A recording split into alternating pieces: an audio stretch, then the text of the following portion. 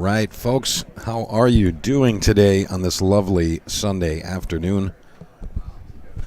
This is your pal Mike DeMarco from Ship the Cash. I'm here at Amazing Billiards, joining my man Bo Powers at the Luigi Big Bet or Regret event. This is the second rendition of this event, and we're coming into the I believe this is a 580 max event here. It's a 580 max, that's correct, right? Yeah, we're in the 580 max group. And this is Mike Rash and Mark Rosano. Both very active players in the Northeast.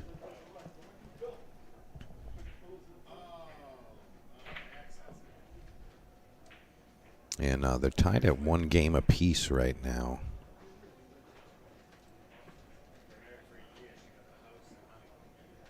Now, today we have three full groups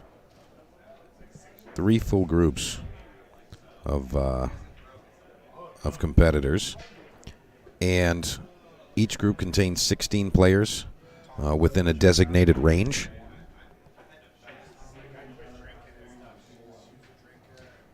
And they are all pretty tight as far as range and skill rating goes. Of course, with all of the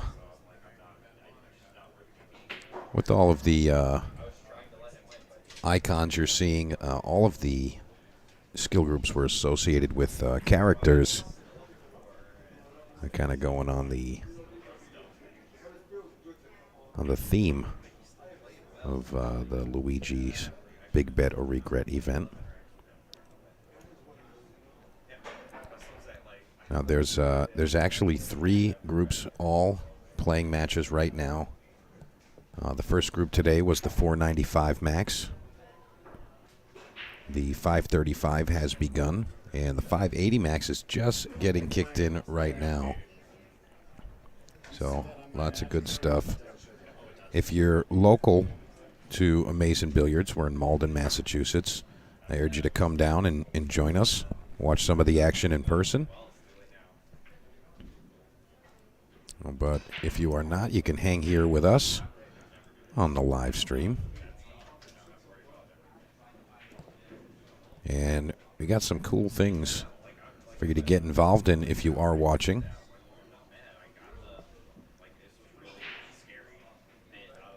And I'm going to let you know about those things in just a little bit. Just waiting on confirmation for a post to go up. And once that post goes up, you guys are going to be able to win an International Open custom jersey. Those things are awesome. Those are made by In the Box Sports. Make those nice high quality polyester jerseys. Well, great shot there from Mark Rosano getting onto our 9-ball. The 8-ball was the tough part. Now the 9-ball is a bit thin. A little bit thin here.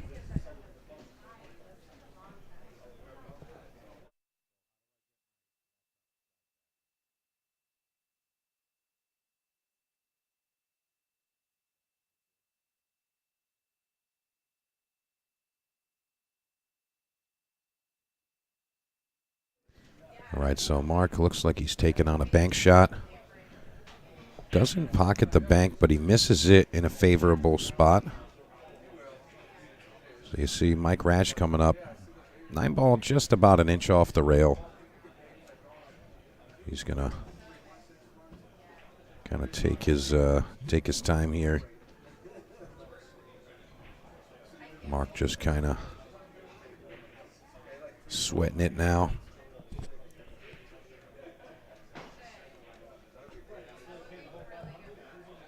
Yeah, Mike Rash, also known as Michael August, if you guys see that out there.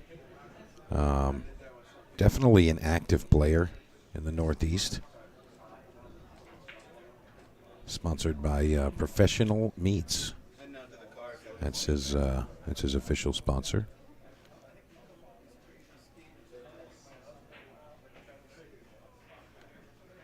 And he took a swing at the 9-ball. And he's going to leave this one very makeable. Still just a little tricky. It's not just a clip it in. You have to focus to make the ball, especially because we are on this Rasson table. We talked about this a lot yesterday, about the tightness of the table. It's about 4 1/4. So, on a standard table, this would be pretty much a gimme, but on this one, you definitely have to still make sure that your body stays still. You just follow through and send that cue ball directly down that line. Mark makes it, but where's the cue ball? Is he going to make it? Yes, he is. He's okay. All right, so that's going to put Mark Rosano up 2-1 right now.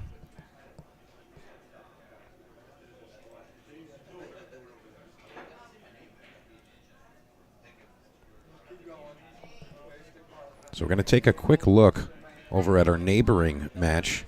That's in the 535 max. And that's Bill Gallagher and Adam Blair. They're playing on the Clash table.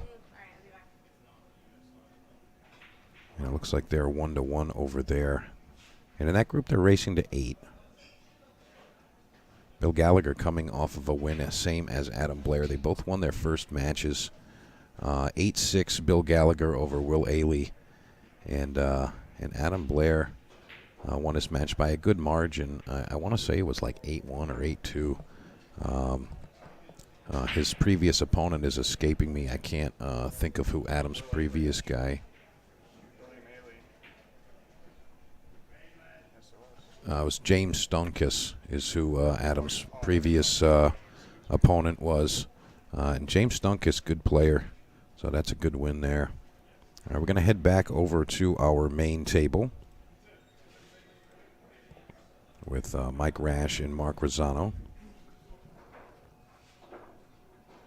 And I'll tell you, Mark Rosano has seen some good success in his last couple of years competing. Some of the events that he's won, big cash events. Tony Rosano as well is competing. That's Mark's brother. And both of them are in the event. And I'm pretty sure I got the update that it is possible for Mark Rosano and Tony Rosano to play each other in the hot seat. I believe they are on opposite sides of the bracket. And I'm sure that is their plan.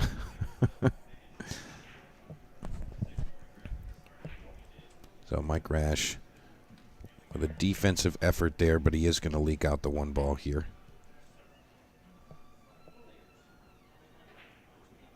Hey, Jake Raquel, I see you, bro.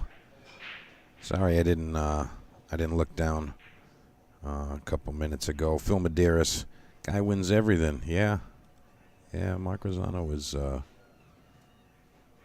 pretty good competitor. Been active for quite some time. And again, I am waiting on a confirmation from one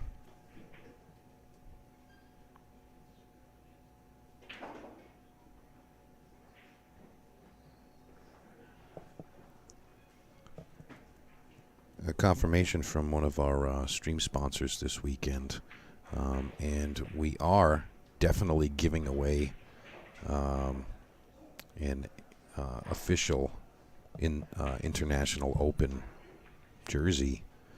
It's going to be custom. You can put your name on the back. You can choose the black or the white version of that awesome in-the-box jersey. And there's only one place to get an official International Open jersey, especially a custom one. And right now there's only one place in the whole world to get one for free, and it's only for today. And that's right here. Heads up that once we get confirmation that that post is up where you need to interact with that page, you can double your chances on winning that by donating to Ship the Cash. Remember, we are streaming for free Love to keep it that way.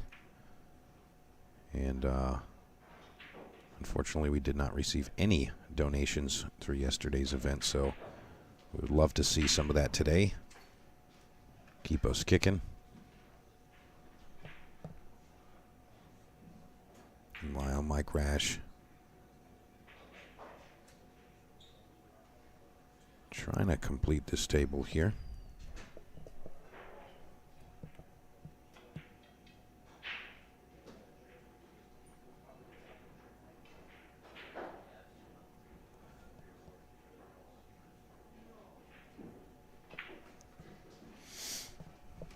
So it looks like he's okay here. Little bit of a backup, but keep in mind, I mean, these guys are in the 580 range.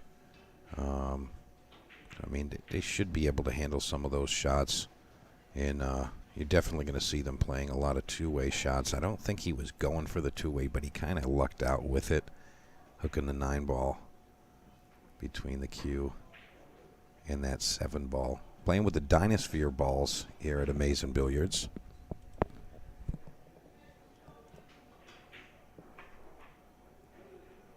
And again, I got to be honest, if you're just sitting home, chilling, come down. Pool's going to be played all night. All your friends in the pool world are here, guaranteed. They're all down here.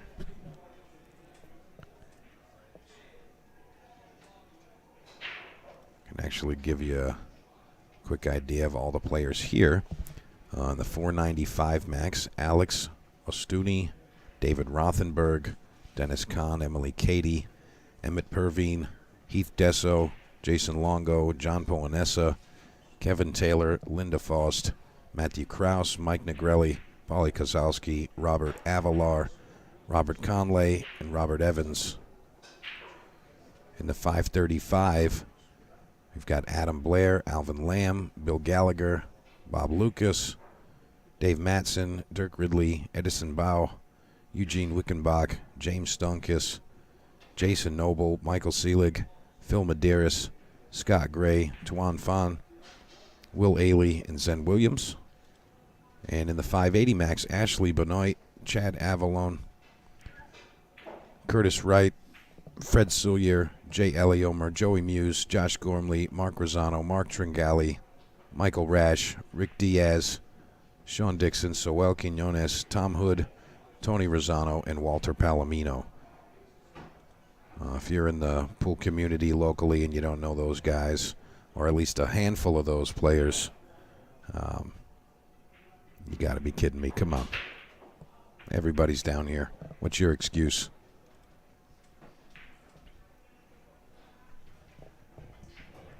I'll tell you, there's actually a fair amount of people that came down that aren't in the event, just to kind of sweat the games and perhaps make some small wagers on the side. Okay, I'll take that guy for $20. You know, that kind of stuff.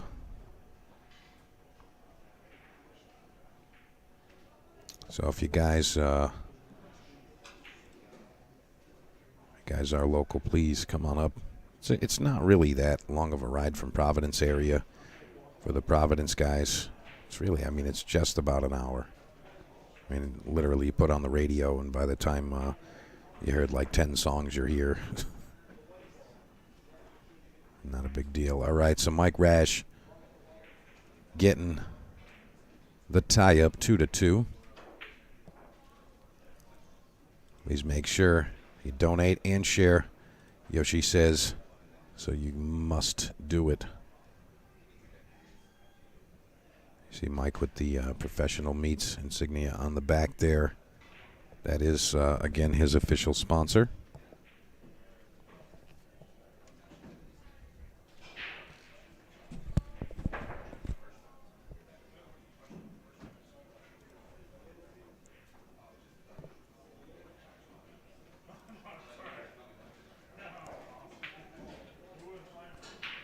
Actually going to pop back over to our friends on the neighboring table and see how they're doing over there. That's Bill Gallagher and Adam Blair. Adam's currently down 2-1, but he is at the table right now. I know Adam was really comfortable earlier. He didn't play on this table in particular, but he did, kind of feel a little funny in the first couple of games in his previous match, and then he broke and ran a rack and just kind of hit the gear that we know he has, and he ended up winning his previous match 8-2 previously. So that was nice to see that. Adam's really bearing down and giving it his all.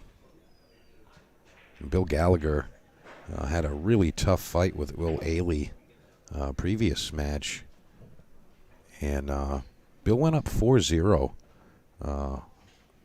over Will Ailey, and Will actually made it 6-6, made a nice comeback there, and then next thing you know, Bill just kind of stole it back the last couple of games. I really like seeing these battles between the players. I know a lot of AB fans out there. Action Adam Blair. He's been supporting Pool and the scene for quite some time, and nobody can say he doesn't do his part to progress Pool and to support it and get in there. He'll get in the box. He'll get in an event. He'll show up and support and just sweat the matches. And I mean, wow, what a great shot there! Really nice speed. He got a little close to the 8, but still good speed on the shot.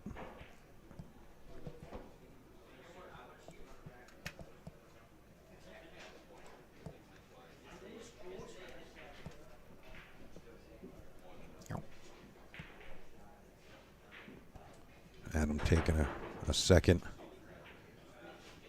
Just grab that bridge. And you see Adam holding that bridge down with his left hand. And that's really how you got to do it. Wow, that was a little bit of a friendly bump there. He might actually use the bridge again here. And you can see he's still got it in his hand.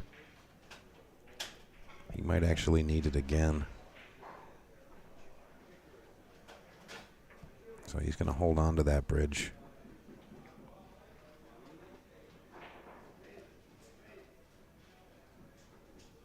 And again, you always want to hold the bridge firmly down. And the reason you do that is so that it doesn't slide or move when you shoot the shot. And that's really just going to increase your chances of pocketing the ball. Same with your bridge hand. When you're just using your regular bridge hand, playing a match. All right, we're going to head back over to our featured table, Mike Rash and Mark Rosano. And that's the 580 max. I'll update that for you. Guys are still battling here.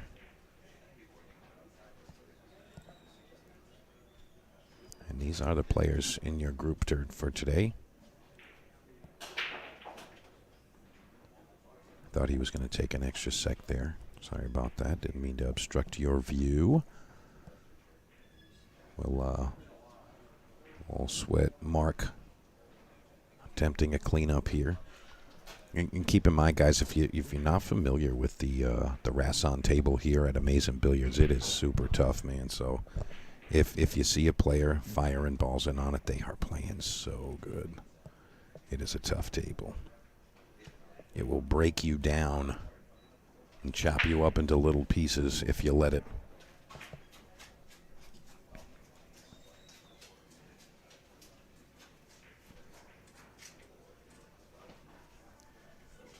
So Mark looking like he's going to try to come above this 5-ball here, but you got to find a way to comfortably stroke through this. You can't really lob this.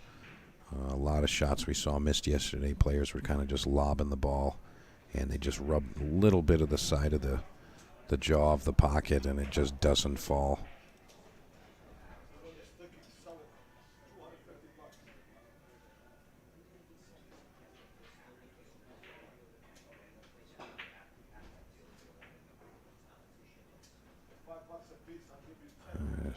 See Mike Rash looking on. Really just trying to stay focused as he anticipates getting to the table here. You know, I really like Mark's approach here. You know, he's taking his time, making sure that he's not going to make a crazy decision, but lots of options. It's really about comfort here. You know, what's he most comfortable with?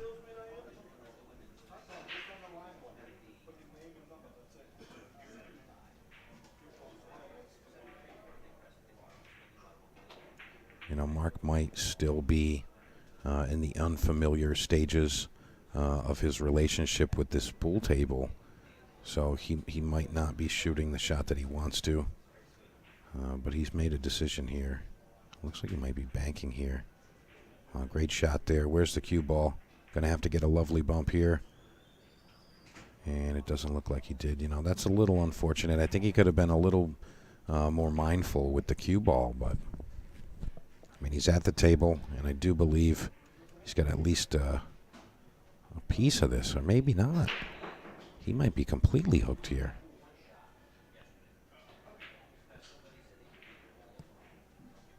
Now, I'll be honest, though. I mean, even though the balls are out in the open, you know, if either of those balls is against the rail, that can be a tough shot to execute. So perhaps he's just going to try to create some separation here. I mean, I don't like him. I don't like him coming, you know, kind of around the ball. It looks like he might be trying to jump. I mean, I guess if you can jump and hit it flat right there, you might be able to get some good fortune, possibly banking the ball or even getting a hook with the cue ball behind the 7. But, I mean, the options are limited. He's in a tough spot.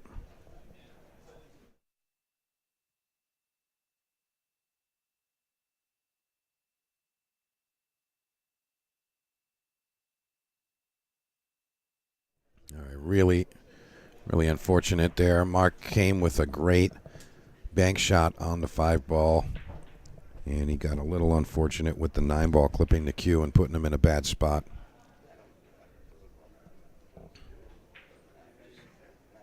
Hey, Nick Abrantes. Looks like you're having a lovely day. Nice to hear from you anyway. If you're around, come visit. Come visit, boys and girls. All right. Mike Rash going to take that one there. Lots of good stuff going on here at Amazing Billiards. All the tables are chock full of action. Players everywhere.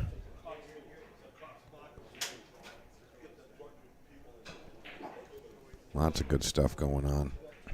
And you see this main view here.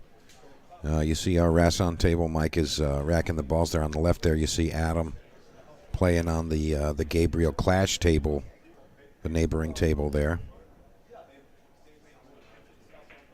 And go zoom on over there.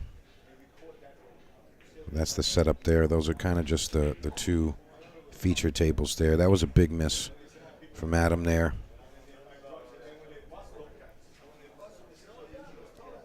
You know, that was to take the lead there after being down, so Bill Gallagher going to get another opportunity there.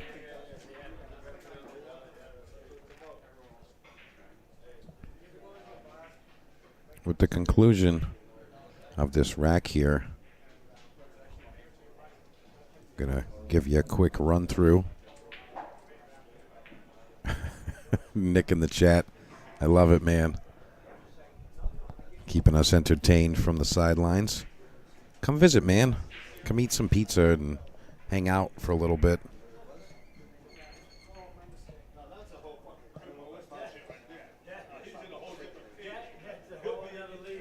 All right, Bill Gallagher going to take the lead. All right, so these are your competitors for the day. The 495 max. Those are your competitors there. We were listing off earlier. Take a good peek at that. Screenshot it if you want to save it. You can go back and look at it afterwards.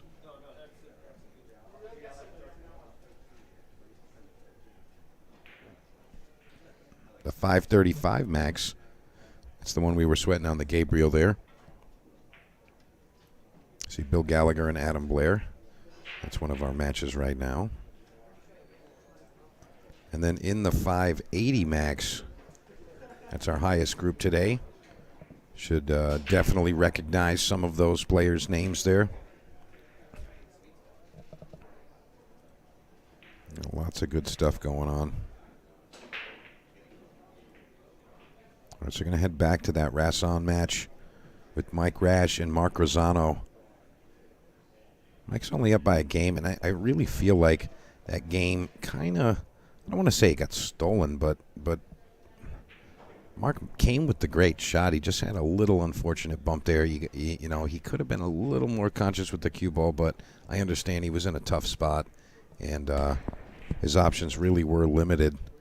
And, you know, he made the bank shot, but unfortunately scratching after hooking himself on the 9-ball. That was brutal. You know, you finally get the, you know, oh, I made the good shot. And then you have to torture yourself by watching the cue ball get hooked.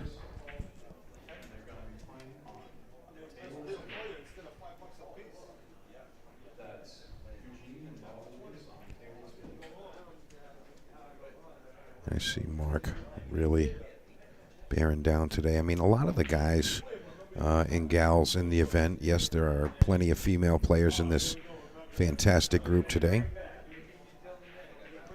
I mean, you got to remember, all of these players, 500 plus to get in. 500 plus entry to get in to this event.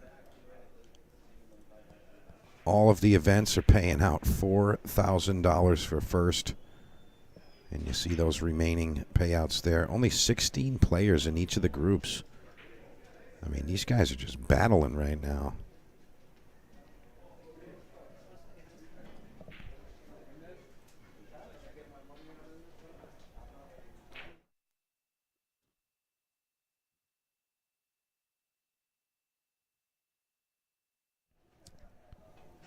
So, nice shot there from Mark Rosano.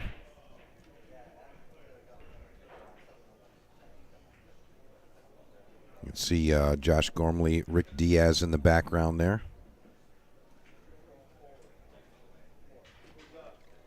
That's one of our neighboring 580 max matches.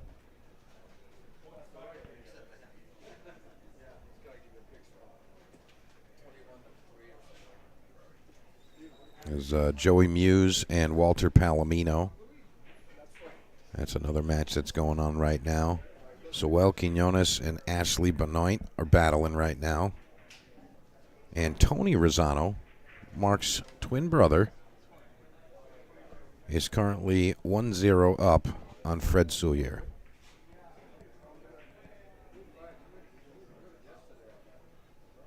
Tom Hood, Chad Avalone. That's 2-1 in favor of Chad. And there's two other winner side matches that are, or I should say first round matches, that will be going out momentarily. The tables are not available just yet, but that's Jay Aliomer and Mark Tringali. And the other match is Curtis Wright and Sean Dixon. So another couple of good matchups there.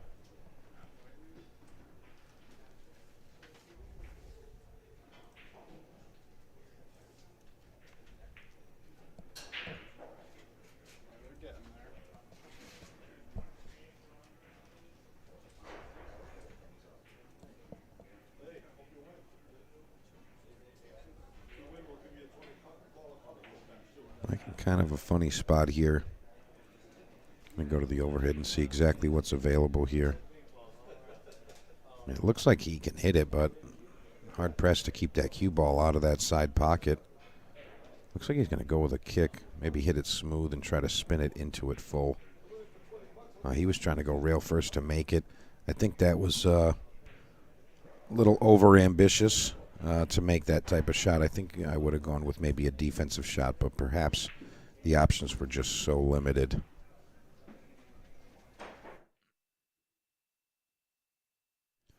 I mean, always remember that when you're at the table and you got a tough situation, sometimes all you got is a swing and a prayer. You know what I mean? Kind of just have to do what you got to do. Guys, if you haven't done it already, please hit the share button. Get these matches out there. Let everybody's hometown root on their local players.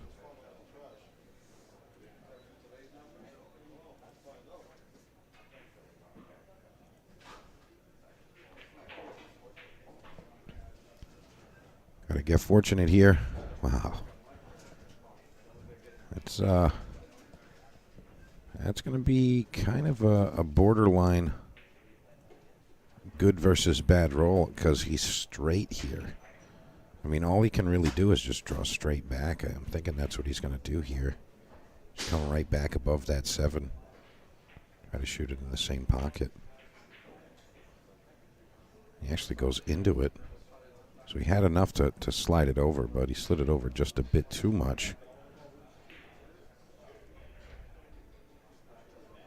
So right here, you got to make the ball. That's it. Make the ball. Nothing fancy with the cue ball. 8 ball's right in front of the pocket. Maybe draw it just to the rail above the side pocket. Just stun it over there.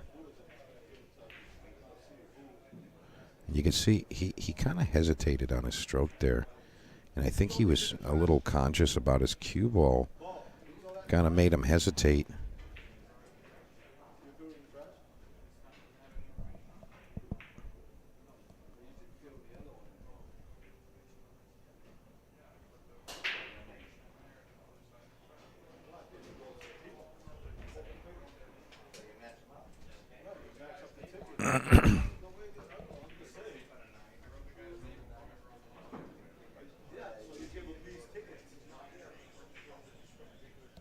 Mike Rash going with the bank shot there. I got to say, Mike Rash, he's always out there plugging away in these events, and I don't think he's fully comfortable just yet. And I'm not really just talking about the table. I mean, just, hey, I'm in this event right now. He doesn't look like he's locked into I'm playing a match, and he's leading the match. But again, I don't think he's totally locked in just yet. Mark Rosano, very active, very experienced, same as Mike. But it looks like Mark is definitely more in tournament mode right now. I think he's more in tournament mode, just in my opinion, judging by body language and things like that. Mike is again, he's leading the match, but for whatever reason, I feel like Mark's more locked in and in the zone, I guess is what I want to say. So, all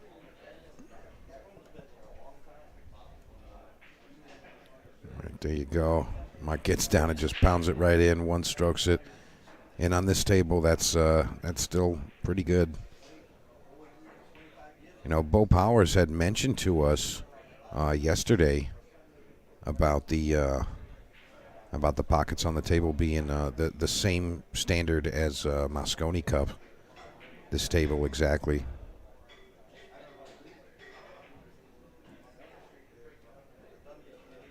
All right, I want to thank Rick's Mobile RV Service and Repair. Remember, if you're in the Rhode Island, Massachusetts, or Connecticut areas, that's the phone number that you want to have on speed dial. If you got a motorhome, RV, trailer, camper, etc., they have the proper tools and the knowledge to get you up and ready to roll. And remember, they're traveling to you. That's Rick's Mobile RV Service and Repair. Mr. Rick Silva. All right, Mark Rosano. Breaks okay. He's got to get the one to the rail, and it does get there. So he's going to have a nice open shot here.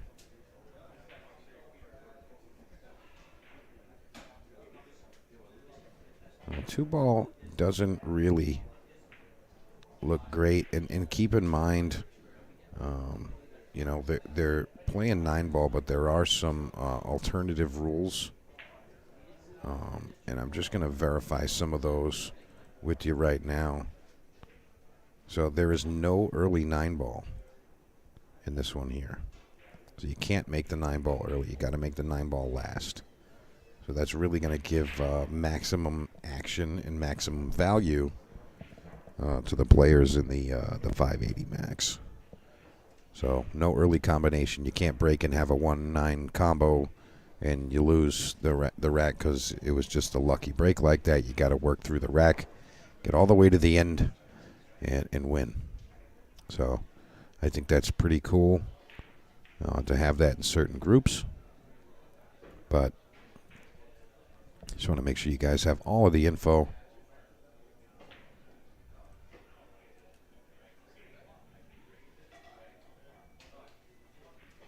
Lawrence Daniel in the chat asking, how's Heath Desso doing? I'm pretty sure that Heath lost his first round. And yes, I can confirm that. And he's waiting for the loser of Dennis Kahn and Linda Faust.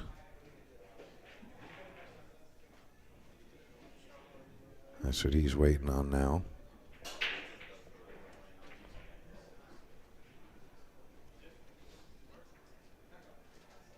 And Linda's leading that one 5-4 right now, so we'll see how that progresses.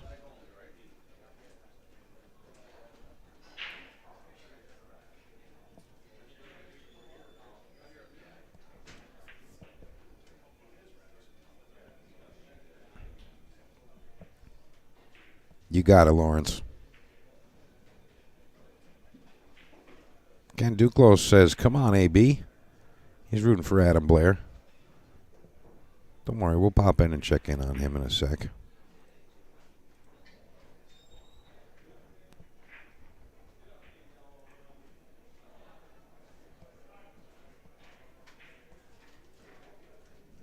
They're currently 3-3 over there, actually. Adam just made the sickest 8-ball. Oh, boy, what a sick 8-ball. Table length, walked it right down the rail, frozen 8-ball. Came back and forth for the 9 in this corner.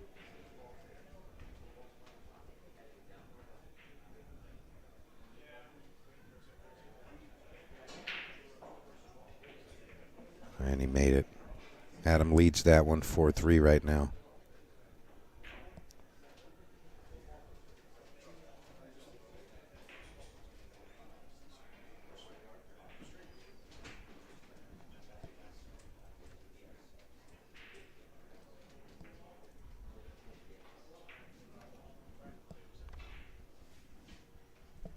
The match behind us here, Josh Gormley and Rick Diaz. Rick Diaz is currently leading that one 5-4. So a bit of a dogfight there.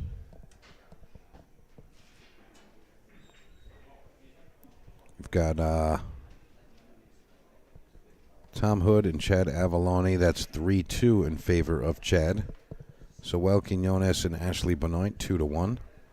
Joey Muse leads his match with Walter Palomino 5-3. And Fred Soulier is down 3-1 to Tony Rosano. So what's going on in the 580.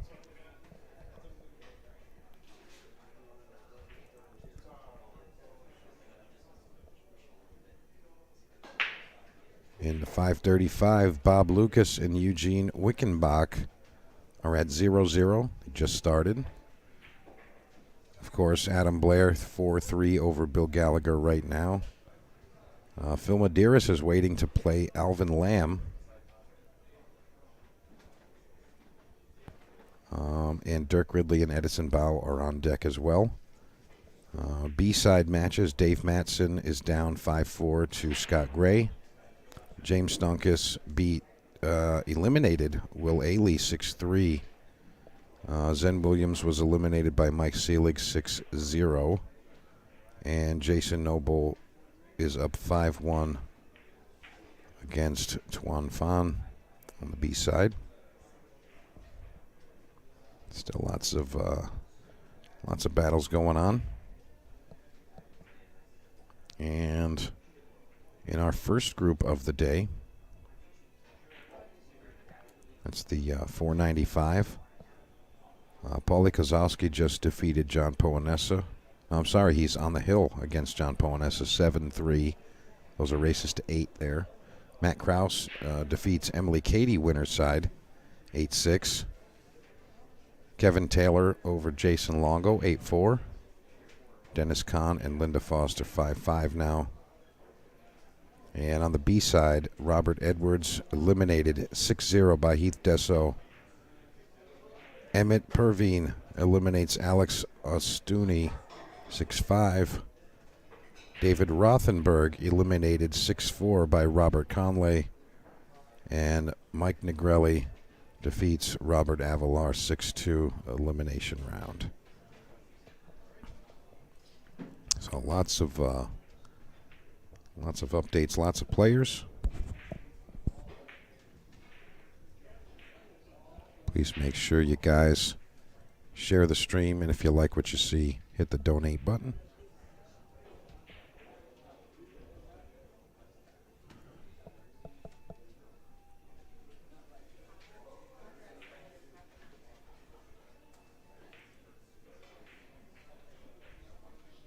An unfortunate miss there from Mike Rash. You know, I have noticed that a lot of the players that are in this event, you know, the pressure of big cash to win is actually just so massive that they can't really like give it their best effort like they normally would in you know, maybe lower stakes type of situations. I just see them really, really bearing down and trying so hard, but a lot of that leads to some added stress.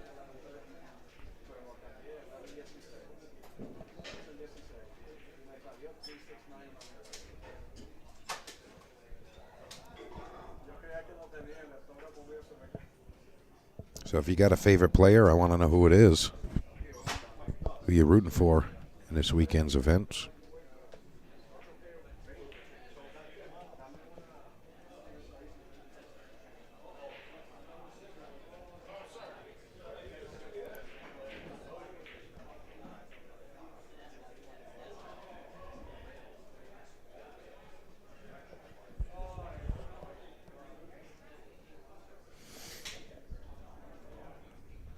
Nice little exchange here.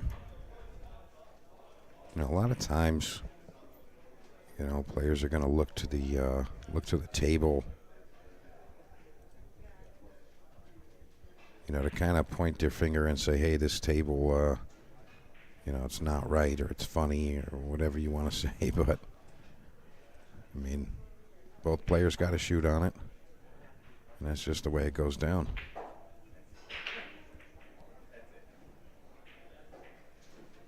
We're going to pop over and see AB on the 9-ball here. I'll put him up 5-3 here. Adams looked like he's got a nice pace. He misses the 9-ball there. Something kind of caught his eye, I think. I feel like something caught his eye. He kind of looked at something as he walked away there.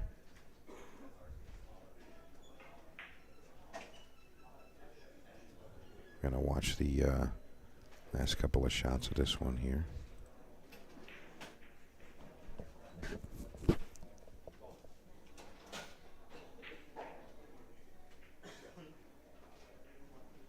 Bill Gallagher playing kind of a two-way 9, but Adam's going to have another shot at this 9-ball. I like Adam to make this one here.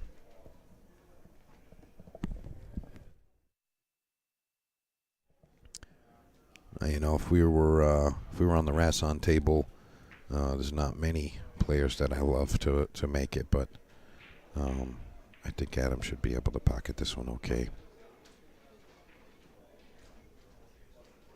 Just going to send that cue ball right down that line.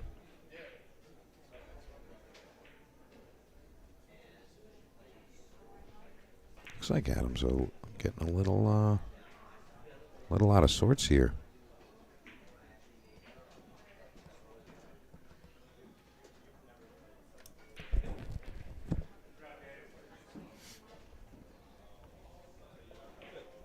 guys want to tell me.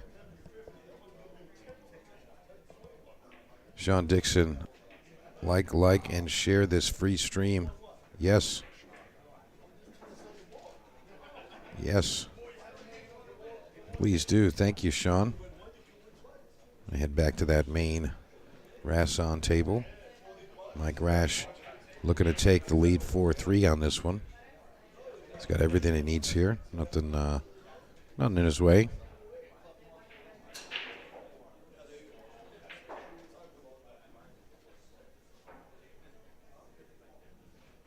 Got to swing this one around here. A little bit of stun. Gonna go 2 rails and out. Just like that. Third rail's gonna give him a nice separation there. He stays a little closer to the rail than he would have liked, but he's just gonna accept it.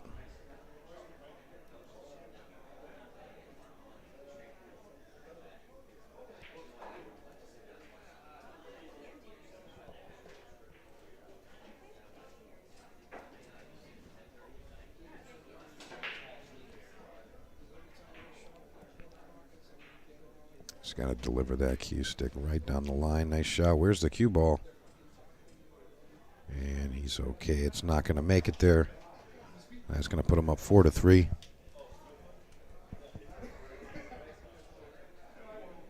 Again, this is a race to 9.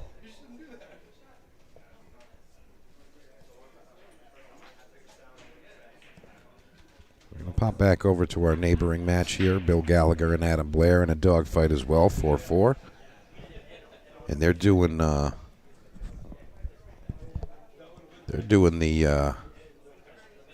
double hill step right now.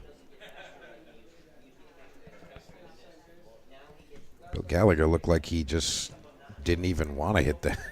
I don't know what the heck he was doing there. That didn't look correct.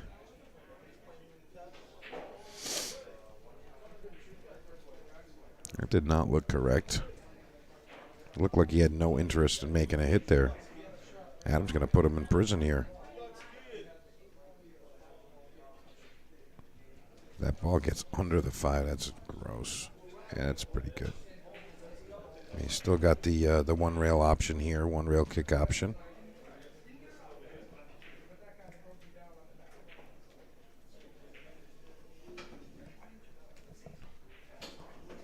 Yeah, really, Adam needed to really snug that ball up on the 7 to get him really incapacitated to prevent a legal contact hit. These guys are going to go back and forth a little bit. We're going to check out Mike Rash and Mark Rosano. Mike Rash just getting up 4-3. I'm happy to see the players utilizing that magic rack pop properly. I mean, look at where the 9 ball is. Squat right in the middle of the magic rack. And the ball separated, wing ball went in. That's what's supposed to happen. When the balls are racked perfectly, the 9 ball should literally just stay right there. Unless it gets kicked. But it should just stay right where it is.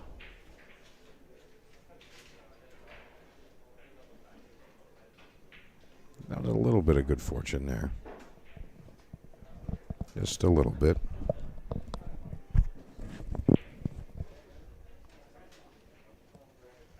Thank you, Mr. Rich Farrell. I appreciate you saying that. I really do. I have been traveling quite a bit, but I'll tell you what, my body isn't liking it.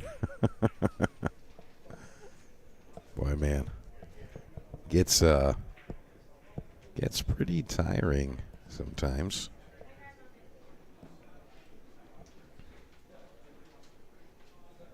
Mark Rosano doing the Bruce Lee neck crack.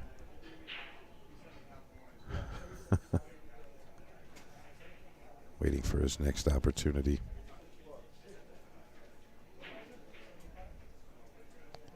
Little wild action. Cue ball stays on the table.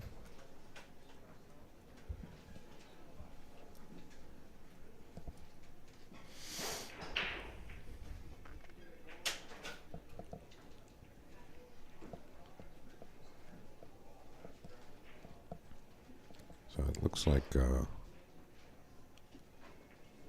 Mark is not comfortable just pocketing the ball. I mean, I think he really just needs to stun it just a hair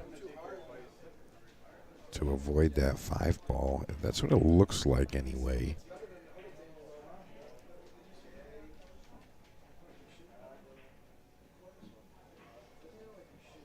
You see him pull his cue back. I mean, he got a little better than he could have there, but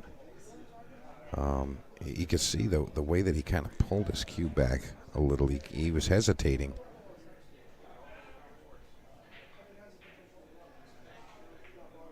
Mike Rash really just not maintaining there. A little bit of frustration.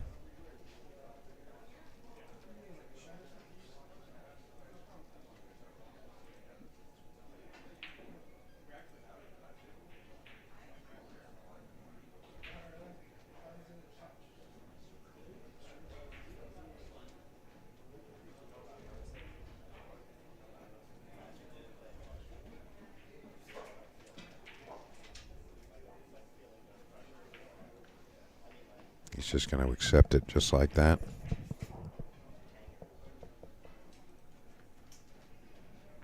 Yeah, this is not really, in my opinion, a playable combination here. Of course, talking about the 4-7. I mean, if he wants to take it on, he can, but I think the percentages of pocketing this are extremely low. But I'd love for him to prove me wrong. I'm a Mark Rosano fan. Yeah, that was always going to be a difficult shot to try to execute there.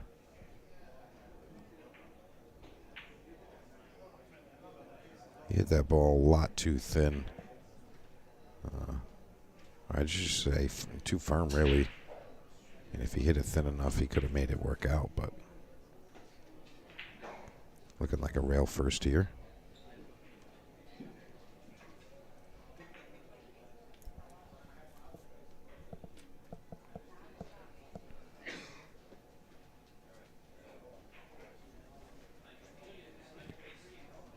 See, Mark Rosano is actually showing a little bit of pep in his step, a little Dave McConnell-esque, if you will. Dave McConnell, of course, our winner yesterday in the 640 max. Shot there. Yeah, Dave McConnell undefeated the whole way. A lot of folks were happy about that. I'm proud of the kid. He did great. Very entertaining all day.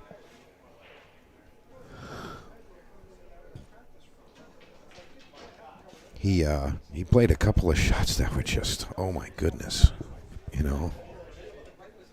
And can't wait to go back and try to extract some of those as a highlight reel for his event. I mean, he really did come with some unbelievable shots. Mark Rosano just inspecting how close the 8 ball is to the rail. It could be frozen. It could be off the rail just a hair. Really, really tough to tell.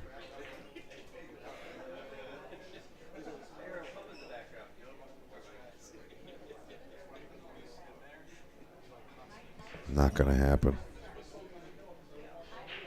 It's tough.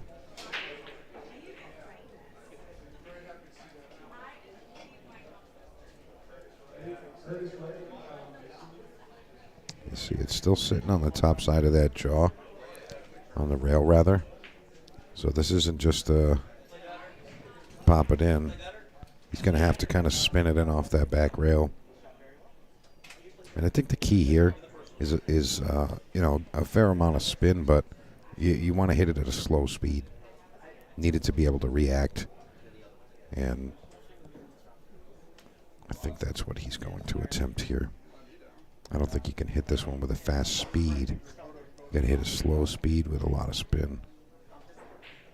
And he gets a little fortune off that side pocket point, but he does end close to the rail.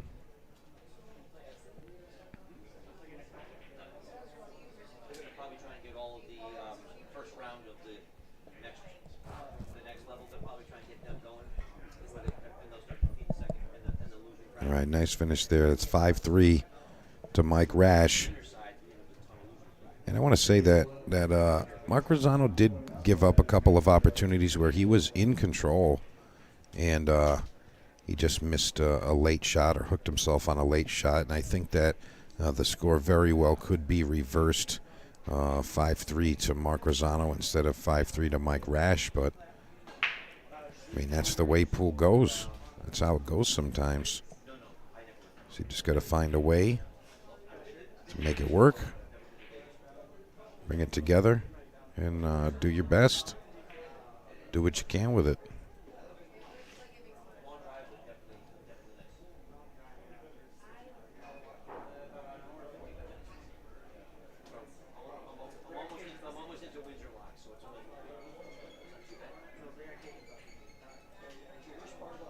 Adam Blair is currently up 5-4 in his match with Bill Gallagher. Just a heads up over there.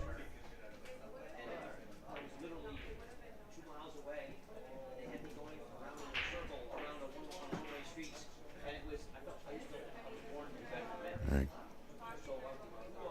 Looks like everything's in the open, but unfortunately for Mike Rash, he's got no shot at the one ball, so we're going to see a push out here.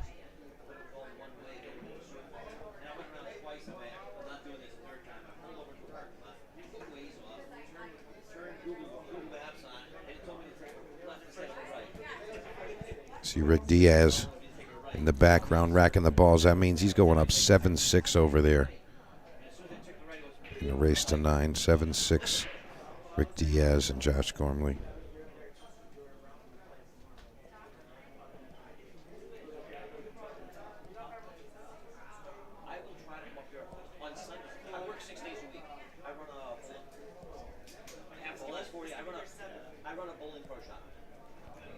Pardon me one sec, folks. I have to step away just for a minute. Be right back.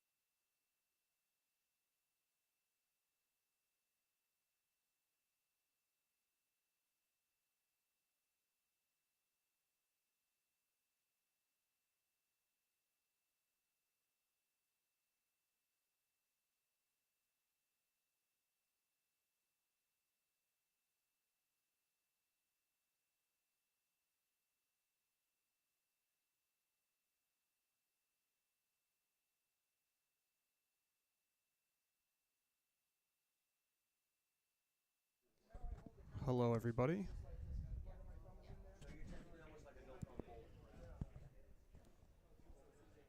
Mike DeMarco actually stepped away for a moment, so I'm going to do a little bit of commentary and say hello. Not sure who's out there because I just hopped on here, but whoever is out there, hello. If you are watching and you have some free time, I encourage you guys to come down a little bit later on and check out the finals. The room is absolutely packed. I mean, we can give you a little bit of what's going on as far as you can check out the rail here. A bunch of people right here.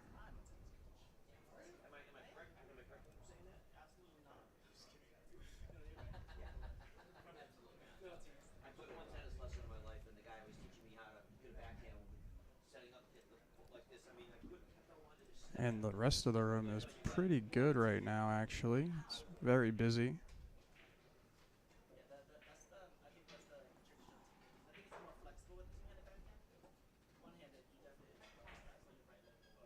Bill Gallagher actually just missed that 9-ball.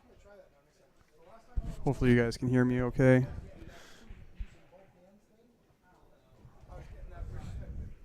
I know I don't have the perfectly crisp and clear voice like Mike does, but I am learning.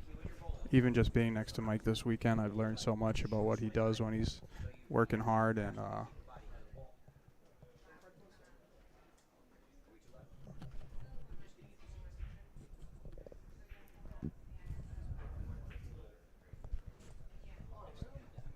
so it looks like a tight match. Mark had actually said to me a while ago, I've never played on the Rasan, I want to play on the Rasan, and then I was looking at who I was going to put for the 580 group, and I said, hey, I think this is going to be a really good match, and it's turning out to be a good match. All day yesterday we had nothing but really close matches. I mean, if we have Hill, I won't be at all surprised. At all, really.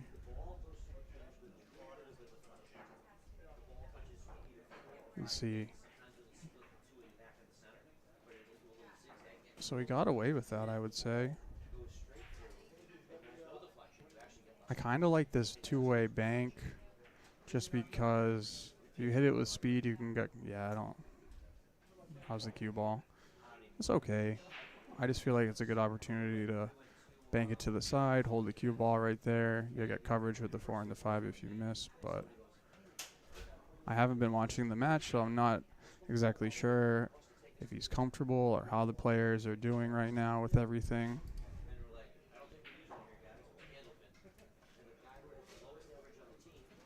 Let's see where Mr. Rash is sitting there in the chair sweating with his headphones on. And I want to say one thing about the players today. We had a meeting with everybody, and I think that everybody's acting really professionally and respectfully. And we have our awesome ref, Mike Souza. Great shout out to him. I mean, if you have a tournament and you need a ref, I don't think you can find a better guy, honestly. He said he enjoys doing it, and he does a good job, and he's very proactive, and he's a player too, so he's got all the right. He's the perfect recipe for a great ref.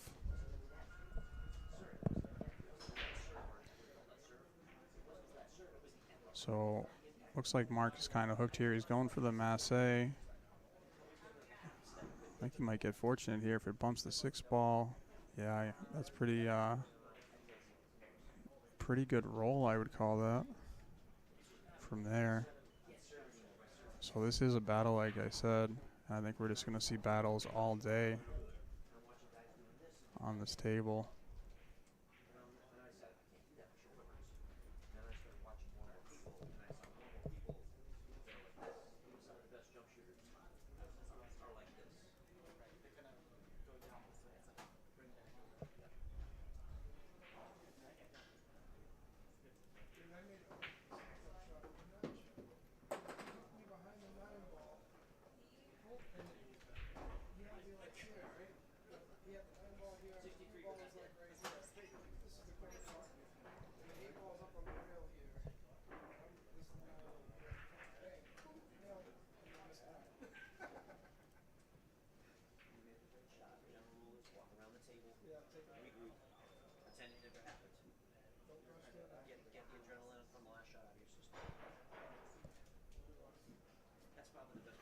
We have actually a really great match going on.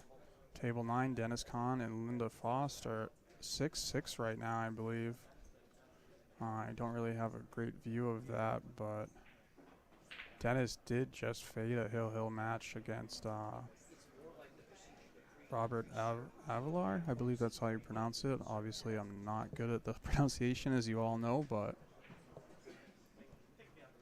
yeah, Robert had a chance to close it out. He was on the hill first, but didn't quite make it. And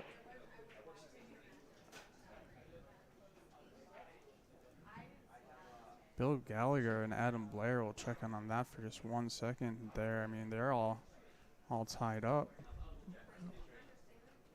Looks like Adam does have an open shot here with nothing really wrong except getting to the 4 ball. I feel like if he can get to the 4 ball from the 3, he should be out.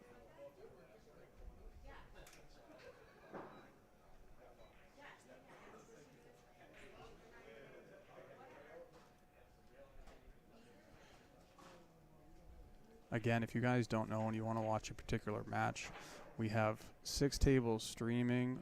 We have this main table where we're doing the commentary and giving you lots of different camera angles. And then we have tables 4, 6, 7, 12, and 13. And you can check those out by visiting amazingbilliardslive.com. That's amazingbilliardslive.com, and that's just going to bring you to our YouTube page. And there you can kind of select the matches. So if you know a player is playing, you want to see a match, we got Soel Quinones and Ashley Benoit. That's 4-3, and Soel's in a tough spot. Ricardo Diaz is up 7-6 over Josh. Looks like he just had to push out on the break. So it looks like they've been, I mean, when you look at the scores around the room, it's no surprise. We got Walter and Joey Muse at 7 all on table 6. So there's a bunch of matches you guys can sweat if you are interested. Some really great matches all around, like I said. Players are just grinding it out. I mean, and that just goes to show you kind of would expect that with the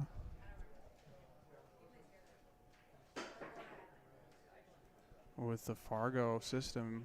Say what you will about it, but when you run these events and you check out the brackets, they're close for a reason. So Mike finally has a chance here to get out and go up to a 2-game lead. I'm not sure what's been happening in this match, but I'll just assume it's been tit for tat, just based on what we've seen, you know, all week, really. And this is the body language you don't want to see. You gotta stay positive in the chair, you know.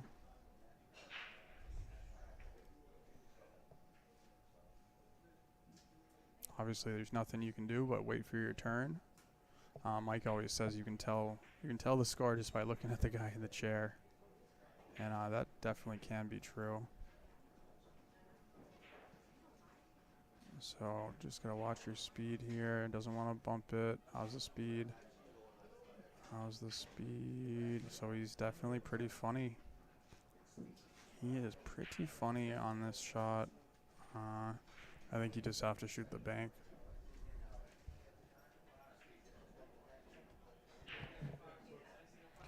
I really do just think you gotta shoot the bank, or you can try and cut it.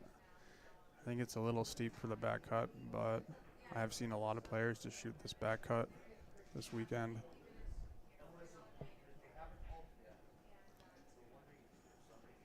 So it looks like he is gonna shoot the cut or the bank. Yeah, he fires it in. How's the cue ball? Oh no. Oh no. Okay. Wow, he absolutely lost the cue ball there, but he's all right. He is all right.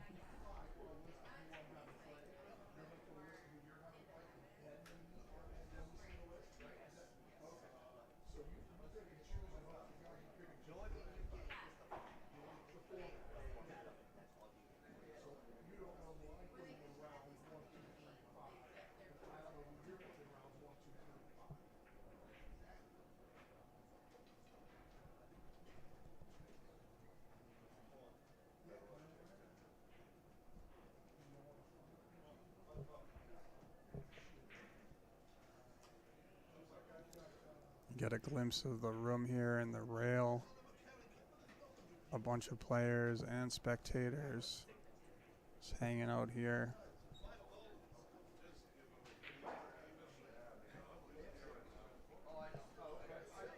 Check out the break here in just 1 second from Mr. Rash.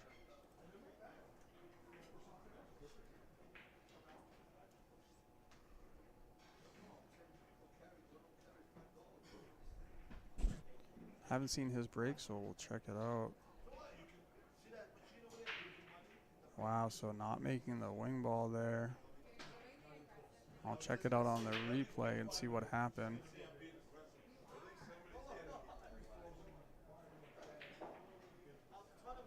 Yeah, so looks like he hit it just a little too full, and then so he did make a ball, but it wasn't the wing ball. I didn't realize that at first.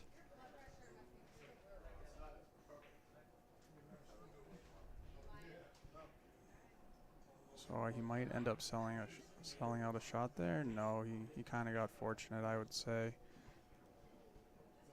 Unless the 5 ball goes, it does look like it's potentially dead to the corner. I don't know if you can get enough action or energy into the 5 to get it to go.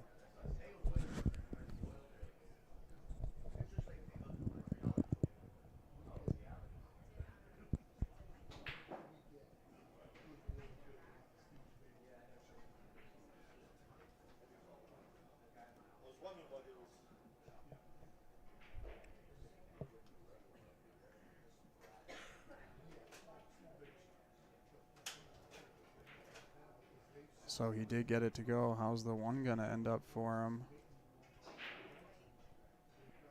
That's not a bad spot. Not a bad spot at all.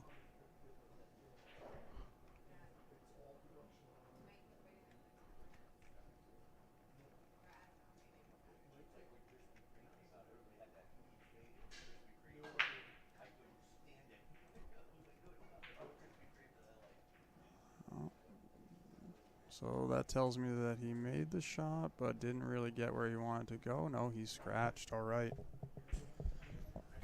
So this is a great chance for Michael to really expand his lead and turn the tide here from a neck-and-neck match to just pulling away. So we'll see what happens. Really no problems here at all. He just kind of has to do his job. The 7 to the 9 is probably the most difficult shot. He's going straight draw here. I don't hate this version of it, but normally I wouldn't recommend a straight draw shot. Wow, I think that, I don't know what that was. Maybe he was trying to stun and play in the corner. So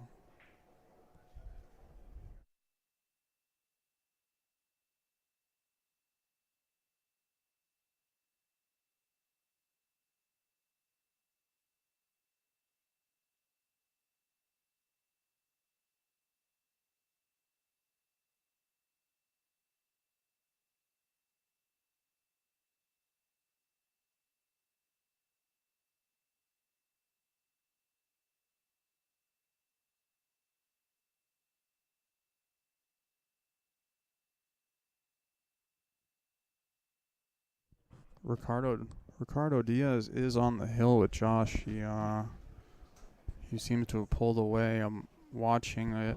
It looks like he just broke the balls and maybe broke dry. Yeah, I mean, I would say that I'm shocked. I'm definitely shocked in a manner that I don't know why so many players break dry at the Magic Rack, but I've seen all these different players do it, so I'm not shocked anymore. But this is a really important rack for Mark. He's definitely in line here. Just come across. I don't think you want to flirt with the side pocket here. So that's really, he just has to avoid the scratch here. And he did well there.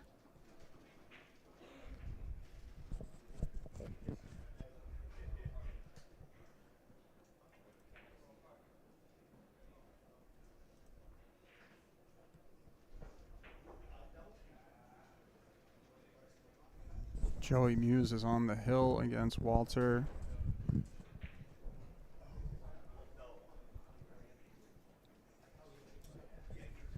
Yeah, that match is about to end in a moment. I'm watching this. Well, actually, it's pretty tied up. That could go hill. If we do get some...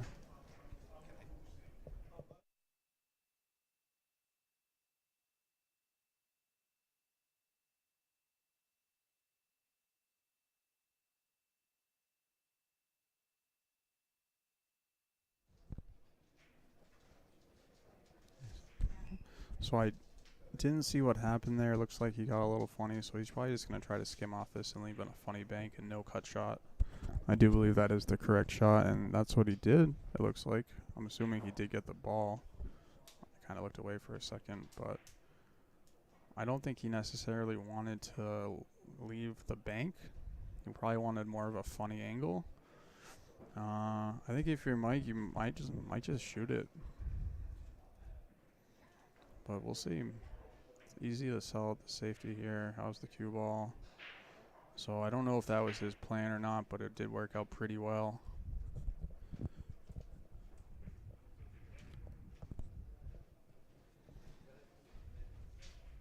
Now this is a more of an awkward bank.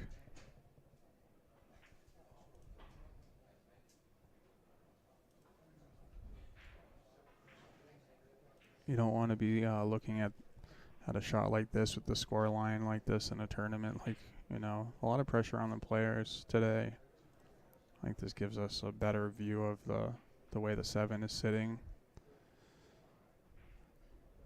Not even sure what he's going to attempt, to be honest. He looks like he's winding up to fire the bank. Or maybe the cut. No, he really looked like he was winding up there.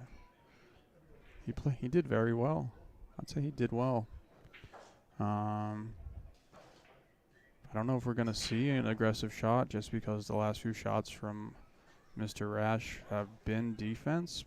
But at some point, you just got to go for the shot. You know, he doesn't like it. He needs this to slow down. All right, the friendly bump there. Friendly bump for sure.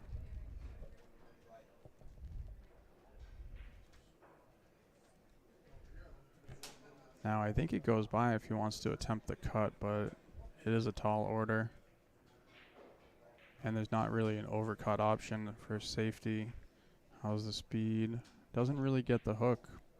And again, I think we're going to see Mr. Rash pass up a bank. Maybe because the shot on the 9 ball is more guaranteed. He's willing to take the risk on the bank, but he's played safe so many times now. I don't think he's going to shoot it. Oh, okay. So he did decide. So maybe he was just waiting for his moment. And great shot there. He's taking a second here. Settling himself, drinking some water. Busting a Tim Perry. And he's coming back and he says, I like that. I think that's a good sign. You hear that the players make a big shot, and when they make that big shot, take a second. Take a second. Don't rush coming back to the table. So big 9 ball here, and he gets it done. He gets it done there.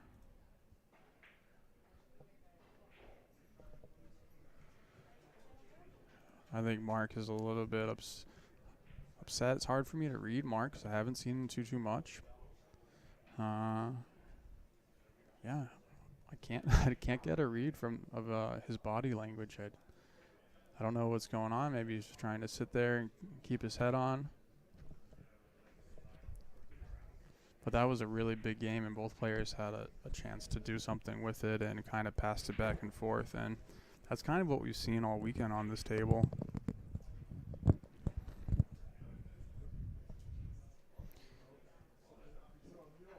We can have a different type of bet, Jake. We can bet.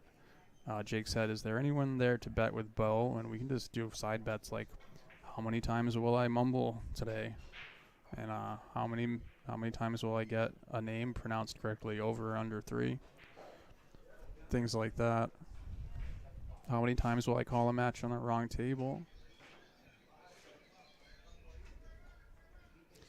It looks like Ricardo Diaz is our first player. Finished 9-6 over Josh Gormley.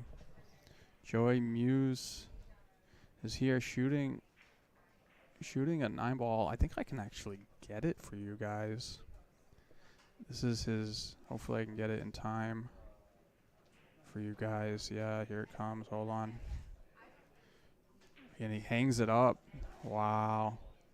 He hangs it up, and now they're going to be hill. So I know I don't have the score here, but Walter is oh, he's almost got bumped into there.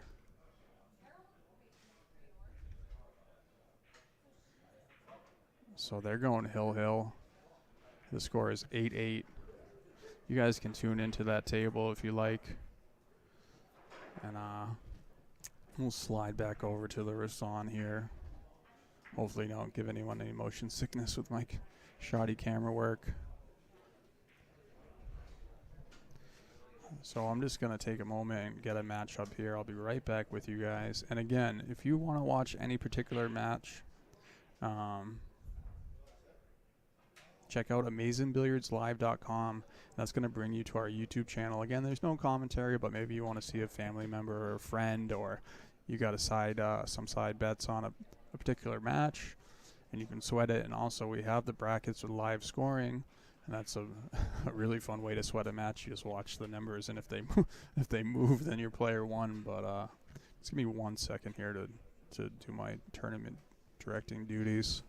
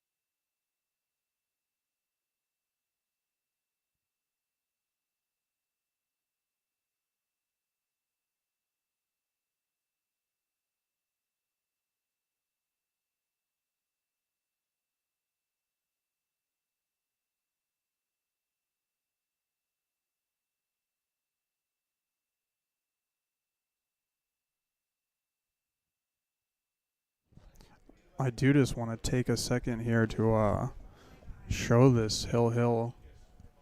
Obviously, the score here is not correct, but this is Joey, Muse, and Walter. On table 6, it's Hill. Wow. And the 8-ball here, I think we're going to see a lot of drama. See if I can't get you a crisper image of this for just 1 second.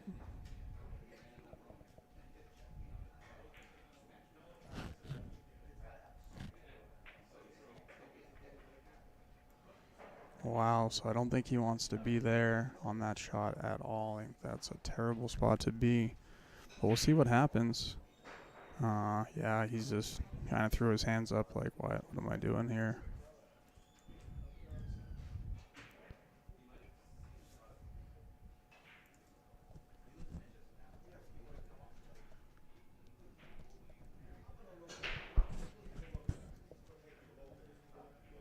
So no score here, but this is Hill. I figured I'd sweat this for 1 second. This is kind of like the NFL red zone. Go into all the, we'll call it Hill zone. On the Hill TV. That's what we'll call it. I think I'll probably be the only one to call it that. Yeah, he's in a predicament here. He doesn't want to scratch, doesn't want to double kiss it. He wants to 3-rail it by accident. Gets traded on a 9. Wow. Did you see that? Watch this replay. Sick. That's sick. I wonder if he played that. Got to stay down on this one. Got to stay down on this one. Got to stay down. Got to stay down on the shot, and he gets it done. Wow. Joey's got to be just kind of beside himself. Wow. I'm glad I could bring you guys that. So we'll go back here. Wow.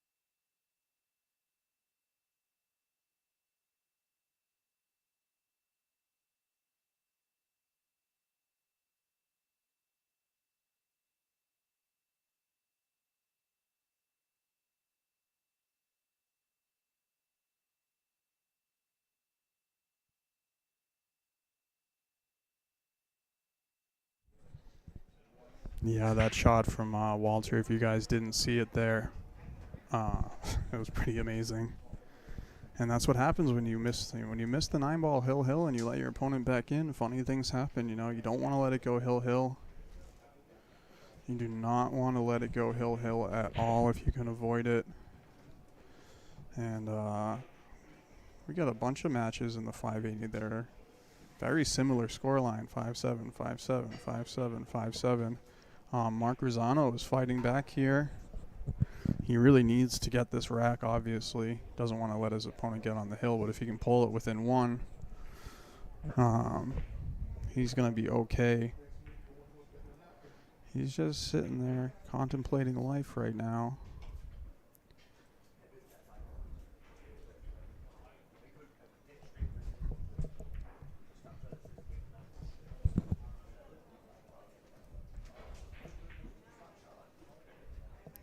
So I think he can actually shoot this straight in. If it passes the 4, it does look like it. Getting on the 2 could be challenging.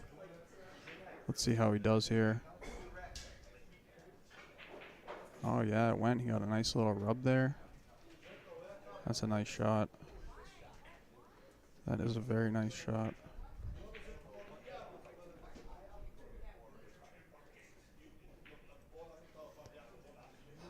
Has to watch the side pocket again here. Might even want to just bump the 6. Oh, so he hung it up, but I don't even know if Mike's going to be able to get this ball in. I think he's actually going to be okay, but getting on the 3 is going to be a real challenge. Maybe he can just hit it full and draw out. Not 100% sure. Maybe this is a better angle for us to see what's going on. Yeah, so he did try to do that. Underhit it a little bit. He definitely wanted to draw that ball, but at least he has a nice angle to come around. Potentially play 4 rails. He needs to come in real short and get past the 8 and land under the 9 potentially. So he undercut that. Looks like he was just trying to hold it and not really get all the way down the table.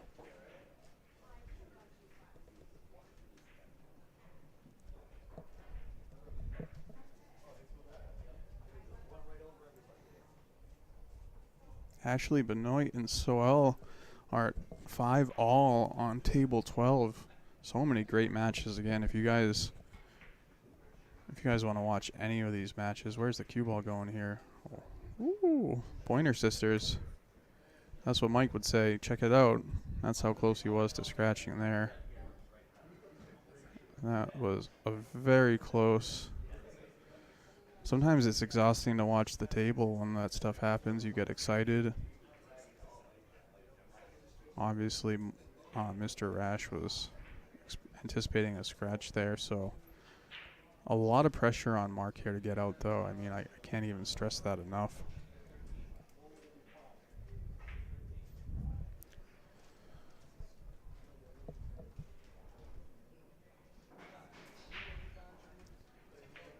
I think this angle really just shows the distance of the shot. You know, this is a tough shot. He's on the rail. Yeah, he moved a bit on that shot, I would say, but such a challenging shot.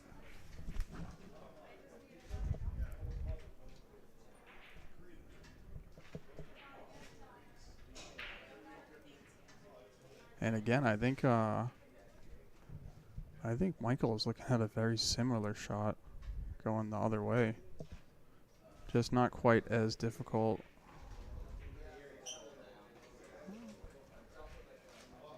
Yeah.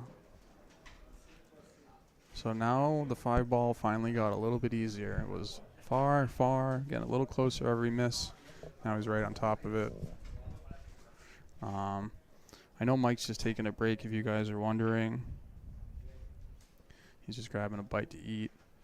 Me and Mike have been going at it all week, especially Mike. I was doing my thing and he was doing his thing. He's got here on Thursday night, if you can believe it, and we've just been going hard. It looks like we have a winner. Wow, Linda Foss over Dennis Kahn, Hill. Wow, I would have loved to have seen that match. I just got to take a moment here and call out a match. Give me one moment, guys.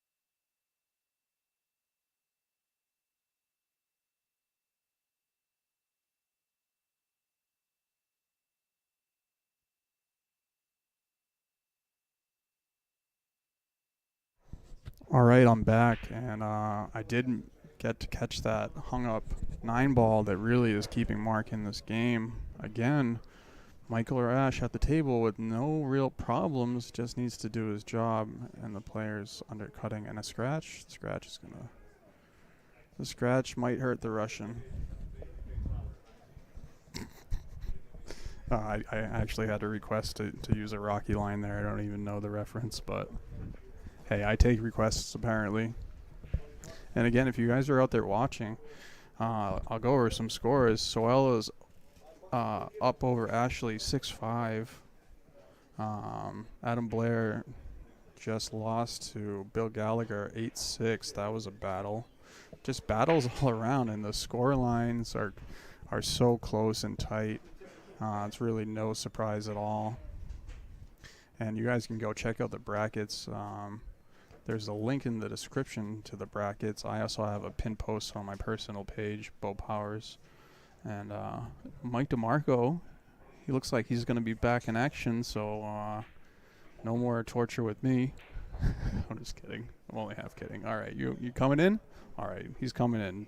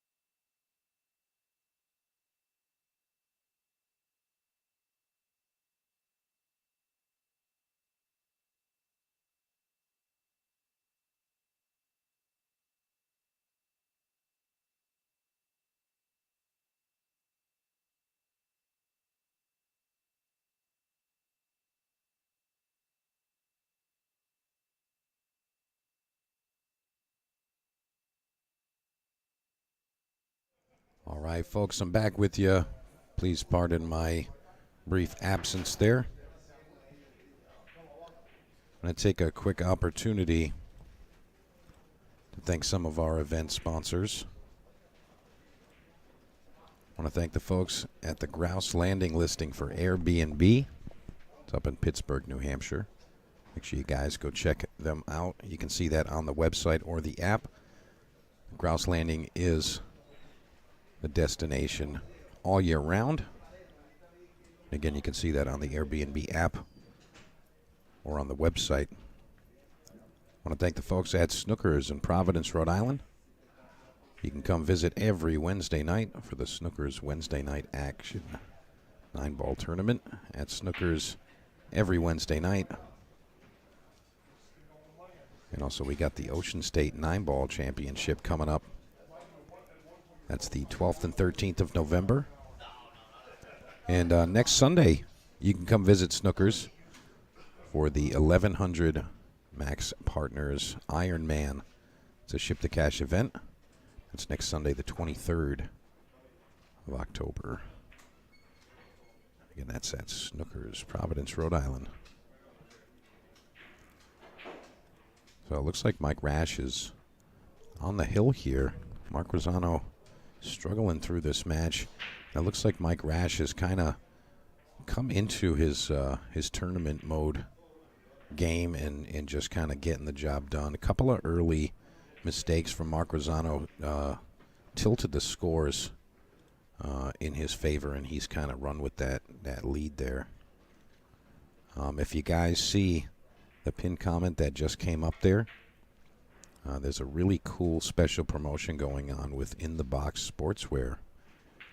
And you're going to be able to win a custom official International Open jersey, custom with your name on it. And you can do that by following the instructions there in that pinned comment. There's I'll give you a little insight on what you're going to get involved in to win that shirt. You don't have to buy anything. You can go click the link that's in there. It's actually on my personal page, Mike DeMarco. That's where it is. And all you got to do is you got to follow the directions in that post, which is go to the In the Box page, request them, make sure you like the page, and all you got to do is like them and then comment in there what color shirt you want. And make sure you request that. But there is a post for that. You can go over there and check them out. In the Box Sportswear.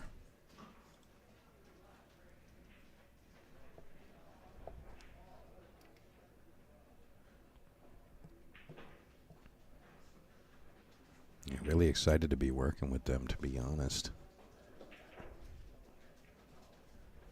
I'm going to show you exactly what you're able to win as soon as this rack completes.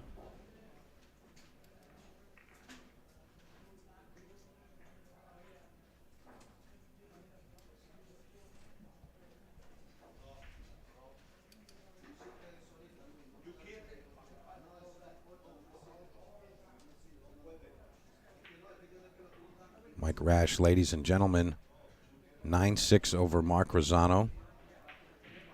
Nice win there.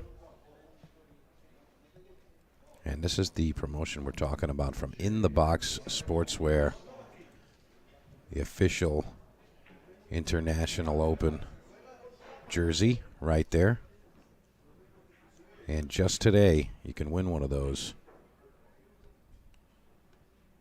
And you just got to go like that page. And then you comment in the comment section of that post. Again, there are directions in the pinned comment.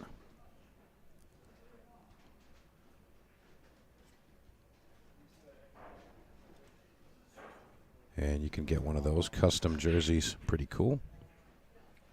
But coming back from down like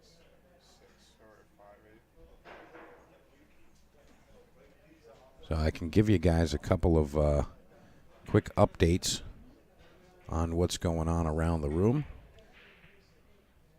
So it looks like Heath Desso eliminated Robert Edwards. Emmett Pervine and Alex Ostuni eliminated 6-5 in favor of Emmett. David Rothenberg eliminated by Robert Conley 6-4. Mike Negrelli eliminated Robert Avalar 6-2. And these are all in our 495 max. In the 535 max, Scott Gray eliminated Dave Matson. James Stonkus eliminates Will Ailey 6-3. Mike Seelig eliminates Zen Williams 6-0. Jason Noble over Tuan Fan 6-3.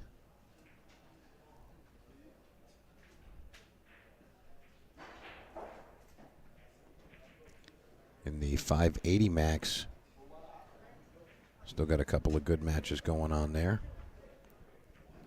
Looks like Mark Tringali lost 9-3 to Jay Eliomer. We just saw Mike Rash defeat Mark Rosano winner's side 9-6.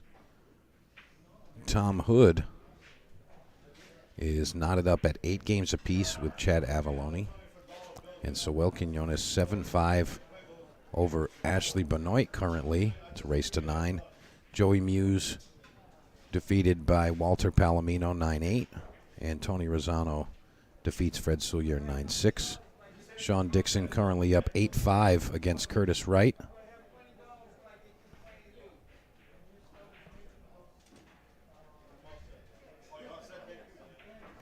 So lots of stuff going down here. You can see right behind our feature table here, these guys are just warming up just to give you a heads up. They have not begun yet. Can actually take you over to our neighboring table, the Clash table, and give you a quick peek at what's going down over there. That's in the 535 max. We got Paulie Kozalski and Matthew Krause. Paulie's up 1-0 there. And looks like Matt's going to pass the game back to Paulie again.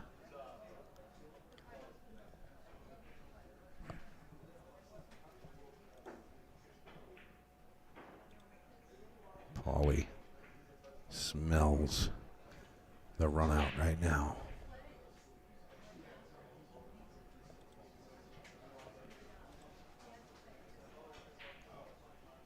Must have just draw this just underneath the side. I think he did okay there.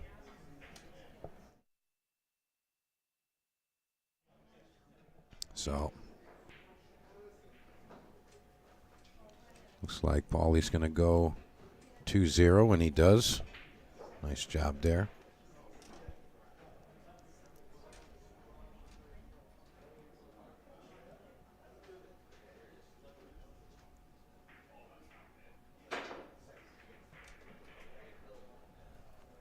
And make sure you guys take advantage of the opportunity to win that International Open shirt.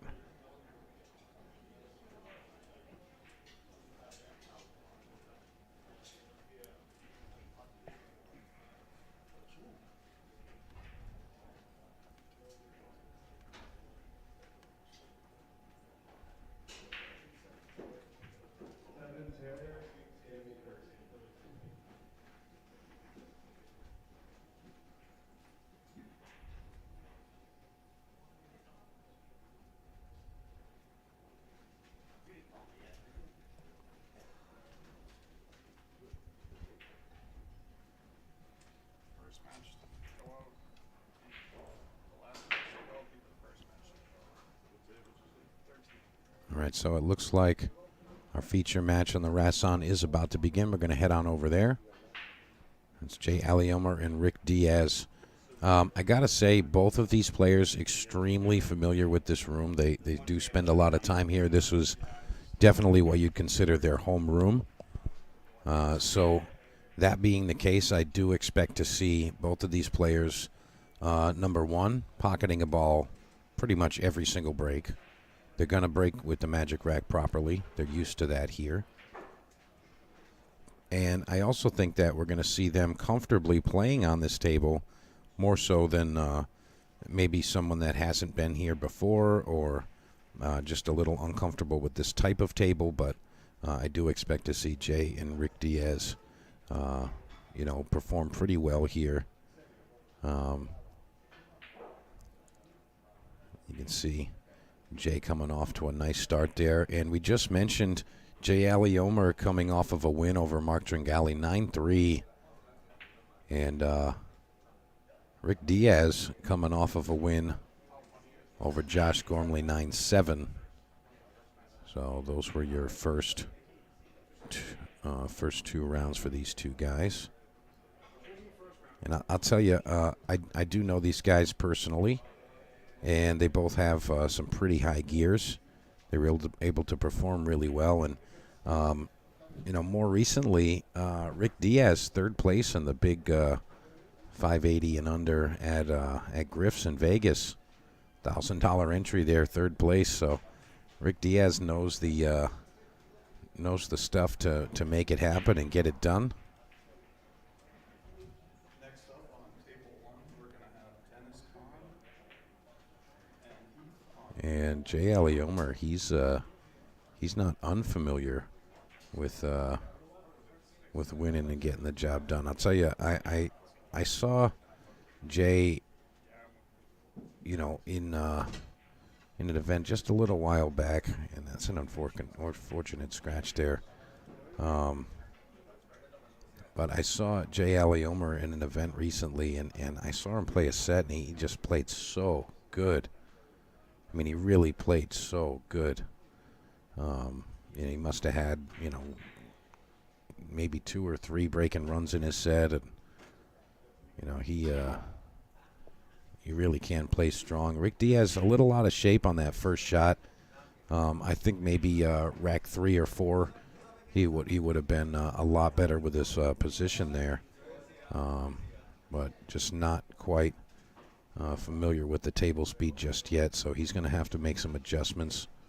Rick Diaz isn't a player that shuns away from taking a shot on. He's got some pretty strong fundamentals.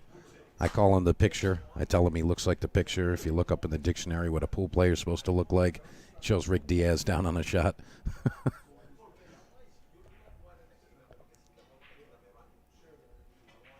Tim Hurley, Mike Rash won over Mark Rosano. 9-6 was the final score there. And Rick Diaz missing the 9 ball there. Unfortunate miss, but he did it. He did it to himself. First rack can always be a little tricky. And Jay Aliomer looking to take advantage of that miss from Rick Diaz. And he's not going to get the ball to fall. Rick Diaz back to the table. I'll tell you, you're going to get to see a little bit of that Rick Diaz stroke here. Let's see if he can just deliver that cue stick perfectly straight. No, he cannot. Oh, boy, scratching. And he's just going to give it to Jay. He says, hey, take it, man. You just take that. Nicole, if you're out there, just take it. You can have it. All right, again, folks, I want to thank Master Billiards, Mr. Joe Marassi. It's the father-daughter team. That's your table mechanic in the Northeast. Installation, sales, and service. It's a father-daughter team. They'll come and get you guys rolling straight and banking true. And that's Master Billiards. Mr. Joe Marassi, he was here just on Friday doing some work on one of the carom tables here. 3 cushion tables. That's the tables with no pockets for those of you that are unfamiliar with those. But table seems to look and play perfectly. Thank you, Joe. So I'll tell you, the room is still just rolling strong, like tons and tons of players in the room all around the place, just fighting each other.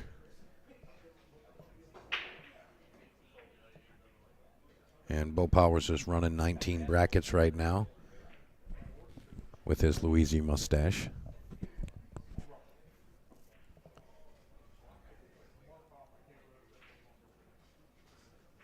And you see some of Jay's comfort here. You know, I was gonna say he's definitely, like I had mentioned, you know, pretty confident on this table. Same like Rick.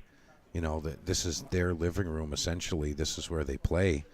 And you know, when you got someone that's comfortable here, you know, that can. Wow, what a great shot there. Return kick save from Rick Diaz. You know, you can really just see the comfort of these guys versus, you know, some of the other players that we've seen on this table. Just looking a little out of sorts.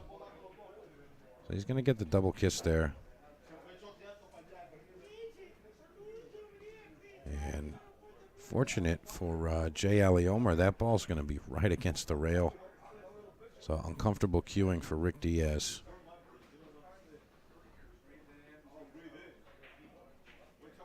Going to see if Rick can make this happen. Give you a good idea of the angle he's looking at here. If he's not confident with the shot, you're going to have to just overcut it and split him.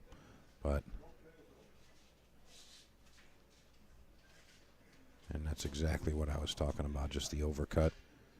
And you split the balls with some green, or in this case blue, between them.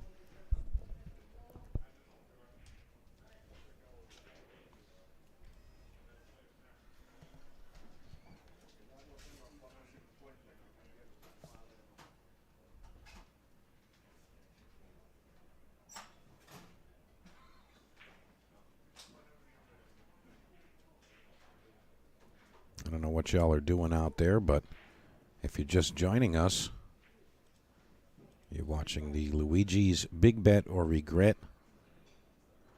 500 plus to get into the event.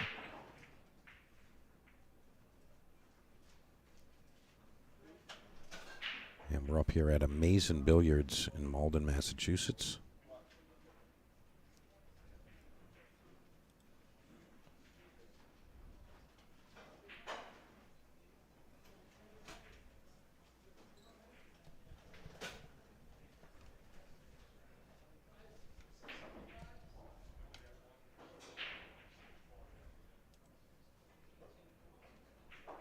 Paying out $4,000 for each of the first place finishers.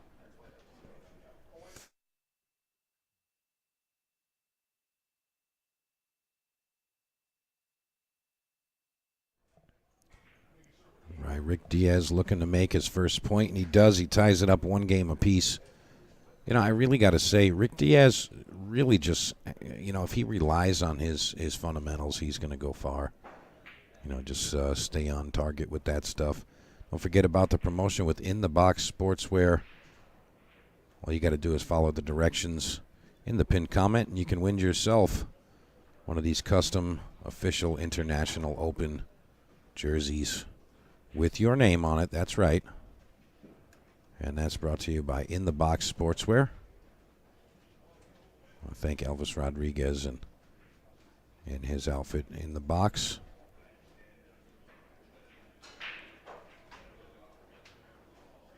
To expedite the process, what you can do is you can just go to my personal page, Mike DeMarco, on Facebook, and you can just follow the directions on that post there. All of the stuff you're going to have to do is right there. So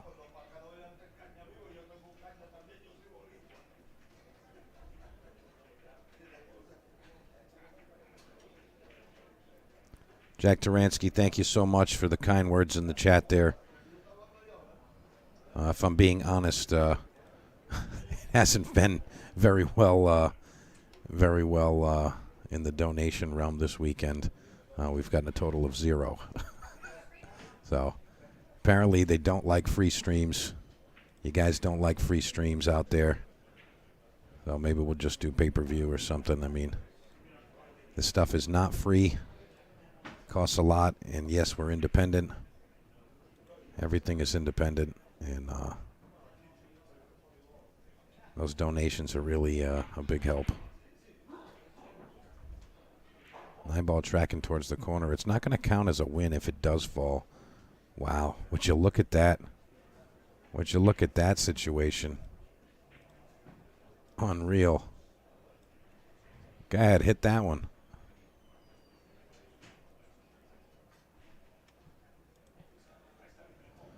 Wow, that is insane. Where he ended up there. Absolutely insane. So he's just going to... He's going to intentionally foul there, just trying to make the rack a little bit more difficult. Buy himself another shot at the table. Let's see if that's going to work for us.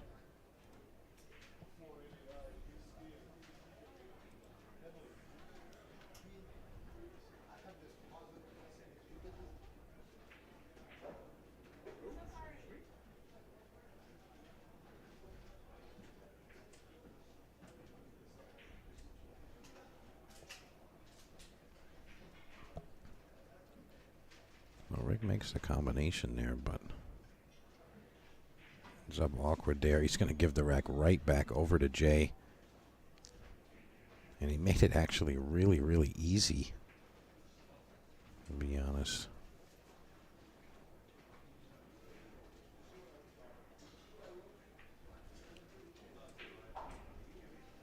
Put the ball right in front of the pocket for him.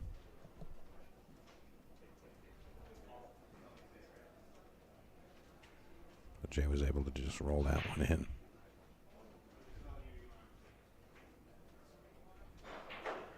Big shot here. Does he have the juice to get good?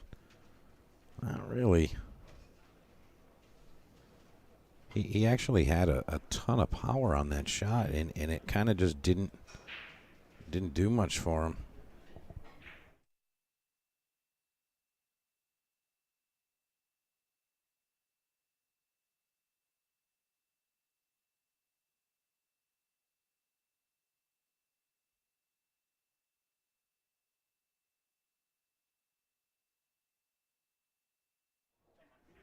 All right, so Jay Aliomer going to have a chance to go up 2-1 here.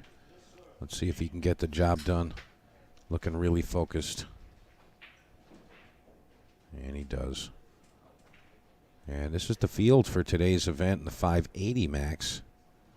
Should be seeing some familiar names there. Lots of popular players there. This weekend's Luigi's Big Bet or Regret has actually drawn players from New York all the way up to Maine. That's our 535 max field. And in the 495 today, those are your players.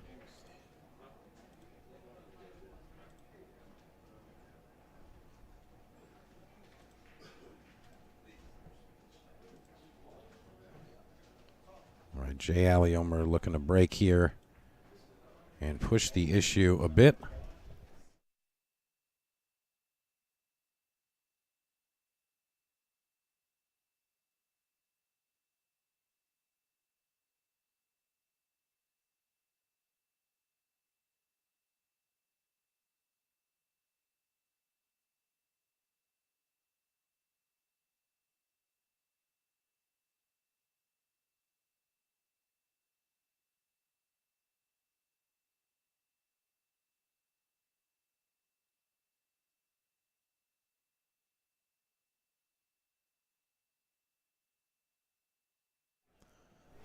Right, I gotta love the enthusiasm in Jay Aliomer's step there.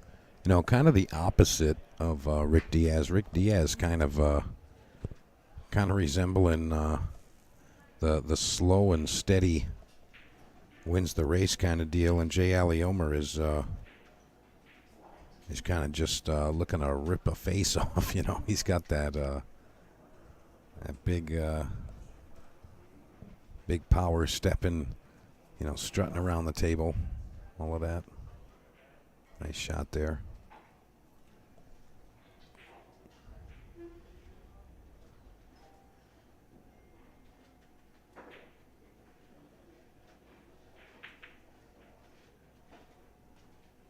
Andy Downs, Dennis Levesque, thank you guys so much. I appreciate that. Thank you guys for your generous donations. Dennis Levesque and Andy Downs, thank you. Those are our first 2 donations from the weekend here. Really appreciate it, guys. Thank you.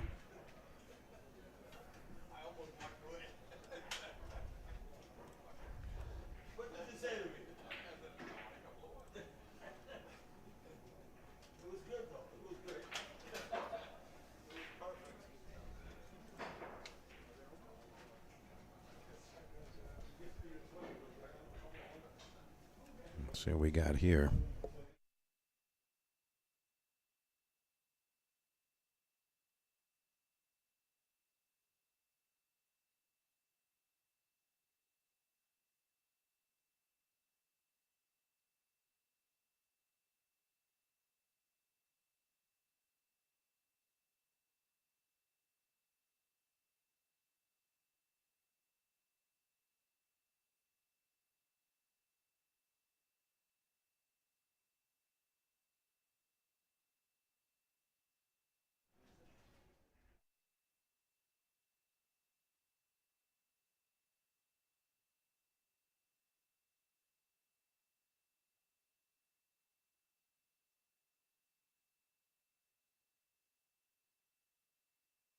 All right, Rick Diaz stealing that one from Jay Aliomer.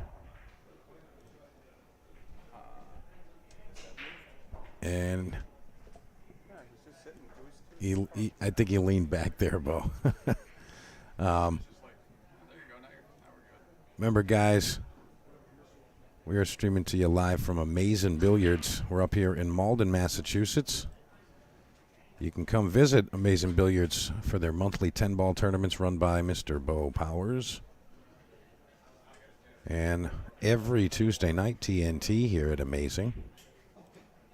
And that's the weekly 8-ball tournament, Tuesday nights. It's Amazing Billiards, 40 Faulkner Street, Malden, Massachusetts. Come check it out. Rick Diaz snatching that one back from Jay Aliomer. I got to say, Jay Aliomer seems like he's playing super solid in a couple of ticky-tacky things late in the rack. Just not able to finish the entire run out. So, a little unfortunate there.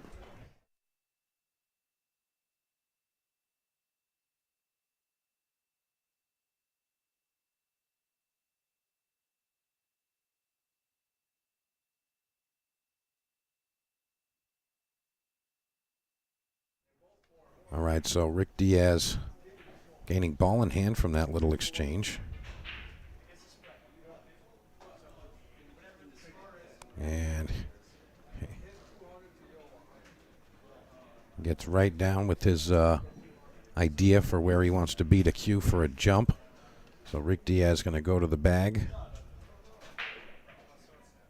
Grab the jump cue.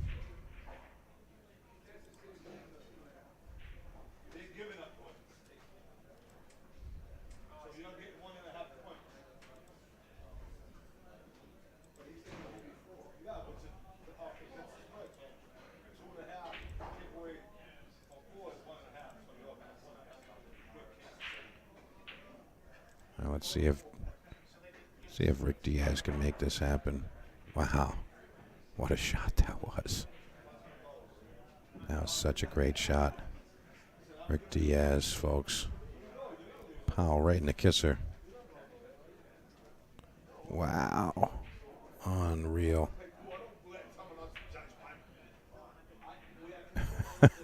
Andy Downs, I love your comment there. Sorry I missed it. He says, I support the rip your face off look too. Yeah, I think that's the way to go. You know, if you don't look like you're going to rip somebody's face off, you might not do it.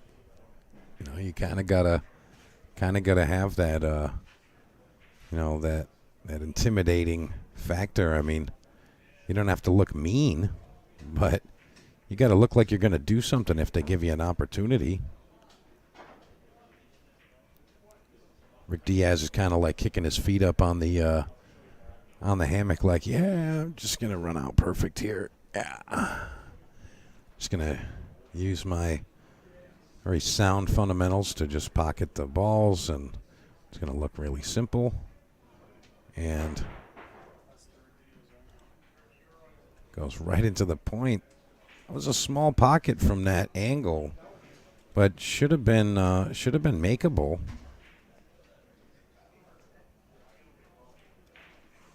Totally should have been makeable there. I thought he had that.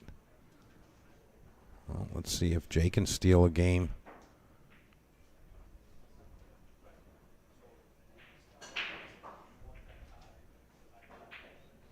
Looking for the back cut here. Too much movement there, and he almost took a scratch there. But he's just going to give Rick a nice, easy side pocket shot. Got to come all the way around the table here. And see, that right there tells me how comfortable Rick is in on this table in particular. You know, just because of the way that he played the 8-ball. Misses the 9-ball, gives it right back to Jay. And Rick not going to be happy about that. You can see him just kind of down on himself like, what the heck, man? What am I doing here? What am I doing? Jack Taransky in the chat says, Mike, I didn't see the ending yesterday. Could you please tell me who won? Yes, sir.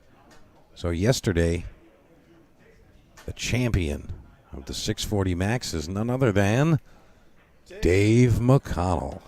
Dave McConnell. Yeah, that's right. You weren't expecting me to say that?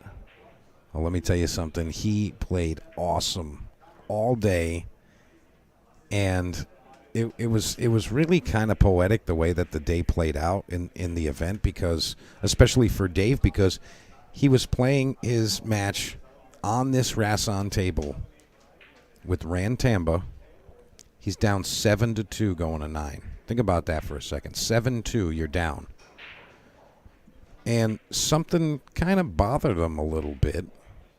And he won every game from that point. He won that match 9-7. 9-7 from that point. And then went on to go undefeated throughout the entire event. Hot seat, finals, every single match undefeated. Did not have to play a double set final. He won every single game to come back 9-7 against Rand Tamba, and then got it done. And if you look in the final match from yesterday's broadcast, let me tell you something. The run out that Dave McConnell had to get to the hill, kind of fast forward through that, and go find where Dave gets to the hill where he's at 7. Find the rack where Dave McConnell's score says 7, and just watch the out that he has to get to the hill. Unreal. I mean, the guy had what I think was the greatest shot of the tournament yesterday, and he fired in a combination on this table that, I mean, you just got to see it. It's absolute insanity. Super, super talented. Now, both players look like they've changed a little something here. Rick Diaz removing his jacket there. That's a good idea. Get some comfort and get loose.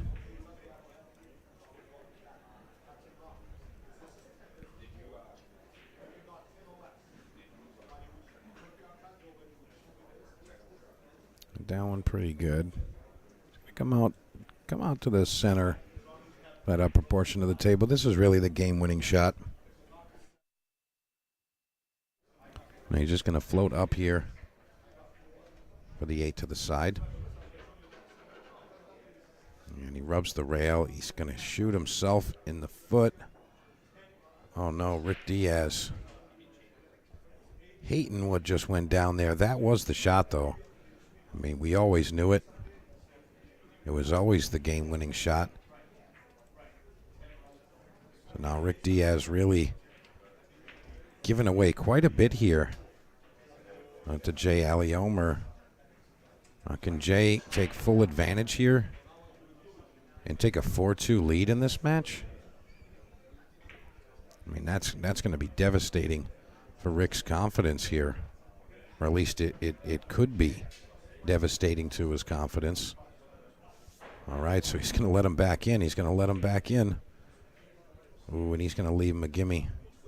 And he says you can have it. That was actually a little bit of a back cut. I'm surprised that he offered that as a gimme to Rick. But, I mean, they are friends. They're both homeroom players. So that type of stuff, you know, that's expected from players like that between each other.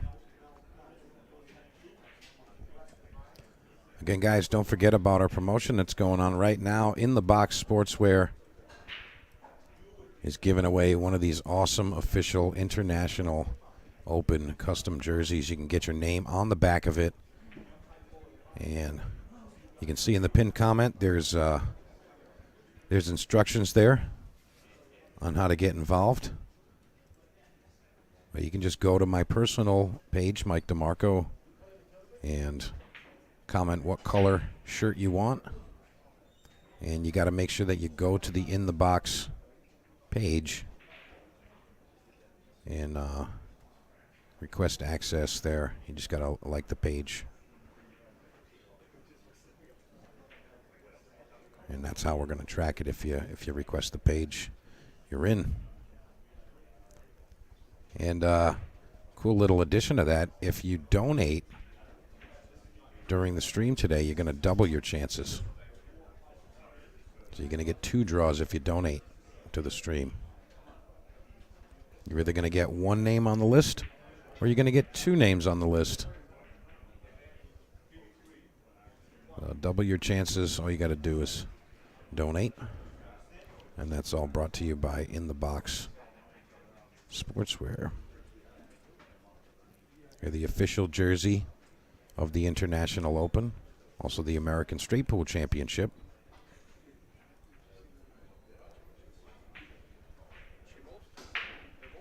Rick Diaz, what did I just witness? That doesn't even look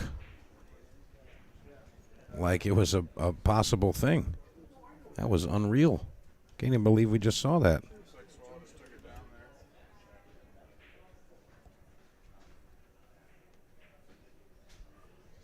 Quick update. Soel Quinones over Ashley Benoit 9-6 in the first round. Edison Bao leads Dirk Ridley 7-3. And Phil Medeiros up 4-2 against Alvin Lamb.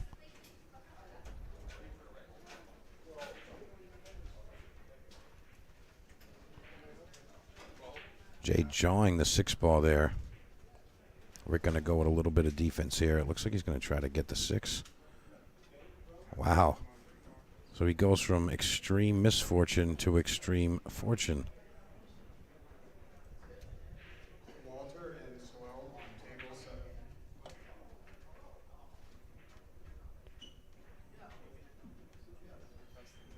All right, so this should put him up a game. Yeah, and you hear that pop. That's that awesome sound that the Rasson gives you when you pocket a ball there.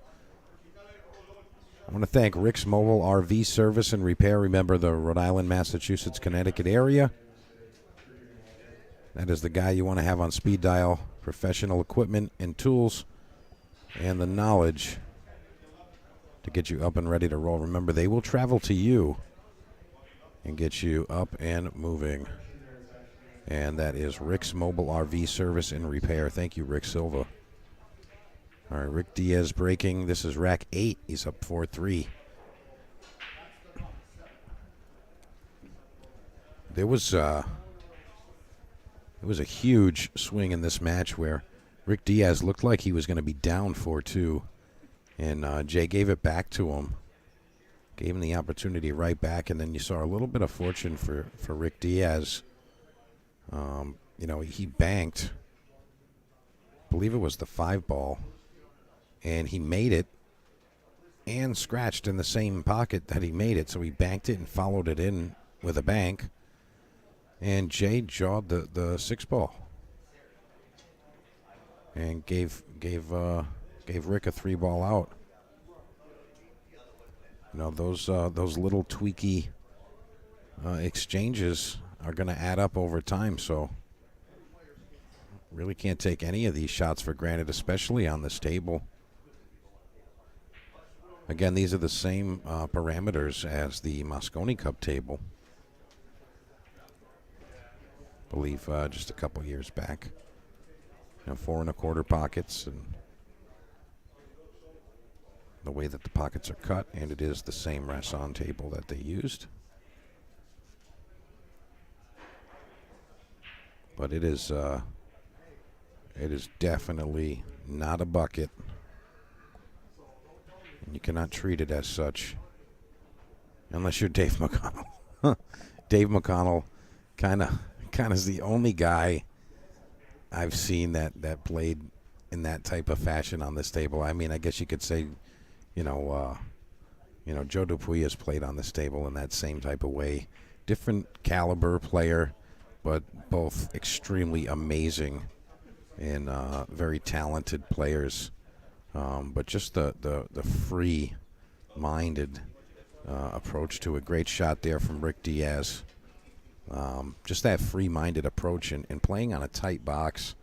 It's really just super impressive to see. And Jay's going to airball the kick.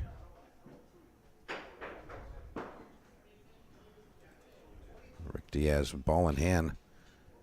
See, that's the second rack in a row that Rick Diaz has come to the table for just 3 balls. You got to stay down here, Rick. Just do what you do.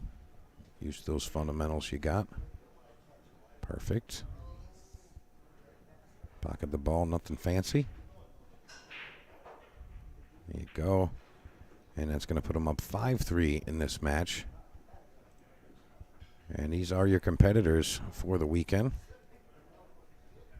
This is in the 580 group. That's where Rick Diaz and Jay Eliomer are competing right there.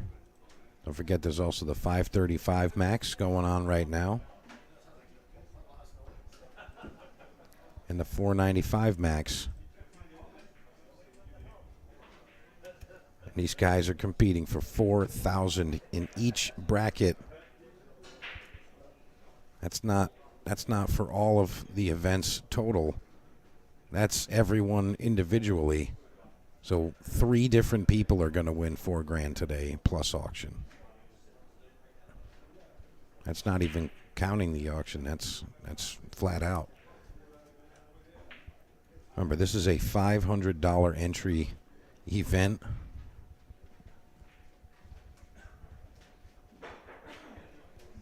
It's not the $20 Thursday tournament in nowhere, Alabama. This is the Luigi big bet or regret. Well, we're not in Birmingham.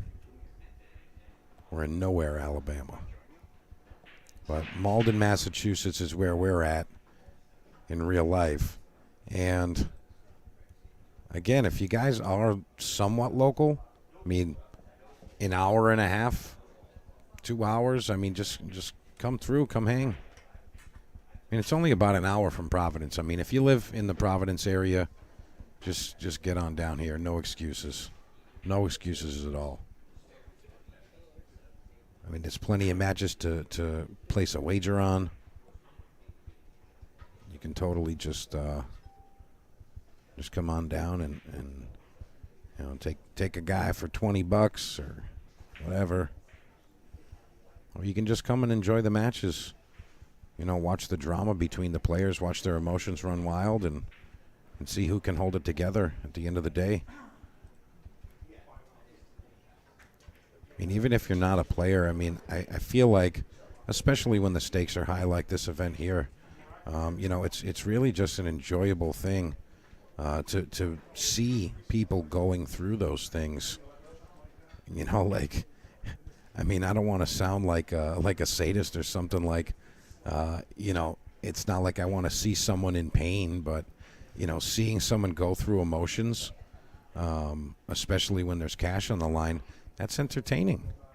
It's entertaining, really.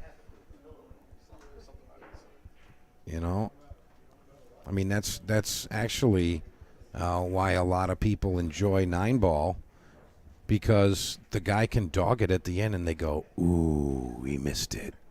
That's why 9-ball is the most popular game. It's easy to follow, and somebody can dog it at the end. Folks, we got our master of ceremonies this weekend, Bill Powers, coming in to join us again. Hello, everybody. Hey, here he is. So Ricardo's up, huh? And he's about to go up. Yeah. Ricardo's going up 6-3, and you know what's crazy, Bo? It could have been more, huh? It could have been 4-2 to Jay. Oh, really? Yeah. Well, I saw them trade at 3-3. Yeah, and it could have been 4-2 to Jay. Is Jay not bearing down? I feel like they both do the same. They have both the same error. Jay is really like getting in stroke, getting in rhythm, and then when he gets to the last 3 balls, he'll scratch or just miss and leave the open shot. That's literally what's happening. He shoots perfect, and then hang it. Yeah. Like he's just giving it to him in the last couple of shots. And Rick early on was having trouble getting through the racks, but he had the last 3 games that Rick won. He had 3-ball out, ball in hand 3-ball out, and then 3-ball out, 3-ball out, and then a ball in hand 4-ball out. So it doesn't get much easier than that. Jay is really dictating a lot of the match, but Rick, with those sound fundamentals, he's just kind of rolling the balls in and doing his job, He has a nice look at the 1 here, and the 2's in a favorable position. I think you can go. I'm probably bumping the 7 here. Personally, you're gonna pocket the 1 ball and just bump the cue ball into the 7 to stay for the 2 on the side. I don't think you can really avoid it and get back to the 2, so I think you have to hit the 7. Oh yeah, he went with tons of inside there. He kind of played it defensive. I don't really know if he'd want to shoot the 2 from there. It's not horrible, but in any case. Well, it seems like he didn't hit it where he wanted, so I'm sure the cue ball had a different plan. He's crying about it. Is he? No. Oh. He was rubbing his eye. I was just poking at him. Funny. Love you, Rick. Sorry, bro. Couldn't help it. Yeah. He's just crying about it. Both of these players have emotions when they play. Let's just say that. Oh, yeah. Now, I mentioned to the folks watching that, these are hometown boys. This is their homeroom, 100%. Oh, 1,000,000%. Who spends more time on this table? Is it a coin toss? Like they both play on it a ton? Or it's me. Between them, Bo. This isn't about you. It's about them. Who plays more on this table, Jay or Rick Diaz? I think Jay probably. Well, I don't know. Rick plays a lot on that back table, my personal table. I know it's not about me. I'm just telling you where he plays. I think it's even. Jay doesn't like this table for some reason. I'm kind of surprised by that. And Rick likes it. So. Well, apparently Jay doesn't like it, but maybe he's just not liking it because the last 4 balls don't seem to work.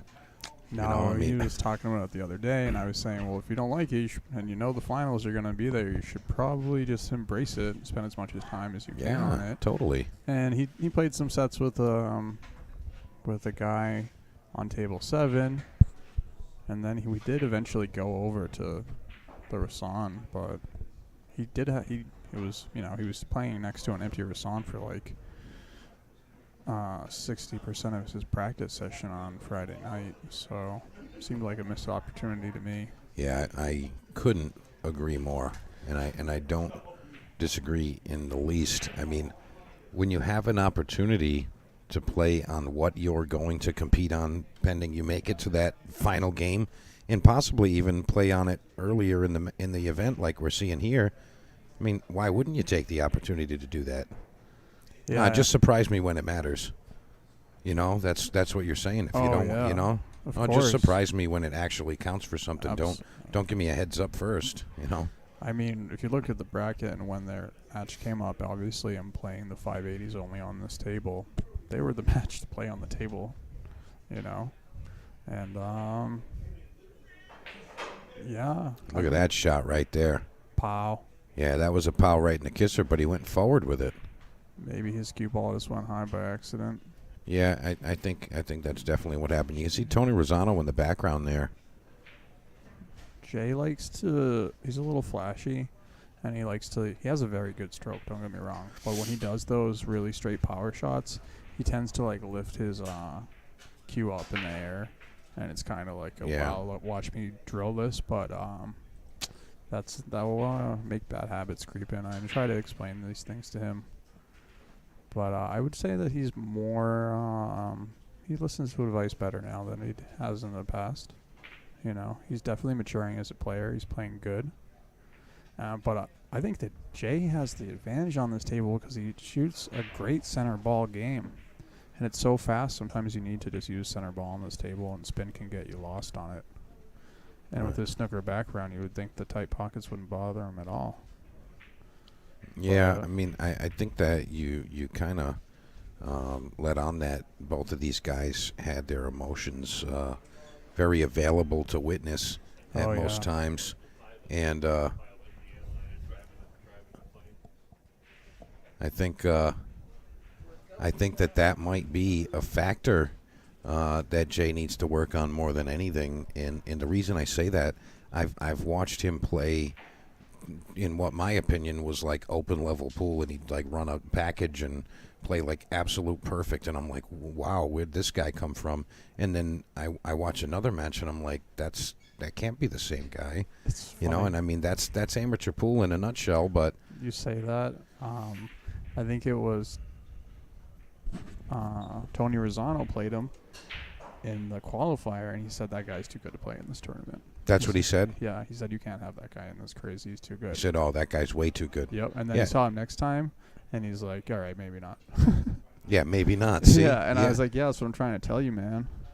And then, you know, I guess he believed me after he saw the flip side. But, yeah. The thing about Jay, though, is he is working on stuff. You know, he's trying things out and experimenting, so. Yeah, that's going to happen. I mean, you're going to see a lot of inconsistencies and up and down type of, adjustments being made. But, I mean, Jay really does have a very nice game, very high gear, in my opinion. Sure. And if he is able to tap into that and everything works for him, then, yeah, I think he's a contender. But, I mean, you know, this is kind of the case of the tortoise and the hare right here, really. I mean, Rick Diaz is going to be the slow and steady wins the race. He just kind of does the same thing every time, relies on his fundamentals, and tries to just shoot the balls in. And meanwhile, Jay's out there trying to rocket the balls in and play like, Chris Millingpool. You know what I'm saying? But it really is going to depend if Jay's stuff works or not.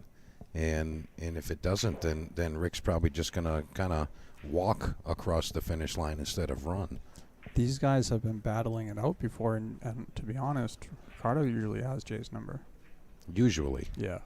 All right, so maybe there's a little mental factor there. That could be a thing. I mean, when you play a friend, someone you know, especially if you're both from the same room, things can be very different. We mentioned that yesterday with Dev Bhattacharya playing against Rantamba, sure. where, I mentioned that, they've come to snookers a million times and matched up in action. And I said, I feel like Rand usually wins those sets. They're just playing cheap games, whatever, like $20 or $50 or something. But I felt like Rand usually won those, but they're friends. So I feel like that was a big factor in that match. But maybe this is a factor here where he's like, oh, I usually play Rick, and, he always edges me out. So, the tournament, he's probably going to do the same thing. And he's just trying to forget about those things. But, I mean, that's something that I've noticed because I'm running these tournaments. I see them. I've done a bunch of this similar 600, 585, so you know what I mean? yeah. I've seen them play, but I don't know if Jay even recognizes that type of stuff because he's very confident. Yeah, and not all players do recognize those things, So objectively speaking, I've seen it with some players. I want to take a quick opportunity to thank the folks at the Grouse Landing listing for Airbnb. You can see that listing on the app or on the website. All you got to do is just look up Grouse Landing. That's in Pittsburgh, New Hampshire. You can accommodate up to 10 guests at that location. That is your destination year-round. Make sure you book early because it is getting very busy up there. I want to. Andrew Downs in the chat says, "It seems like Jay doesn't play as well on this live stream. There is another factor there that the live stream is often the Rasan, and he says he doesn't like it. And obviously, this is a challenging table. I bet most people aren't going to play their best pool on this table. So, David Longo." Looking for action. I'll tell you what, there's so much going on over here, Dave. I would love to tell you, hey, I'm just going to set a thing up, but to be honest, there's so much going on here. You're just going to have to come here and make something happen and catch people as they get eliminated because there's every table being used. There's 3 brackets of 16. That's 48 players, competing in the events. We're still 30-plus players remaining. It's kind of too tough to make a game. Yesterday was a little bit different because there was only one bracket and you could talk to a lot of the players in between matches. But he wants to play Solace and bring up Chuna. He messaged me, but I've just been really busy. Yeah. If anything, I could try to get you something, but I just can't. It's just not on my to-do list. No offense. Yeah. I'm so swamped, and I'm only sitting here with Mike, so Mike isn't, he's in the spaceship. I want to take a trip to space. I got a breather. I kind of wanted to sit for a second. I've been running around, but I'm literally staring at 3 brackets, watching the games go up and trying to get it going as much as I can. And I retired one table just because it's close to the door, and someone said you shouldn't use that table, and I said, was that table 10? No, that one's blocked off. Oh, okay. Table 3, right by the entrance of the room. Oh, yeah. That makes sense. Yeah. I agree with that. That's going to slow it down. When you have 14 tables and you lose one, you basically add an hour plus to every bracket. Well, in this situation, it's going to make the whole event take an hour longer or more. It's crazy what one table can do. Oh, yeah, totally. So that's another factor as far as whatever. But I kind of know what's going to happen with the finals. Later on, and I also know Fran Solis isn't going to want to play on the Rasan. He just doesn't like to play on that table.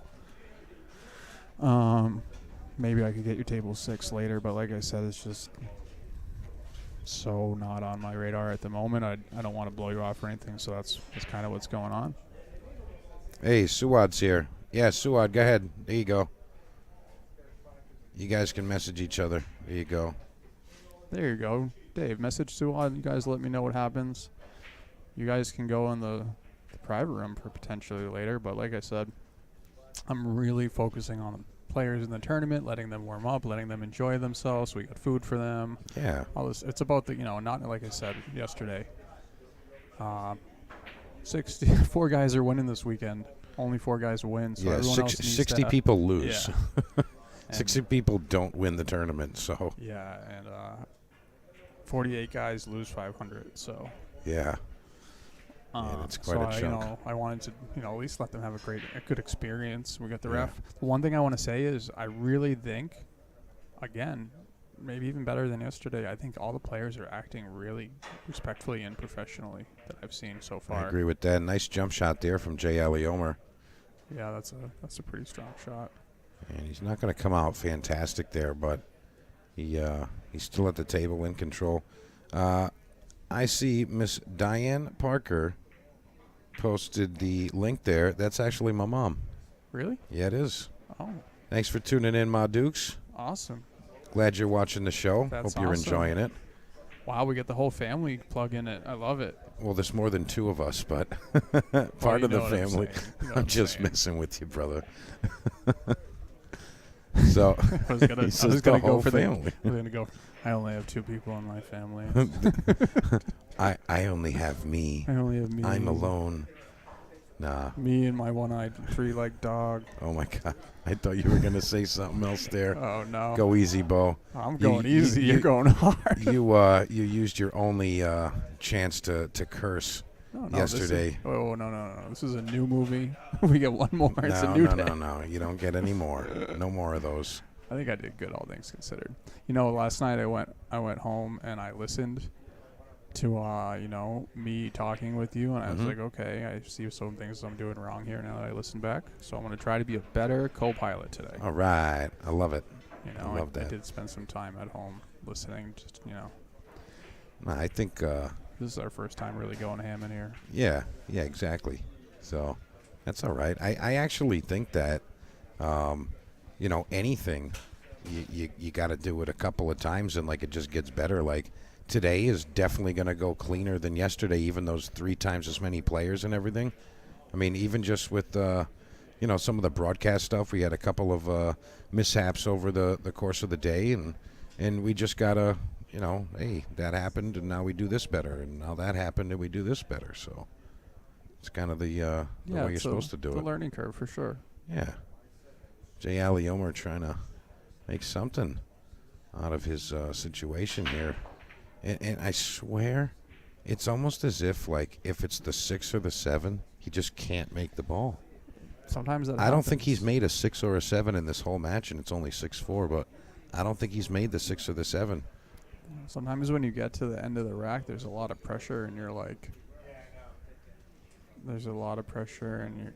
it can just turn into a situation where you're like, oh, I keep missing these, and you get nervous because if you do miss those balls, you're going to lose the rack. Wow. Can we get a close-up of that? Unbelievable. Yeah, we can get a close-up of that. Wow. Gonna go right there. Look where that ball's sitting. Yeah. I have to Unreal. You got to take check a out for a moment, second? yes. All right, go ahead. We'll see you in a sec. So, we got Mr. Bo Powers stepping to the side for a minute. He's got to deal with some of the folks in the event.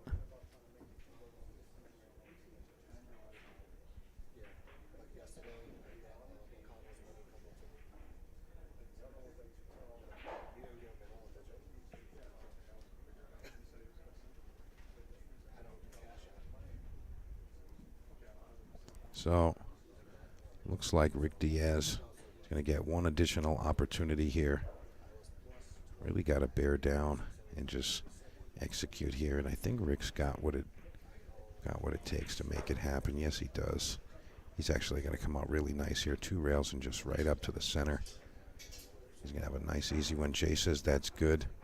You know, these are things that you won't see from most of the people in this event. Playing against each other just because the stakes are so high. It's not a common thing that you're going to see. Remember, look what folks are playing for this weekend. All of the brackets pay out $4,000 for first place. That's pretty good stuff right there. Pretty good stuff. So that's, again, the $495 max that's going on today. 535 and the 580. 48 players competing today.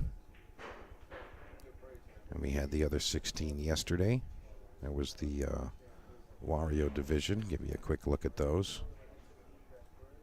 That was taken down by the amazing Dave McConnell. What a performance he put on yesterday. Boy, oh boy.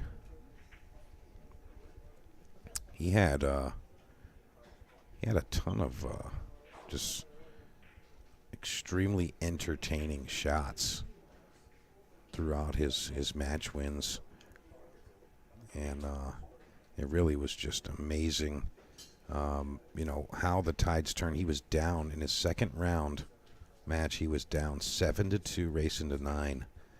And something ticked him off. And he didn't, like, lash out at anybody or anything. He just turned it into motivation. And he just drilled every game in that match. So he was down 7-2, won 9-7, and then went undefeated throughout the entire event. So congrats, Dave McConnell, if you're out there. Nice job, buddy. A lot of folks were rooting for you. Couple of quick updates around the room. So got Scott Gray defeated. These are elimination matches here. So elimination round matches in the 535. Alvin Lamb and Phil Medeiros are still 4-4. Elimination match.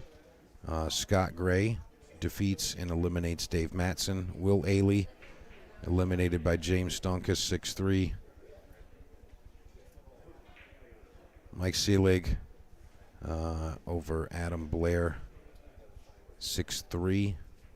That means Adam is out. A lot of folks are rooting for Adam in the event. It's unfortunate, but that's just the way it goes down. Sometimes you just got to do it. Got to play and see what happens. Josh Gormley eliminated in the 580 by Mark Tringali, 7-2. We just talked about him, actually. Rick Diaz beat Josh Gormley 9-7 in his previous match. That's how Rick arrived here.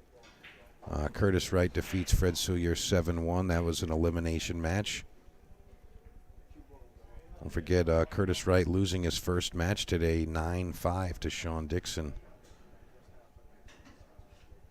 I know Curtis has put in a whole bunch of time practicing and preparing for this event in particular.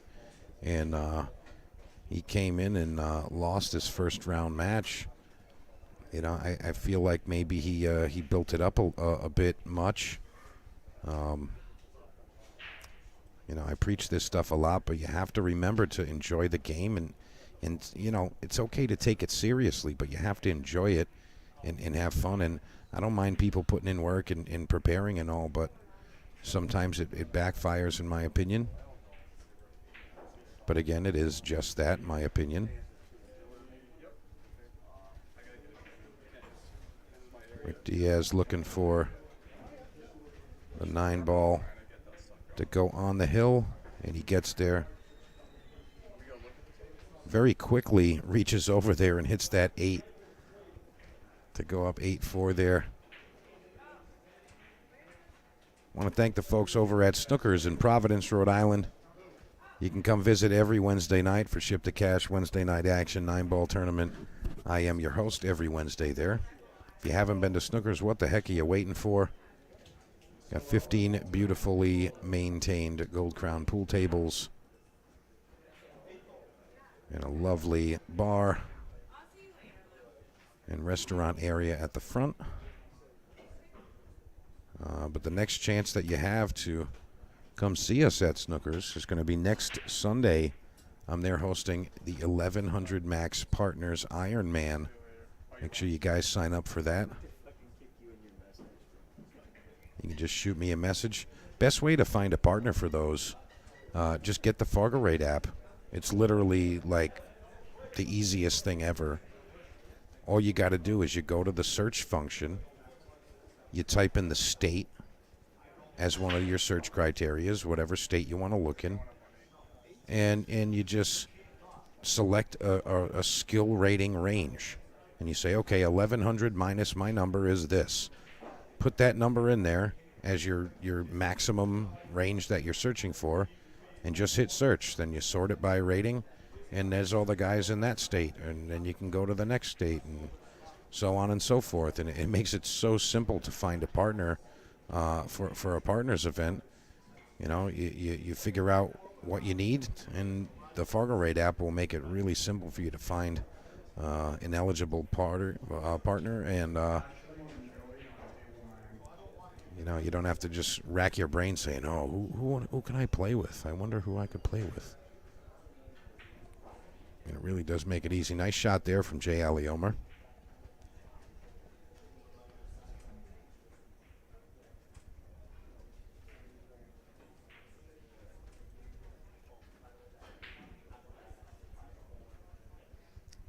Brutal there. Is he going to get any fortune? No, he's not. I mean, I guess a little fortune with the cue ball resting against the rail there. It's not frozen, but it's super close, so that makes cueing awkward. Rick played that extremely firm. I almost feel like he's like Rick is kind of just all right, can we get this over with, man? You know, can we just call it quits?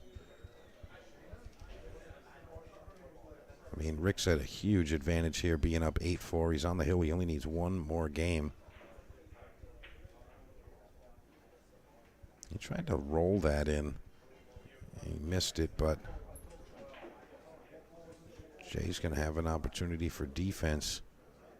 And what I don't want to see is Rick start like just swinging for the fences at everything and kind of letting the match slip away and maybe allowing Jay to hit that super strong gear like we mentioned before, but he's not.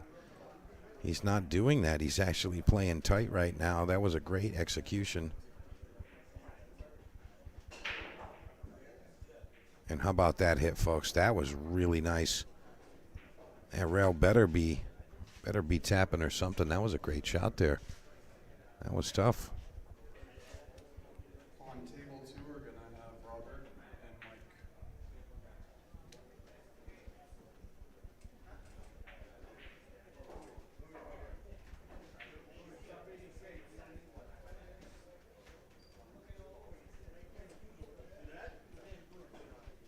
Robert Conley and Mike Negrelli. Robert Conley and Mike Negrelli are about to play. That's an elimination round. That's in the 495. If you haven't been following, look at the description of the video. It's literally everything you can think of in there. And it looks like this might be it. Jay doesn't give him this one. So Rick's missed it. Oh no. He missed a straight in 9-ball. Jay's given him a 9-ball that was more difficult than that one. Oh, I'm sorry. Yeah, I mean, it was more difficult than that one. And you see, folks, that's why you don't give anything. Wow. So we got 8-5. I mean, Rick had it right there in his hands. He can't let it slip away. You don't want to get involved if you don't have to get involved. Just close it out. Take a deep breath. Walk around. Take a sip of your water, whatever you got, and just complete your task. Come on now. All right. Jay Aliomer to the break. And I would say that Jay is definitely soft breaking. He had one ball go up table, and that's it. One ball went in the side pocket, but only one ball crossed the halfway point. He barely hit that rack. And obviously it's not working for him. But that was a very soft hit there on the break. He's trying to work the magic rack to its fullest potential, you know, just pocketing the ball, keeping everything kind of nice and simple, but oh no, what are we looking at here? Is Rick Diaz folding up a little bit? Is he thinking about that previously missed 9-ball? And he's going to try to let Jay back in. I mean, Bo Powers earlier had mentioned that, excuse me, that Rick and Jay had matched up numerous times, and you know, like as friends, usually Rick is the guy that comes out on top, but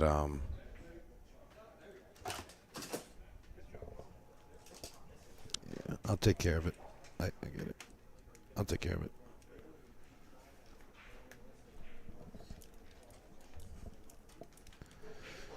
You know, maybe that's a factor. Who knows? Maybe it is, maybe it isn't.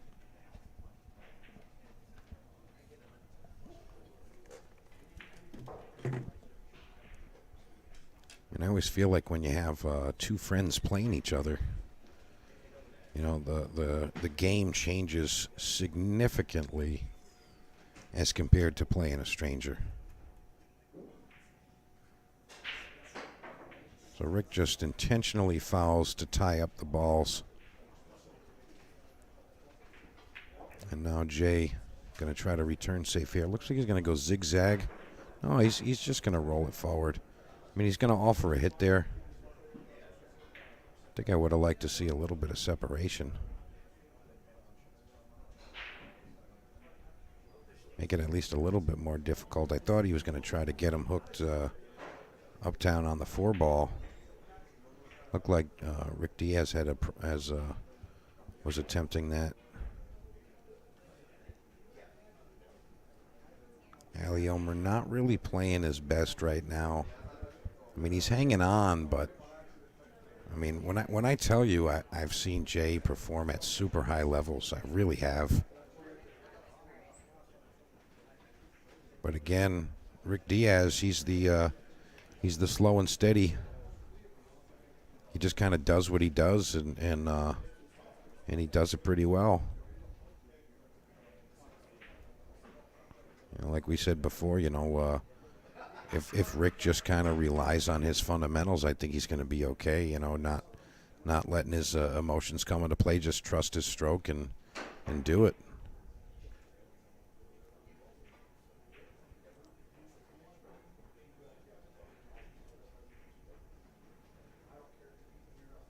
You see him putting a lot of spin on that ball, trying to get it way uptown. And it looks like he's going to get a reasonable hook here. Jay can attempt the kick and stick here. I think that's what he's going to go with. Oh, with a bank shot. I feel like Jay's just not really mentally clear right now. Just my assessment of his shot selection and you know, his body language and things like that. He doesn't seem like he's really in a comfortable mental state to, you know, making decisions and execution and all. I mean, he's just outright missing shots and clipping balls and putting them back into play. He's not really you know, playing a square game like I've seen him play so many times.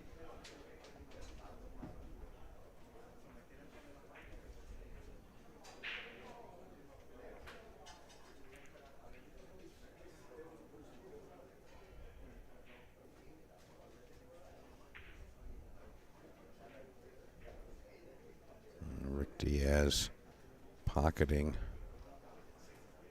what could be one of his last 6 shots of this match. If he can hold it together, this is really the big one. He's got to get good on the 5-ball. He does okay with that. He can just stop it or even roll forward just a hair. I don't expect him to draw back for the side, but he could. Yeah, he's kind of rushing through. Kind of like, can we just finish this up, man? I wonder what Rick would do to get another swing at that 9-ball in this previous rack. He had the set winning 9-ball, you know, right in front of him. Pretty reasonably easy shot. And he gave it right back to him. Jay plays a nice bank shot there. Shows some confidence. You know, if Jay wins 2 games in a row here, he can outlast that deficit and actually come back. He really can. And he says that's good. I can't believe these guys giving these 9 balls back and forth. We're playing on a super tough table, and they've given 9 balls back and forth. I mean, I totally understand when the ball's hanging in the hole, but these guys are giving each other 9 balls that I don't think you're supposed to do, even if you are good friends. I want to thank the folks over at Master Billiards, Joe Marassi.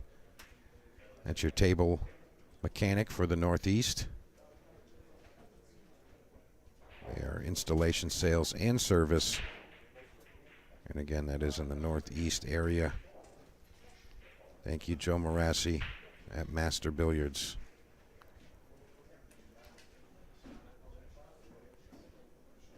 If you hadn't heard me mention before, that's a father-daughter team.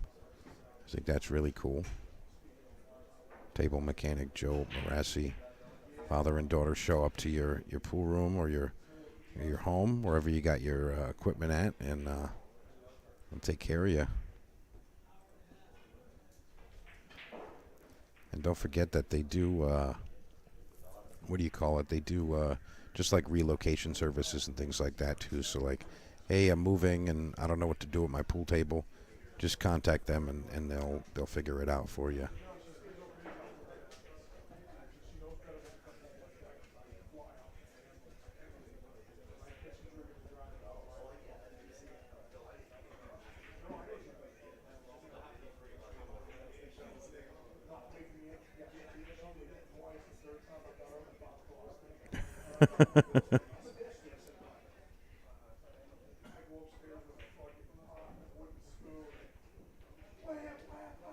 Nick Abrantes, I'm just seeing your comment here.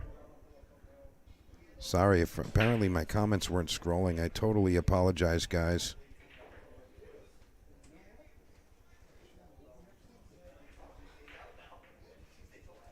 Nick Abrantes wants to play the winner of the 495. Yep, you got it. You got it.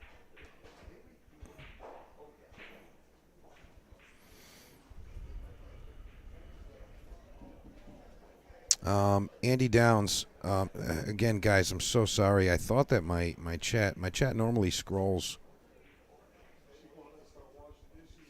Okay, Jake, you handled that for me. Thank you very much. If you do still have an issue with that, Andy, just post a comment there, or you can shoot me a message. I'll help you out with that. But yeah, you said it right, Jake. You got to hit the search, and then there's the filter option. That's where you do it. That's right. So Jay Aliomer still fighting in this match here. Is he going offense or is he going to bank this to the top rail and go under the 9? Because in my opinion, I think he should be playing the defense here. Yeah, I can't believe he tried to take that shot on, especially on this table. What are you doing, Jay? Simple safety there. I mean, you just bank the 8 to the top of the short rail. Uptown. You can get the cue ball right underneath the 9 ball as a bonus. Tried to razor cut the 8 ball on the toughest table in the room. Crazy. And Rick's going to fall really well on this 9 ball, but he missed one very similar to this. Gotta let him shoot it. Rick, don't give this opportunity back.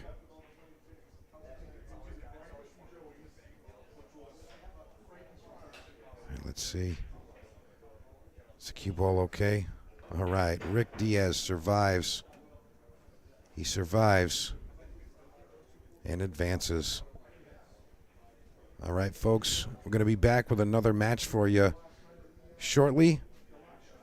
Make sure you guys get on board with our In the Box sportswear promotion.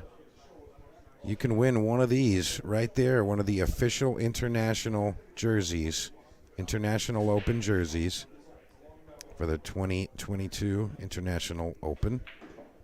And the only way to get one of those, custom with your name on it, you got to participate in our giveaway there. There's instructions in the pinned comment in the chat, or you can just go to my personal page, Mike DeMarco, and follow the instructions on the most recent post there. But until then, I'm going to take a short break. We'll be back shortly with another match. Stand by.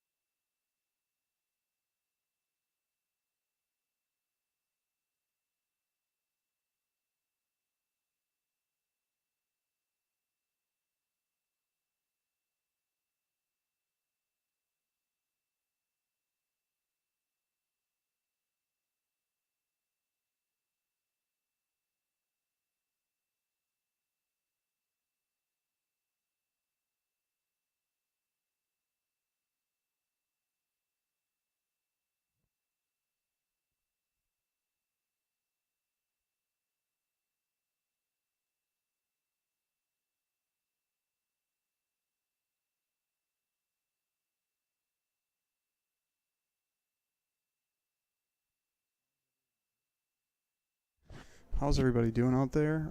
I put this match on just because we don't have anything on the on right now, and it's just a great match. Obviously, the players are taking a couple breaks. They usually take breaks in this situation. I didn't see what happened. I don't know if Phil just got on the hill, or if Adam didn't. Or if Alvin didn't put his game up, or what's going on here. Maybe you guys can let me know, because I walked away for a second, but I guess I'll find out right now, right? I thought Alvin was on 6 already, so sorry, I'm fiddling with the mic here, forgive me.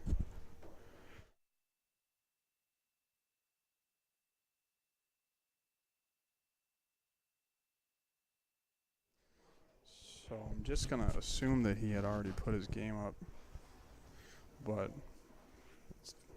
we'll find out in a second for sure.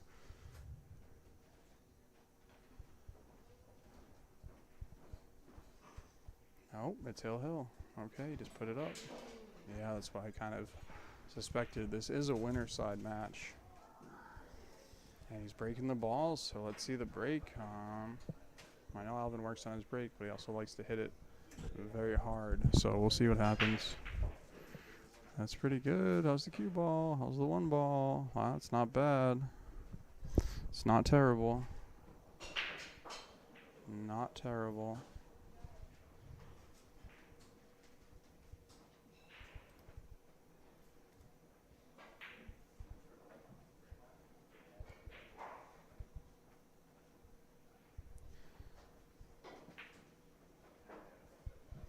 Wow, so he missed the 1 ball there pretty severely. He's kind of going to get away with it unless Phil wants to try to rifle at the 9 here. Not that I would recommend that at all, but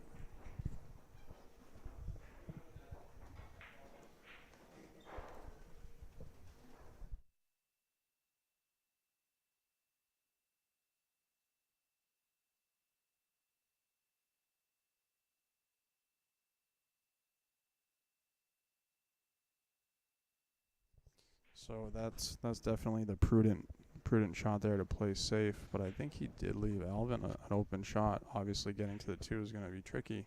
I really think this rack is going to be all about who gets to the 2, assuming that they do their job after that. Any predictions in this chat? Does anyone want to see a particular player win? I'm not sure who's out there. I see some names from a while ago. Jake Raquel, Andrew Downs. And if you guys have not already, I would appreciate it if you would donate and share. We would really appreciate that. Get the viewers up, especially for later when these guys are playing for serious cash. I mean, it's going to be good action. Make a sweat bet and, sit in the chat and watch some pool. I think amateur pool is pretty exciting. So, looks like Alvin, I kind of missed what happened there. He's pressing too many buttons, so this isn't that routine. He's got to watch out for the 8 ball here. Yeah, saw that coming. Well, he got under it. I don't know if he can see it. I know Phil plays a little 1 pocket. He did have a good performance in the past with the 1 pocket tournament here, so maybe he'll just fire this ball right in.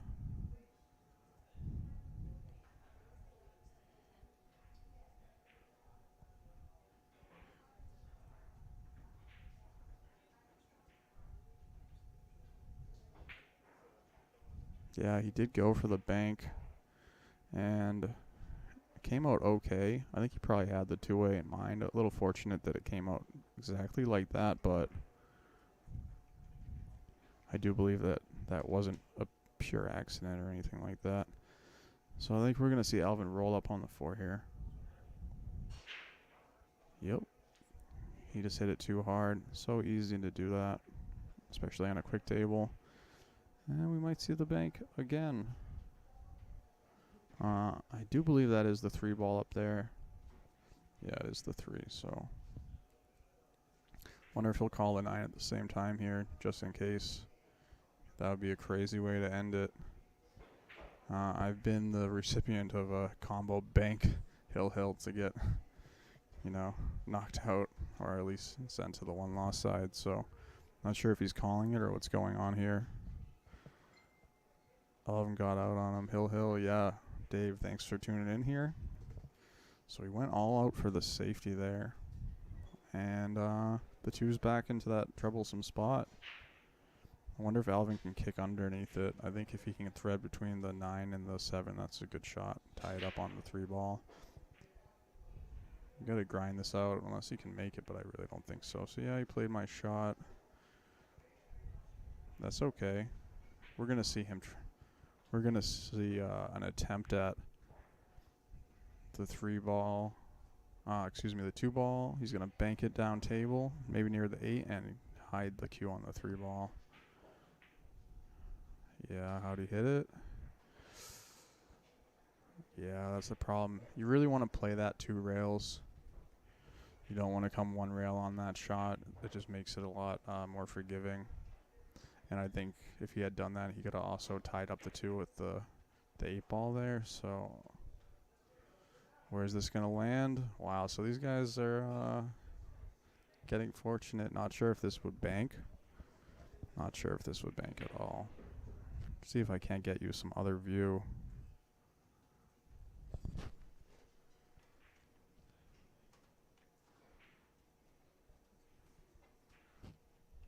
I'm gonna try to get you guys some other view.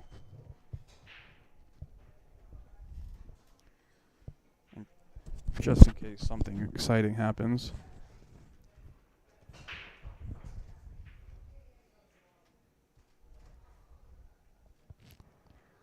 So here we go. This is a little bit more fun, I think. Wow, great timing. What a shot by Alvin. Is he going to get there? I'm not sure that he is.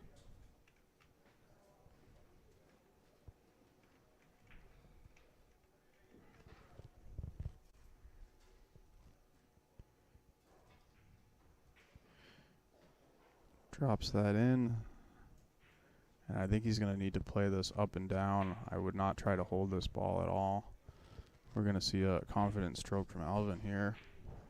And I think if he can get on this, he's reaching. So he's going for the extension, which is definitely the right move.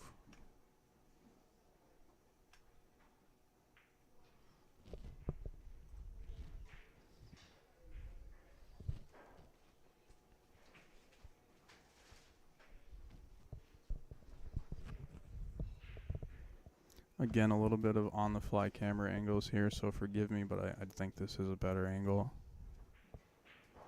So up and down, I think you got to go up and down. Yeah, I don't know what that was about.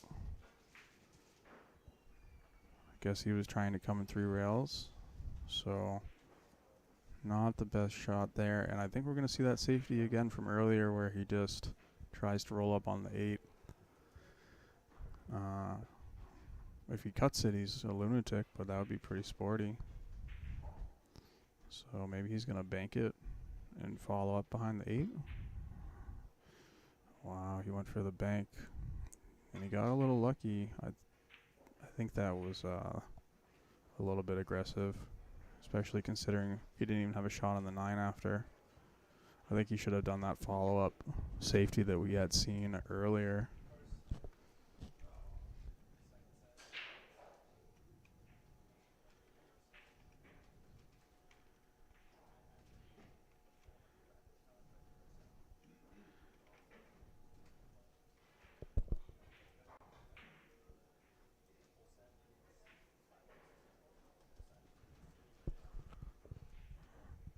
So Phil's really got to watch the foul and the scratch. Actually watching the... Also, that was no foul there. I actually can see the table and from where I am, so I watched his bridge hand. Now... From here, it's kind of hard to tell. You don't really get much... more details, so I think this is the better view from here. But not even a reward to make this. Yeah, now there is a reward to make it. See, I think he was. So still a little work. Still, this is not straightforward. I mean, I think this should have tried to come all around the rails. He risked scratching so many times on the shot. Alvin's clearly gonna shoot the ball, just from what we've seen. He's just firing. I can tell you that. Got to watch the scratch in the side, both times, and the corner. Yeah, and the corner. How's the cue ball? That's gonna hurt. So, well, it's not over till it's over. So, not over till it's over.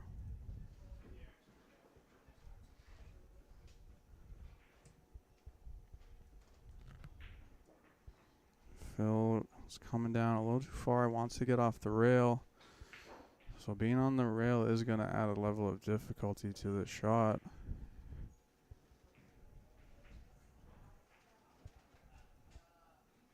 Yeah, you can see he's right there on the rail. Stroke it in. Stay down. Pow. Pow. Alvin gets up, shakes his hand. That was a great match there. A real battle. A real battle from the players, especially in that last rack. A lot of funny situations. And, yeah, tough.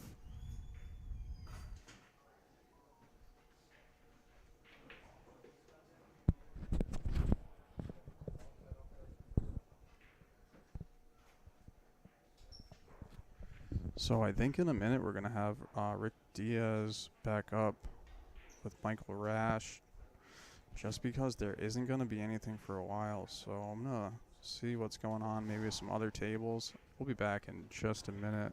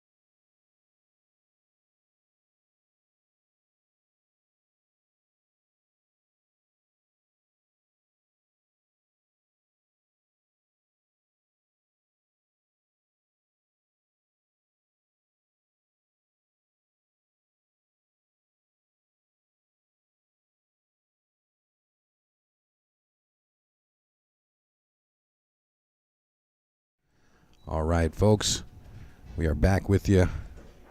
It's your man, Mike DeMarco. I'm here with Mr. Bo Powers, and we're rocking Luigi's Big Bet or Regret 2. Getting into some of the later matches. Things are going to get a little bit tighter. Emotions running a little bit higher. And the stress levels are getting up there as well. We saw both of these players in previous matches on this table, so no excuses here for discomfort. They both have played here and won here. Rick Diaz was the most recent match here, so I guess as far as time is concerned, he's had the most recent match here. And this is his homeroom, so he's here quite a bit. Bo, what do you think about this match here? How do you think this one's going to play out? Mike Rash leading 3-0 so far. Ricardo just needs to wake up and get in gear. He needs to just kind of. Yeah, he had a good amount of opportunities, and he kind of didn't make it happen. And I think he just needs to wake up. It seems like he was, sitting for a little while. It was a good amount of time for both players since their last match on this table. And yeah, he just needs to wake up and take it seriously. That's the thing with Ricardo. Sometimes he's kind of a little.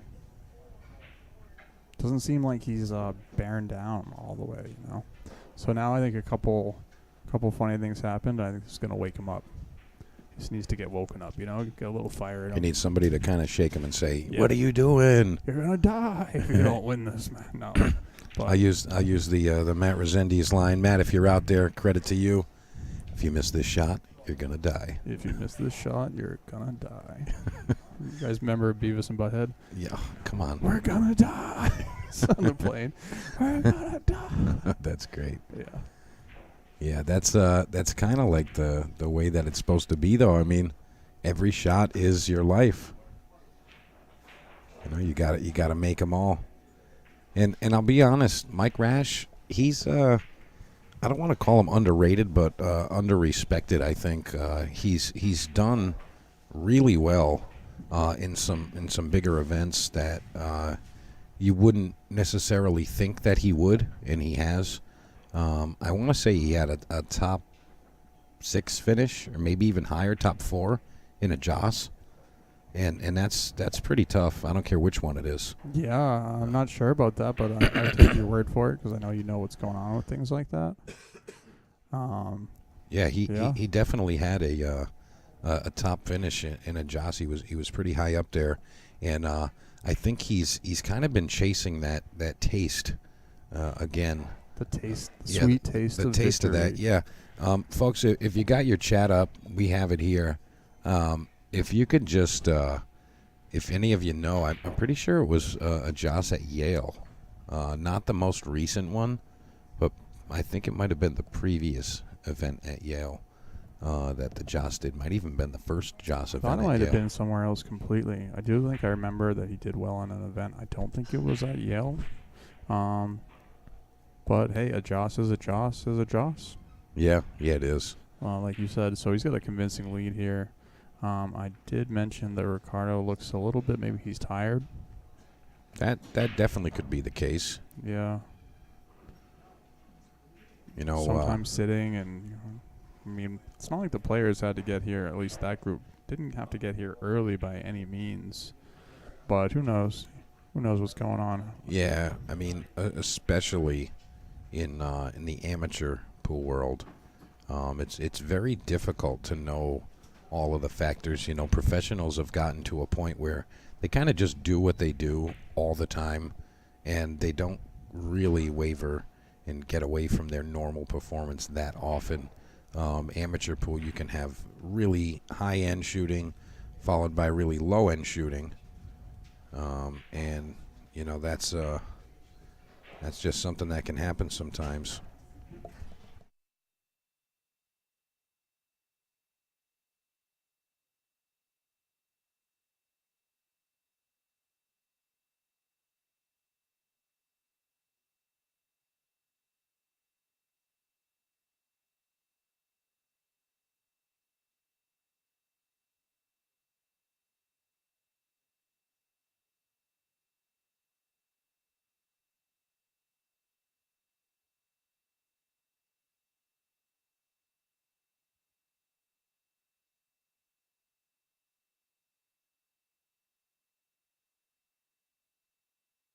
So we're just trying to see what's cooking right now. You see the professional meats on the back of Mike's shirt there. That's it's actually his sponsor. That's his sponsor for events, and he goes out there and does what he does. And gotta love that. Yeah, the it's really nice to see companies getting behind pool players at any point. To be honest, and in any capacity, really. I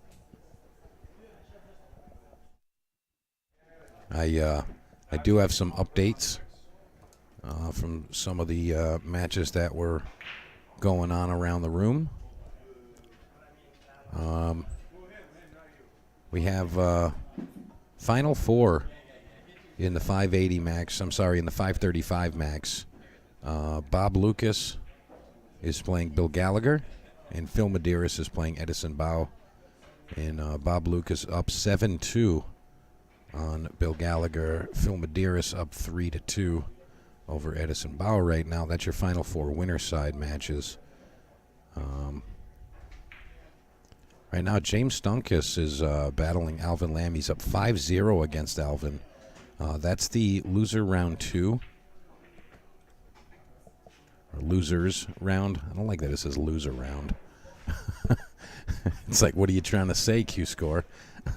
But James Stunkus is up 5-0 on Alvin Lamb right now, race to 6. And the winner of that will go play Scott Gray. And the other B-side match is Mike Seelig and Eugene Wickenbach. So those are your last 9 players total. But still lots of good stuff going on there. In the event that we're watching right now, Mike Rash and Rick Diaz, of course. Mike Rash leading 4-0 in this one right here. And they are part of the Final Four winner side. Tony Rosano also one of those Final Four winner side. And we're actually waiting for Soel Quinones and Walter Palomino, who are 7-6. Soel leading that one right there. Ashley Benoit most recently eliminated Ashley recently eliminated Joey Muse. And Curtis Wright was just eliminated by Jay Eliomer 7-2. So Curtis Wright has been eliminated. Yeah, Walter Palomino, Soel Quinones were they're going really close right now. Again, we mentioned that one is a 7-6 Soel leading right now. I'm forcing Bo to get back on the line with us because I feel like he's got a lot of good things to say. Bo, you got good things to say, bud? Nope. All right, turn him back off. All right, I'm gone. Yeah. I wanna see what we've been seeing. I want to see the norm on the Rasan, which is I want to see a dogfight. Let's go, Ricardo. Wake up. I mean, do you want to like go over there and like kick him or something? I think I'll just wake say, him up. I'll start using the mic finally. Wake up, Ricardo. Well, what a shot. What an amazing shot that was. Nice friendly bump. That's what I call getting rewarded for making the shot. And me and Ben used to have a joke. He's like, when you make the good jump shot, you have to get out. I'd be like, no, I don't want to put any pressure on myself. But it was always a running joke. I'd be like, I have to get out now. Oh, no. Oh, no. I'm like, what happens if I don't get out? He's like, you have to win the rack. It's like, okay. But, I mean, he's okay. He's okay with this.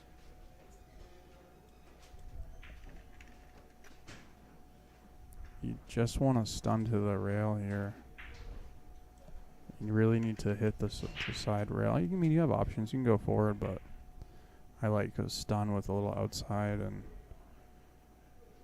you don't want to hit the 7, but you don't want to come all the way across either. If you can get under the 7, that's great.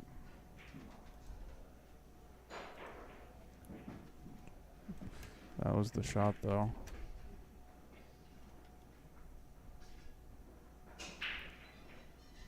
So if Ricardo can't get out here, then he's in real trouble. He's going to be in a lot of trouble if he doesn't get out there. So he's going to have to move the cue ball here. Yeah, the big window being on the other side of the 8-ball would have been a lot better. And he's going to get... In the side pocket, Raymax scratch. That's brutal. I mean, he had a really big window to get on the right side of the 7-ball. There's not even, like, really a way to, like, mess this up. I mean, I don't like him playing this way. I think he should just shoot it to the corner and stop it, but he wants to be, like, straight on the 9, apparently. Yeah, I think he'll be okay. Whew. Yeah, exactly. Kind of. Just because he put it so close to the rail, you know, he had to for the queuing there, but I mean, he got the job done. Needs to wake up. You know, they've played some action matches before, and see Ricardo reaching into an empty pocket there, trying to find something there. So apparently, James Stunkus has shut out his previous opponent, Alvin Lamb. That's a strong win from James Stunkus. So now James is going to be playing. So James Stunkus and Scott Gray are going to be facing each other now. Final 4 on the B side in that event. And I want to take a minute to thank Rick's Mobile RV Service and Repair. They've got the professional tools and the knowledge to get you up and ready to roll. Remember, they will travel to you to service your RV, trailer, camper, whatever you got. They will take care of that. Thank you, Rick's Mobile RV Service and Repair, Mr. Rick Silva. Nice break there from Mike Rash. See how he's doing here. I'm actually doing some side research, trying to find out what we were referring to earlier.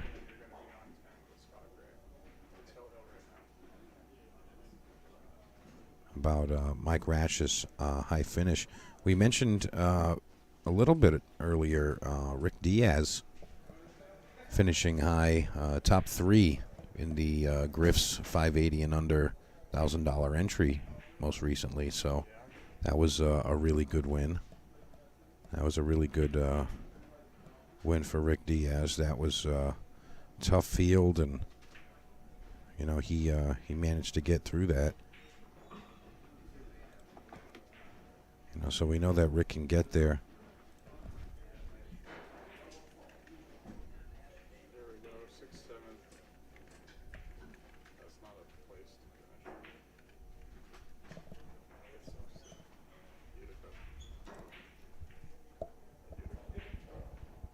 to finish. Brian Tierney is saying that he got 5th, 6th at Utica Billiard. Beat Dwight Dixon and Bucky 9-5. That's right. He beat Bucky 9-5. That was his big one right there.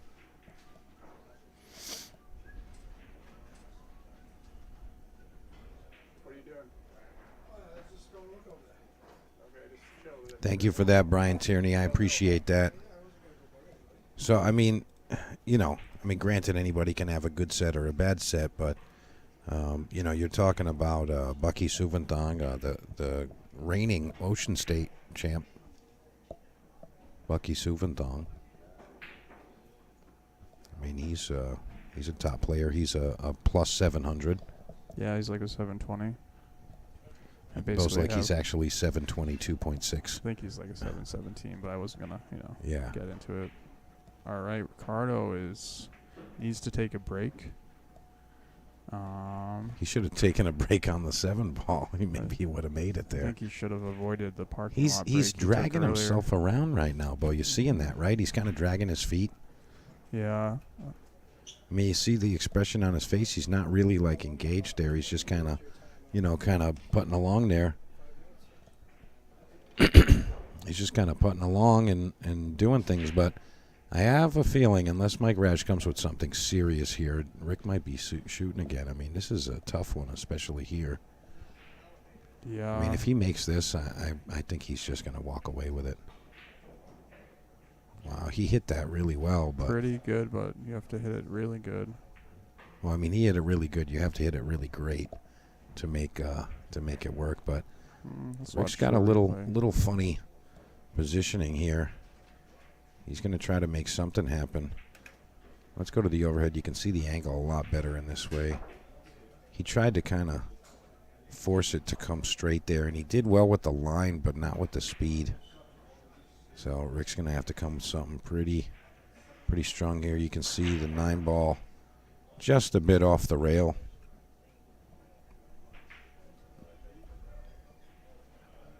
I think you just got to pocket it here, Rick.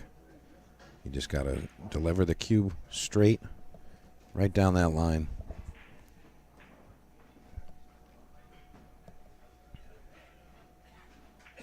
And if that cue ball keeps rolling, we're going to have a 6-0.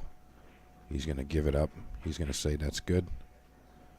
Oh, Mike Rash now leads this one 6-0.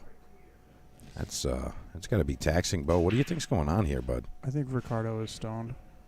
You think he's stoned? Yeah, I'm dead serious. No, I'm positive, but what does that have to do with it? I just think he's like he's in the weird stone where he's like so stoned that he's.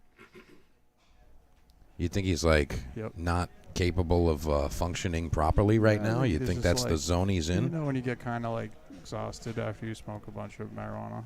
I think that's where he is. No, I'm dead serious. That's actually what I see. I think that if he took a break, drank a Red Bull, washed his face, he'd come back, and maybe he just seems like he's either that or he's just exhausted. But I truly think it's a little bit of both, maybe. But I mean, he needs to go splash water on his face or something. I'm thinking about going and just taking a bucket and literally throwing it on him, but I don't want to get the iPad wet. All right, here we go. Mike Rash breaking. This is rack number 7. He's up 6-0. Wow, this is the largest margin we've seen in a match. I think, all day in this event at least. And it's a pretty decent break. Got a little bit of work to do. I think the 4 to the 5 is going to be the key here. Oh no, I mean he can roll forward on that one.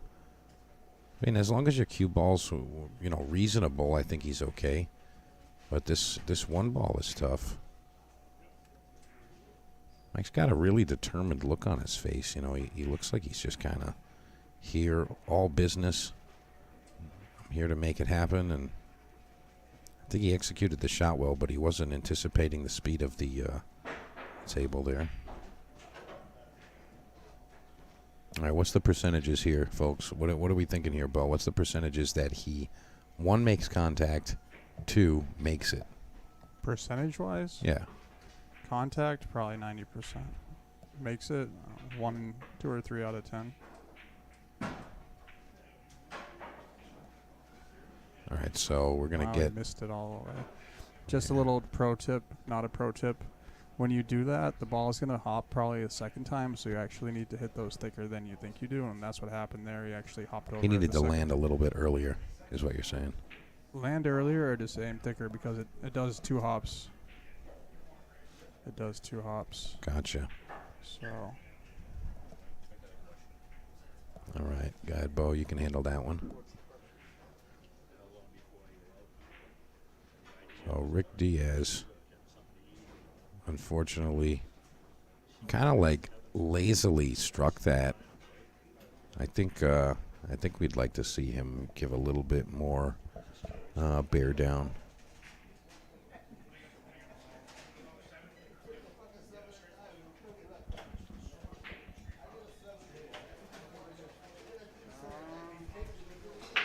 So there's that.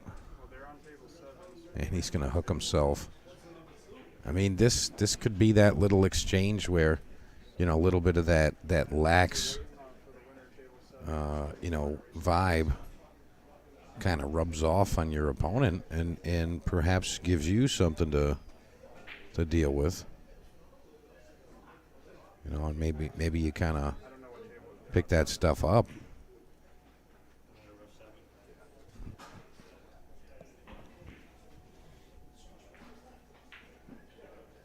Just watching this shot one more time.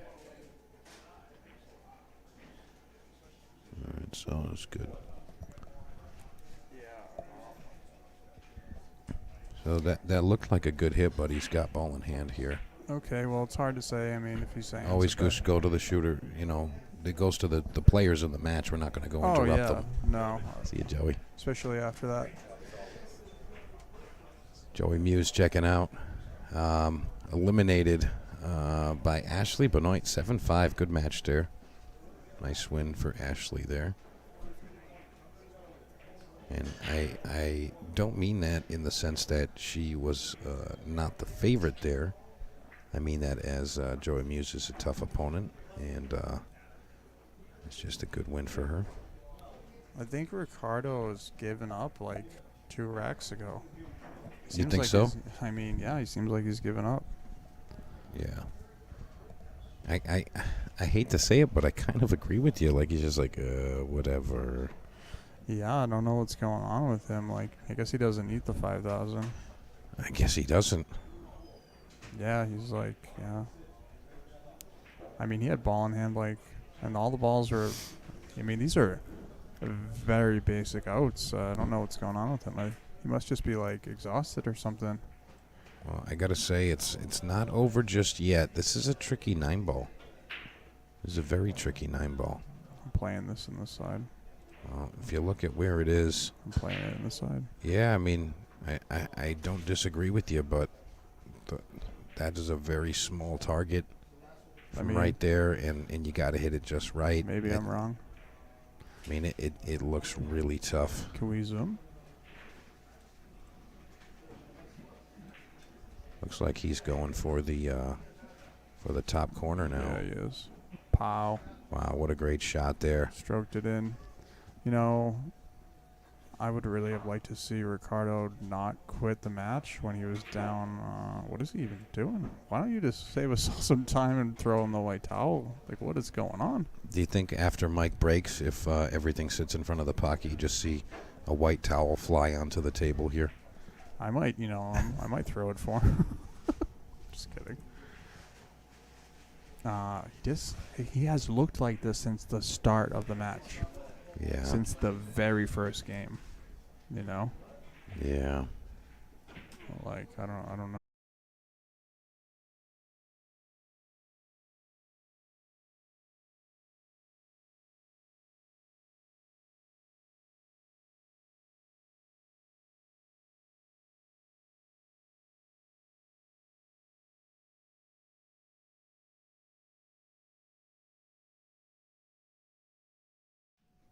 All right, we're back, folks.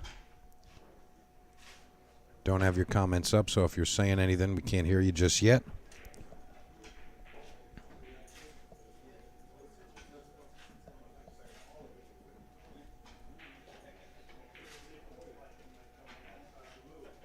Please confirm in the chat that everything is A-OK.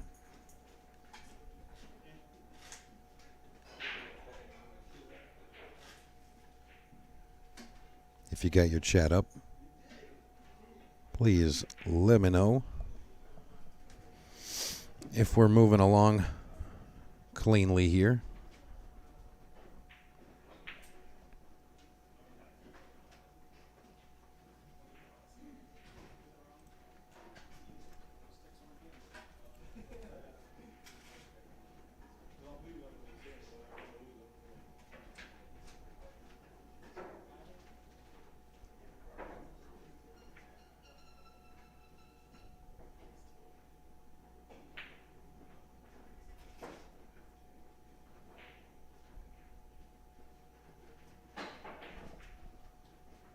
A shot there from Mike Rash.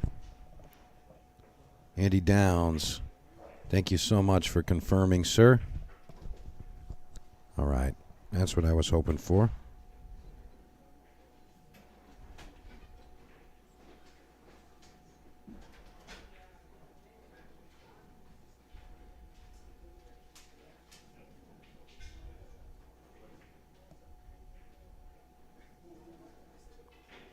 So we're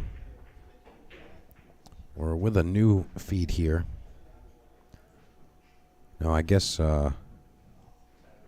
some of the configurations that that are set up over here are not handling the way we were hoping, I guess. It's the way I want to say it, but definitely have some insight for future endeavors. Keith David, how we doing, sir? And Jose Concepcion.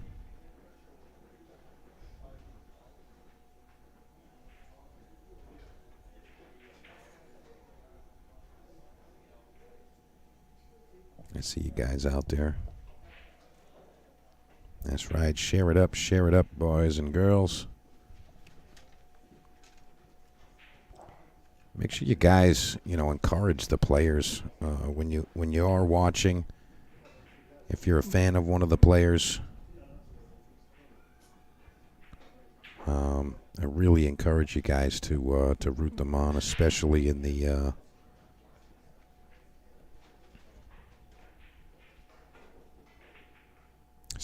comment section.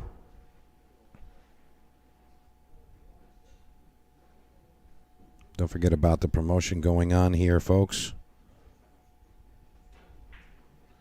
with In the Box.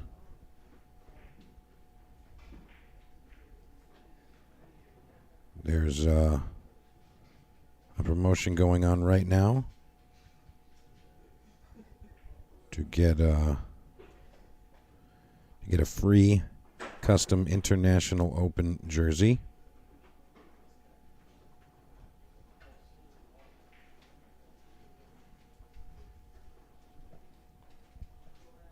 And I'm going to get all of that stuff situated.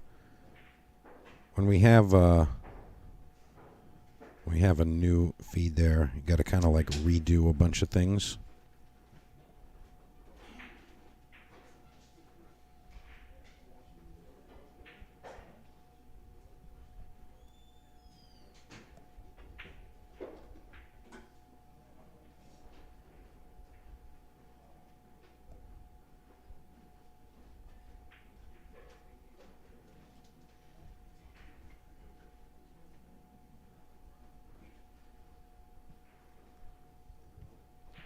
Oh, Rick Diaz looking to make another one there.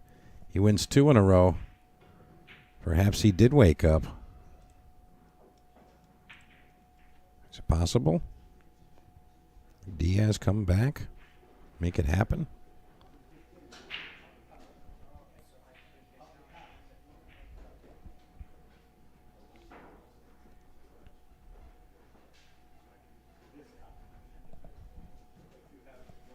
And this is the promotion that I'm talking about from In the Box Sportswear.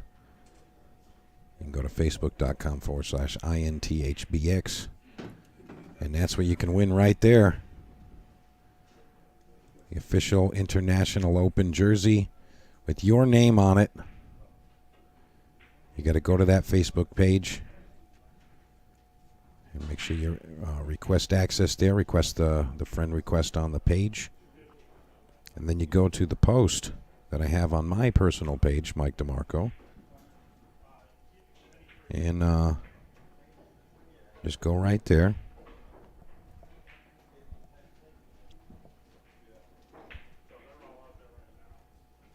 And comment what color shirt you want. Don't forget, if you do donate to the Ship to Cash stream this weekend, which is all 2 of you guys right now, what you can do is you're going to double your chances to win. You get 2 entries.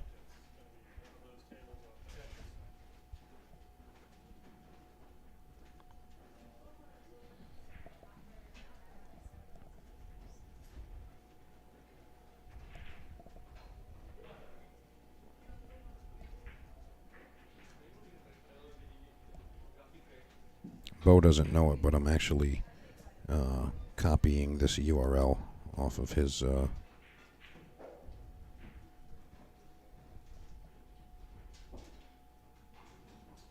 screen.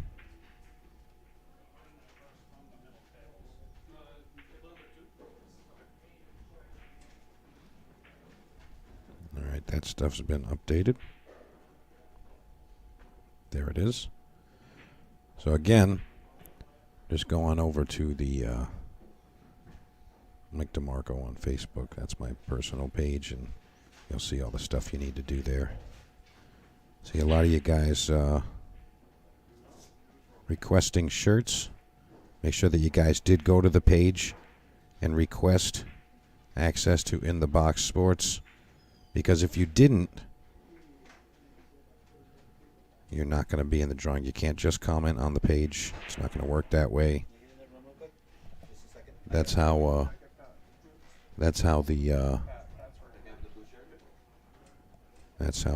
promotion works, and that's how we're going to get our list and track everyone's participation. So make sure you go over to INTHBX.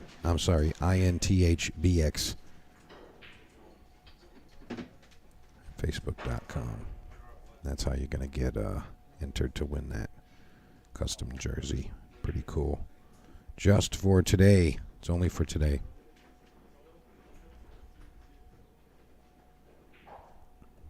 You got to get involved there. Steve Sutton, yes, I do have an event Sunday at Snookers. Yes, it is an 1,100 max partners, and it's the Iron Man format. If you don't know what the Iron Man format is, it's a progressively increasing race, single elimination bracket. Players really seem to be fans of that. Every time that we do that format, they love it. It's not a lot of waiting between matches. You know, you kind of just keep playing, and you get to play long, quality races. Starts at race to 7, then it goes 8, 9, 11, finals to 13, and limited to 32 teams, 1,100 max, 10-point cushion, and that is next Sunday, the 23rd. I still have open spots, but the teams are coming in. And I had mentioned earlier, the best way to get a partner for that, go in the Fargo Rate app and just go to the search function. And when you're on that screen, go to filters. Type in the state that you live in, or a state where you have some friends, whatever. But usually the state you live in. You just put in like MA for Massachusetts or RI for Rhode Island. And after you do that, you scroll down a little bit more on the filters page, and you use those faders to give you a lowest rating and a highest rating range. And you can really just use the highest rating one. I use the one on the bottom there. And you just put whatever the maximum player rating that you could partner with. And then you just go to and you hit search. And then you hit the sort button, and it sorts it by the highest rating to the lowest rating, and literally just go down the list and say, oop, that's my friend. Oop, that's my friend. Oop, we're legal. Oh, we're legal. And it literally just gives you a giant list of all the players that are eligible to be your partner.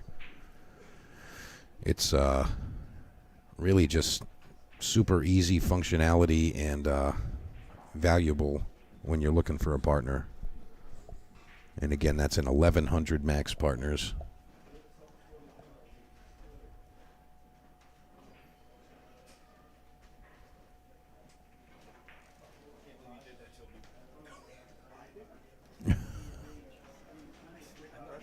Or Tiffany Vong, you can just ask Tiffany Vong what your options are. She'll give you a clear answer, too. She knows them off the top of her head.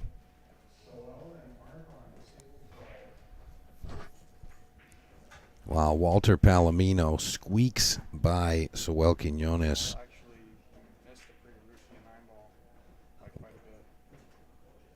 I'm sorry, Bo, what was that?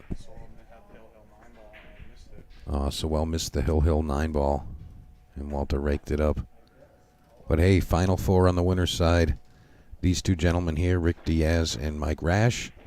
And also Walter Palomino and some guy, his name is escaping me right now. I'm actually kidding. It's Tony Rosano. He's standing in front of me, and I'm kind of trolling him a little bit.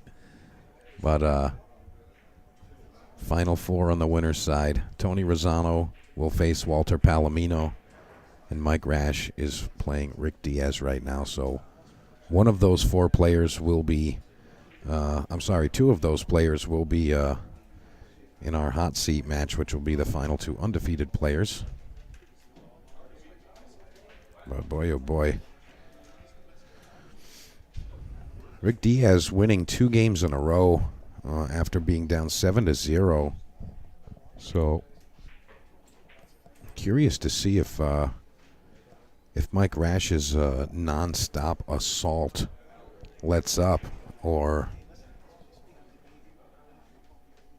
if he is gonna kind of just continue to pummel Rick Diaz here.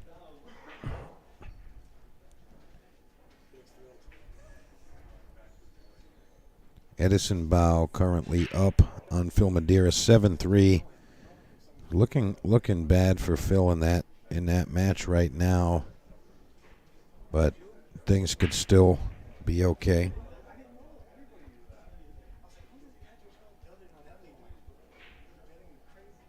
Phil can come back there.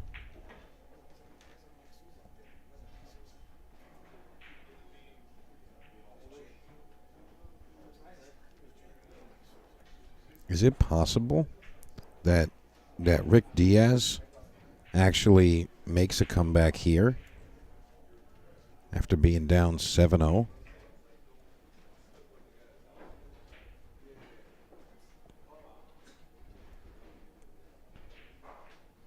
I mean, stranger things have happened, to be honest, but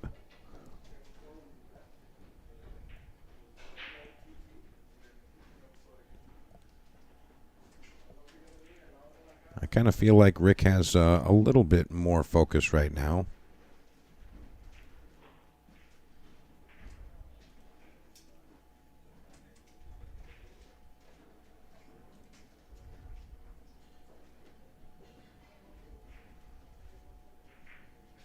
Whatever he did and changed, he looks a little bit more involved mentally at the table. His mannerisms are a little bit better, and his stroke is looking more like we're used to seeing from Rick Diaz. He comes really good on this 8-ball. He's just going to pocket this and float down for the 9.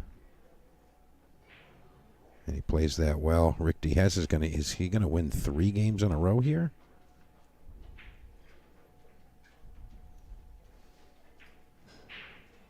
Oh no. Oh no. He needed to give just a little bit more focus there. I can't believe what we just saw. That puts his opponent on the hill. And that's going to be tough. That's going to be tough to fade at this point. It's going to be real tough to fade at this point. So, that's all right.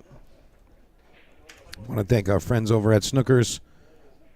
Don't forget, you can come see me, Mike DeMarco, every Wednesday night at Snookers for Wednesday night action. And next Sunday at Snookers, we got the 1100 Max Partners Iron Man. So if you don't have a partner, get on that Fargo Raid app and get yourself one. Come join me at Snookers for the 1100 Max Iron Man. And then also a couple weeks after, November 12th and 13th is the Ocean State 9-Ball Championship. That's the big one. 5,000 added. That's 5,000 guaranteed added, by the way. That's not based on a number of players.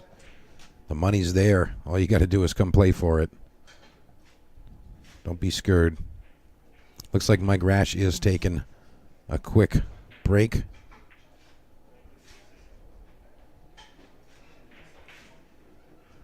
Take an opportunity to thank our friends at Master Billiards.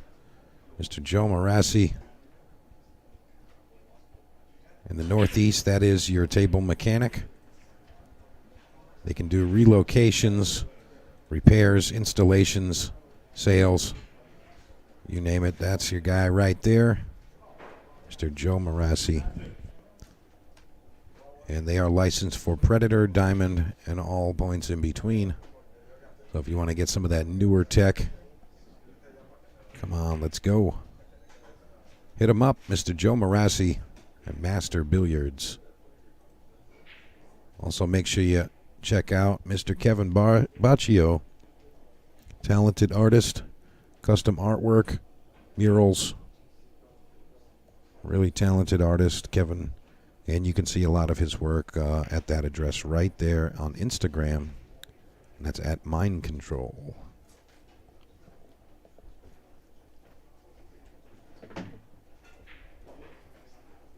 And of course, you are watching Luigi's Big Bet or Regret 2 on Ship the Cash.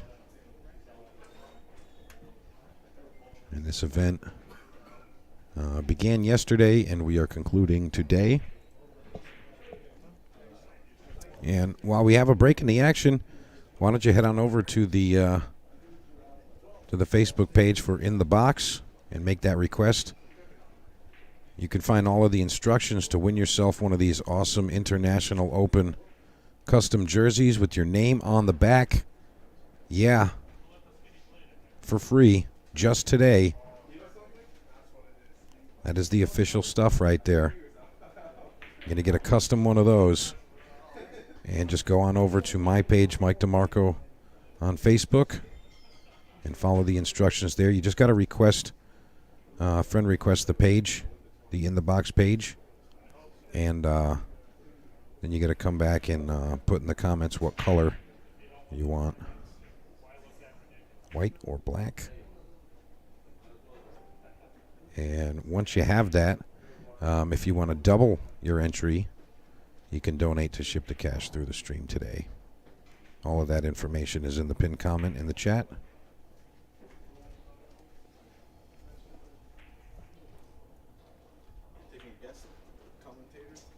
Nate Johnson, thank you so much for your donation. I appreciate that.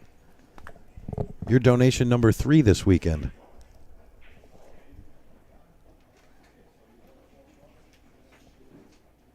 Really appreciate that. Mike Rash, just one game away. Just one game away from a victory here and a chance at the hot seat match.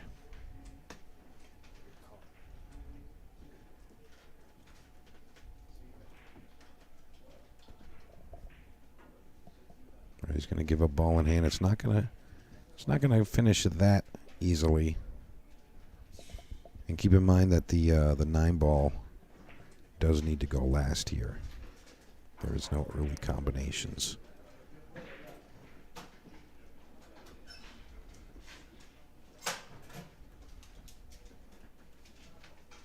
Need a layout here.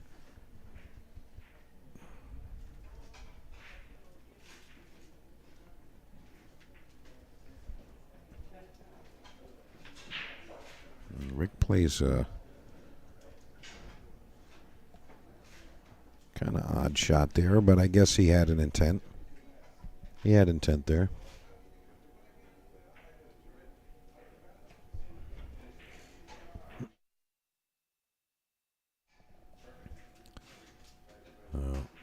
Mike Rash going to answer with a nice defensive shot there.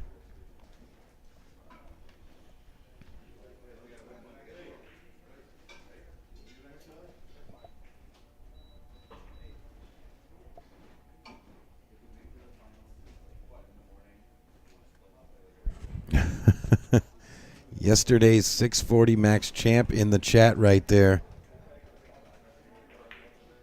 Mr. Dave McConnell. Mr. Dave McConnell, congratulations again. In the chat he says, I'm never taking a shot for granted on a tight box Rasson again in my life. Dude, the way you shot yesterday, let me tell you something. You are an exceptional talent. You really are. I was telling the viewers earlier, if you want to see something insane, go to the finals from yesterday's broadcast, and just go to where Dave McConnell has 7, and watch that combo that you played. That was the shot of the tournament for sure. 100% that was the shot of the tournament. You actually made Bo slip and swear on the stream. When it hit the back of the pocket, he couldn't help it. I was like, dude, what did you do? He's like, I don't know. I couldn't help it. Such a sick shot. What else you got there, Dave? Mike DeMarco, you are the man doubling up to commentate, even though you slept over in the back room.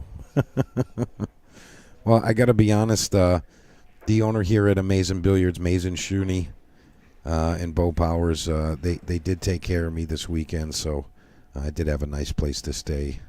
I was actually really grateful for that. It's nice to have a cool little upgrade for a change, you know.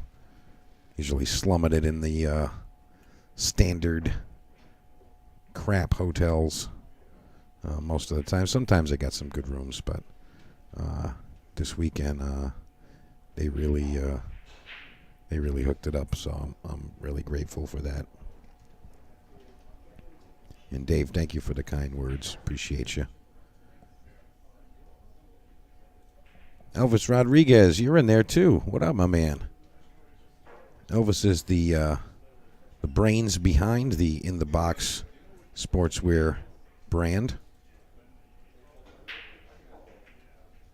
And he and I are going to be doing some cool things together, and I think you guys are all going to enjoy it. So I'm looking forward to that.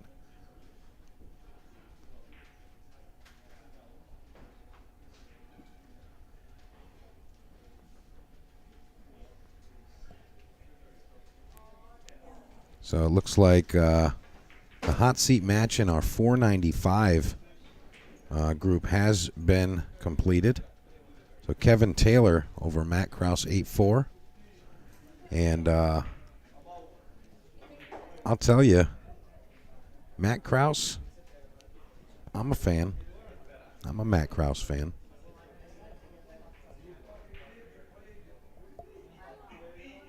I'm a Matt Krause fan for sure.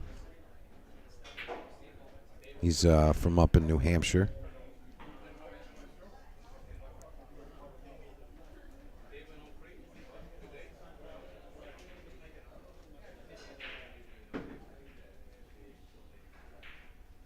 And Mike Rash not playing as tight as before, but I think he might kind of be playing this in a way where he just wants Rick to shoot a tough shot, which this is. This is I mean, it's not super hard, but you know, it's a little bit of a distance shot, a little tester. I think he's just trying to have Rick just give him the rights here. You know what I mean? I mean, he could have been a little bit tighter with the safe there, but I think he's playing lax with the anticipation that he's going to get it back.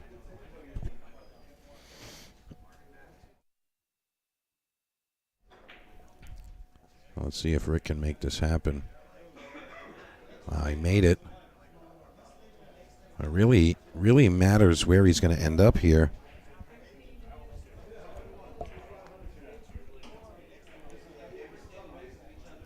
It's getting a little busy over here at Amazing Billiards.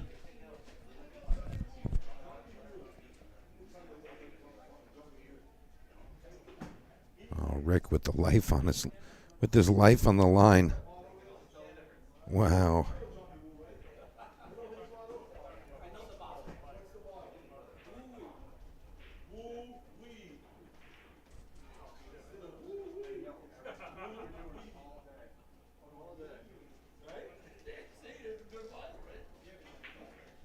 All right, he stayed down there. Ooh, narrowly avoiding the side pocket scratch, and he's going to have a bridge shot 9-ball. Better get that bridge. I don't know. I don't think he can reach this.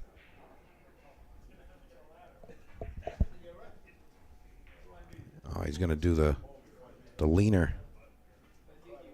Yeah, I'd lean and do this, I guess. All right, Rick Diaz able to hang on. Not by much, but he's hanging on. He's hanging on.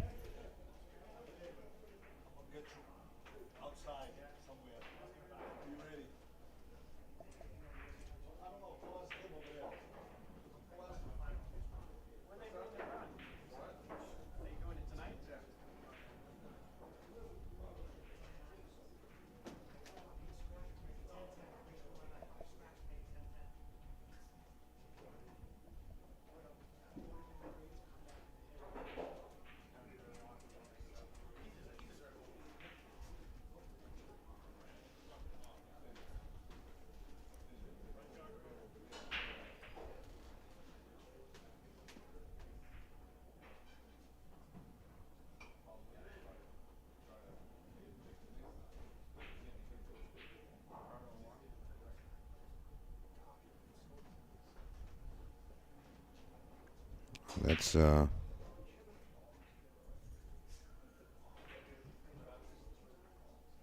to update something there, but I don't know if I actually did that properly for you. I'm trying to put the pinned comment in the chat for you. All right, there's a lot of stuff going on here.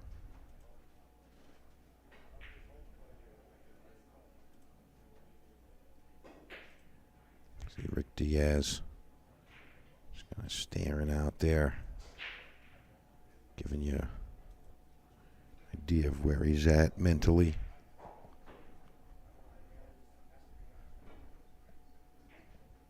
Wow. How about that escape? How about that escape, huh?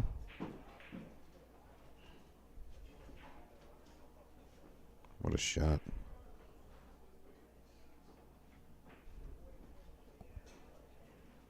Sorry, guys, for this massive comment overload thing. I'm just going to have to do this manually on the... I'm just going to have to do this manually, and I apologize for the comment flooding there.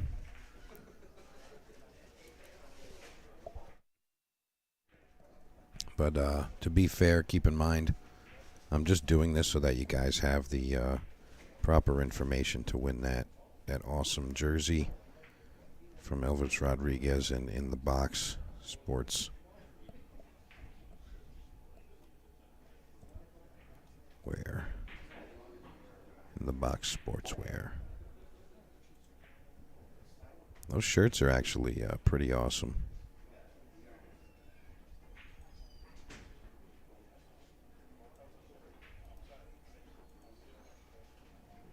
All right, here we go. I'm going to put the proper one in here, and I will be able to pin it.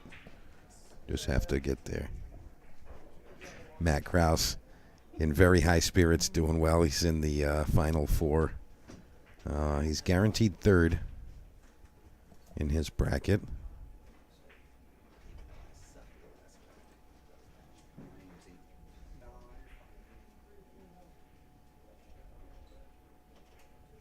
All right, there it is. All right, the comment has been pinned, and that's what we're at.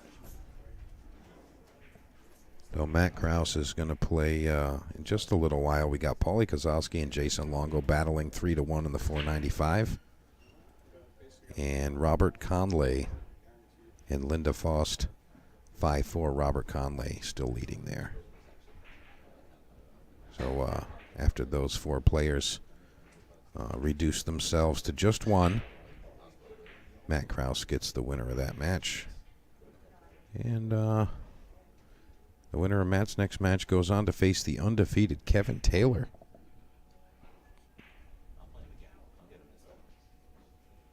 Matt Krause already talking about that. Maybe we can get Matt Krause to join us and talk for a couple minutes. I mean, you got like 4 hours to wait, I think. So that would be great. Yeah, that's all right. There we go. So we're going to have Matt Krause join us in just a second. Here we go. Matt, are you there? I am here. Hey. So Matt Krause, Matt, you're You're playing pretty well today, my man. I'm happy with how I'm playing. Yeah. Not a lot of anxiety, just getting up there saying, hey, I got a good chance of taking the whole thing and keep my head straight, and went into this one with some confidence, and it's working out for me. I think mental game is what I got to work on the most, in my opinion. So I'm excited about how I'm handling today. Yeah. Nice. Full disclosure, I did confess that I was a Matt Krause fan when you were battling Kevin a couple games ago, and I'm a U fan too. oh, thank you very much, my friend. But you know, for the viewers out there that maybe did not compete in this, or for players that are in your rating range, I guess I want to say, like, maybe you want to like let them know how you're doing with your time here and how you feel about getting in and all that stuff. I mean, you know, just share your experience a little bit. I mean, your division started at what, 10:30 today? Yeah. And can you give us like a little idea of how your day went so far? I mean, well, anybody who knows me knows I showed up early and got some warm up. I'm not the guy that plays best the first couple of racks, and that's how it started out in my first match, and I ended up coming back and beating the guy 8-2. nice. And then I beat somebody who I kind of was worried about playing. a couple of those in a row. That was your buddy there. I think you're referring to Paulie, or no, I was more worried about Emily, to be honest with you. Emily. Okay. Because she's raring to get back into pool, and Yeah. I just know she's capable of grabbing a She table smashed and her running first it. match 8-2. You Yeah. know, she was playing real strong today. Talking about Emily Katie. Yeah. So I mean, so you won a couple of tough matches there, and how did it go with did. Kevin Taylor? I'm a little unfamiliar with Kevin. I lost focus. It was one of those stamina things. I had just played a match. I got like 5 minutes in between that and the next match, and I wasn't I was in the right headspace. And towards the end, I started playing better, but at that point, he was already up and too much for me to catch up. And I mean, I look forward to playing him in the finals. And if anybody's never done this before, God's honest truth, unless it's like an APA tournament, which I have a different mentality about. I don't know why, but it's the truth. I've never been this far in one of these tournaments, so it's Feels worth good. it. Feels Yeah. good.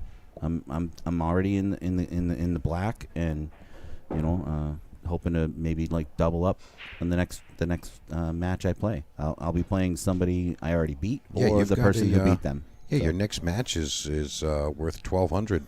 it is. Yeah, your next match is worth $1,200. Well, That's it's worth more than that because I got myself in the Calcutta in as the well, auction. so, Yeah, wow, nice. yeah.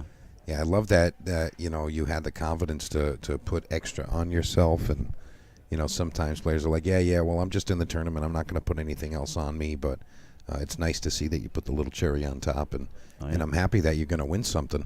Shout out to Jeff Burnham at Strokers. He bought half of me in the Calcutta Nice. on the side. So I appreciate your confidence in me. You will get at least double your money back at this point. Yeah. You know what I mean? Yeah, that's awesome. Yeah, Jeff Burnham.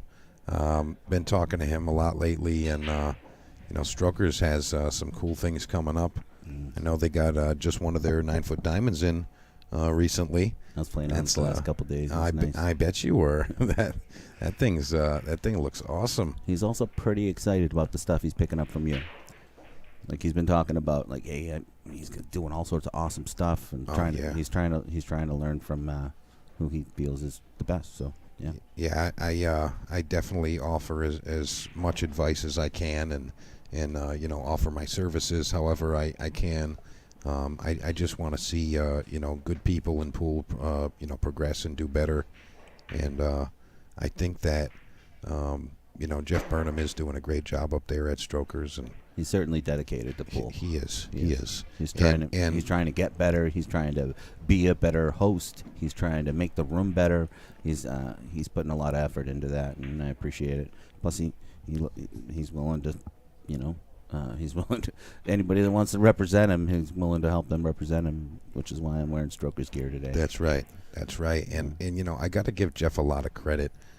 Specifically, Jeff isn't afraid to you know, admit when he doesn't know about something, and he says, hey, I don't know about this, I want to know about this, let's try to do it. He doesn't just say, well, I'm the boss and I'm just going to do whatever the heck I want, and it might not be the best thing. He asks people that know what they're talking about, and he says, hey, can you tell me about this? Or, hey, do you know someone that knows about this? And maybe they can help me get this accomplished. And, you know. As sad as it is, that's not the norm when it really should be. Yeah, it really should be, yeah. But, yes, he is one of those guys. Yeah, he's totally, you know, ambitious and dedicated to the room over there. And I think Strokers is going to have a nice future. Him and his wife both, like, spend 24/7 on their business.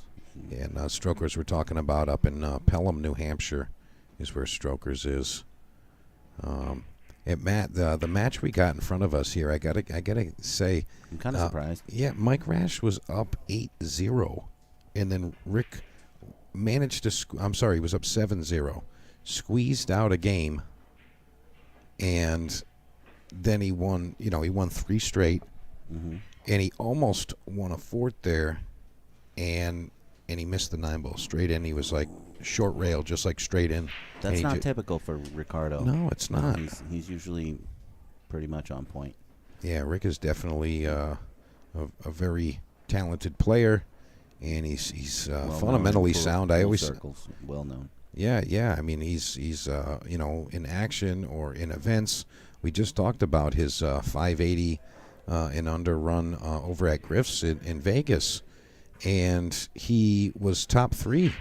Oh, I didn't know that. Yeah, he came Great top job. 3 at Great Griff's. $1,000 entry. People all over the country in there, 580 and under, and he came top 3. And Rick told me I'm about guessing his. He probably made some money. I would think so. Yeah. I want to say it was maybe 64 players or 32 players or something. I mean, there was a lot of money in there. Yeah. So but third place probably made like 10 grand. I mean, I don't know what it was, but he made something good. But he told me about his experience, and he was like, yeah, I went out there, and I'm seeing all these strangers that are supposed to be in this range, and I'm seeing them hit the ball, and I'm like, there's no way I'm beating these guys and whatever. And, like, he said that, like, once it kind of, like, settled in and he was a couple rounds in, like, it came clear that he's one of those guys that they're like, oh, I'm not beating that guy. You know, and know from all the people that tell him he's one of those guys. Yeah, You know what I mean? but that's what I'm saying. Like, when you see somebody and they're a stranger, sometimes it's like they're a little bit more intimidating. And you know, when you know them or you see them on a regular basis, you might like take them for granted or something like that. But if he strokes this true, this rack's over. oh yeah, this could definitely be the thing. You know what I mean? Yeah, there we go. Yeah, that actually could be the case right now. Mike Rash with 2 balls in front of him. A little bit of low, sit right over by the rail. Perfect. He hit that so Perfect. well. He hit that so well. Can't take anything from him. I've never met him before, but he's definitely earned the matches I've seen him play today. He's been shooting phenomenal. All right, so this would be for the W, and he gets it done. Nice job, Michael. Rick Diaz tried to make a comeback here. He's still got another shot at it, right, in the B-side? He does have another chance at it. Yep. Was this the hot seat? That was not the hot seat. That was to get into the hot seat. Okay. And the next match that we're going to see here is Walter Palomino and Tony Rosano. Should be a good match. And that's going to be the next match here. Yeah, they're both strong. Oh, yeah, super strong players here. And the winner of that match will play Mike Rash in the hot seat. So one player is confirmed for a hot seat match, Mike Rash. Good job, Mike. So that's what's going to go down there. We still have a couple of good things going on around the room. Matt, you're involved in some of the action. You got a little ways to go. We know that Robert Conley has just eliminated Linda Faust. Good run, Linda. Great shooting today. She beat some monsters Yeah, today. she did. She shot great. Yeah, she she beat did Mike play. Negrelli. She beat Dennis Kahn. Yep. Like, both of those are matches where she shot above her weight limit and came out on top. Great job. Yeah, she did do really well today. And so Robert Conley is waiting for an opponent. It's either Jason Longo or Paulie Kozlowski. And the winner of that Kozlowski-Longo match plays Conley, and you get the winner of that. I have a feeling that you might be pulling for Paulie to make it back through. I mean, I'm not sure. He's the only one I know, so yeah, I'm pulling for him to make it there because obviously you want to root for your friends. If you're not winning, you want your friends to win. And in the back of your mind, you got to know, hey, I already beat my buddy. Yeah. Well, maybe way in the back of your mind. I mean, you're not rooting against your friend. You want to have a good match, of course. But every match that I've played, there were chances that both players gave the other player. It's just a matter of who was taking advantage of them more. Like when I played Emily, she was shooting way better than me. I must have scratched on the 8 or 9 3 times, but I ended up getting some lucky chances. Wow.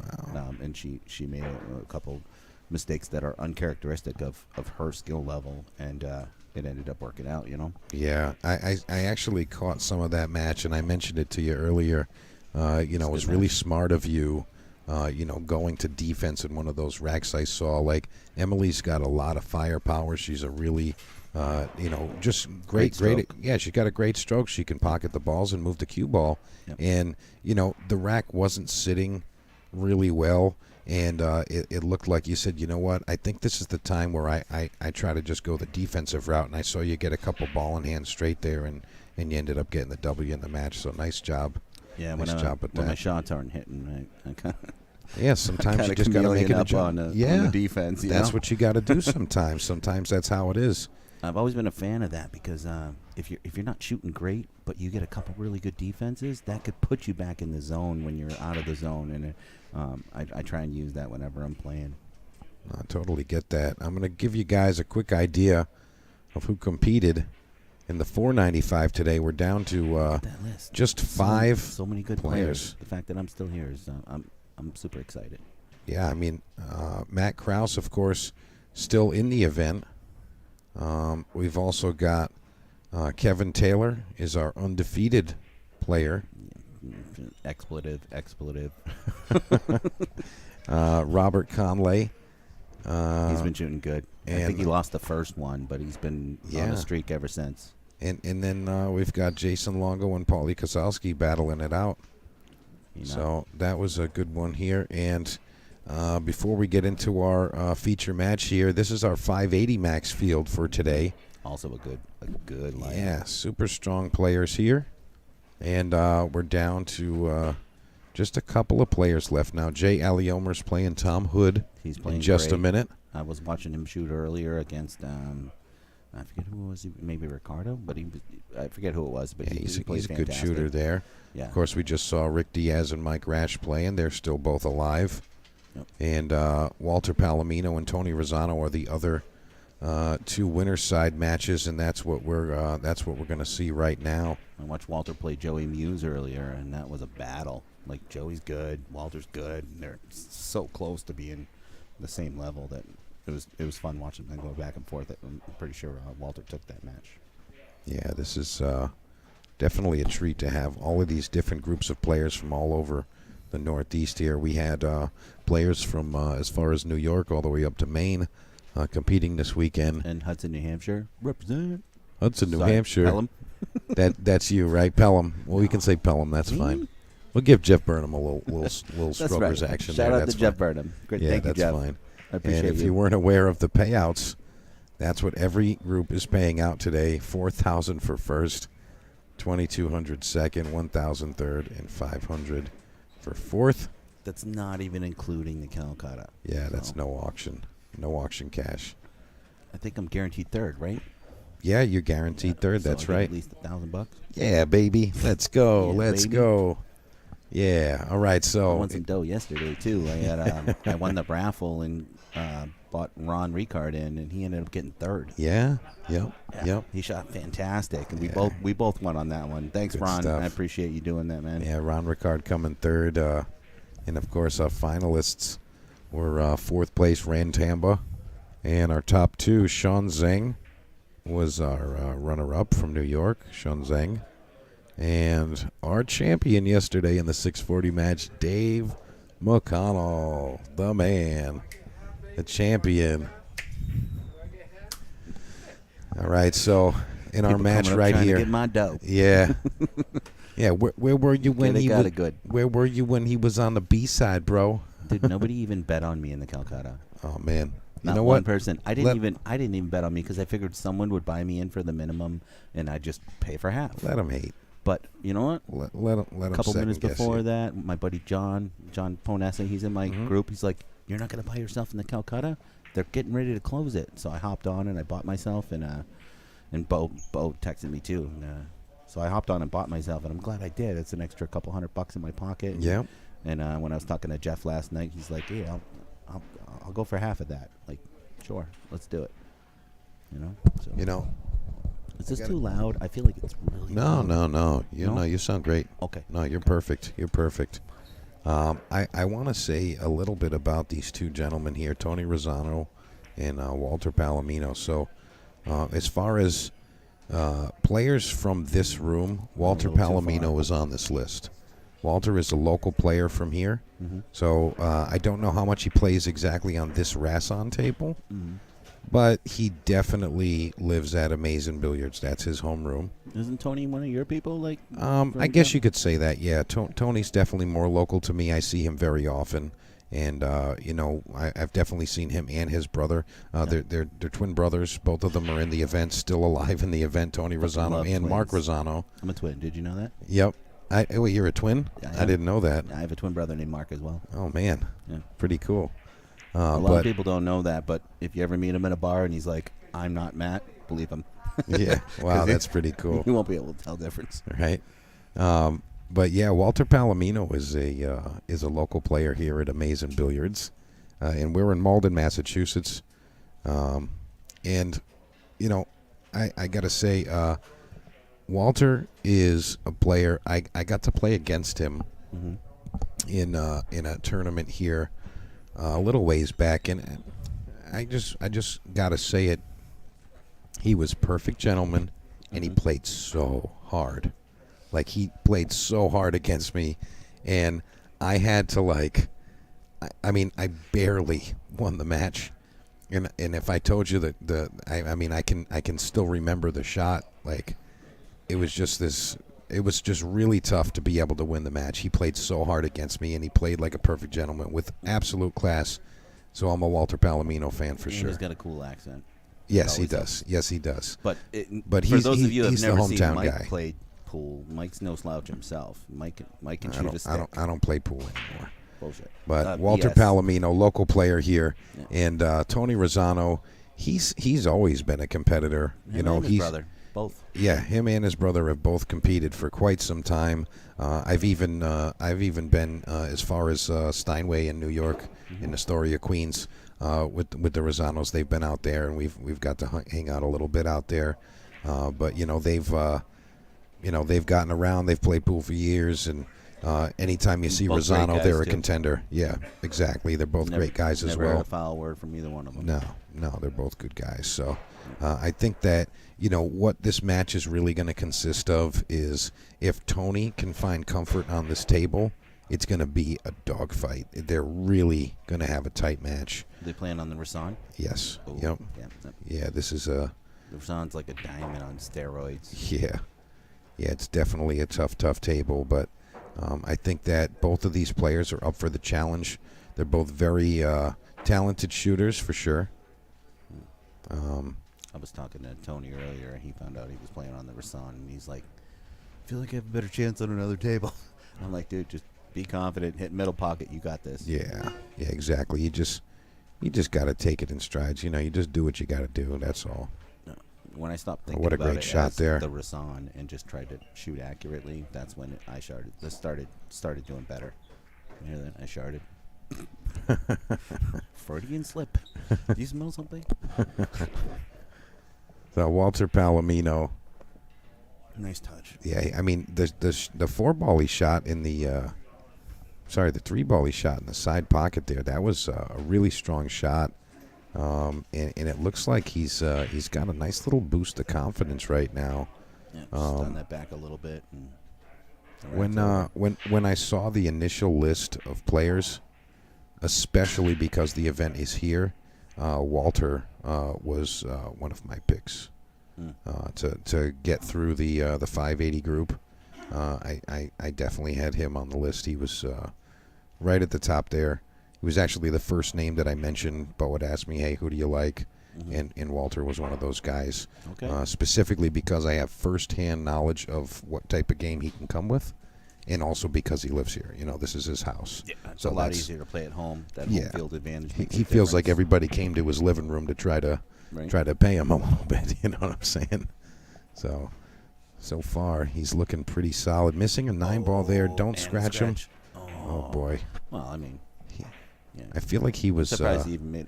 I was gonna say I'm surprised he even made him shoot it. No, he was actually riding a wave right there, and he kind of just had a missed opportunity. I think his timing was off a little bit or something like that.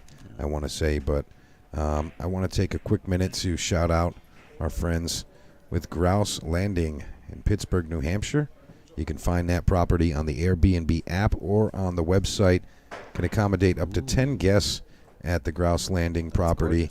And make sure you guys book in advance. That place is becoming a very popular destination, and it's great year-round. They've got the waterfront property. They've got trails.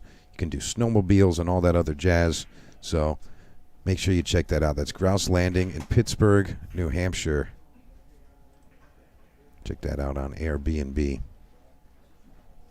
I'm writing that down. Matt's actually writing that down. He's going to check that out. Well, I saw the pictures, and I'm like, I mean, that's my sick. kind of place. It is like pretty sick. Water and it's got foliage water. Oh, and yeah. Scenery. It is pretty awesome. That's my happy place. Yeah. That kind of stuff right there. How far is Pittsburgh, New Hampshire, from where you are? No idea, actually. And I know it's a little bit further north. I mean, the farthest anywhere in New Hampshire is from me is maybe an hour and 45.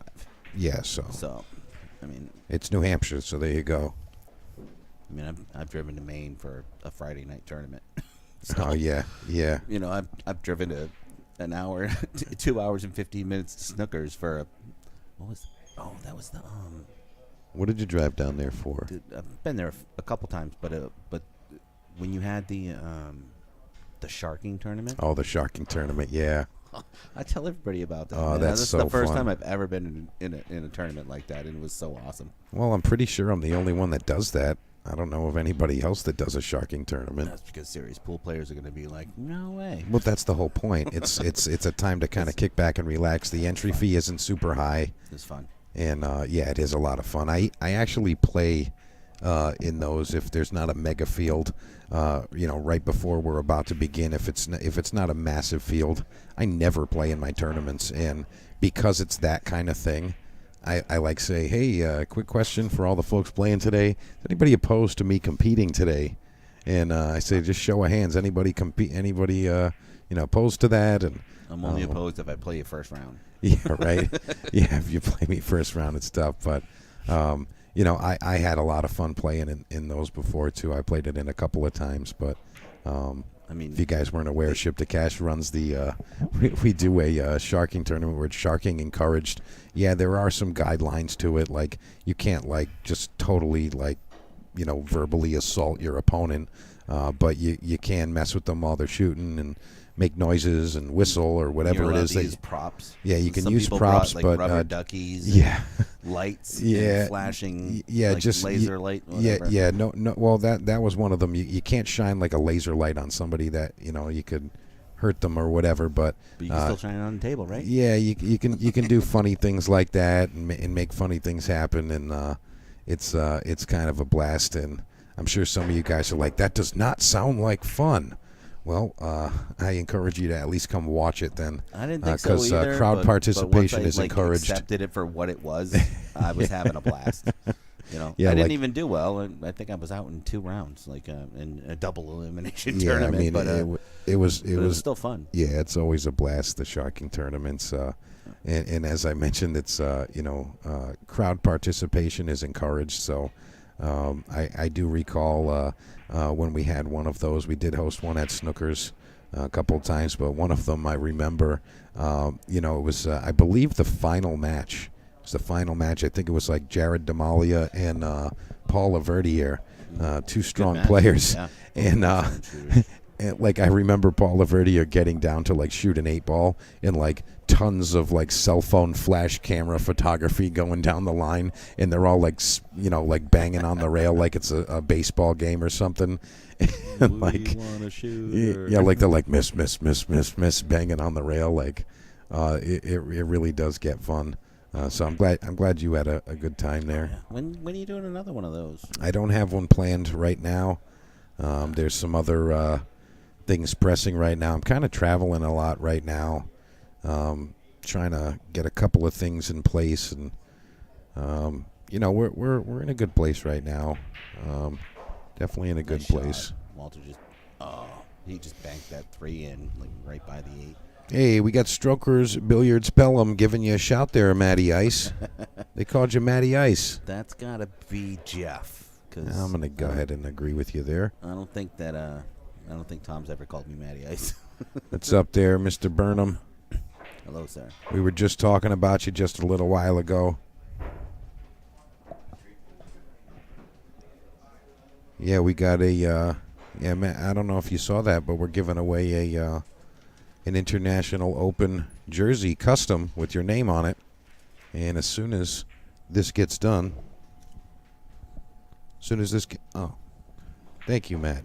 As soon as this gets done, I'll show you right here. Thank you so much for that, Matt. Through In the Box Sportswear, you're going to be able to win one of these awesome jerseys right there. Custom official International Open 9-ball jersey. And noise. And what you can do there, all you got to do, it's just for today, during today's broadcast. You can go to my personal Facebook page, Mike DeMarco on Facebook, and there's a post on there. It's the most recent post, and it has all the instructions there. It gives you a link to go to their page, add them as a friend on Facebook, and then you comment in the comment section of the post there, and you just say, I want a white shirt, I want a black shirt, whatever. And if you donated to the stream during the weekend, you get 2 chances. So it doubles your chance in the draw. Yes, that counts. Absolutely, it counts. So you don't need to buy anything. Noise. All you got to do is follow those instructions, and In the Box Sportswear is going to hook you up with one of those awesome International Open jerseys. And it's going to be custom, so you can get your first name or your last name on the back there. Yeah, it's going to look pretty sick. Fat guy sizes. What's that? What'd you say? They have fat guy sizes? I hope they have fat guy sizes. Oh boy, come on. No, they got high quality gear. That's that nice smooth polyester vibe. Yeah, it's so nice. Like the Stroker shirt I got on? Yeah, it's real nice. Yeah. Yeah, they got quality stuff, and they are the official jersey producers for the American 14-1 Championship. Okay. And the International Open. And they do have some of the world's top talent wearing their stuff, so I don't know how much I'm allowed to talk about those things. But Elvis, if you're out there, if you want to give me a comment with what I can say about some of your players that are behind In the Box, get the word out. Let you guys go support some more positive people in the pool world.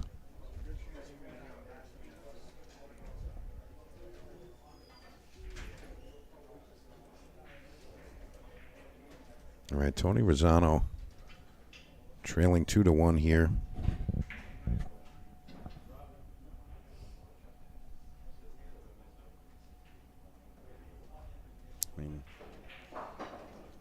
You say, I want a white one, I want a black one, whatever shirt you want there. I'm giving Matt some instructions on how to get himself into the drawing there. I mean, if you told me Tony Rosano was winning 2-1 or Walter Palomino was winning 2-1, I wouldn't be surprised either way. Yeah. I expect this one to go pretty far into the tournament. Like, I don't think either one of them is going to run away with this. They're both excellent shooters. I mean, look at that shot. Did you just see that? What? Oh, yeah. Kick, back cut. Oh, yeah. This is the kind of pool I like to see the 8 here. ball. Wow. Oh, my goodness. Nice job, Tony. When you What a shot. when you watch this later, just know that I was impressed. Great job, bud. Oh, no. Oh, no. And then he missed. Oh my God. Yeah, well, you know what? That's actually common. That's actually common. When you get a shot you don't expect to Yeah, hit. you make a shot like that, and you kind of just go about your business. Sometimes you got to shake off a good shot. You know, it's like you don't shake off a bad shot. You shake off a good shot sometimes. You know, sometimes that's how it goes. You got to do it. You know, and I think that's what needed to happen right there. You know, Tony made that sick kick shot. He already followed. Yeah, you're good. Yep. Yeah, you're good. Yep, you're in. Yep. Cool. Yep. So Double Matt Krause, entry, yow. double entry. That's right. Matt did make a donation. Of course. I appreciate that, I try to Matt. make a donation every time I'm listening to the stream. I appreciate it, man. I get it. You're working hard for you. That's right. And Walter Palomino is going to go up an additional game. Yeah. Want to shout out our friends over at Snookers in Providence, Rhode Island. You can come see me, Mike DeMarco, every Wednesday at Snookers for Ship to Cash's Wednesday night action. Get great fields over there. Even through the summer, we had a couple of 50-pluses, usually around 35, 45 players, right in that range. But you can see some of the quality players in the area, and you get to experience Snookers. If you haven't been to Snookers, you got to come check this place out. Absolutely insane. Been there a couple times. Great room. I wish it wasn't an hour and 45 minutes away from where I live. Yeah. But great room. Like, they really do pool right there. Yeah, there's 15 beautifully maintained gold crown pool tables. Great kitchen. And, yeah, Good the kitchen's food. great. Plenty of space over there. And, They even have a table outdoors, so if you want to go out Yeah. and smoke while you're... Yeah. you can play on a little bar box. yeah. Yeah, guess whose idea that was? You'll never guess. Well, it can't be you. Yeah, it's me. It's pretty popular now, though. Funny story, I actually put a table out there for them first, and it ended up getting destroyed. It wasn't like a high-quality table, but it was definitely popular. And eventually they ended up saying, you know what, we'll just take the table, and then they bought another one and made it happen, yeah. Yeah. You're going to have to talk to Bo about that. Got some outdoor felt on it. Yeah, just having a table outside is really cool, in my opinion. You know, especially in the warmer months, you know, go in the summer. Well, even in the spring and fall when it's Yeah. nice and cool and people Yeah. don't want to be stuck inside. Yep. You know, breathing No, out. totally. I'm gonna watch it, and I'm gonna come find you guys. All right, so cool feature for the setup that Bo Powers has here. When there is a possible discrepancy about a hit or something, Bo actually does have access to go and check out that particular table's match, and he can rewind it and take a peek and see if he can make a determination for them. It helps when they stream, 6 tables? I mean, pretty much all of them, I think. All of them? Yeah, I'm pretty sure all of the matches are being streamed. Yeah, and they do also have a referee, so if you think it's going to be a close hit, you can call that referee over or Bo over, and he's very accurate and helpful. And great guy, too. I just met him today. Was it Mike Souza? Mike Souza, yeah. Mike Souza. Yeah, seems like a good dude. He's the best referee that I use.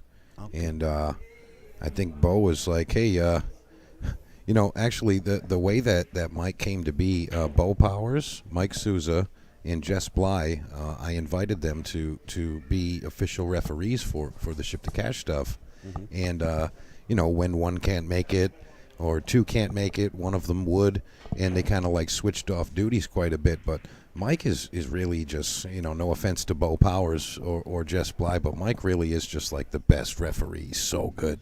Like, he intently watches everything, and, you know, he cares if you're doing the right thing or not. He really does do a great job. So shout out Mike Souza. Well, you got to give Bo props, too. He showed up with the Luigi mustache. I know. Yeah, It's so creepy. The girls have actually been flocking to him. They're like, "Where's the guy with the stash?" When we were in the player meeting and he was like, "Any questions?" I was like, "How much to shave that off. I know, right? He does look kind of ridiculous, but he did it in all good fun, and I appreciate it. Next time I he's love got to it. grow it till it's like really thick and like Oh, paint yeah. it black. So You it should looks- just leave it on, and then 6 months from now do Luigi 3, and it's that big.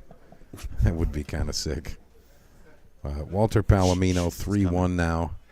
And Tony Rosano, he did make a 6-shot, a little bit of fortune on the kick, but, he wasn't able to pocket the 7. He couldn't hold it together. And I did mention early that I think the determining factor in this match is really going to be if Tony Rosano can get comfortable, it's going to be a dogfight. But if he can't get comfortable on the table, Walter's going to walk away with it. He's comfortable in this room, and that's just the way it's going to be. That's it, black and white. I think it's That's all all. in Tony's head. If he just stops thinking about it as like a small pocket and just Yeah. shoots for the middle, he'd be fine. Yeah, totally. I'm actually gonna get Bo to come over here and replace me just for a couple of minutes. But I don't have a rush on anything. I don't need to walk away right this second, but I do need to tend to something. I mean, I could sit here and pretend to be you and probably do half as good a job. No, I think you'd be good at doing a Bo really good. I bet the viewers can appreciate it. He's shooting the 3 ball. Looks like the 3. Bo's gonna go back he and shoots watch it with this. a little bit of left. Oh, all right, he put a little too much stank on it. Oh, man. Oh, Matt, I'm having a blast with you, man. Oh, that's good stuff. That's good stuff. That was my horrible impression. That was your Bo. Bo Powers. You don't want to hear mine. He's a good dude. I love Bo. Yeah, Bo's good. Bo's good. Bo's one of those guys. He's Yeah. always been on my side, you know? He's walking over here, and I'm going to ask him quick.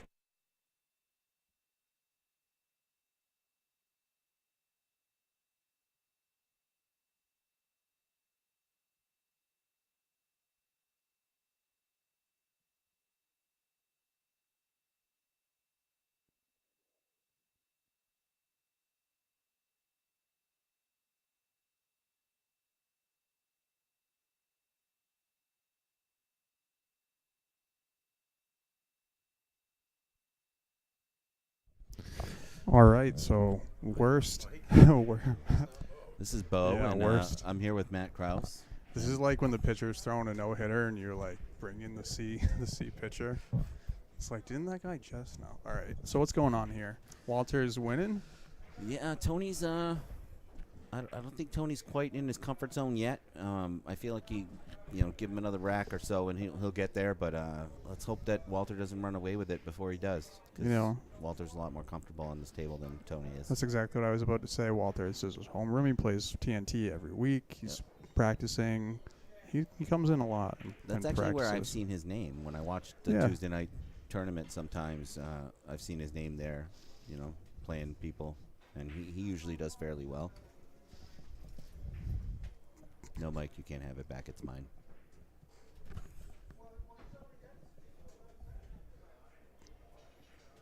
Can I help you, sir? Oh. I didn't even turn down the right one. Oh, I love it. Bo's first time. This is my first streaming time using my own ever. equipment. Yeah, it's the first time I'm using my equipment. How do I do this again, Mike? The right way. We're gonna just agree to disagree. All right, he's gone. This is Walter, if you don't know, and Tony is he's got a straight draw here. Don't want to underhit it. That's great speed there, so I think he's gonna be looking really great with that shot. He's been a little nervous. Yeah, But I feel confident about this one. you got the jitters. It's a thing. It can happen. 3-2 is way better than 4-1. Yeah, That's a huge difference. that's a Mentally. really big game there. Yeah, good job, Tony. Such a huge game. Oh, that's really dark, huh? It is, yeah. Oh, that's because it's the corner where there's no light. No, that's actually not Makes the total reason. sense. It's actually not the reason. Doesn't make any sense then. Um,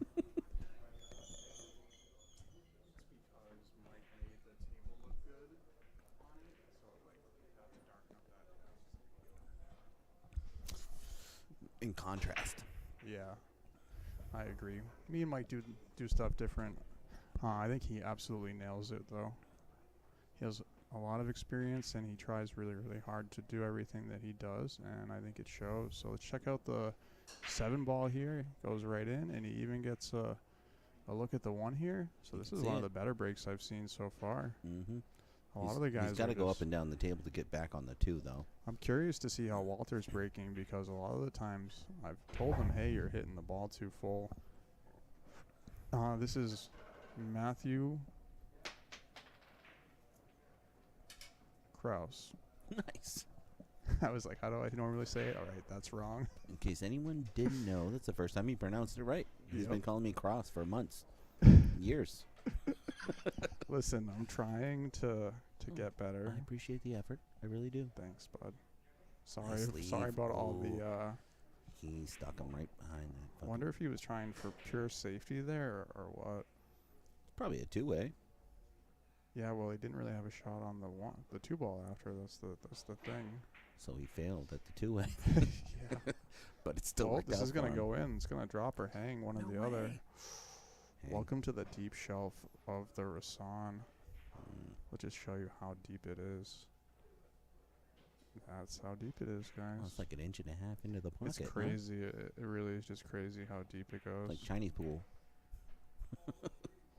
Yeah, I talk about it sometimes. If you guys want to listen to my little geek stat, on a gold crown, corner to corner, it's 110 inches, and on this table, it's 110 and 3/4.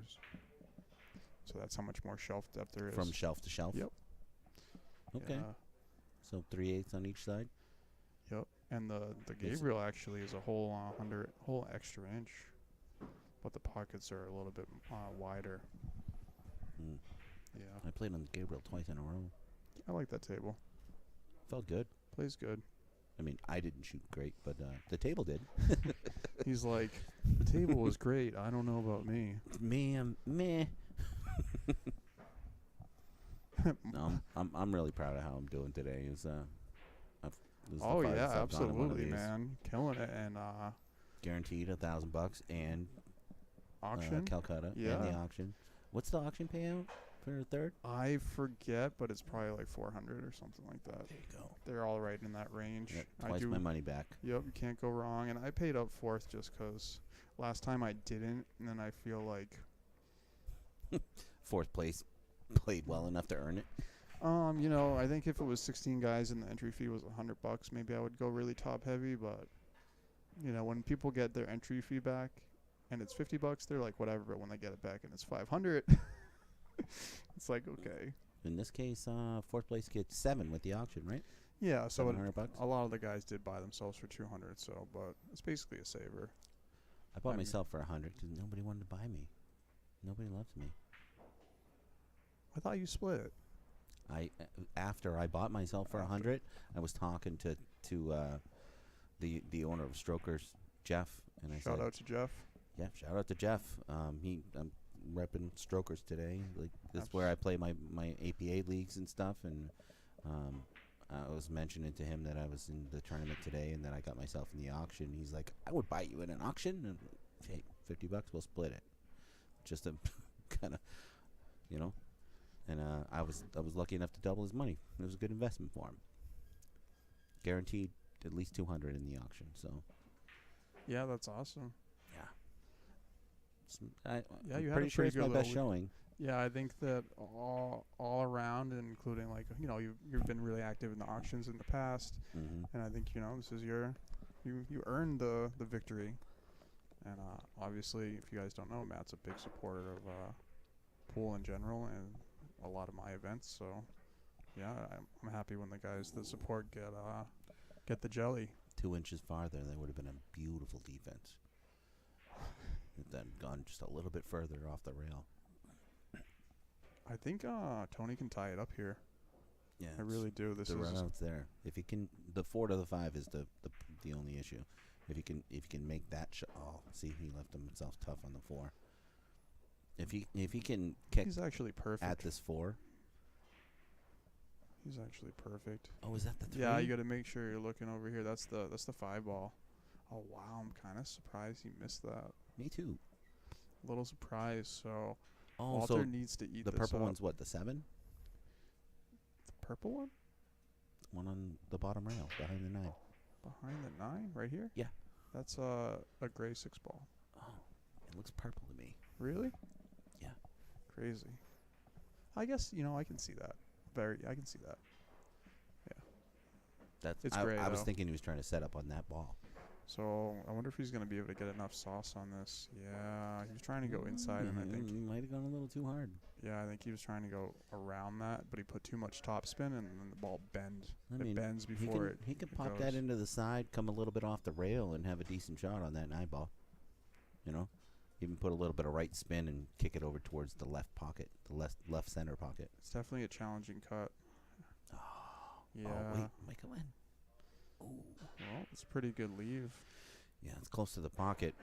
I think with some top, he doesn't have to worry about the scratch though, Yeah, I think you're absolutely right about that. and that'll leave him a pretty easy shot on the side for the 9. It can be a little intimidating to shoot a shot like this, though. Tony's been here before. He's not a rookie. There you Not go. a rookie. Yeah. Hey, you weren't kidding. Perfect.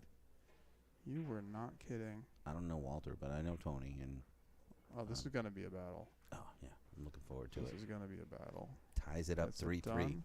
Ties it up Getting it 3-3. done. Great job. Getting it done.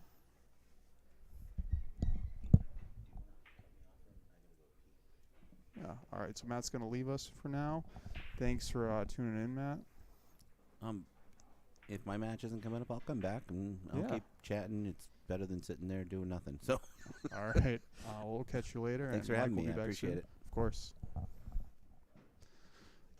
See you later, bud.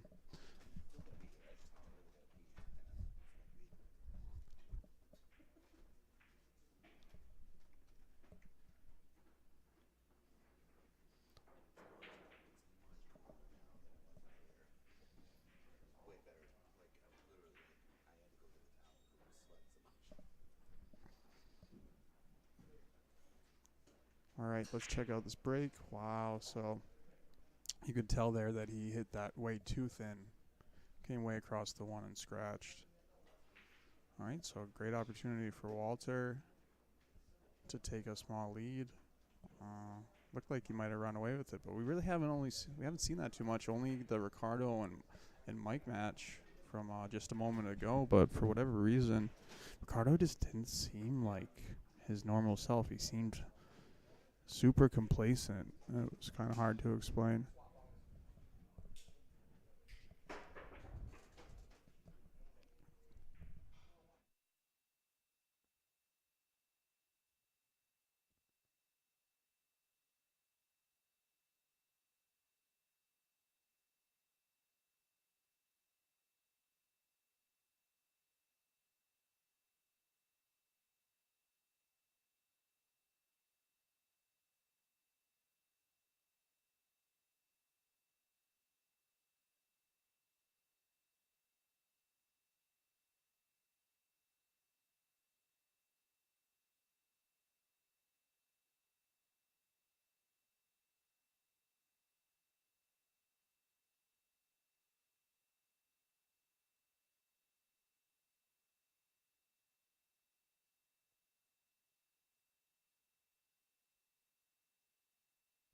Sorry about that. I did have to step away for just 1 second there. Mike Souza was our referee today, and he did leave. So, but we're really just down to how many tables is it? I think it's just 7 tables right now. You can kind of see what's going on from this view. We got these 4 in the front, and then 3 in the back there. And it's going to be winding down. We got our hot seat on this left match. We got a 4 third place match here on table 4. And again, if you guys don't already know and you want to sweat a particular match, you can check out our YouTube page. It's amazingbilliardslive.com, and we have a bunch of the tables right now. You know, there's 7 tables with a match on it, and 6 of them are being streamed. So if you do want to sweat a match, or a family member, or a friend, or whatever that is out there for you. And we also have a raffle going on. I know Mike has a shirt prize going on, but we have 2 Q-Tech Qs that we are raffling off. We're going to do the drawing a little bit later tonight. So if you are interested in that, I have a post on my Facebook page. It's not too late to buy tickets. You don't have to be here to win. I can put your name in the drawing for you if you're interested. It's 2 of the Chroma Avid Q-Tech Qs. It's a composite maple shaft. But we are going to do that drawing later on tonight. So someone is going to win. There's actually 2 Qs. So pretty cool stuff there. So Walter has another tough shot on the side. And he needs to really move this cue ball to get on the 8. He hit it too good. He needs to slow down. He's okay. You can see here he's might want to move the rack. This is why I think the players usually need to move the rack early. Kind of surprised he's not asking. If you look at this angle, it's not as bad as it looks, but gotta move the rack. Oh, I wonder if he's gonna move the rack now. Yeah, now he's gonna move it. He says, I'll take my luck the first time, but I don't think I'll move it now, so.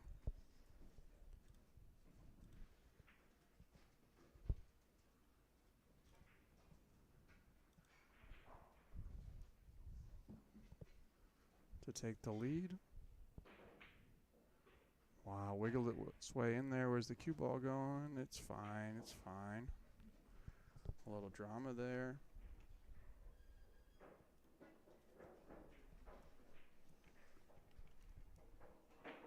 So again, I just tuned in, so I'm not sure who's in the chat. If you're there, say hello. I know Mike's just taking a little breather. He's been working super hard, doing his thing. And I don't know if you guys know, but me and Mike have been here working. He came in, he's using my equipment. He brought a couple of his own things. We have a little bit different styles, but I think we're both learning a lot from each other. And obviously Mike has the silky smooth voice, and he just knows the right thing to say at all times. So big shout out to Mike DeMarco. Hold on 1 second, guys.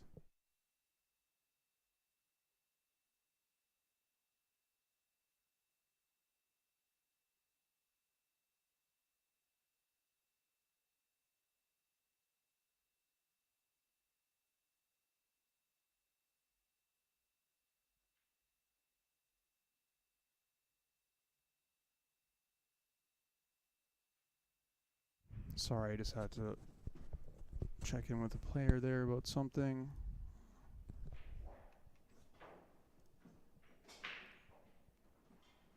So Walter seems to have a nice controlled break where he's playing the 1. And I was curious to see how his break was going to be, because in the past I've seen him and I've given him a couple pointers like, hey, you know, you're not making the wing ball, and you're hitting it in this manner, and that's why. So I didn't really get to see the previous breaks, but if he's doing this, then you got to like him to have a chance to run a rack or 2, which is huge, you know. If you can run a rack or 2 in a race to 9, it really, you know, it's huge. You can't even, I've been talking about it a lot, just saying, if you can't get motivated to practice your break for whatever reason, just think about it as being a game on the wire and a long race.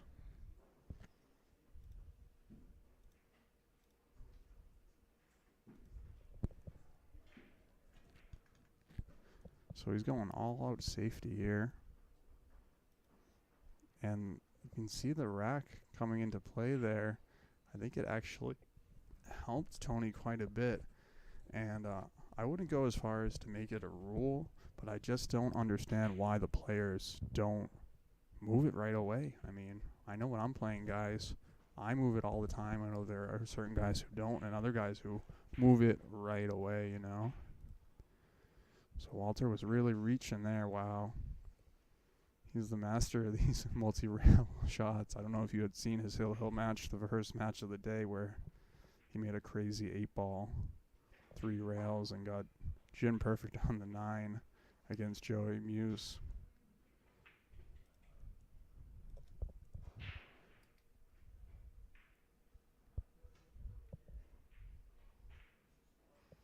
All right, so Walter's looking comfortable here. He needs to slow down or speed up. Oh, wow, that's kind of unfortunate there, I would say. Very unfortunate.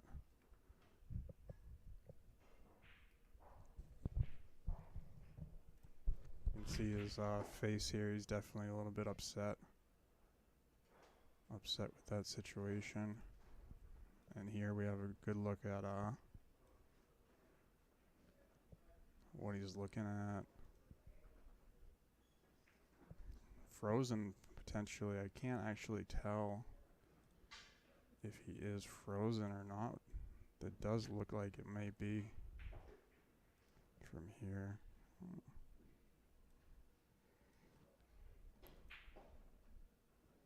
Yeah, yeah, there's a good look at it there, so.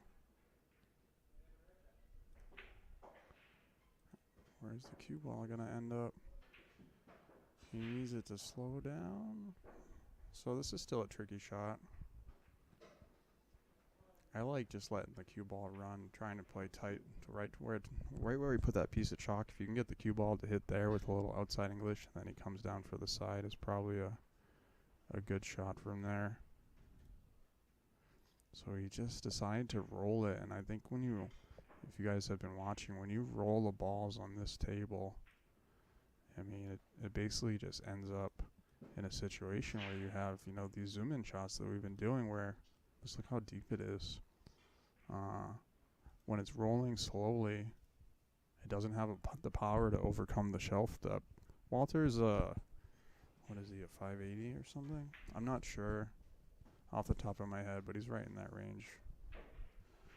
He's right near the limit. He's definitely over 570, I know that.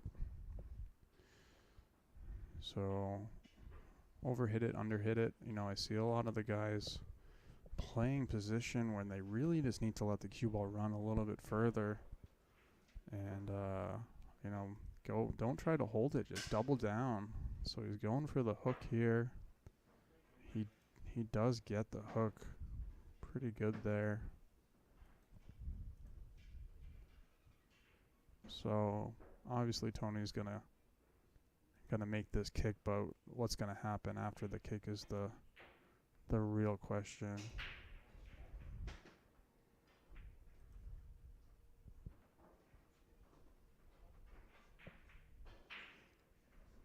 Not a terrible outcome. Walter still needs to earn this rack.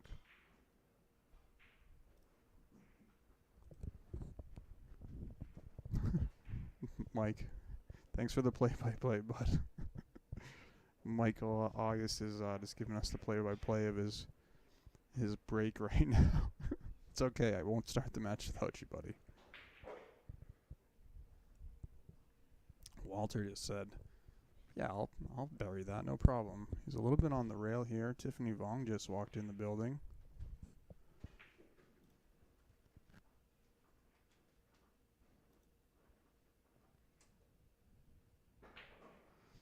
He didn't roll off, that's for sure.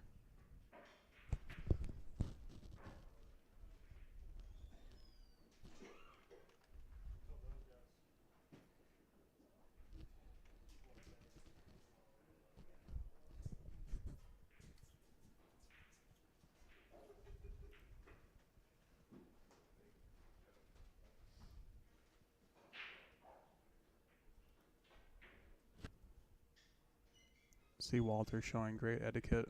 Another thing I want to mention is I'm really happy with the players' etiquette. Yeah, just how the players were acting today. Really professional. All around, just I couldn't have asked for more from the players, and I'm sure the fact that there was a ref in the building, and I had a pretty serious player meeting where I was like, I really don't want to see this and this and this, and I'm not going to hesitate to call a foul on these things. There's not going to be a warning. This is your warning, but everyone acted great from what I saw. I'm sure there might have been a little bit of emotions because that's the name of the game, but yeah, I think it was just a really, really good sportsmanship out there in general. So let's check out what Walter's going to do here. Did he switch sides? Not quite sure. Wasn't paying that much attention. All right. So you can tell that he was trying to play the 1 just by the side pocket to get a shot up in the corner, and it hit the point there. But at least he made a ball, and he has a clear line of sight to the 1, which is something that you should have basically every single time.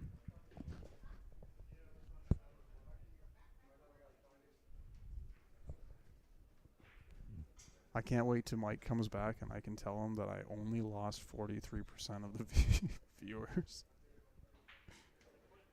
Wow, what a shot right there from Walter. The 9 does have to go last in this bracket, so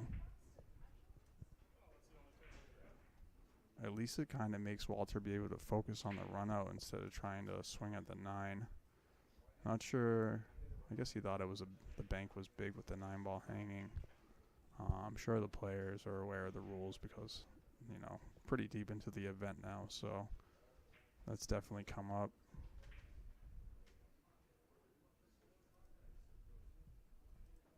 I think he's going to fire this bank. I wonder if he was actually trying to bank it or not. So he ties the balls up there. A little bit of fortune. You can see they're off angle here. So want to get in here? I guess that's a yes. That's a yes if I ever heard it. Hold on, Tiffany Vong is coming at you. I came to ask you for a table, to be honest. I do not have any. Never mind. Never mind. Yeah. I lost, but Mike, I lost 40% of the viewers.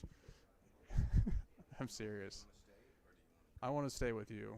We need you. Or no, Tiffany, you guys. I'm leaving. I'm the one that lost the viewers. I forgot. All right. So, yeah. They let me throw a couple pitches, and they were like, "Yeah, I don't know why we did that." All right.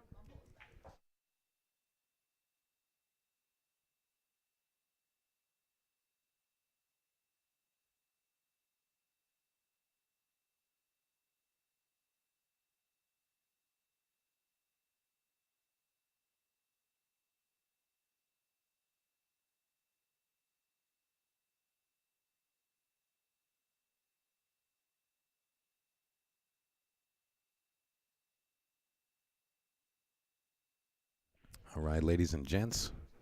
It's your pal Mike DeMarco. I'm back with you. Had to take a quick little break there. Appreciate Bo filling in when he's got the time.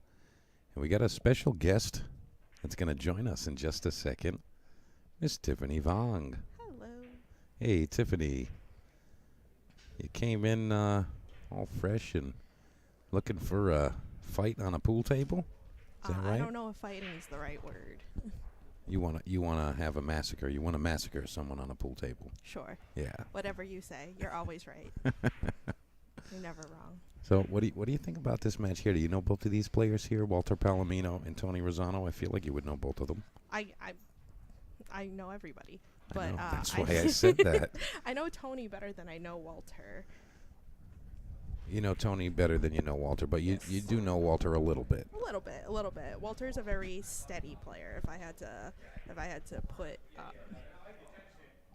a word to it. Yeah, no, he's definitely very steady, and I also I mentioned earlier that he plays with a ton of class. I had an opportunity to play against him, and it was only one match a while back, but I mean, like, he literally did nothing wrong from the sideline, and he played so hard and so strong, and I became a fan. I'm like, hey, I like the way this guy plays. Yes. He's pretty good.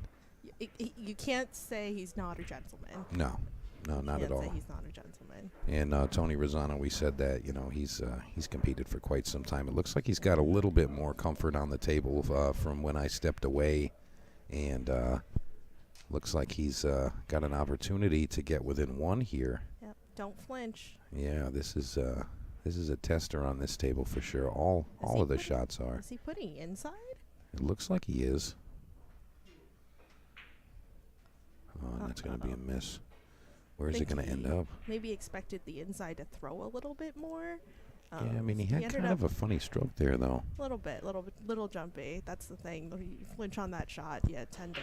Actually, I think you tend to overcut it. I'm surprised he undercut it. You know, you're going to call me crazy for this, Tiffany, but I think I actually cross-side this shot, and the cue ball goes back up table to the. Says a true one bucket player. Yeah, kind of. Because I know the table runs fast. Yeah. And this is kind of a makeable shot. I felt like if I banked it cross-side, I could send the cue ball back up to the short rail. That's the thing. On the other tables here, that would have definitely ended up another probably 2 feet towards the center of the table, whereas these rails are so bouncy. Yeah, it kind of leaked out, but still a tough shot. But he nails it. Where's the cue ball? Around the rails we go, and he makes it 5-4 to Tony Rosano. I want to give a quick shout out to our friend Mr. Joe Marassi at Master Billiards. He is your table mechanic in the Northeast. And if you want installation, sales, and service, that's your guy. Licensed for Predator, Diamond, and everything in between. So make sure you contact him. That's him right there, Mr. Joe Marassi. It's a father-daughter team that will show up and do these things. So I think that's great. Family business there. And you can contact Joe at that number there, or you can see him on Facebook. He's online. And that's Master Billiards. And if you guys weren't aware, we're doing this promotion right now for In the Box Sportswear. And you can win yourselves just today, during today's broadcast. You can get one of those custom International Open jerseys, the official jersey. I heard it on the way here, and I was like, that's the first thing I need to ask Marco about. How do I do that? Yes. Yeah. So I'm glad you asked. Goodness. I'm glad you asked. That's an uninvited friend. Tiffany, do you have a pair of chopsticks? I want to Mr. Miyagi this guy real quick. Yeah, give me 1 sec. No. All right, well, whatever. He's just going to go away. Let him go away. He's fine. It's just a moth. But, yeah, so what you want to do to get involved in this promotion, you can go to my personal page, Mike DeMarco, on Facebook, and there's a post right at the top of that page. And all you got to do is go in that post, and you can click the link that takes you directly to the In the Box page, request them, so you can see all of their updates and whatnot. And after you do that, go back to that original post and comment, I want the black shirt or I want the white shirt. And if you want to double your entries, you can donate to Ship the Cash during the stream today, and you'll get double the entry. When you say the original post that you posted? Yeah, the post that I posted here. This yep. one? Okay. Yep, that's the one. Yep. You comment what you want, and you have to request the In the Box page as a friend. You have to do that. So here's a question for you. Yes. I didn't request the In the Box page as a friend. They requested me. Equivalent? Are you already friends? I had not responded yet. Okay, so yeah, you gotta do that. You gotta be friends on there. Right. And I wouldn't mind if you hit that share button, Tiffany, to share that post. That would be great. Get some traction there. So as we're waiting for Tony to break here, I don't know if the rest of the world has been in the room or seen this, or it's been discussed in the 2 days on stream so far. What's that? But I would like to shout out Bo Powers. Because he specifically went for the Luigi mustache for the Luigi Oh yeah, we've tournament. been talking about it. Yeah. I don't know if you caught the hat that I bought him, but I got him the hat to go. Yeah. Yeah, I got him that cool hat right there. I got him that at the Washington County Fair. I saw a couple of Nintendo-oriented things, and I said, you know what? If they have anything Luigi-oriented, I got to try to find something sick for Bo's Luigi. And a couple months ago, I saw that. I'm like, Bo, I got you a hat. I don't know if you remember seeing the post. I held up the hat and I said, I got you something. But, yeah, he got the mustache going. You got to give him credit for the commitment, full commitment to the event. True. Like, I will say he's in Mario Red rather than Luigi Green. Yeah, he is, but it's pretty close. yeah. No, definitely a full commitment there. But, yeah, so Tiffany, I mean, you saw all of these brackets going through. I mean, are you surprised with some of the players that came out of the brackets as the top couple, or? I mean, it's all so close. It's really tough to, really call anything. I think that was Bo's point when setting up the brackets to begin with. Everyone's within 40 points of each other. It's all a coin toss. Yeah. Yeah, that's for sure. I just, I was speaking more to, like, familiar names that we see winning things or, coming in the top of events on a regular basis. Just some familiar names versus some players that don't necessarily come to the end of the events in some cases. And, I mean, me personally, yesterday we had a pretty tough field of that 640 max. And not to say that Dave McConnell, our champion in the 640 max, not to say that he wasn't a contender, but there were so many players that we see in the top often in that group where I was thinking that some of those players were going to make the top four, and none of them did. The more common names, and most recently, Pete Bowman, Snooker's amateur 5K champ. I mean, I thought he was going to get in the top four for sure. You had Ron Chugga Chestnut in there. But ultimately, you know what? Super Dave was due a big one. Yeah, he was. He puts in the work, and he's super talented, and I'm thrilled that he won. I really am. He was, no one deserves it more than he does. You know what I'm saying? He's so deserving. For sure. So, there's, I will say a couple people that, today that I'm happy are having a great tournament. Phil came here. And Phil Medeiros, yeah. Yep. Is coming through towards the end. Yeah, he's actually fighting for his tournament life right now in the cash round right now. But his opponent, Mike Selig, I know, didn't have the best first Luigi. So, you know what? Good for him as well, having a good tournament today.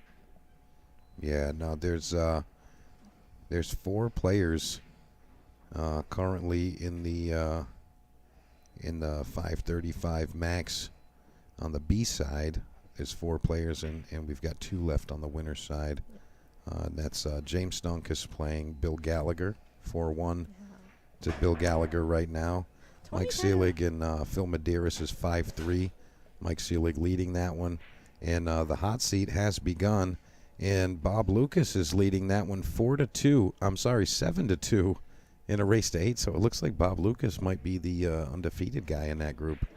4-2 and 7-2, a little bit different. I stumbled a little bit. I've been talking for 40 hours straight. I mean, yeah, but I will say I know a lot of people don't know much about Edison. Hasn't been playing pool a long time, but they're gonna learn. A kid with good mechanics is the best way that I can put it. So he can definitely come with it, and he spends most of his time playing up, for lack of a better term. He's always playing better players. Yeah, playing up quite a few skill levels. So he's not someone who is. You're talking about his buddy Mike Zhu. He plays against him quite often, doesn't he? Just a little bit. So pretty much all the time, right? He's not unaccustomed to being down, and he definitely doesn't have a quit in him. Yeah, I've only seen Edison play a couple of times. Edison Bao, he's playing the hot seat in the 535 right now. But I've only seen Edison play a couple of times.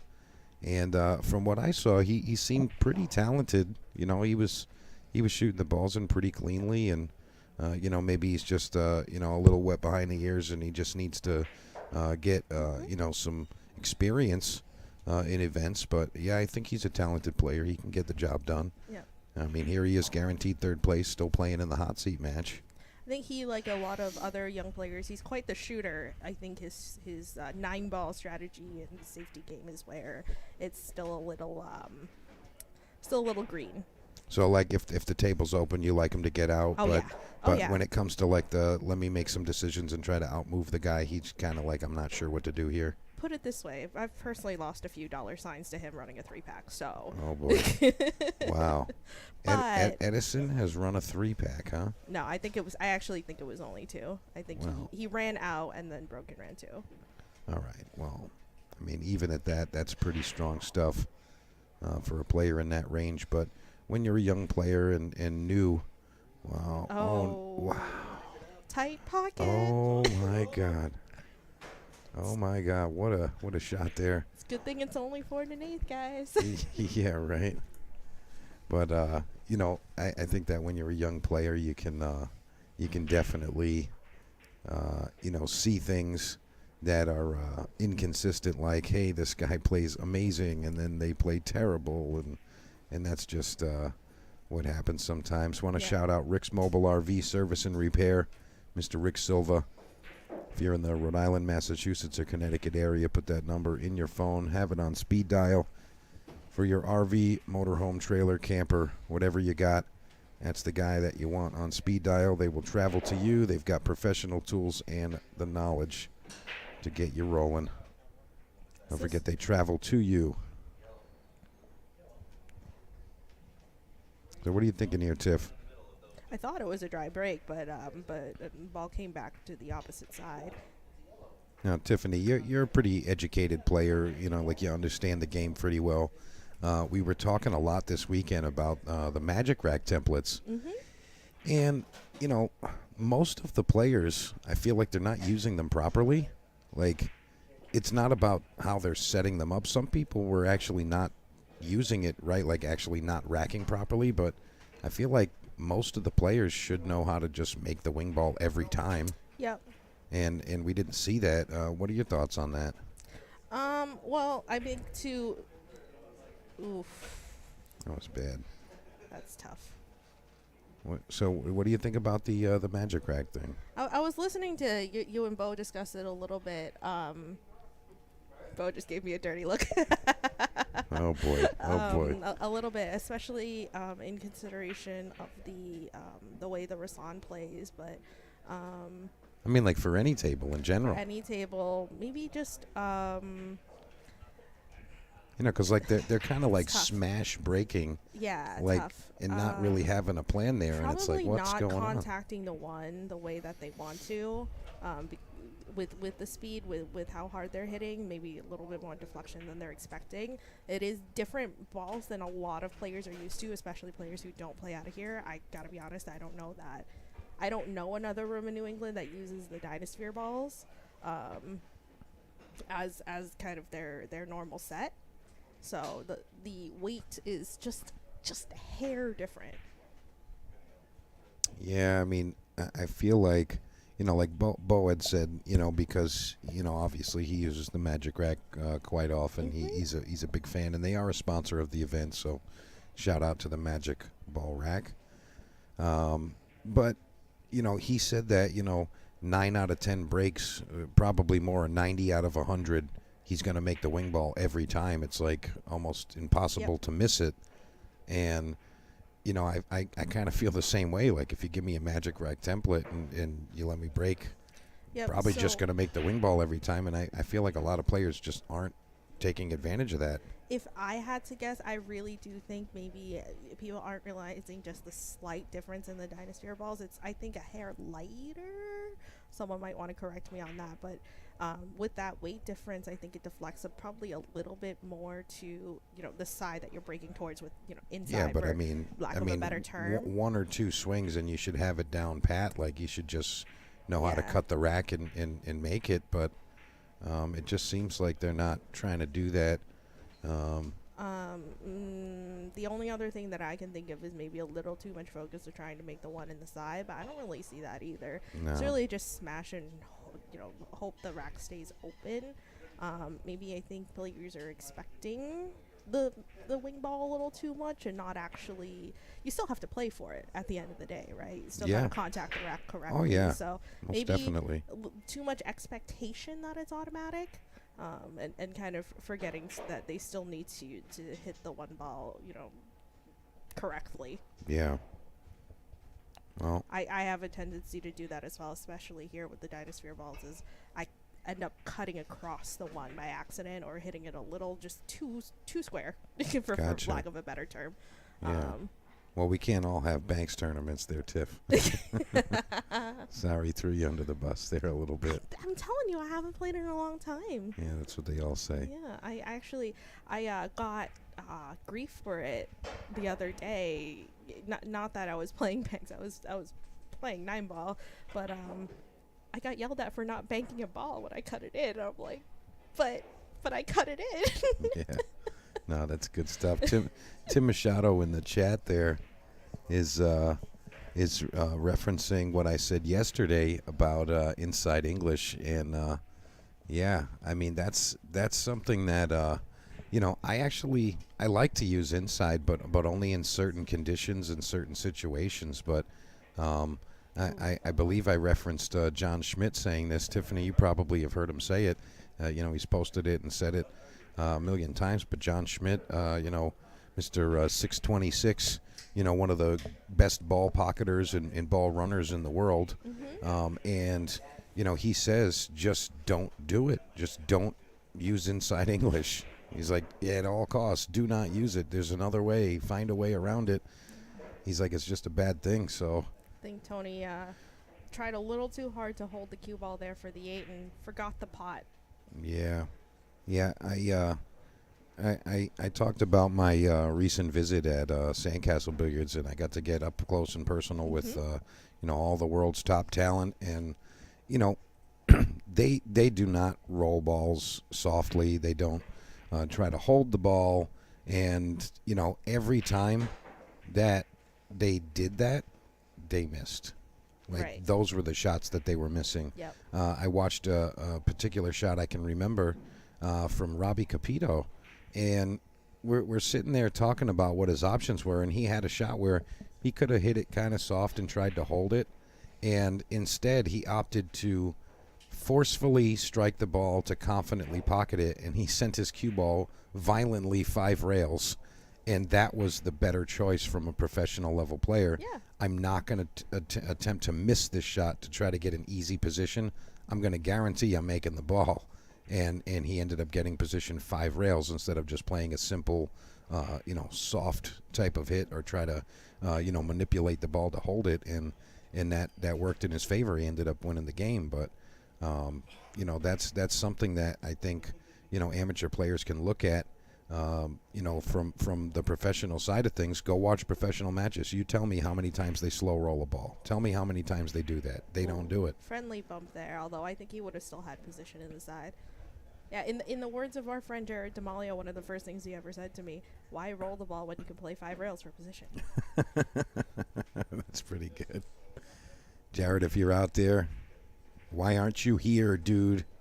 Because his bracket was yesterday. No, that's not the reason. Well, I don't want to hear it because his girlfriend's right over there, and he could have been on the rail rooting her on. I would have liked to just at least hang out a little bit. It's not But, calling a comeback, folks. Yeah, I mean, it's 5-5 now.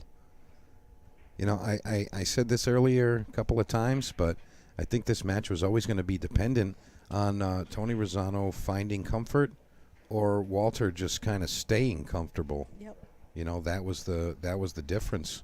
Tell you what, though, the couple of times I've seen Walter play and get it, he's been deep in the last couple of 10 balls here, this being his home room. He has the end game, for sure. Yeah.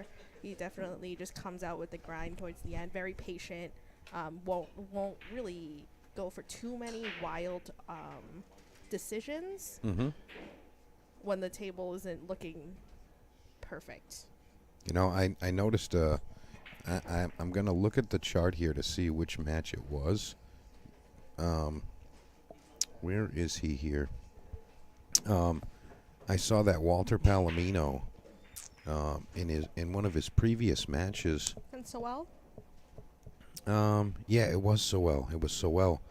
And he was down, like, by multiple games with Sewell on the hill.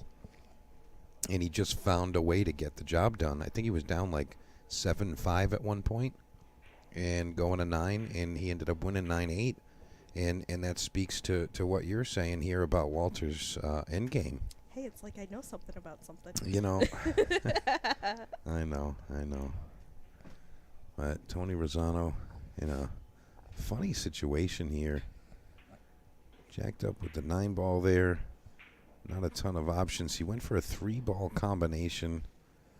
I don't think that was, See, the funny best enough, option there. Tony, I think, is quite, the opposite player. Not to say that he's not a smart player in his own right, but he likes to shoot. He likes to shoot. So, if you give him like a 60-40 or even a 70-30 of, the safe might be the better option. Unless it's probably like a 90-10, he's going for the shot. Yeah. But You see Walter just barely hanging that 1 ball up. That was kind of tough there.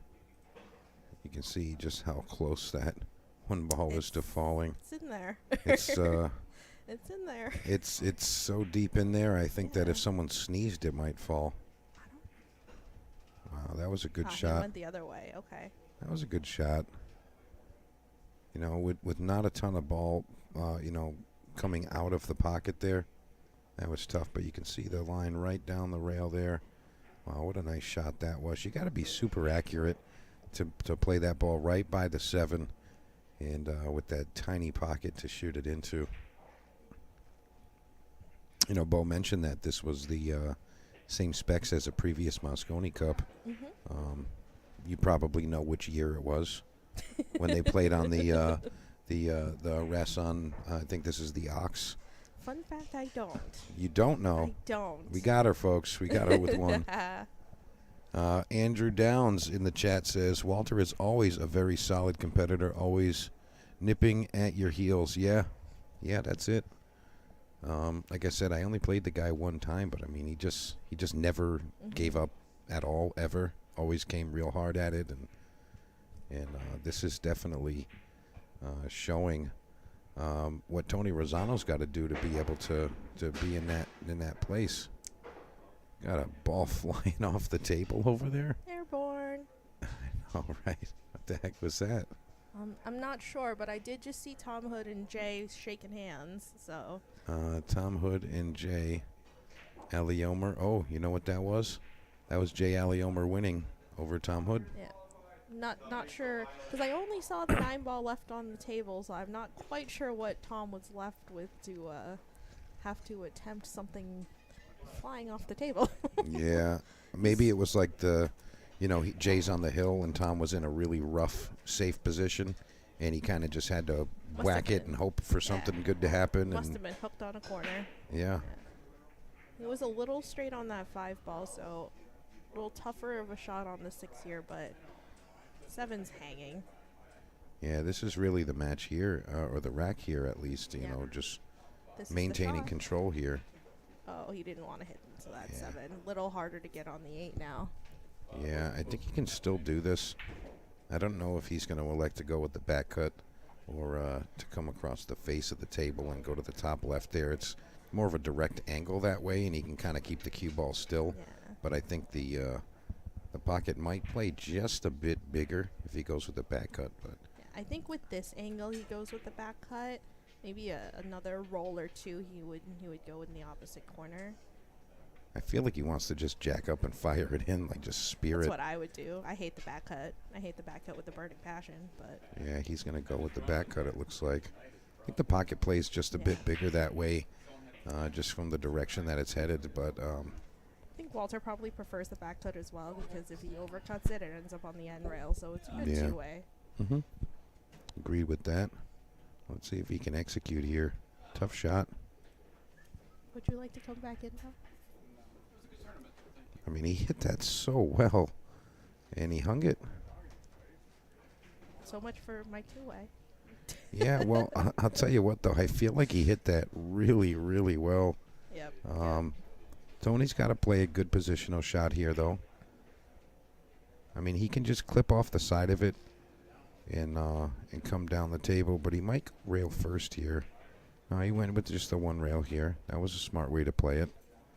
Should come out pretty good here.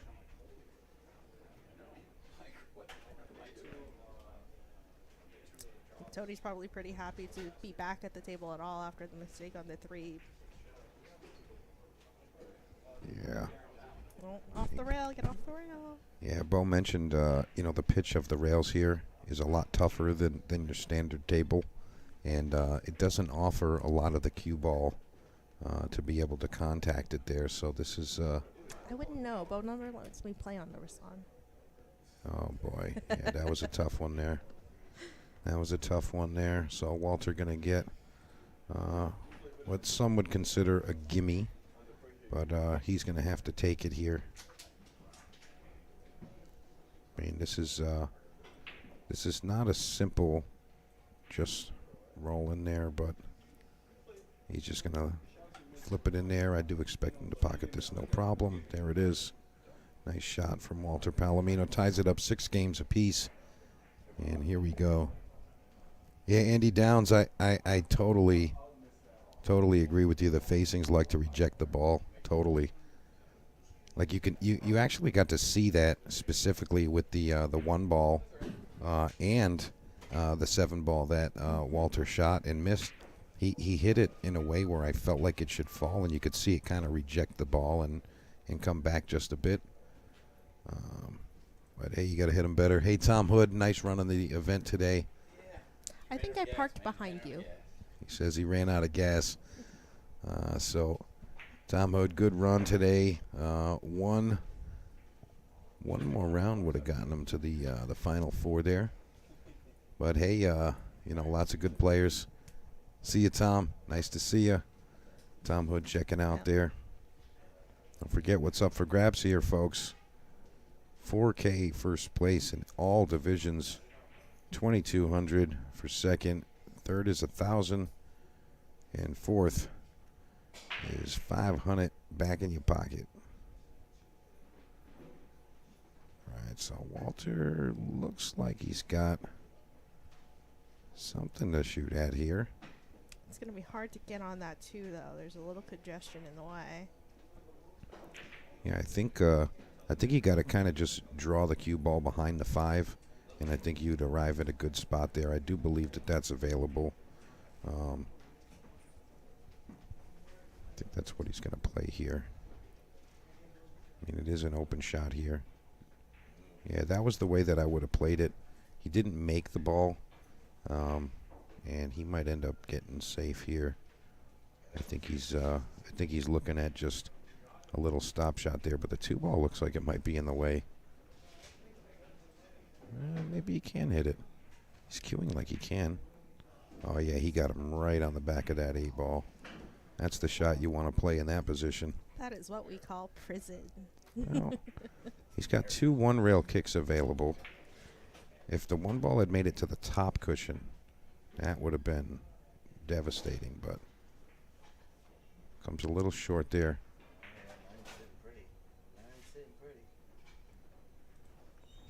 No, he's got everything he needs. But remember, folks, you got to make the 9 ball last in this. In this division, you have to make the 9 ball last, which means that there is no early 9 ball.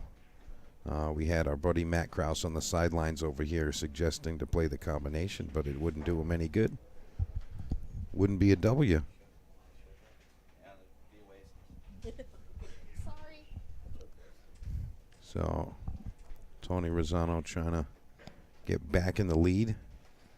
He was just up 6-5. Walter answered back after the missed 9 ball. And now they're really just fighting it out here. This is after Tony was 5-3 down, though? 5-3, 5-2? I think something like that. James Stonkiss checking out. Nice run today, sir. Nice run today. Considering you only play 1 tournament quarterly, it was a great run, James. And Tony Rosano going for the bank shot. Not going to happen. Cue ball stays up. And he's going to get a little bit of good fortune there. I don't think Walter's thrilled about this, but I think he does have a few different options for defense. I mean, he might even be the guy to bank this. And he is the guy to bank this. He might get it to fall. Yes, he does. Yes, he does. He does. You know, and he was kind of mindful with the cue ball coming up, but I think he went a bit far.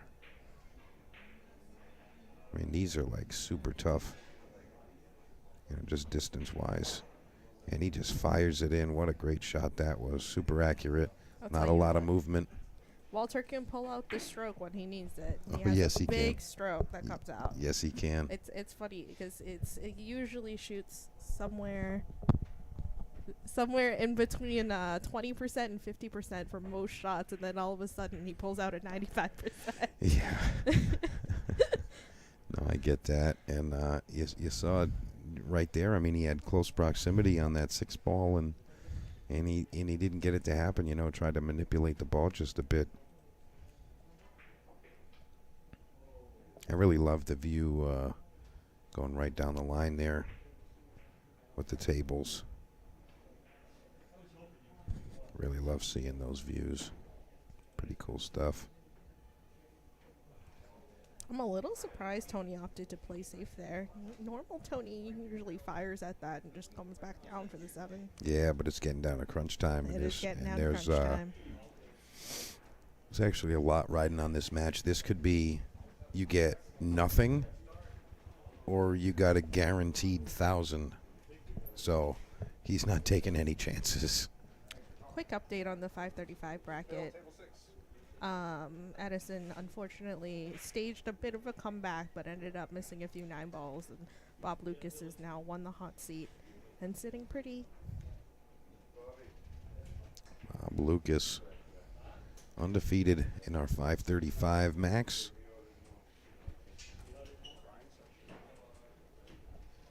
So Edison Bao now going to wait for the winner of the Bill Gallagher-Mike Seelig match.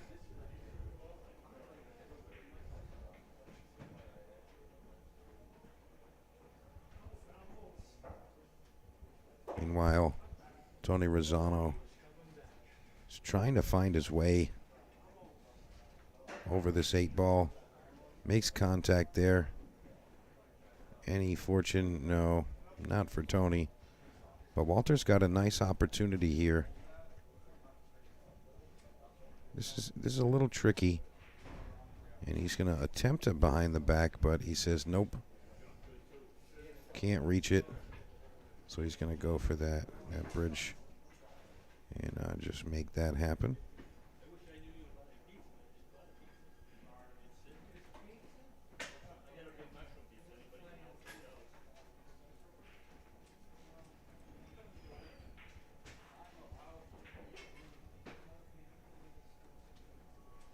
Nice shot there from Walter.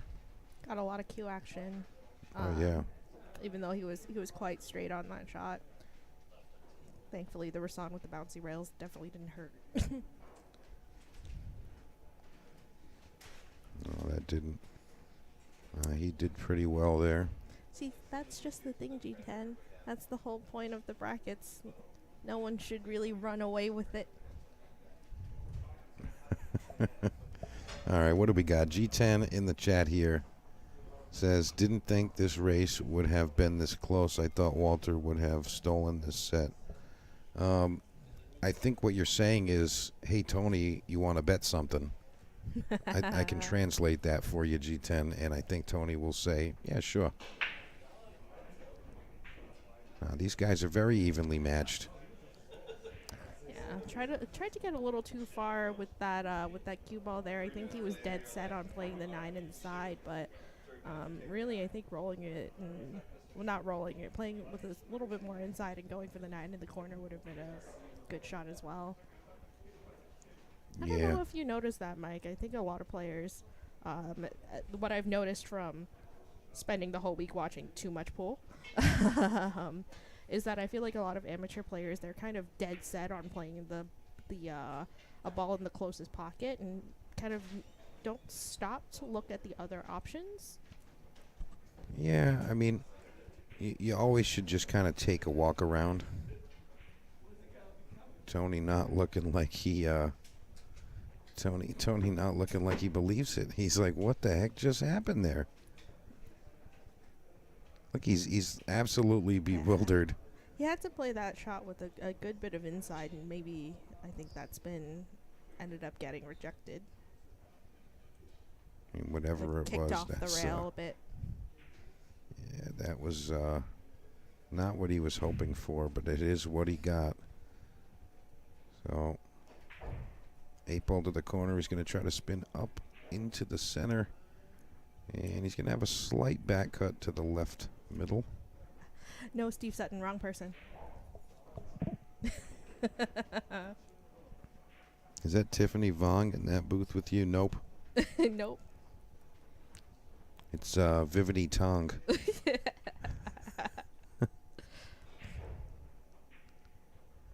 It's a Stephanie Wong. That's who it is. So you're going to love this one, Tiffany. I think you'll appreciate this. I was talking with our good buddy Alvin Lamb earlier. Mm-hmm. And I just spoofed your name, so I had to tell you this. So you know how we got the ongoing thing with Alvin Lamb resembling Aloysius Yap? Yes. So yes. His little brother Aloysius. Yes. Yeah. Well, here's what I came up with. His new alter ego, Mr. Lamb. He's going to be a useless yip. All one word, a useless, and last name is Yip. So we're thinking about getting him a booth at the expo. Just play $20 games, and I call him Alvin Yap all the time. No, it's a useless Yip. So if you see him out there, see our buddy Robert Conley over there. He's on our neighboring clash table.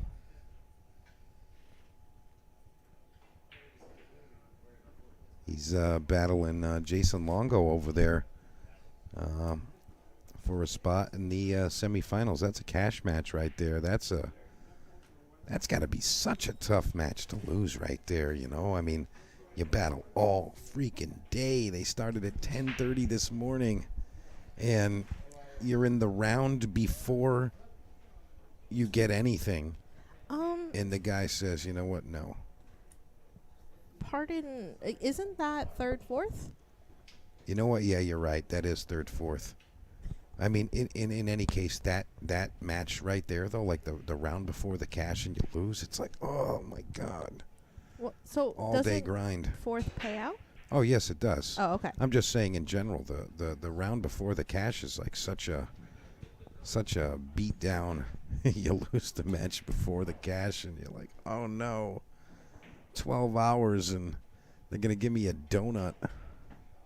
Actually, today the event did guarantee all players bagels and cream cheese and lovely treats this morning, and this afternoon some lovely sandwich platters and cold cuts and whatnot, and that was really cool. And now I very much regret not playing. Why, you just wanted the sandwiches? Yeah, I missed out on the free food. They were actually like amazing. They were probably from Fresco's. I mean, I don't know where they were from, but they those little croissant, turkey and ham, cheese and whatever else sandwiches they had, those things were great. Shame on me. Yeah. It's like I was gonna play, but I didn't know there was food. That's what Bo should have led with. Free food. Well, Well, or okay included then. food. How about included food? I think included food would have been the one. I think Walter ended up hitting that kick fairly well, but the speed of the table unfortunately sent it back and hung it in front of the pocket for Tony.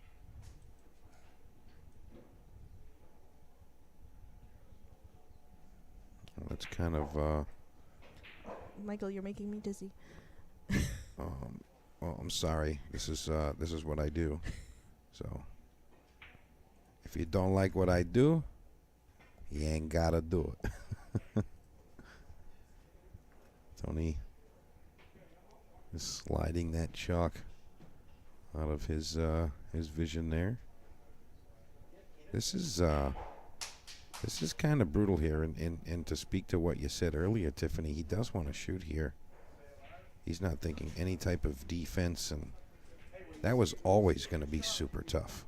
Oh, and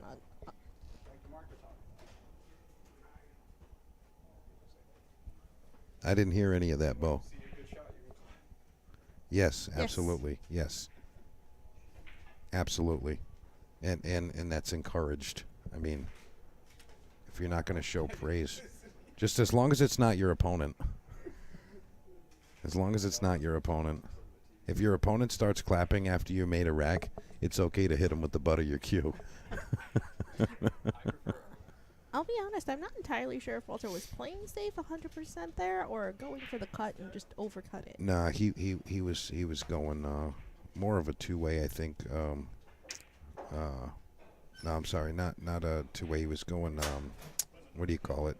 To play the 6 behind the 9. I think he was trying to get the cue ball more behind the 8 more than anything. I mean, he could have just missed it that badly that it looked like that, but I mean, I don't expect him to play it that poorly. I think he was going for the 8 behind the cue. Especially at the speed that The he cue played behind it the 8, at. rather. Yeah.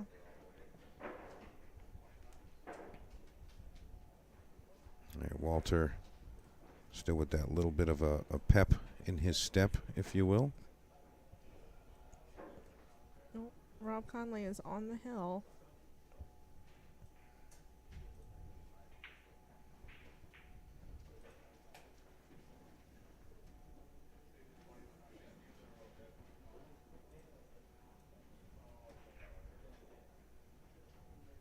And looks like Walter has just 2 shots to get to the hill here.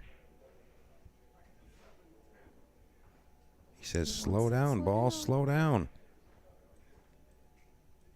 I think the key thing is he's still off the rail, so, you know, it's still a relatively routine shot here.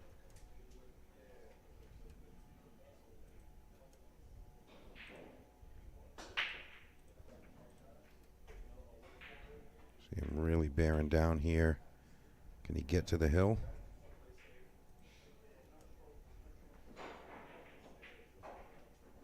Fires it in. What a great shot that was. 8-6 now in favor of Walter Palomino. Tony Rosano fighting for his life. I mean, it's not over yet, folks. Still a little bit more meat on the bone. And remember, we are broadcasting live from Amazing Billiards in Malden, Massachusetts. If you want to come visit Amazing Billiards and Mr. Bo Powers, you can come play one of the monthly 10-ball tournaments. Go to the Amazing Billiards tournament page on Facebook for that. Next one's October 29th. October 29, let's go. And then also, you can come visit any Tuesday night for TNT. That's an 8-ball format, Winterside 8-ball. And Bo also hosts that one here at Amazing Billiards. So if you want to get accustomed to playing pool the Amazing Billiards way, come on down and check it out. And if you happen to live a little bit further away, you know, Tuesday night's a little tough for you, I want to mention that October 29th 10-ball, the next day is an 11:25 partners event as well. That's on the 30th. On the 30th. So Yep. it would be a full pool weekend if you want to, in the words of Mike DeMarco, grab the boys and make a trip out of it. Yeah, that's right. That's right. Absolutely. And Tiffany, I don't know if you caught word of that, but 1100 next Sunday at Snooks. I caught word of it. I wanted to ask you what... 10-point cushion. How late 10 I can point cushion. be. It's a 10-point cushion. No, how late I can be. It's a 10-point cushion. Okay. I don't know if you see what I'm doing there.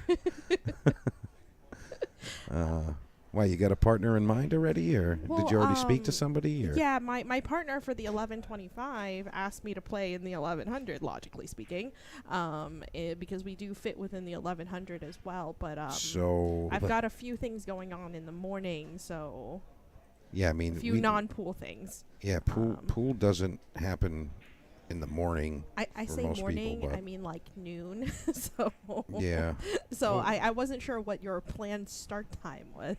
yeah. I mean, I believe we're doing 11 o'clock doors. Okay. So that means that we'll be hitting balls about 12:30ish. Okay. 12:30, 1 o'clock, something I like that. may be able to swing it. Okay. If you're out there, Uncle Denny, I will let you know. Yeah. Ooh, Uncle Denny? Uncle Denny. Ah, that's Yeah. beautiful. Yeah, we're already ready and signed up for the 11:25 here. Yeah.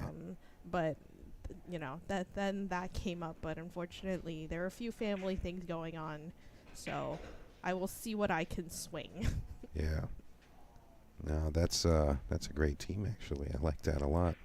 Yes, we do actually fit under the 1100 as well. So How is that possible? um, Folks, get your Math? Calcutta money ready. Blind bid, $5,000. what do you mean? I'm a 441. That's what it says. Yep. What's your partner's Fargo rate? 646. About that. Now I'm a little upset if I'm gonna be wrong. I'm never wrong. Hill on 12. Hill on 12. Table 12 is Sewell Quinones and Mark Rosano. Ooh, that's a battle. That's a battle right now. I almost forgot the other twin is still in it. The other twin, you mean the man named Mark? The man named Mark. Yeah, Yeah, sorry. you- I met Tony first, guys. I'm not just trying to be rude. I met Tony first and then called Mark Tony because I didn't know there was a twin. Oh, boy. Nobody told me. All right. Walter Palomino, one shot away from victory here.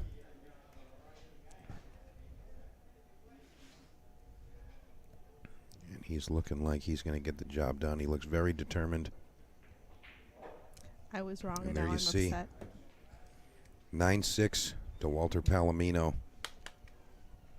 All right, folks. You know what that means? Walter Palomino is going to be playing Mike Rash in the hot seat. I think we may get a B-side match. I'm not sure. We're going to see what Bo's got cooking. And we're going to be back.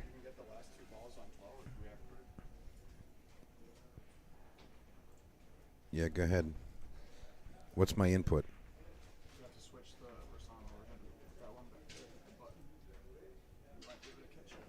And we're going to see if we can show you guys the double hill rack between Mark Rosano and Sewell Quinones.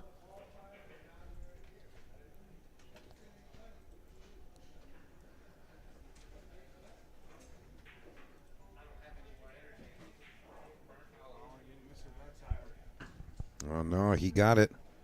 All right, Sewell Quinones eliminates Mark Rosano and sends him packing. So Sewell's going to continue. And looks like Sewell's going to be playing Sean Dixon next. So he's going to continue. You know, it's funny. I mean, you've known me long enough to know there's nobody I don't know. And Sean Dixon is actually a player I don't know. You don't know Sean Dixon, huh? I don't. Like, in the slightest. You know, even when I don't know players personally, I usually have, seen them on a stream, have an idea of their game, seen their names and brackets. But Sean Dixon qualifies as a foreign variable for me. All right. Well, you're going to learn today, Missy. I want to remind you guys about the In the Box sportswear promotion that's going on just for today during today's broadcast. And you got to go get involved to win one of those jerseys right there, custom with your name on the back. Best way to do it, just go to my personal page, Mike DeMarco, on Facebook, and you can see the latest post there. Just click the link to go request In the Box on Facebook. And after you do that, go back to that post and put what kind of shirt you want to get. And if you want to double your entries into the drawing, you can donate to Ship to Cash via the pinned comment in the chat here. You can just select any of those options. There's PayPal, Venmo, Cash App, Zelle, whatever you like there. And that's from In the Box Sportswear. Mr. Elvis Rodriguez doing awesome things. And those are the official International Open custom jerseys. All right, guys, we're going to be back with you in just a couple with another match. I'm sure we're going to have some of these players warming up on the table here. So don't go too far. We're going to be back with, I believe, our hot seat, but I could be wrong. So stand by, folks. We'll be back in just a couple.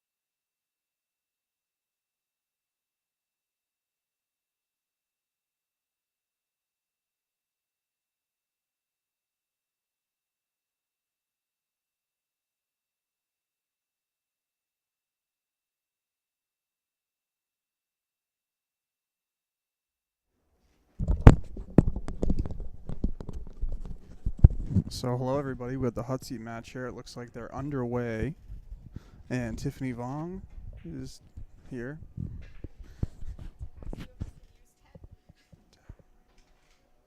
Yeah. Yep. And we're gonna bring you.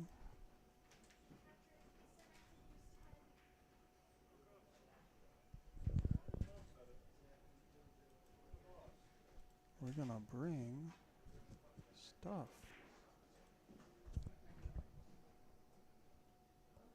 to you in just 1 second. Oh, come on, don't do that. Here we go. All right, it's a pool stream now, everybody.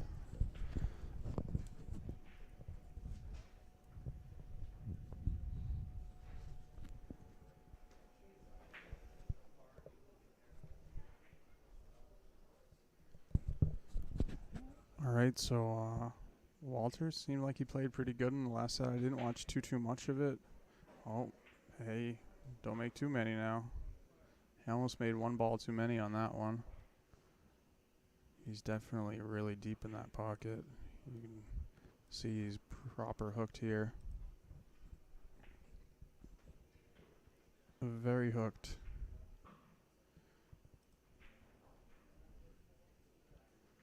Very hooked indeed. And I gave Micah a little tip last time he was playing, and I said, you know, you really don't want to slow roll the balls on the Rasan. And after his match with Ricardo, he was like, hey, you know, I took your tip and I was stroking the ball a little more, and it seemed like it helped. So he was probably feeling confident. Maybe he feels like he kind of got it figured out now, which is always a good thing. When you're playing on a table like this, you definitely want to feel confident. You can see he's absolutely determined there.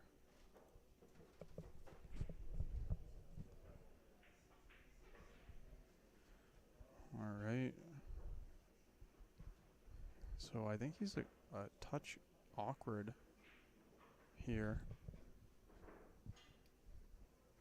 I think he's going to have to play short side and just accept the long shot on the 8-ball.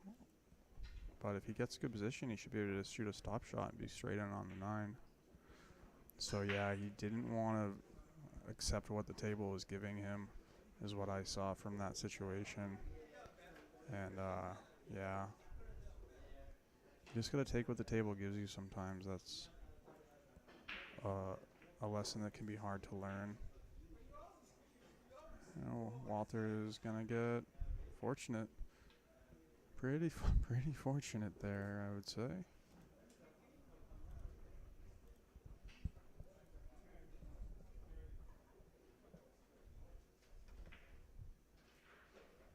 All right. So he's got the first round jitters here. The players are behind him, so he's checking it out. Let's see if he can bury this 9-ball. And it's in the pocket, so the first one can be the hard one. I think we all know that.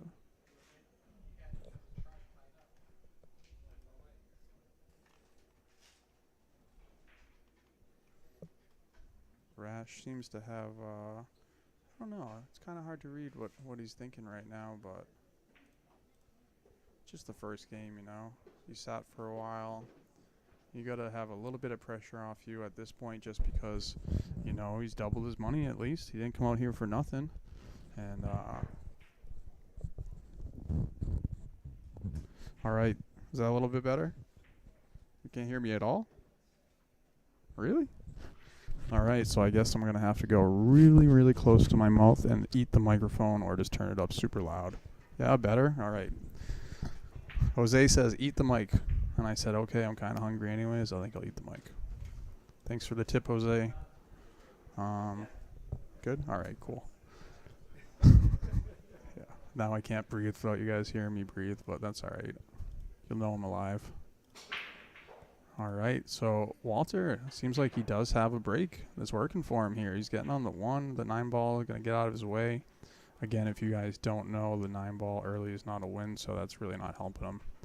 He's going to be playing the extra ball, if anything.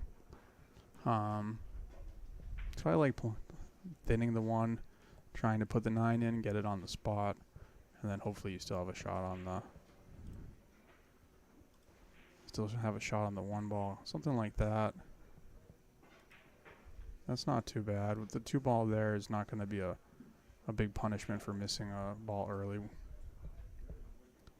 And yesterday we were talking a lot about the players were saying, or we were talking about how the players were maybe not even trying to run out and just let the other guy kind of make the mistake late in the rack. But that's a risky, wow, Pointer Sisters. And again, so deep. That's a risky strategy, though, because, maybe the player comes with a grade out and they feel confident. Like Dave McConnell is the perfect example of that. And then the guy's on fire and shoots in crazy lunatic combos, and all of a sudden you lose. So a risky strategy. I think you're better off playing to the problem balls and trying to play a lockup safety, and just, if you can't get out with 1 ball in hand, try 2. You can see the rash is definitely determined. You can just see it. And basically all the players at this point are they're bearing down. They're playing for some real cash here. If you guys don't already know, these are the payouts. I know Mike has flashed this up here a few different times now. But with the auction, it's basically $5,000 for first place. Pretty good for an amateur pool. Not a bad day's work for these guys. And we did pay out 4 spots. The last event, I only paid out 3 spots, and I felt like ultimately it was a mistake. And I was talking to some people, and they were saying stuff, and I was like, "Hey, that's a pretty good point you got there." And Sweet Money, if you guys know Sweet Money, he said something to me. He's like, "Hey, man, you got to respect the man's $500." And I was like, "Yeah, that's a good point." So if you play all day and you only get your entry fee back, it kind of is a bummer. But when it's 500, then it's like, well, at least I didn't lose my 500. So definitely a tough rack situation. The 2 ball got out in the open, but now the 4 ball's in a tough situation. Still, I don't foresee a miss on the 9 at least.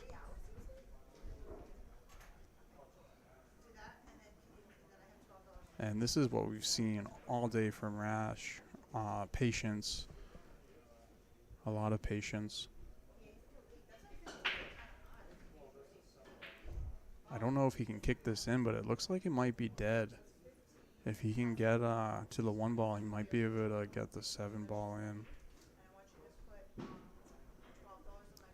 This is actually probably a better view. It's not. That was definitely a bad hit there. No hit. I think they probably realized that, yeah. So, not too bad. Let's check out the overhead. Don't know if he can get the 1 ball past the 4 with, and get on the 2 without drawing the ball. He might be able to take the cut, 1 rail off the short rail, and come up between the 8 and the 7. I do think the 2 passes. This is alright too. It looks like he's going to draw back, but I've said it before and I'll say it again. If you have ball in hand and you're drawing into position, you're probably playing the wrong shot. So that was the cue ball. That was okay. A little risky though, but he's alright. I think he has enough of an angle on this fast table to just punch it over, or maybe accept a longer shot just so he can have that nice line on this 3 ball here. Yep, nice. A well-struck ball there for sure.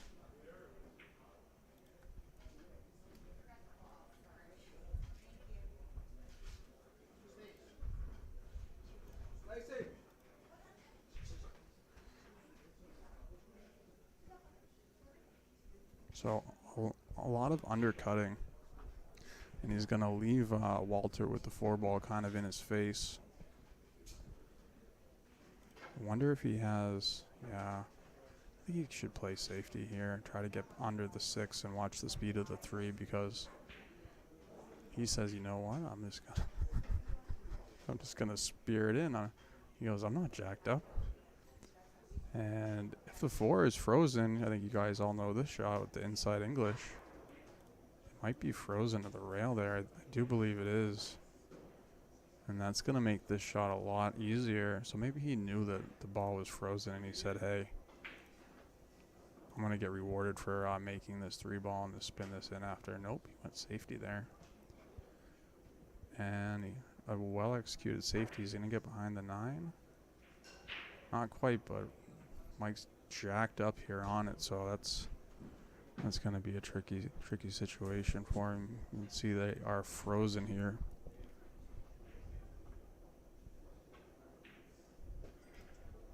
Yeah, he's jacked up pretty good here.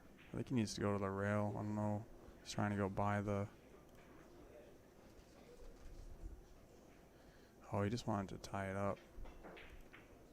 He just went for the intentional foul, trying to make the rack really complicated. I think we're going to see a 3 foul attempt here.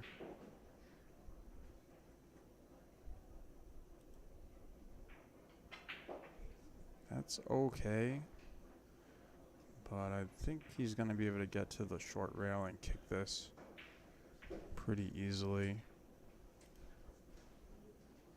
Not 100% sure if that's available. He's putting a lot of juice on this. So it looks like he's slightly hooked. He's massing a little bit. Oh yeah, so he really needed to let that open up. That's a shot where you really need to worry about your speed. And even still, with that situation, the ball in hand, there's still trouble down table. So, and getting the 3rd safety is gonna be a little bit tricky.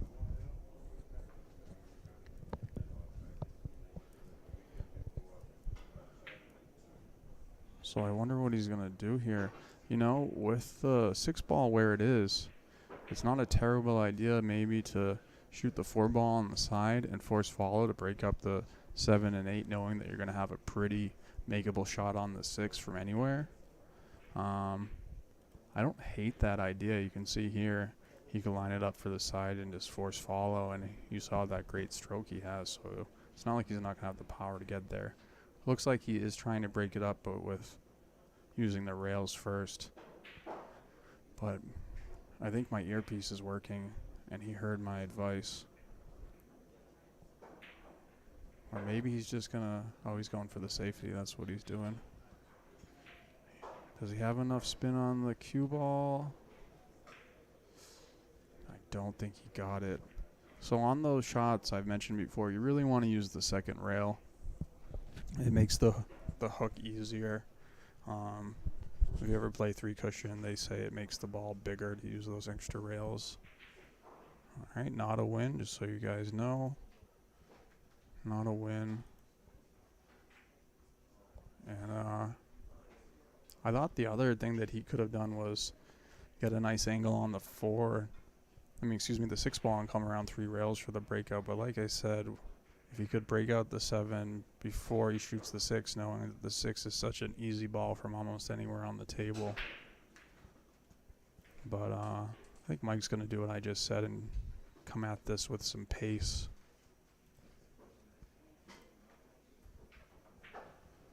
Oh, that's not the right line. Not the right line. And this is a really funny combo, but he might just shoot it. He might just be shooting this combo. Or we're going to see him play a safe. Okay. Yep. And did that line up? That might have lined up.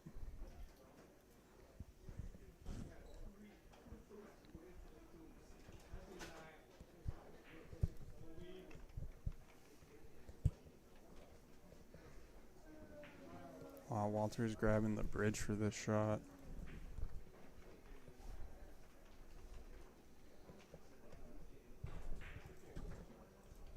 So he's going for a safety, yeah. Is he going to get the rail? I think he did get it. I couldn't see it, but Yeah, the 7's actually frozen. You can see it here. So he did get the rail.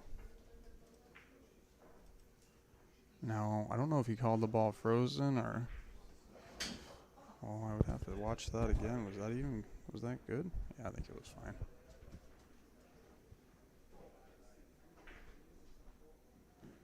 Yeah. So here he's going to put him to the back of the 9 for sure.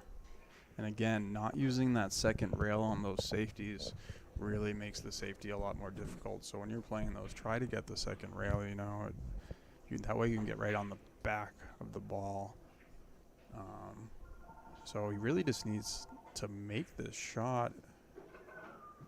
He should be able to get on the 8 ball if he just pockets this. I think just a straight high ball, and he's pretty good. So he under hit that. He really needed to put a little pep in that shot. And now Walter has a really steep cut, and I know Walter is gonna fire at this ball, and he's gonna play up and down. Walter definitely doesn't have a problem hitting the ball hard. He's not gonna baby any shots at all. So he is looking at it. It's definitely steep. There's no doubt about it.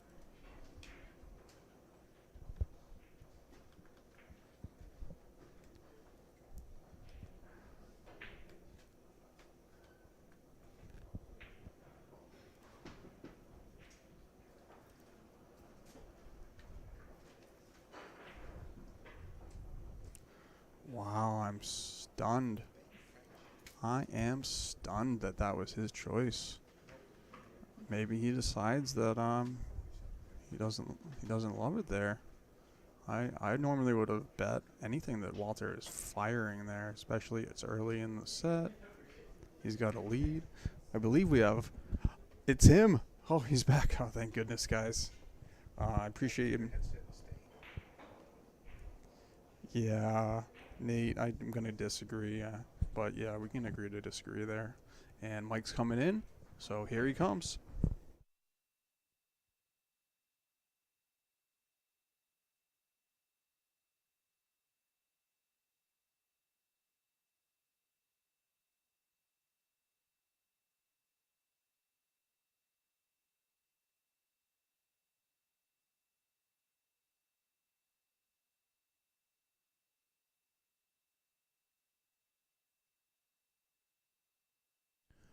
All right, I'm back, and I'm making Bo stay. Bo, you there? I'm right here, yes. All right, lovely. I'm gonna eat the mic, so that seems to be the best way for me to have to actually eat it. Yeah, exactly. Which is good because I didn't have enough pizza. It's like So, odd little fact here. That 7 ball's going in. wow. One pocket shot of the day. Yeah, so no, in reality though, odd little fact here. So we talked earlier about Mike Rash having a high finish in a Joss. Ouch. That's Rasson unfamiliarity right there. Yeah. Right there. But what I was getting at is Mike Rash's high finish was told to us by Brian Tierney. Thank you for that, Brian. But he had the high finish at Utica Billiards. Yes. And it's funny because here he is doing well, and the Utica Billiards Joss is happening right now. That's kind of ironic there that's happening at the same time. So I think he made the right choice when you consider the payout difference is pretty substantial. I wasn't trying to compare in that sense, no, but I'm just saying it's ironic that his high finish happened at that room, and here he is with a high finish when that same event is happening elsewhere. For sure. Maybe the stars align when pool's being played at Utica Billiards. Perhaps Mike Rash is going to perform well. And we talked earlier also about his sponsor, and I think that's kind of significant. Professional Meets, I think it's called, and it's kind of significant because it's not every day that you see any amateur players with sponsor, and I think that's great. Maybe that opens the door for other amateurs to have that. I mean, he getting the promotion. He's wearing the insignia on his back all day, and we've seen it a ton on the broadcast. So, I mean, why not? But Yeah, Walter Palomino's giving him a tough time. Oh, for sure. And he has the posts. He goes, "Eat like the pros," and I think it's pretty funny. Yeah, I like it it a is. lot. It is kind of funny. Yeah. I think that he works there. He's got a good relationship with his employer, and they support him, and that's awesome. I mean, that's nice when you have a cool job like that. And Yeah. that's kind of what I have here. I love working at Amazing Billiards, and I get to do cool stuff. I wonder if I can get a sponsorship. You can get a sponsor. I'll be your sponsor, Bo. All right, cool. I'll sponsor you with speakers and microphone tutorials. Oh, brutal. Low blow. Well, that was just It was a low blow. it was a low blow. Yeah, see, I got you. I Got you him. there. Got him. I reeled you in. Got him. So that was a funny scratch that Mike had, and I think that a lot of the players put inside English on that when they need a high ball, especially on a table that plays this short. I think if you had a straight high ball, it would allow the cue ball to arc and beat the side pocket. It would actually go longer.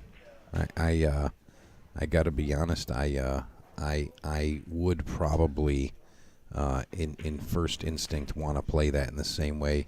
Most tables that you play on, you play that shot, and you're expecting it to grab and open up and things like that. So that's really good advice from Bo here. So if you guys do end up playing on this table in particular or another table that plays similar, he's saying to add a little bit of high ball to that type of shot.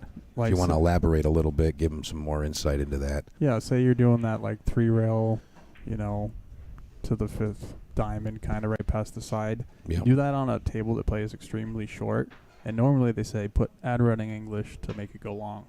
Yeah, right. Normally. Yeah, normally that will work, but on tables that play really short, if you use no English or reverse, it will actually make it go longer, and it's completely opposite. The English actually makes it play shorter. So you're saying that you actually want to play a high ball on that type of shot. Yeah, just a pure English or even a little bit outside will actually make it go longer. Gotcha. Yeah, that's what you learn. Actually, Patrick Sheldon taught me that a long time ago.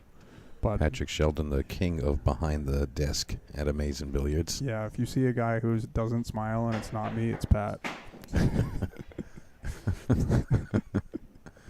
You've got a rogue cue ball rolling through the room there. All right, what's going on here? I will say Walter has had a little bit of good fortune. How's the 8-ball? All right. I'm not going to fall for him, but yeah, I think there's been.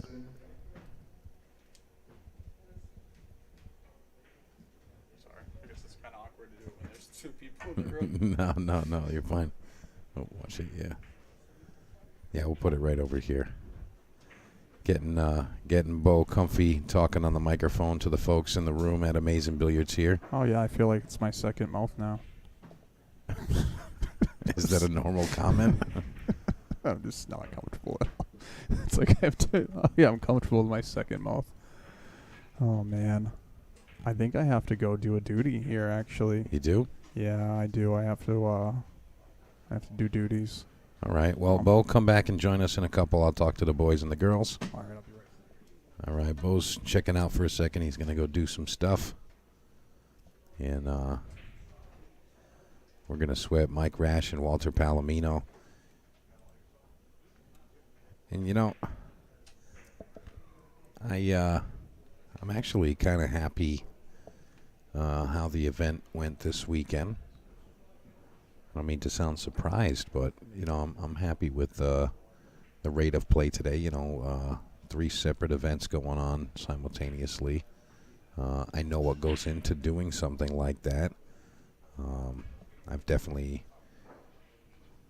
had my share of multiple event days, and this definitely went off pretty good. We're only at 10:30 right now, which is pretty decent, all things considered. Fairly long races. We're not doing races to 5 and and 4, which unfortunately we're kind of stuck with in a lot of cases with table counts and time restraints. But I think everybody got to play quality pool today. And yesterday, of course, we had the 640 max Luigi group, and that was these boys and girls right here. This was yesterday. That was your field yesterday. And the king, Dave McConnell, getting all the cash and driving it back to CT. And a runner-up there was Sean Zeng from New York. Today's 580 max. That was your field right there. We're looking at Mr. Mike Rash and Walter Palomino in the hot seat here. That was a fairly strong group as well. In the toadstool or mushroom division, we had the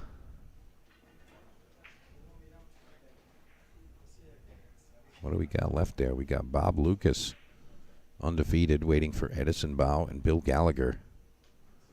So that's what's going on there. And then the 495 max, which is almost completed there. Kevin Taylor sitting undefeated. Matt Krause playing Robert Conley right now. And they're having a good go at it right now. 3-1, Robert Conley's leading right now. Really nice, all of these groups of players. Coming from New York to Maine was really the reach of players this weekend. And it's a pretty good range, geographically speaking.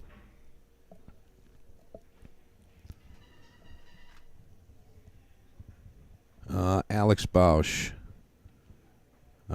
Elite Stream Quality Mike and Bo, how can I donate? Well, there's a pinned comment in the bottom, and we want to give you the biggest bang for your buck if you are willing to donate, which is much appreciated. All of the options are in that pinned comment at the bottom there. There's Cash App, PayPal, Venmo, Zelle, whichever you prefer. If you donate there, it would be much appreciated. And to add some value there, you can double your entry into winning an International Open custom jersey from In the Box Sportswear. And to do that, you got to go to the In the Box Facebook page. I'll flash it up there real quick so you can just see the URL. Facebook.com/INTHBX. And when you go there, you just friend request the page. And then you got to share the page. You can just copy the link to the page and just make a post. Say check it out, hit share. And if you donated to ship the cash during this broadcast, we'll double your entry. Give you 2 shots on the wheel.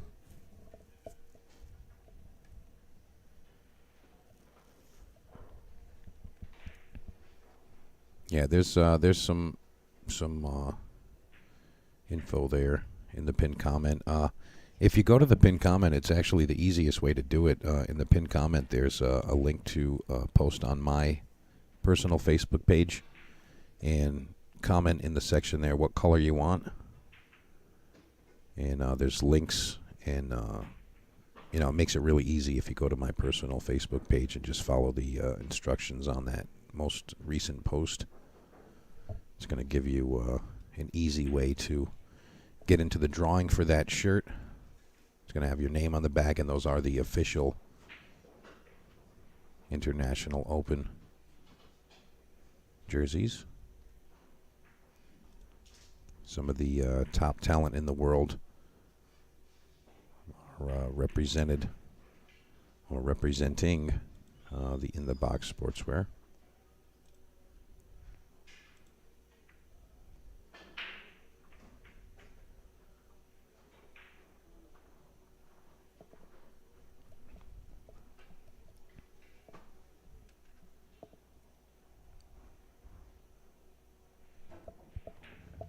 John Francisco, I'm sorry, I missed your comment there. Sorry, brother. How are you feeling? I'm feeling all right. I'm actually a little run down, but I'm doing what I do, man. Deliver the pool to the pool world, and you can help me do my job by liking, following, sharing, donating. Any of those things help.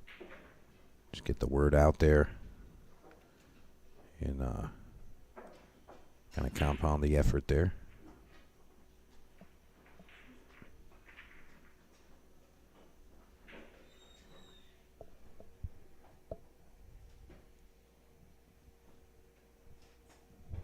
Yeah, lots of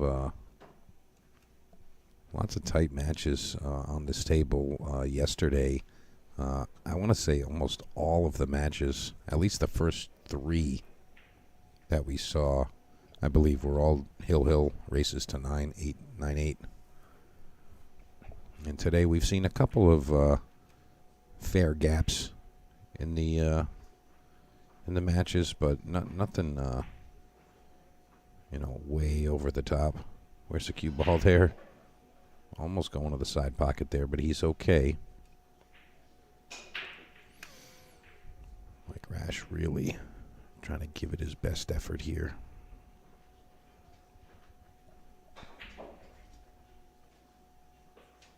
Oh no. Oh no, he's not going to be happy with that. You can see Mike Rash a little disappointed there.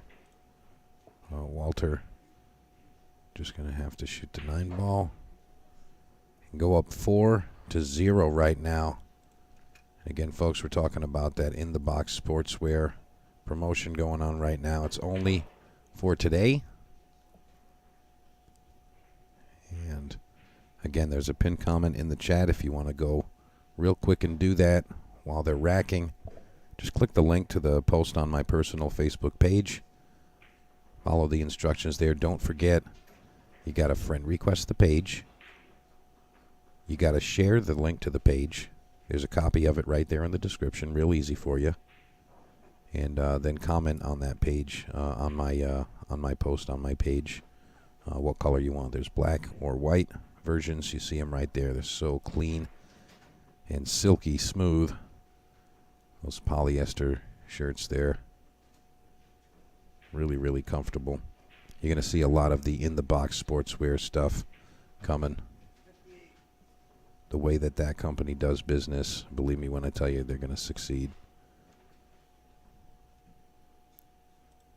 All right, Walter coming to break here. He's up 4-0 here. Let's see, is he going to pop this 5 ball in the corner? Sure he is.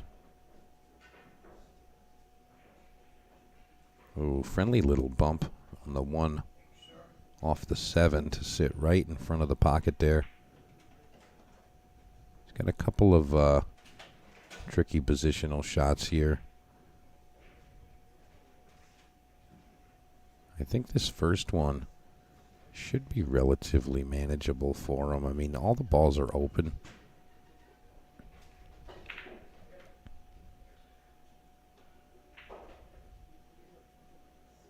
Pump to 4. That was always going to be a factor, hitting the 4 ball there. It was really just where it was going to hit it and at what speed. And I think he lucked out pretty good there.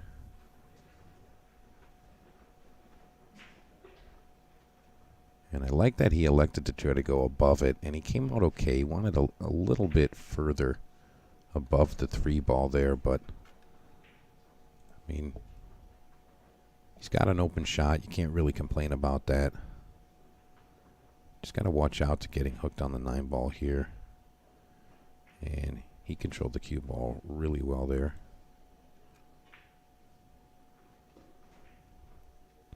It's a little sharp, and the table is quick, so he doesn't want to really force this in there. He kind of just wants to float it in, maybe throw it in just a hair. Yeah, and you know, I think he was attempting a light throw shot there.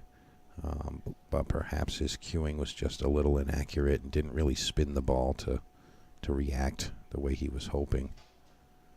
So Mike Rash now going to have to tuck the shirt.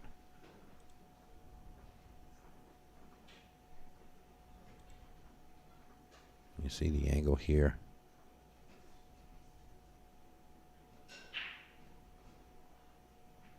Just taking a little peek over there. And he's going to come super long.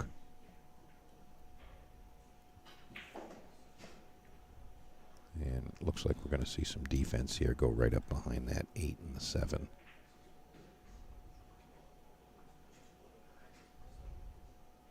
Kind of played that in a two-way manner. I really liked him just playing all safety there. You know, and really just focusing on playing the cue ball. I think that, you know, he would have been at a disadvantage.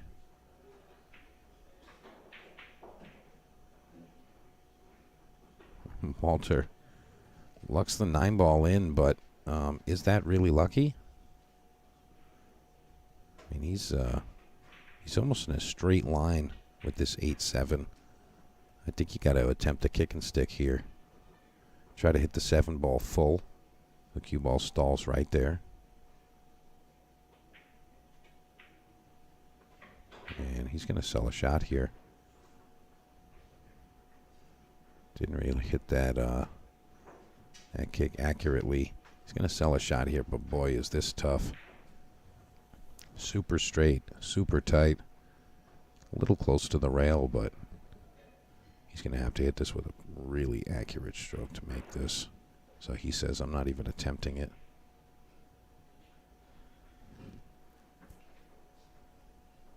And I actually can understand Mike Rash's thought process there.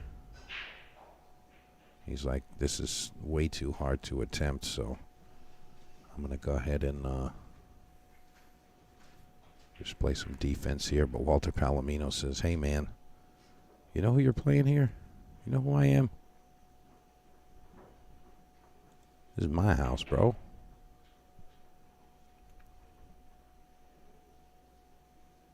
Walter's made some great shots in this table. And that happened to not be one of them. So right back at him for Mike Rash. He's going to get redemption from that previous scratch of his own in our last rack.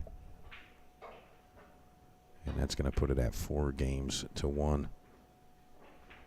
I want to thank the folks over at Snookers in Providence, Rhode Island. You can come visit me there any Wednesday night for the Wednesday night action 9-ball tournament. I am your host every Wednesday. Been getting some really nice fields pretty consistently over the last couple of years. We're usually in the 35 to 45 range. And even through the summer, which is a light draw normally, we've actually seen 50-plus players through the summer at a couple of those Wednesday nights. And I will give you a heads up, this coming Wednesday at Snookers, you might get a special little show.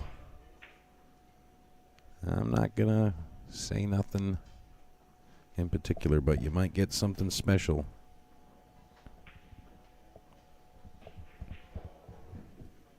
So if you are going to come check us out on Wednesday, it would be this Wednesday would be a good one. Also want to thank Joe Marassi and Master Billiards. Anywhere in the Northeast, Joe Marassi will service. Make sure you reach out to him for all of your table needs. And as you see there on that graphic, they do relocation services and other game room furniture, etc., etc. And they are licensed for Predator, Diamond, and all of the top names in pool. And it's a father-daughter team that will come and take care of you. It's really cool to see that family business doing well. That was him over at Yale Billiards in Wallingford, Connecticut. Boy, those Predator tables look kind of cool, huh? They're actually just the SAM tables. But yeah, they look kind of cool. But make sure you guys reach out to Joe Marassi at Master Billiards. You can get him on Facebook, or you can just give him a call, and that's the number right there, or master-billiards.com.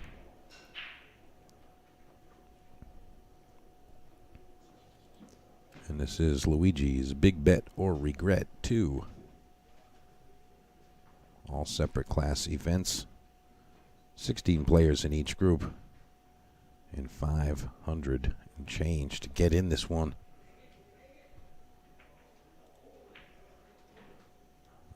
All right, here we go. Mike Rash looks like he's about to smack him open here.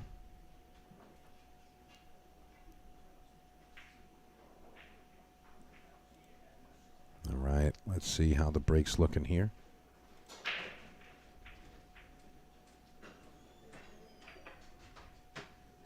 All right, pretty controlled.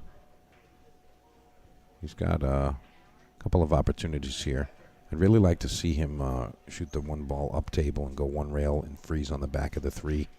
Get some comfort. I don't know if the one ball does pass or if it's obstructed there. It looks like the 5 ball might be in the way, but it does also look like it passes. It's really tough to tell. Perhaps we can tell from this angle here, but I would like to see some defense here. Just my opinion here. I'd like to get him welded right on the back of that 3 ball, and that was kind of tough to take that on right there. I don't agree with that. I mean, perhaps he's just trying to manufacture some momentum and a little bit of confidence of being down 4-0 and just barely getting that one game. Walter scratching instead of going up 5-0.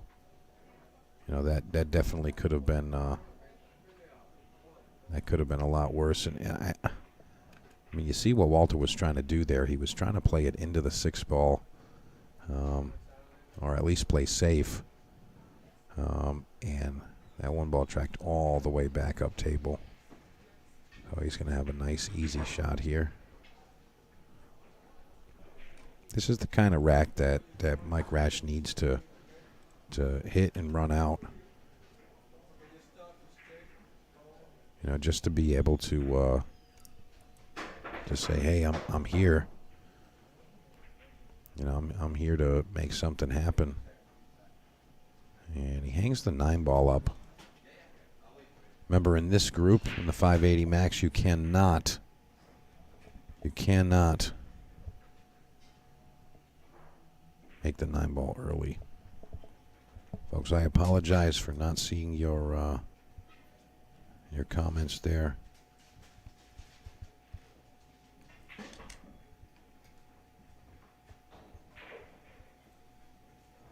Sorry about that. Bo Powers, what are you doing in the chat, Bo? What are you doing, my man? All right, Ashley Benoit checking out. Nice run today, Ashley. And I see John Francisco in there. He says, my house guest is looking to do something special. Yeah, I actually have something special for you, John. Something great, actually. It's a friend of his. It's a friend of his, and they hit me up the other day, so we're going to make something cool happen. I'm actually really excited to tell you about it. John Askew, how you doing, brother? You guys are talking about the pocket size here.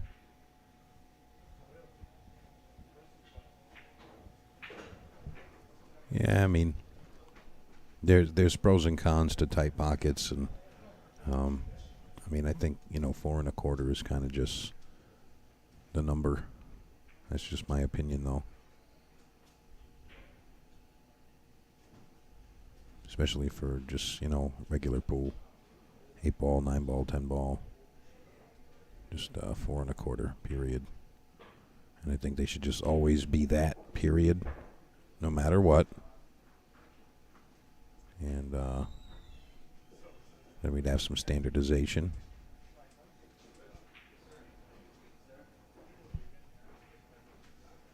But everyone is entitled to their opinion. That is something that is great about being human. And, you can kind of just think whatever you want. Walter looking for the 6 ball. He spun that one way out.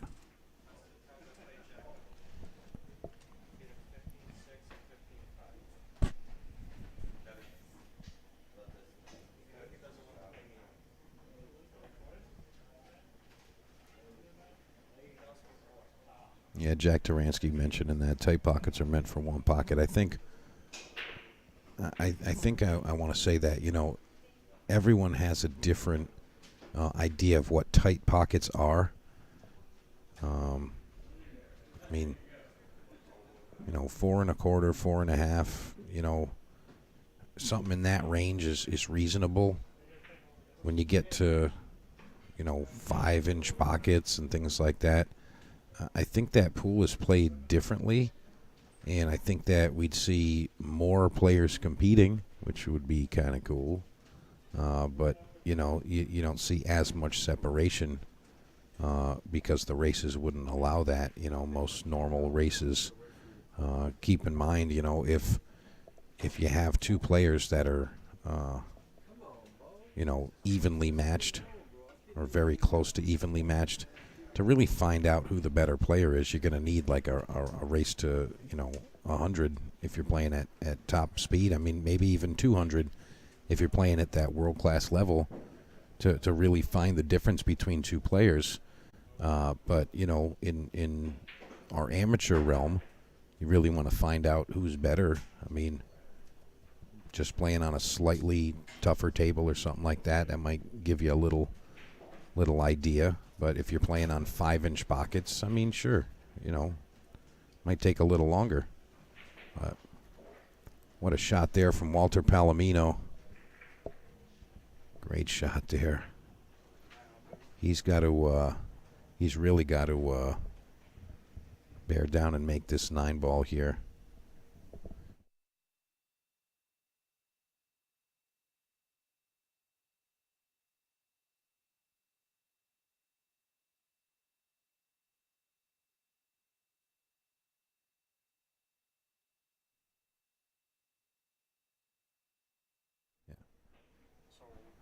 All right, so we're going to get Bo back in here. I ruined his hopes and dreams, but he's going to talk with us. I think Walter is avenging Ricardo Diaz right now. In what respect? Can you elaborate a bit, please? I mean, he's the other 580 that's from the, well, Jay's there too, but he's like, well, you beat the guy that was maybe the favorite because he's from the room, and you know what? Maybe I'm that guy, and this is my house. Yeah. My house, you know what I mean? I seen one time Rich Senna was playing at Straight Shooters, and he's pretty quiet, and then all of a sudden he just goes like, my house. Yeah. And I was like, awesome. Oh, Rich Senna's awesome. Rich Senna's awesome. I would have liked to see him get involved this weekend. You talk to him? No?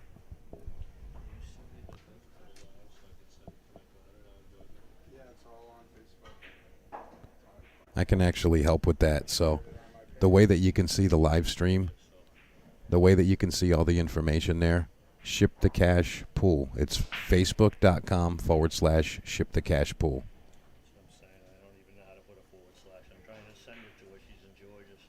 Yeah. So Bob Lucas is over here trying to get the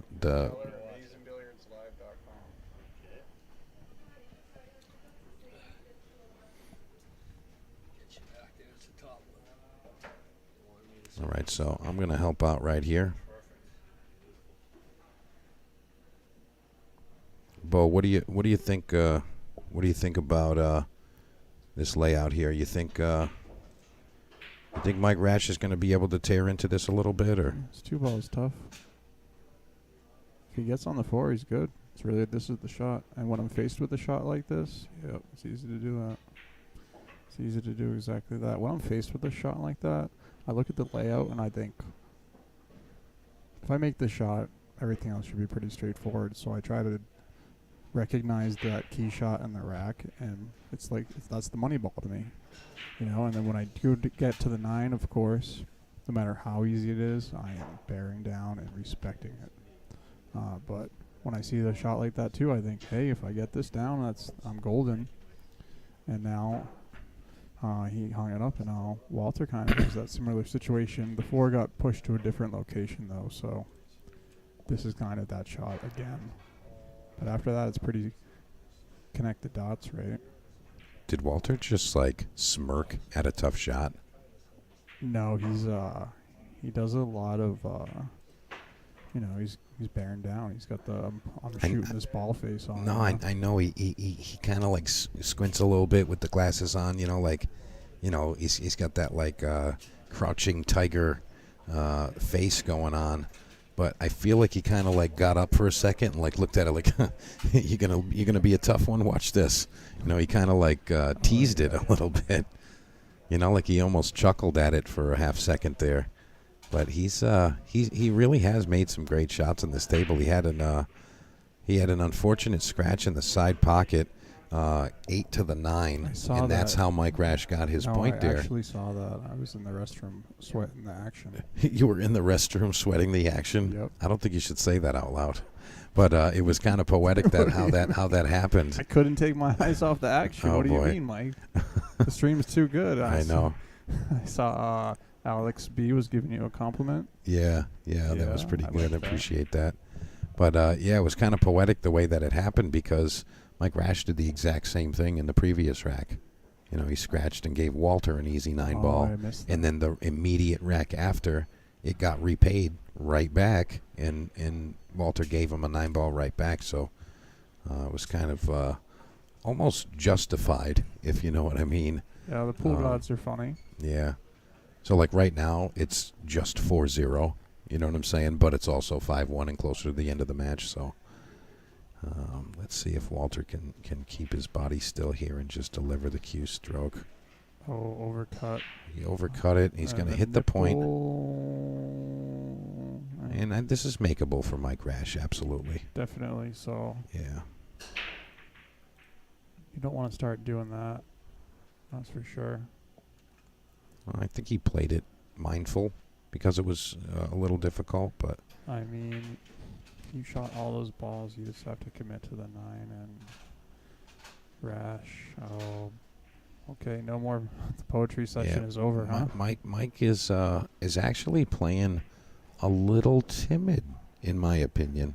You know, like he didn't actually try to pocket the ball. He played his cue ball up table. You know what I'm saying? He played a lot of cue ball there versus just, you know, roll the cue on the line. You know, shoot the cue ball, and where's that 9 ball going to end up?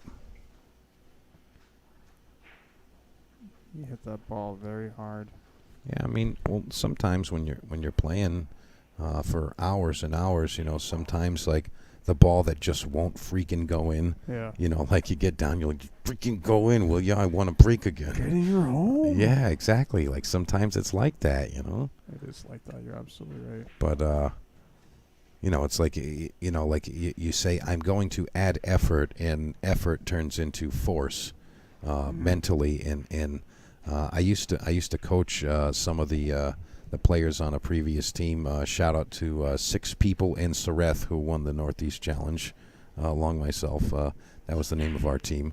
Oh, okay. But that was the name of the team. 6 people in Sareth, and I would coach some of the newer players, and I said, you know, a little. I made up a little. I don't know what you'd call it, like a fable thing or something. You know, one-liner or whatever, and I was like, hard shot, hard hit. A lot of times when a shot is difficult or hard, people tend to hit it hard. Yep. And I'm like, what did you do there? And they go, hard shot, hard hit. Yeah, I'm like, exactly. So just shoot the shot regular, you know. And a lot of times that's what people do. They're like, oh, if I just add effort, it'll just go in somehow, and they end up just smashing it 9,000 miles an hour. And, I think all amateur players are guilty of that at times, myself included. But, if you can consciously recognize when you're doing things like that and say, hey, it's a difficult shot, but if you just focus and deliver the cue stroke, I mean, you just make the ball. That's kind of just what the goal is, right? Just deliver that straight stroke and I see a lot of get it guys to happen. will like dig on a ball when they really need to just level out and put a smooth stroke. So I agree 100%. Wonder what he's gonna do. Is he cutting it? He's banking it. He called the bank shot. Okay. No. I don't think he hit that terrible. I think he hit it just a little bit too firm. Yeah, it was a touch too hard. Just a little For a bit. couple So of reasons, right into the point there. that's 2 games Walter has, quote unquote, given back. Yeah. I mean, you hang up a 9, scratch an 8. Those are gifts. Yeah, I mean, I don't really feel like Mike Rash is having a good go at this particular match, and it is the hot seat, so it's a big one. It's definitely a big match here, and I hope that we can see him dig down and give us some more of what we saw earlier I had in his matches on this table here. Sorry about that. I had mentioned that he came up to me after his match with Ricardo, and I had given him a tip about the table, and I said, if you're going to slow roll balls on this table, you're going to be in trouble because of the deep shelf. If you rub it all and they don't have enough energy to go past the shelf. And he said, I was stroking the ball, I felt confident. And, he obviously beat Ricardo by quite a bit. And maybe now after that confidence boost, and while he's down, he's in that flip side. So maybe he's feeling the pressure, and the stream, the stream is a factor, I think. Sometimes you ever think you're getting drilled on the stream, and you're like, oh, this is embarrassing. Yeah, I mean, I've definitely felt uncomfortable on a stream table before, but that has subsided now. I don't really care about it right now. Yeah. The only time I care is if it's a tournament that's streaming and I don't know that it's streaming, and it's one of those tournaments where I want to play like a circus performer, and I'm like, oh man, I'm setting like a terrible example. Here I am, like trying to tell people to play good pool and do the right things, and sometimes I'm just like having fun, and I just go out there like firing bank shots and going for 2 rail kicks instead of just thinning it and playing safe or something, and like Bank to 5. yeah, right. Bank to 5 for $5 or something, like Yep. like I'm playing like an idiot, really. And I hate when that stuff's streamed because I'm like, come on, like at least tell me. I would have like made it believable in some way. You know what I'm saying? Like I wouldn't do that in an event like this, but like a $20 tournament, I'm tired. I'm like, hey, I want to go, but I'm gonna get my money's worth. I'm gonna play my freaking matches, and if the circus performer stuff works, hey, I'm having a blast. It's my $20. I'll play it however I want to. It's your money. Get it when you need it. That's funny. That's actually really funny. I mean, I do that a lot. I don't do that. I know you don't. You want to kill somebody for a $5 race to 1. I just want to win. I just want to win. Actually, Yeah, Bo's just gonna go don't watch a wanna match. lose. Bo's gonna go watch a hit. Get out of here, Bo. Too serious. Why so serious? I can't even take him serious with the mustache right now. You guys, I promised that I would show you guys a picture of Bo with this ridiculous mustache he's got, and I'm gonna have to take that picture when he comes back. Oh man, Bo really is committed to the Luigi theme this weekend. Oh boy, he is. Boy, oh boy. All right, so Walter getting the ball in hand from Mike Rash's scratch, but he's going to come way underneath this ball here. Not even close to where he wanted to end up. He wanted to come on the right side, or his right side of the 3-ball to play that 3-8 combination, and he would have been able to figure something out there. I think we're going to see him back cut this to the corner. I don't like the way he's cueing this. I mean, he played a 9-ball combination that doesn't count as a win. I don't know. I liked him back cutting that and sending the cue ball back and forth and coming under the 5-7 there. It's still his shot. Yeah, I don't. Yeah, he's got it. It's still his shot. Nope, it's just like any other ball. Yep. Yeah, I mean it's called 9-ball, but the 9-ball has to go last. So he made a legal hit and pocketed a ball. It's still his shot. Yeah. Yep. That's. Yeah, I did go over that particular thing several times in the player meeting because Why won't they listen to my rules? No, I'm just saying that it's a nuancy rule. That's why I covered it a few times, especially in person. And I said, hey, do you guys understand this particular nuance of this rule set? And that's probably the most confusing thing about the call 9. I mean, that's pretty standard stuff for most competitive players. I mean, they should know that. You know, if you're playing called 9, then, you know, it's always, if you make a legal hit and a ball goes in, you continue, unless it's the last ball and you call it and it goes in the wrong pocket. In that case, you know, usually it's option. The way I play it, anyway. That's the same rules we're using. Yeah. Yeah. And I definitely try to do as much standardization with the local amateur scene as I possibly can. Yeah, I'm totally loving everything that's going on here, Bo. You know, we got 64 players in the. That's actually exactly what I just said. Alex just quoted me. He just said exactly what I said. Oh my God, Alex Bosch, you hit it right on the head. That's perfect. That's perfect. I specifically told them this rule. You guys never listen. Walter says, "Oh man, funny rolls are happening now." Oh, he's gonna go for the hopper here. I don't know. Little. It's funny because Walter was checking out the Q-Tech Propel, and he says, if I win this tournament, I'm buying it. I should just go hand it to him right now. You sure you don't want that Propel right now? I mean, guaranteed some money. Yeah, he needs the Propel. I'm telling you, it's really easy to control. He needs the Propel, you can tell. Yeah? Yeah. He had no control, and he had to use a lot of power to get that over. Yep. And the Propel would have made it a lot easier to do that. Yeah, the carbon fiber jump cues are... they're sporty. Oh, I believe that for sure. They're absolutely. I know we have different feelings on jumping, but man. Yeah, but not for the rest of the world. It's just for me. I'm telling you, just my personal preference. Like in pool, jumping is a skill. It's something that people need to learn these days, and I just don't want to be one of those people. You know, like. If you've ever had a conversation with me, which I guess most of these folks have because, they get to hear me talk and all that. And a lot of you guys have probably met me in person. But, I mean, when it's a conversation, which I feel as though pool is, it's a discussion. You know, you're talking about, you're talking between each other. And your shots are the words that you're doing. And when someone plays a defensive shot or whatever it is, it's like that's like the disagreement.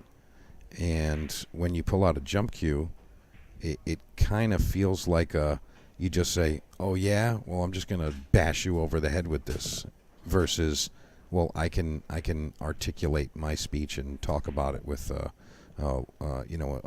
smooth masse or a nice, well-thought kick or something like that. And that's just my opinion. And that's not the way pool is now. It doesn't mean that I'm going to say, oh, no, you can't jump ever. That's not a thing. But, I do think it's disruptive to the pool rooms, especially in amateur pool.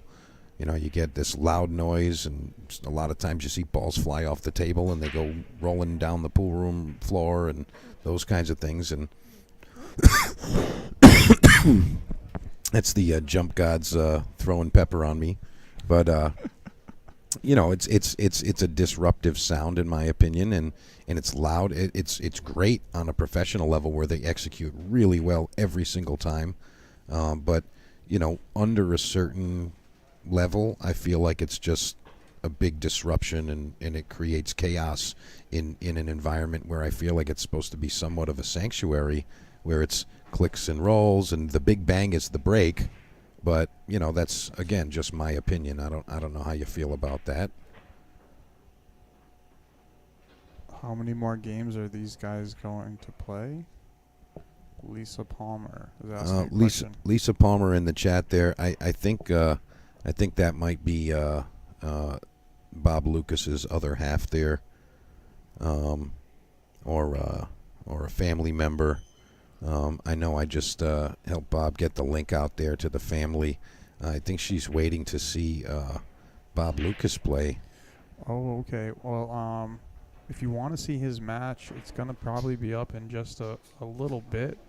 Unless Bill Gallagher mounts a crazy comeback, his opponent's on the hill, and that's the match. The winner of that match that's going on is going to end up playing. Bill Gallagher just won another game. It's 5-2. Yeah, I saw that. Okay. So, basically, if you go to amazingbilliardslive.com, you'll be able to watch that table on YouTube. It's a separate stream from this one. We're not going to actually have that match here with us in the commentary, but you will be able to watch it. And that's Table 6. It's amazingbilliardslive.com. It's going to bring you to the YouTube page and just find Table 6. And click on it, and yeah, you'll see it, and it'll be up in, no more than a half hour. It could be 3 minutes from now. Yeah. So if you do want to watch your loved ones, that's why we have that. That's exactly why we have that. So Yeah. one of the main reasons, obviously, so players can watch their performance, and so other people can watch it.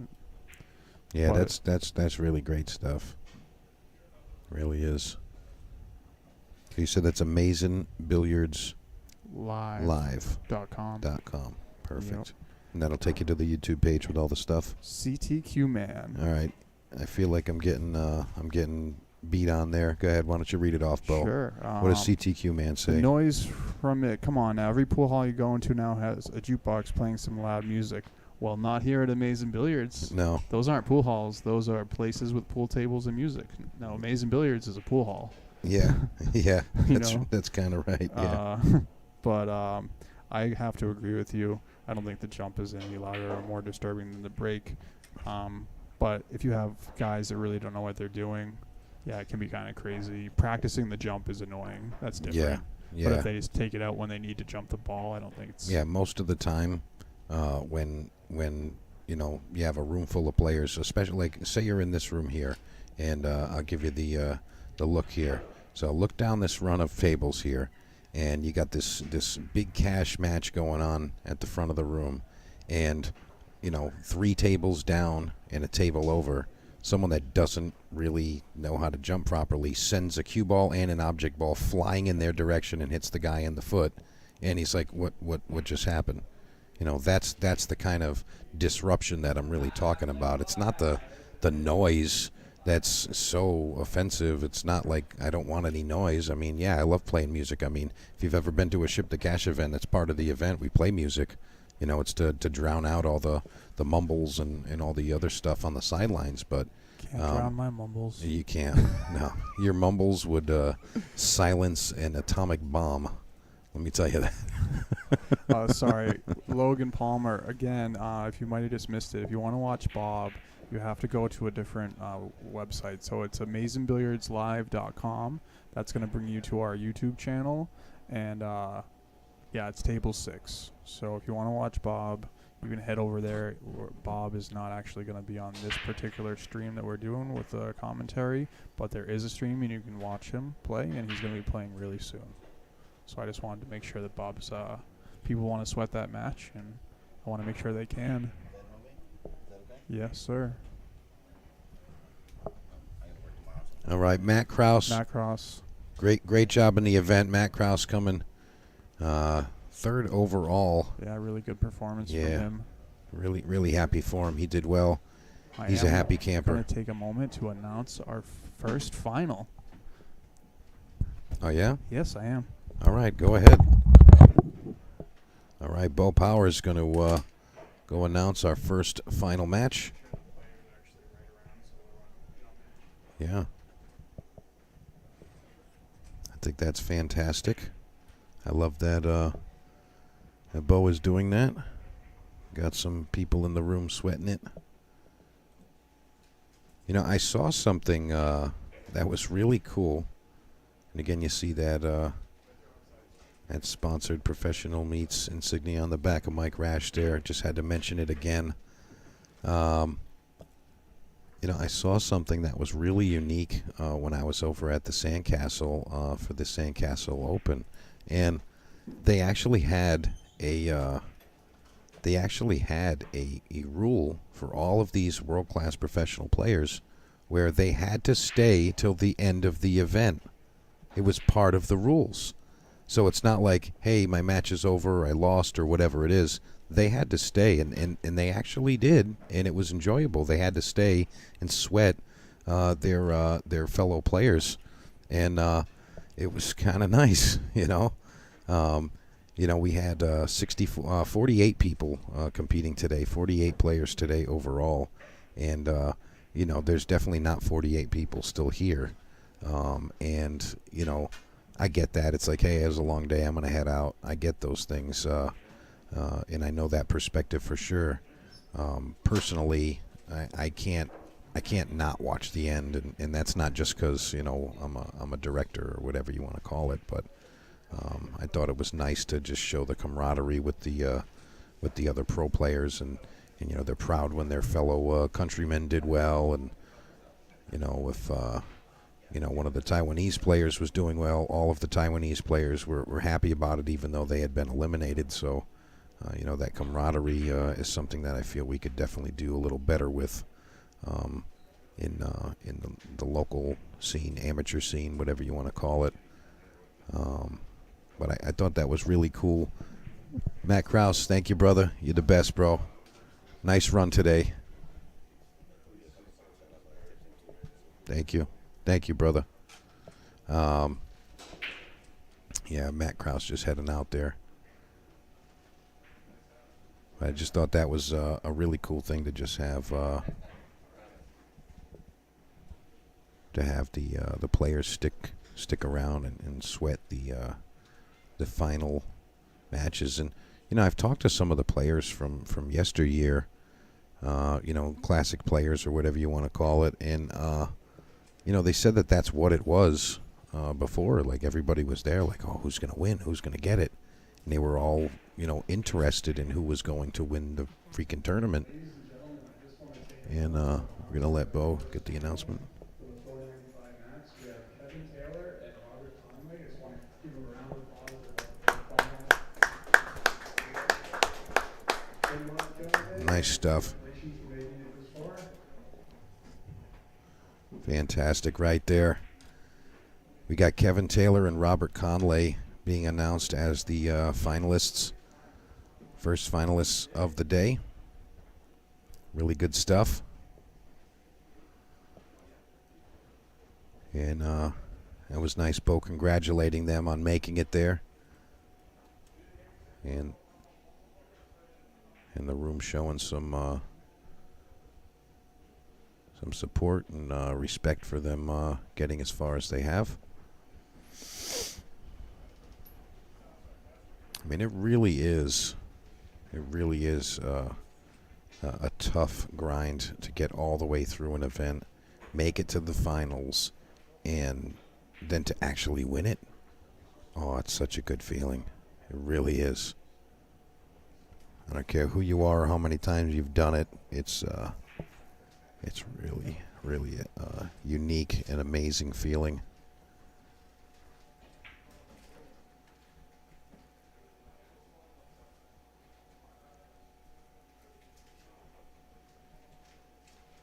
Jason Longo eliminated by Robert Conley. And then Robert Conley goes right into the match with Matt Krause. Matt Krause narrowly was defeated there, 6-4. It's a close match. Good job to all these guys, giving it their all. Sorry to you guys in the chat. I didn't get to see those last couple of comments there, but I promise I'm going to get you guys right now.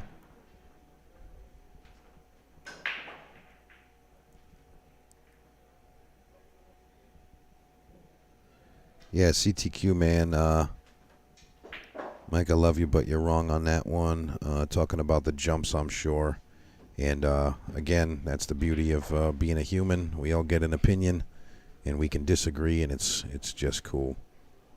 That's how we got to do it. And Alex Bosch commenting on the jumping thing. I don't mind jumping and do it for the competitive benefit. With that said, I'd prefer if short queues weren't involved because I like the greater emphasis on kicking. I find it more enjoyable to play and watch. Yeah, that's kind of the way that I go about it. I can agree there. As you know, most of the events that I have are full queue, jump only, and that is partially a deterrent for players that are like, I'm not able to jump with a full queue. I mean, they're just going to go with a kick, and most of the time that's what happens. But you know, the technology is changing, and jumps are becoming easier and easier to execute. So you know that excuse me, that really does change that element of the game in general. It changes the whole thing, you know. So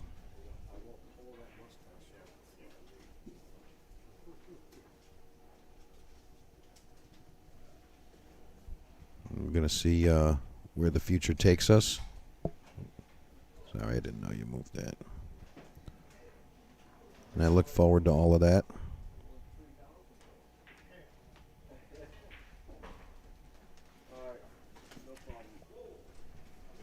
Jose Concepcion checking out. My man. Thank you, sir. Yes, sir. Get it, got it good. You got it, sir. Jose, let me know about next Sunday.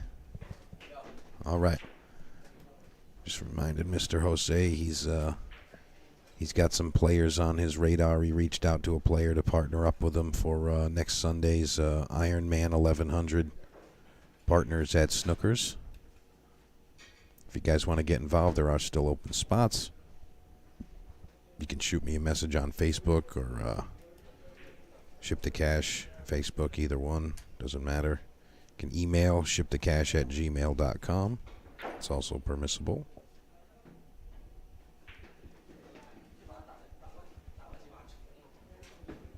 We're getting closer and closer to this match's completion here, but I'll tell you, Walters kind of let Mike back into this match in a really, in a real way, if you will. I mean, it looked like Walter was really just pounding it and maintaining the control.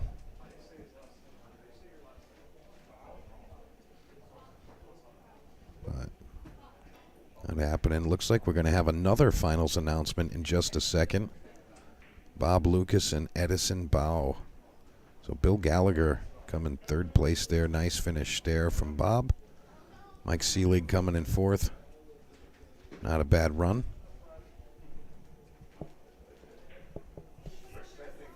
So we're all excited to see these guys go at it. Quick update on the side. Jay Aliomer defeats Tony Rosano 7-6.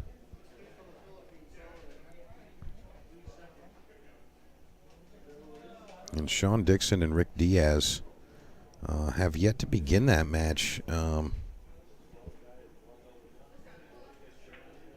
It's a little behind schedule, I feel. It's a little behind schedule. Perhaps the Sewell Sean Dixon match took a little extra time there.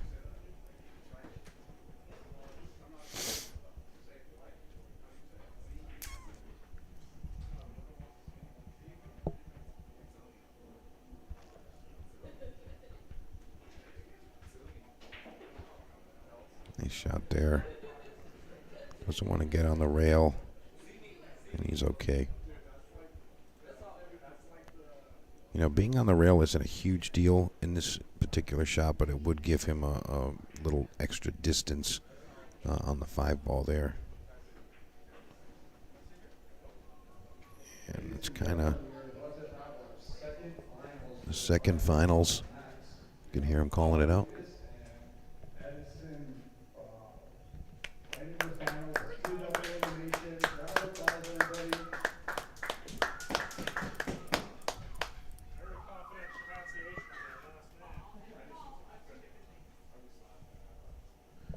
All right, so there you have it. You hear Bo in the background there calling them out. Bob Lucas and Edison Bow.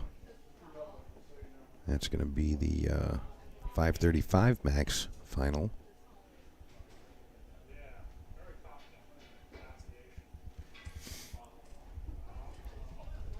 Really good stuff there.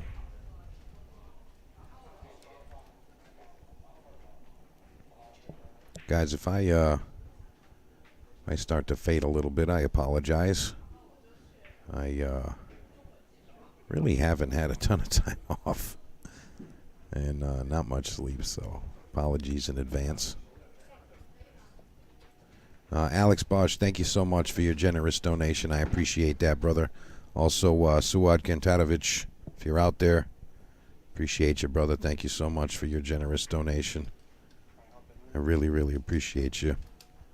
And Bo Powers is going to come back with us as soon as he's done fighting the headset. It's going to be in 3, 2, 1. Here's Bo. So, Lisa, sorry, I don't know if you had heard us before. She's asking about if Bob's going to be on this link, and I had mentioned it before. I'm going to actually type an answer, but I'm just going to speak it as well. Yeah. If you can't hear me, if you can hear me, it's amazingbilliardslive.com, but I'm just going to respond with a typed message for you just in case. Yeah. But, yeah.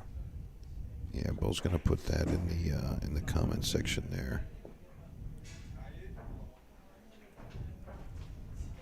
Yeah, all of the info is in the description of this particular video feed that you're watching right now.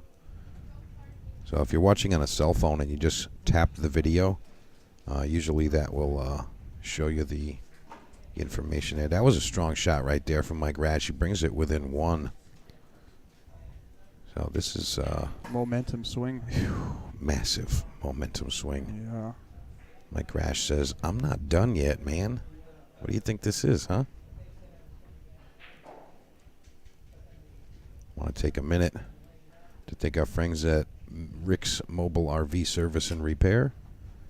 Remember, they will travel to you to help your RV, trailer, motorhome, or camper get ready to roll. They've got professional tools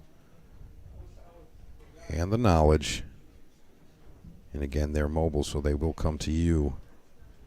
You don't have to worry about getting a tow or anything like that. Rick Silva with Rick's Mobile RV Service and Repair. Put that number in your phone and get on board. Let's go. All right, we're going to the break. Mike Rash, rack 12. He's down by 1. I mean, this match started with a Walter Palomino assault. And now Mike Rash is literally right in the mix. It's just 1 game difference now. 2 missed 9 balls was, he would have been on the hill. Yeah, I mean. He would have been on the hill. You know what I want to say? I want to say that if Walter did not scratch on the 8 to the 9 right there and gave Mike that game, I don't think we might be done. We might be done with this match by now. I think you're right. Absolutely. That was a major factor in the match, just the singular point, and then Mike takes a quick minute to like refresh and reset, comes back, wins another game, and he's kind of just been clawing back, and you don't want to see, if you're Walter here, you don't want to get anxious and try to get like a little overzealous at the table, like, all right, I just got to make a thing happen. Come on, like, hurry up and win, kid.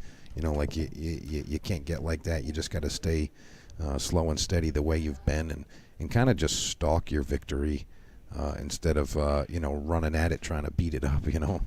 I don't know if you're getting what I'm saying there, Bo, but I know exactly what you're saying. I've actually had conversations, and Walter plays here a lot. I see him all the time. He plays all my tournaments, so I'm familiar with his game, and he comes in here and we talk about pool. He comes and plays in the back, and he's been in the situation where he's playing the tournament and he has a big lead, and the guy starts to come back on him, and I know for a fact Walter right now is thinking to himself, he's feeling the heat. I know he is, because we've had this conversation several times where he's talking to himself saying, how am I going to blow this lead, blah, blah, blah, blah, blah. So hopefully he can recognize that he's in that place that he's been before and kind of shrug it off and be like, hey, I've been here before, So Yeah. I know that is probably what he's thinking. Hopefully he can look at it in that positive way that I just mentioned. Yeah, I think that would definitely be beneficial. But I mean, I got to speak to previous matches with Walter Palomino today. He's been down in a lot of the matches that he's had, and he just finds a way to win. Yeah, 2 hill matches. Joey Muse missed a 9-ball on the hill, and then Walter had the most incredible 3-rail shot earlier. I mean, if we could pull that up, that would be awesome. Crazy, amazing 3-railer on the 8. And then Soel missed a kind of a routine 9-ball. There's no such thing as routine 9-balls when it's hill. Especially with giant cash on the line. Yep. So he did miss one that you probably would have liked him to have made in another situation. And then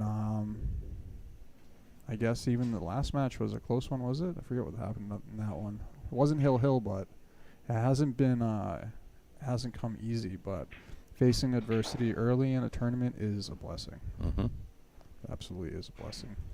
Yeah, when you come out of it, like Yeah. when you come out of it alive, definitely builds some confidence and let you know that you deserve to be there at the end. All right, that's actually a massive miss there. This can become a very simple out if Mike Rashkin manages cue ball well here. You gotta say that I wish that he would go look at that and just see how deep it was. He hit it good. Yeah, he did hit it pretty really well. Good. I'd like to see him go a little bit higher there, just to make the transition to the 8-ball a little easier. But I think he's okay. I don't think he needs to do too much here, but I'm probably going inside English here personally. I love inside English though. yeah, He went around it and he's gonna bump the 8. Nope. he's going to go right into the point. Wow. Pointer Sisters are still in Boston. I had no idea. I've seen him play around the 3 rails, and I don't know if he's trying to go take that path that you would think he would want to go around the 8, not inside the 8 there. I think that his understanding of how these rails react is still a little off. He's not playing the shot wrong. It's just incorrect for this table. Sure. But he has played the most on it. Yeah, but even so, he's not recognizing those things. Yep. And he's just playing how he knows how to play and hoping it's enough to win. Wow, he played safety there. I think you just have to shoot that ball. I'm shooting that ball every time. I mean, he's given his opponent another free swing here, but if you look here, I mean, you want to be shooting this one? I mean, this is tough. But, funny things happen in these situations where you give your opponent an additional swing,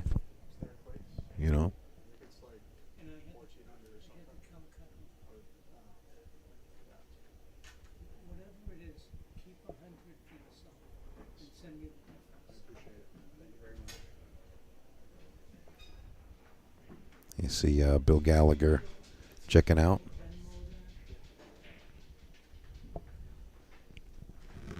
Nice finish for Bill Gallagher. Bill Gallagher was actually one of the, maybe the second player to sign up for the 535. That's great. Yeah. And he was really funny because he was constantly asking me questions, and you could tell he was really into it. He comes to practice. He's been talking to me about it for months, 4 months. He's like, how do you know about this guy? I'm like, Bill, it's okay. No one's robbing the tournament, I promise. Don't worry. Are you sure this guy is eligible? He doesn't have a rating. I'm like, he's going to be okay. But I like that. When the players are involved, it does keep everybody honest. It was nice. Yeah, totally. Totally agree with that. Did he play a safety on that 8 as I got distracted? He kind of distracted me, and I kind of pulled me out of the zone there. I think he did play safe there. I mean, I don't think Walter misses it like that, I think we just heard the disruptive jump shot. I don't understand how you bank that shot and don't cut it. I don't understand at all. I mean, this is really, really curious shot selection to me there. This is what Walter Palomino really needed. Oh, yeah, this is it. He's got to get out here. A little heavy. Yeah, he's definitely coming along here. But I do like him to pocket this one here. Me too. He's just going to take a quick second, assess what he's got here. I'm going to go to the overhead so you can see the cut angle here. And he drains Right it. in the Where's the cue kisser. ball? Where's the cue ball? No way. Nah, that's good. Ooh, stalls at the last second there. Good thing he took the scenic route to the pocket. Yeah, that's what I'm saying, huh? Two more turns and he's in the drink. Ugh. And Oh, boy. you know Mike's watching that and he's like, makes you sick to watch sometimes. Again, that's what I was talking about earlier about the reasoning for 9-ball being such a popular game. I mean, you can dog and go, ooh, he missed it. Or you can. Oh, he scratched. He gins it. Sure. All right, Bo's gonna watch for a. I'm gonna watch it. I'm gonna come over there and talk to you guys. Okay? All right, so Bo's gonna double check a hit call, which is kind of nice. We have that option here. Go back and double check that. Some value to the players.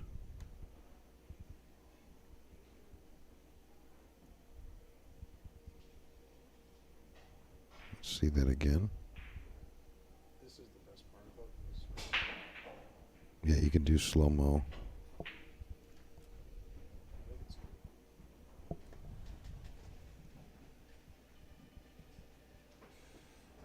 That's really close. We go again.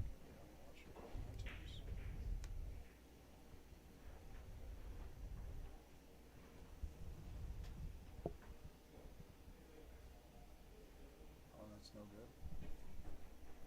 Go one more. I'm going to do it again. The stick's kind of in the way. It looks like the 5 moved first. That's what I see too. Yeah, the 5 ball moved first there. That's no good. That's going to be a foul. You know, that is a really nice added value and feature for the players. Bo, if you could explain that to the guys, exactly what just happened there. I'm going to step away for 1 sec if you want to sit in the driver's seat, but Sure. I want you to explain what that is because that's really extra value there for the players, and I think that's a great feature. Yeah, so basically, as you guys probably already realize, I have multiple tables streaming right now. Every single match going is on the stream, especially late in the tournament. That's the case, and YouTube, you can play back the video on Facebook. Sometimes you can, and sometimes you can't. So I'm able to play back the video, so the players are aware of this. And this is maybe the 5th time today where they come up to me to say, "Hey, we weren't sure about the hit, and can you watch it?"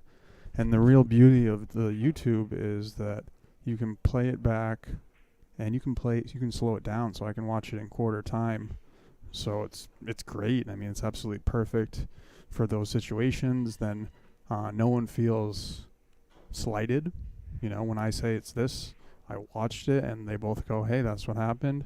And I think it's easier to move on because sometimes the hit happens, you don't think it was the right call, it's really close, the human eye can be deceiving. I mean, I just watched that one with Mike 4 times, and it was close, but it was definitely clear at the end there what happened, and it was foul in that situation.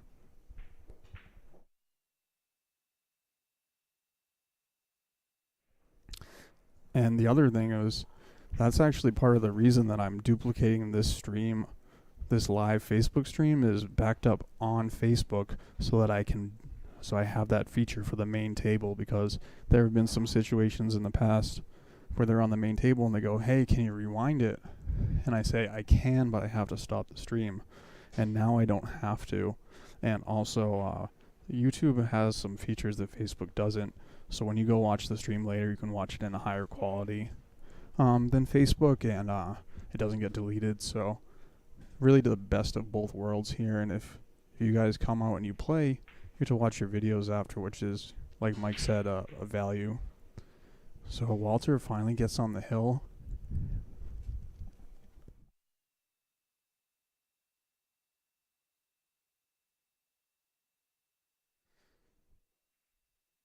And that pivotal rack where Mike could have tied it up, and we see the momentum swings. And if anyone was watching the U.S. Open, I think we saw tons of that all weekend. It's no different in amateur pool, amateur 9-ball.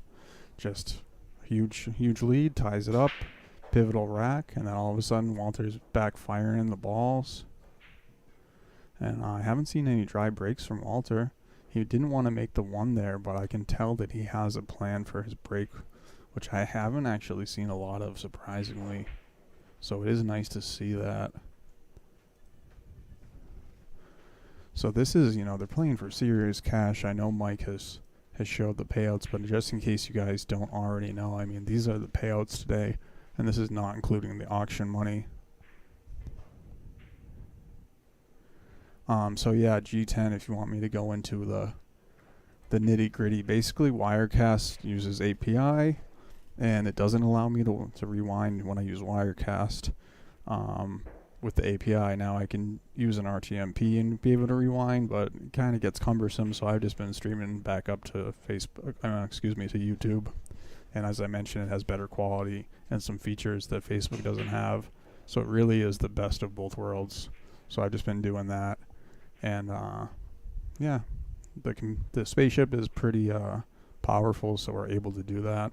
We did have some problems this week, but I think overall the stream looks really good. Mike's doing an amazing job, and I'm just happy that I got Mike in here to be able to use the equipment, because how many times have I been in the booth and I get pulled away just because I'm too busy. It's too hard for me to do the amazing job like Mike does.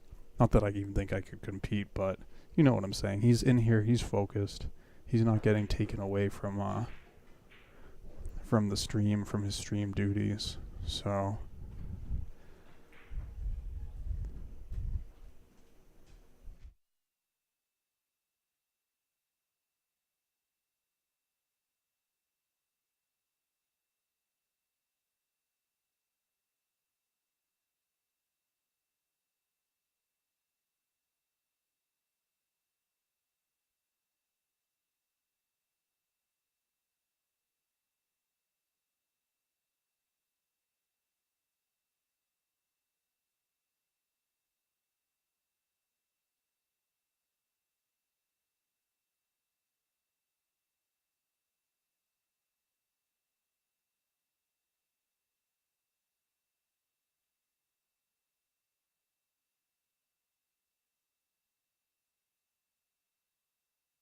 So that's actually goes to my point about what I was just saying, where I had to take a second there to pause to address some tournament issues.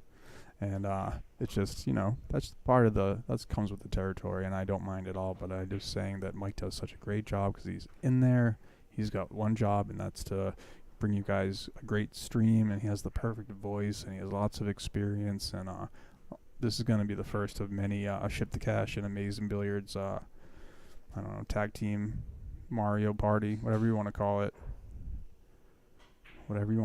So Walter just needs to just get it done right here. So he's going to get a little fortunate with that leave, I think. Yep, so we might see the kick, might see the jump here. I kind of like jumping at this ball personally. It's a half a ball jump. If he hits the 3, he can get position off the 6. Yeah, he's taking out the jump stick. The good news is we had talked about Walter in the jump cue earlier. I know for a fact that Walter's going to come over and buy the propelled jump cue after this match, because he already said he would. I'm going to hold him to it. I'll just hand him the jump cue. No, I'm just kidding, but I'm only half serious. See, that's pretty good attempt there. I don't know how he's gonna come out. Oh, that's just a bad roll. But I do believe that's a good time to jump there. I will say sometimes the amateurs are a little bit overzealous with the jump cues, but Man, have I saved my butt with my jump cue so many times. So many times. We're not commenting on his table, Lisa, because we're just taking precedent to the higher level players today. That's just kind of how it goes. We're just putting the higher level players on the mainstream table. This table is very difficult. As you can see, these players are, about 65 points higher on average than Bob's bracket. I'm not saying he's not a good player. I just think that it would be a little much for them to play on this table for the finals. And the table they're playing on is actually pretty difficult in its own right. If we do have a situation where Walter gets out here and we have a little bit of time to float around the room, is he going to luck this in? He's the 3-rail specialist today. Oh no.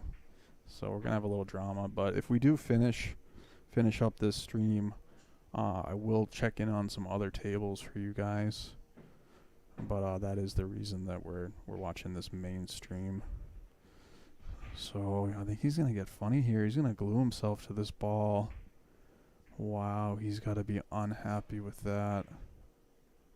He cannot be happy with that situation at all. I think he's frozen to it, and he's shaking his head, and you have to shake your head from there. I mean, let's just get a little body language. Yeah, you can see him. That's the face of a man who knows that he's probably going to be shooting his last shot for the hot seat potentially.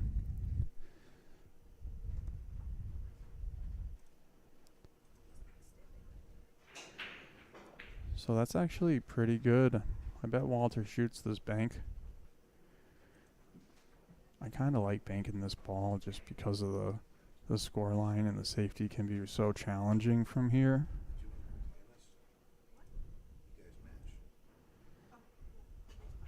Who wore it better? And he drills the bank. Is he gonna get a friendly rub? Not quite. So he's got a chance to cut this ball in the side. Yeah, he's lining it up in the side, and I do believe that is the right shot selection. You just got to stay down. You don't want to hit this too hard, or the side pocket becomes less accepting. And he definitely didn't want to hit it like that, so we're going to have extended play here. I'm watching the replay. He kind of he didn't jump, but he did move into the shot slightly. You can tell the nerves are high here. The good news is he earned. Oh wow! How's the cue ball? Wow, I think he's gonna shake his hand there. No, he's gonna make him shoot it. He is gonna make him shoot it. He didn't miss that one. He shakes his hand. So we are gonna see more from Mike Rash later, and I will I'll put up Edison and Bob's match. Just give me 1 second, and I'll be right back with that match.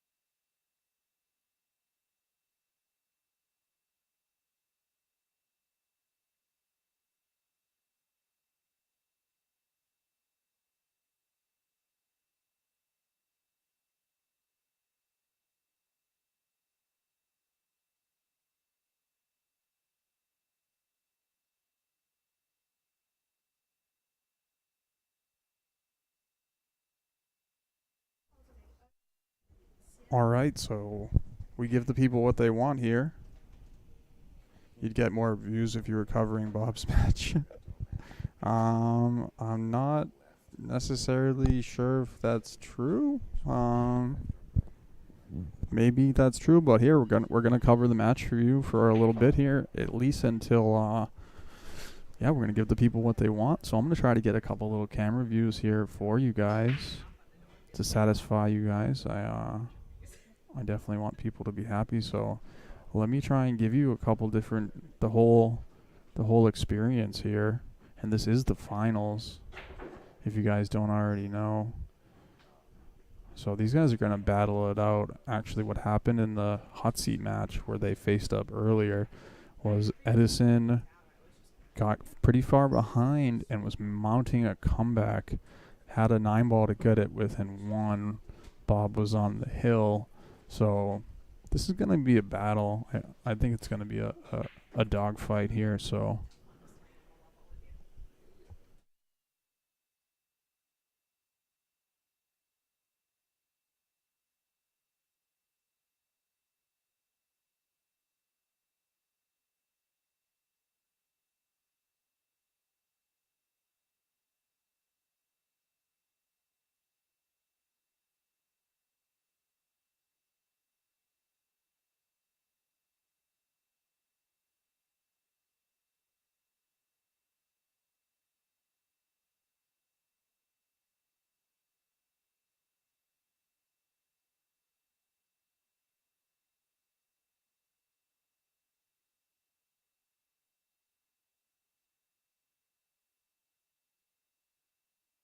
So just in case there was any doubt, this is the finals of the 535 max.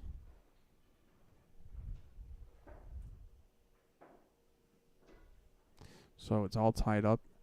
This is a race to 8, and it is true double elimination. So if Bob loses this one, they do have to play another race to 6.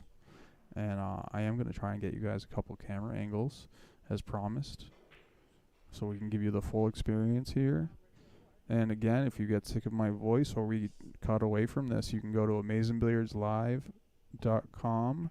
It's table 6, and you can continue to watch. Basically, from this view, it's a slightly different look to the stream, but basically you're still going to see the table from this view, the exact same angle and shots, and you'll be able to sweat the action that way.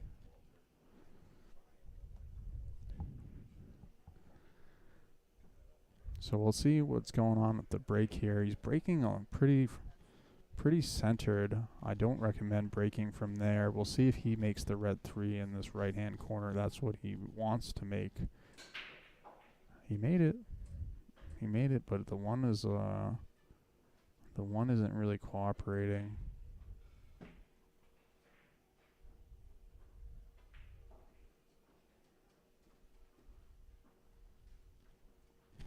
So he does have a chance to cut this ball. I would say it would be pretty aggressive to cut that ball.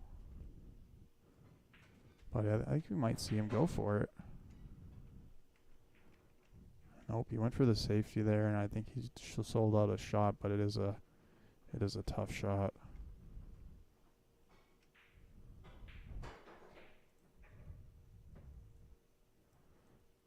And as promised, I do have another view for you guys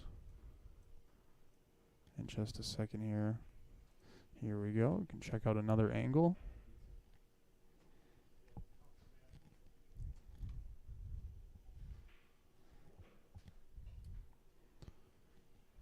And I think I can even get you one more angle on that table. And I'm going to try to do that to give you guys the full experience here.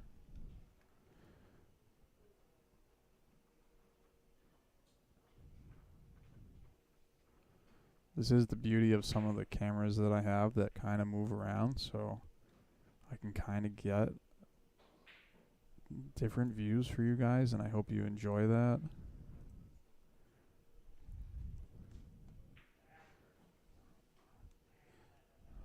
So you can hear Bob being a little frustrated with that miss. Put a little body into that one.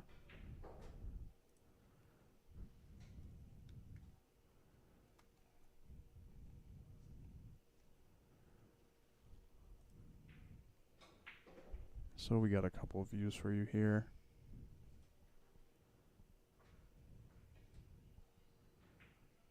Alright, so Edison went all out on the safe there, and he's going to get coverage, full coverage here from the 6 ball.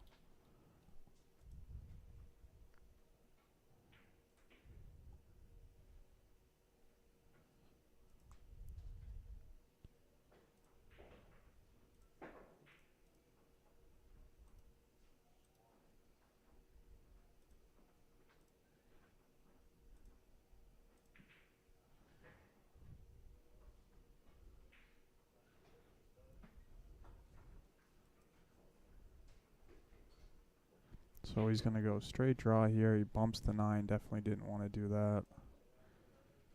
Why is it so shaky? The cam has just got air blowing on it, you can tell. I think this angle right here shows the severity of the cut. So he needs the bridge. Edison is very tall, and he still needs the bridge. 6 foot? I thought he was taller than that. Maybe because he's very thin, he looks a little. Yeah, he looks lanky. That's the perfect word for it there.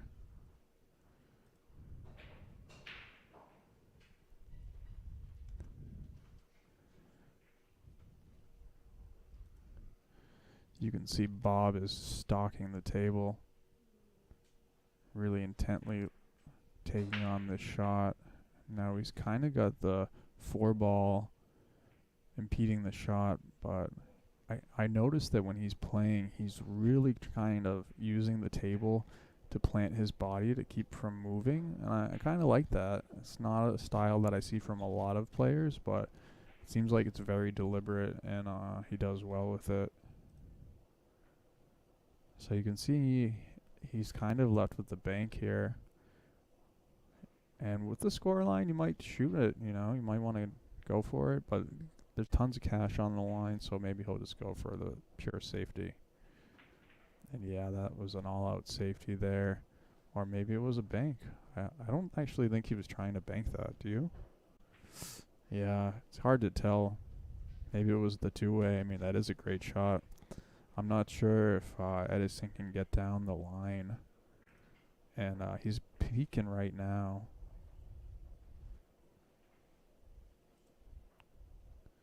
Let's see, maybe he can swerve this and go rail first to get the hit. Yeah, he could. That was available. So he's going to have a kind of severe cut here. But if he can just pocket the ball with a pure high ball, he should be able to come up and down the table and be all right. You can see here, it's not too bad. And the cue ball should go short rail between the 8 and the 9. Just like that, but he hit it a little hard.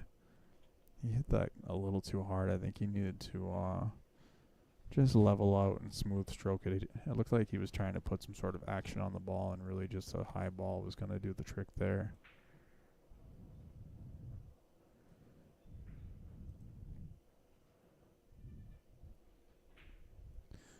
So it looks like he undercut that one quite a bit. Maybe the nerves are getting to him. He did sit for a little tiny bit. It wasn't too long of a wait for Bob, but he was sitting for a while. No, Eugene, we didn't do the Q raffle. We're going to do it later on.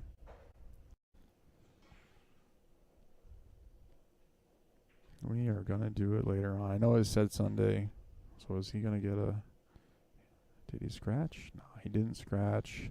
So both players look like they're playing at a kind of a fast pace, like they're anxious to get this rack over with or something, but I think they need to just bear down a little bit. It is a tighter table. The pockets are, yeah, they're pretty tight. It's small, just a hair under 4.5 inches, so nothing too crazy, but you want to respect this table for sure.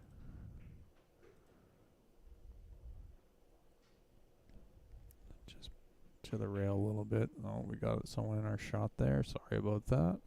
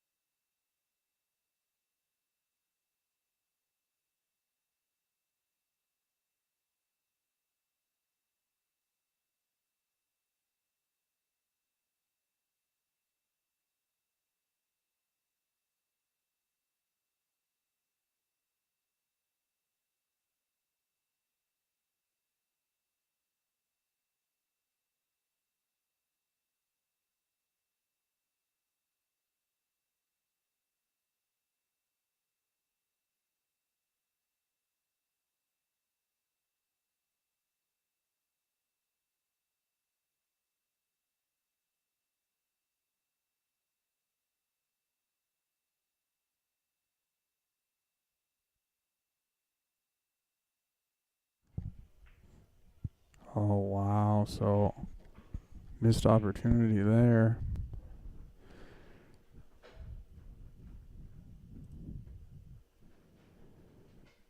And I think I did get this camera to stop wobbling on us.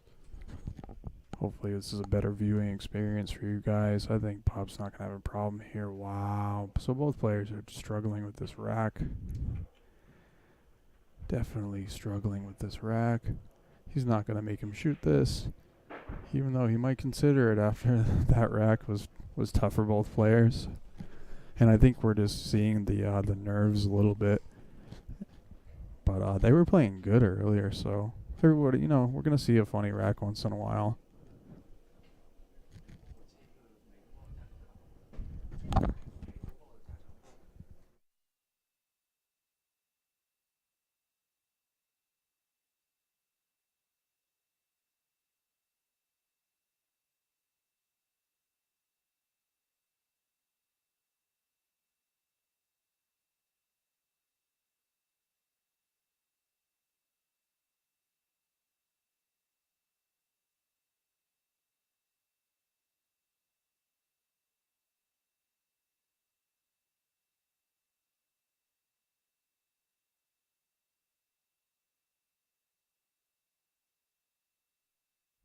Sorry about that. I was just answering a question.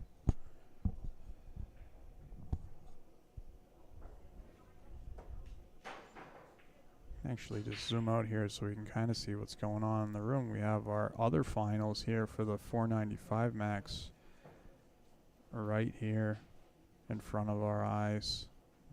It's a slow pan of the whole room. Can't really get the whole shot from here, but here's another view of what's going on in the room. Just so you guys kind of know. So let's check out the break here. He's looking to make this 5 ball in the corner there, and he's hitting it pretty soft but controlled break, and he's been having good luck with this. The spread is pretty good. I think he was trying to play the one a little bit differently, but there's nothing wrong with that. And he is complying with our, what I call an ultra soft break rule. I'm not even going to get into the details of that because it's extremely nuanced. But I'll just say that's a legal break.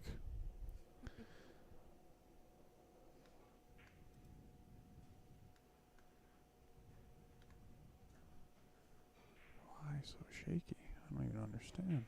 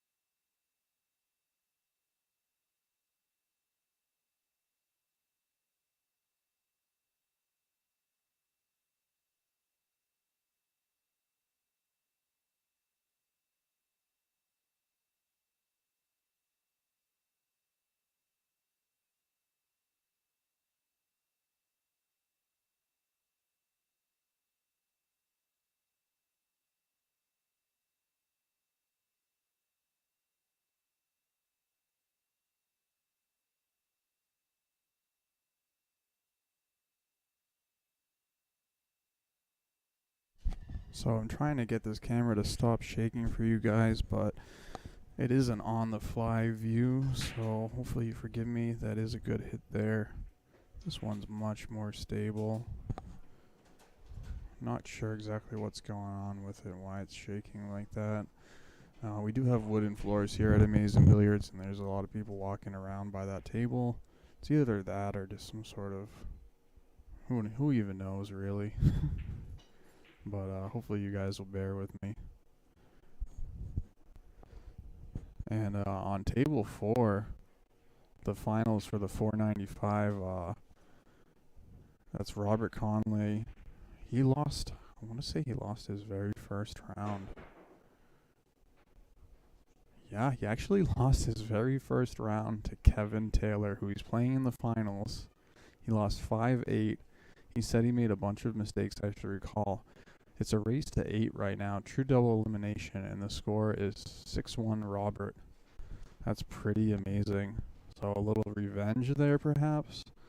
And we'll see what happens. Last time we did this event, I know Alex B had to go true double, but he did snap it off in the end. Those were actually great sets, him and Darren Beliveau. So anything can happen, and of course with the second set being shorter, it's even more pressure.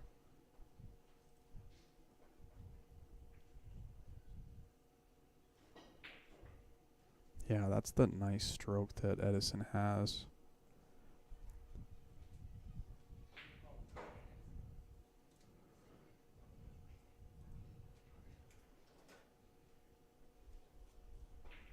And then we also have Ricardo Diaz is way up on Sean Dixon, 5-1, and it looks like Jay's gonna have another shot at him.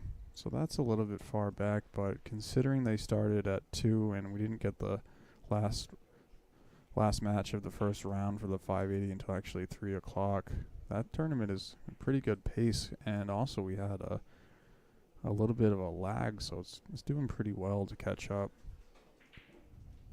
So you can see the difficulty level of this shot from this particular view. Get a little tighter here for you guys. We're going to see a nice clean stroke. Yeah, I had a feeling he was going to bury that. It looks like he took a second in that last rack to like kind of shoot the rust off. I don't know if I would call it that, but now he seems like he's stroking the ball the way I know he can. And Edison actually won a qualifier for this tournament, so he actually got in this tournament for only $75. And another crazy thing is he's a college kid. You know, he's a young man of the college age. I'm not sure exactly how old he is, but if he was like 20 or 21, I wouldn't be surprised, even if he was a little younger. And he didn't even buy himself in the auction because he didn't have the money. So I think he's still going to be happy either way, because it's going to be 22 or 4,000. And I hope whoever has him in the auction is actually Dario, another player out of Amazing Billiards. Hopefully he throws him a little thank you, Jelly. Hey, you know. So Dario's probably out there sweating this match. So is he going to get the... Yep, he got the hit there.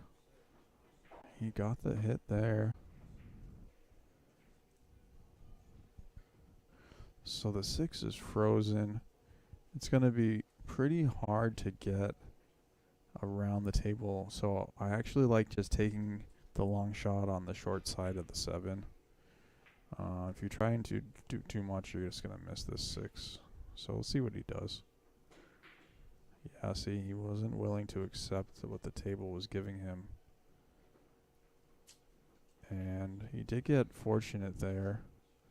I think we're going to see Edison take out a jump cue. He actually came in last night with a credit card and bought the Propel jump cue.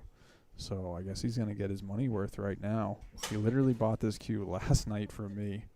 It's funny because I had texted him, "Are you going to take half yourself?" He says, "I don't have the money." Get out of there. Oh, that's just unfortunate. But he did make the hit with ease and control, if you saw that.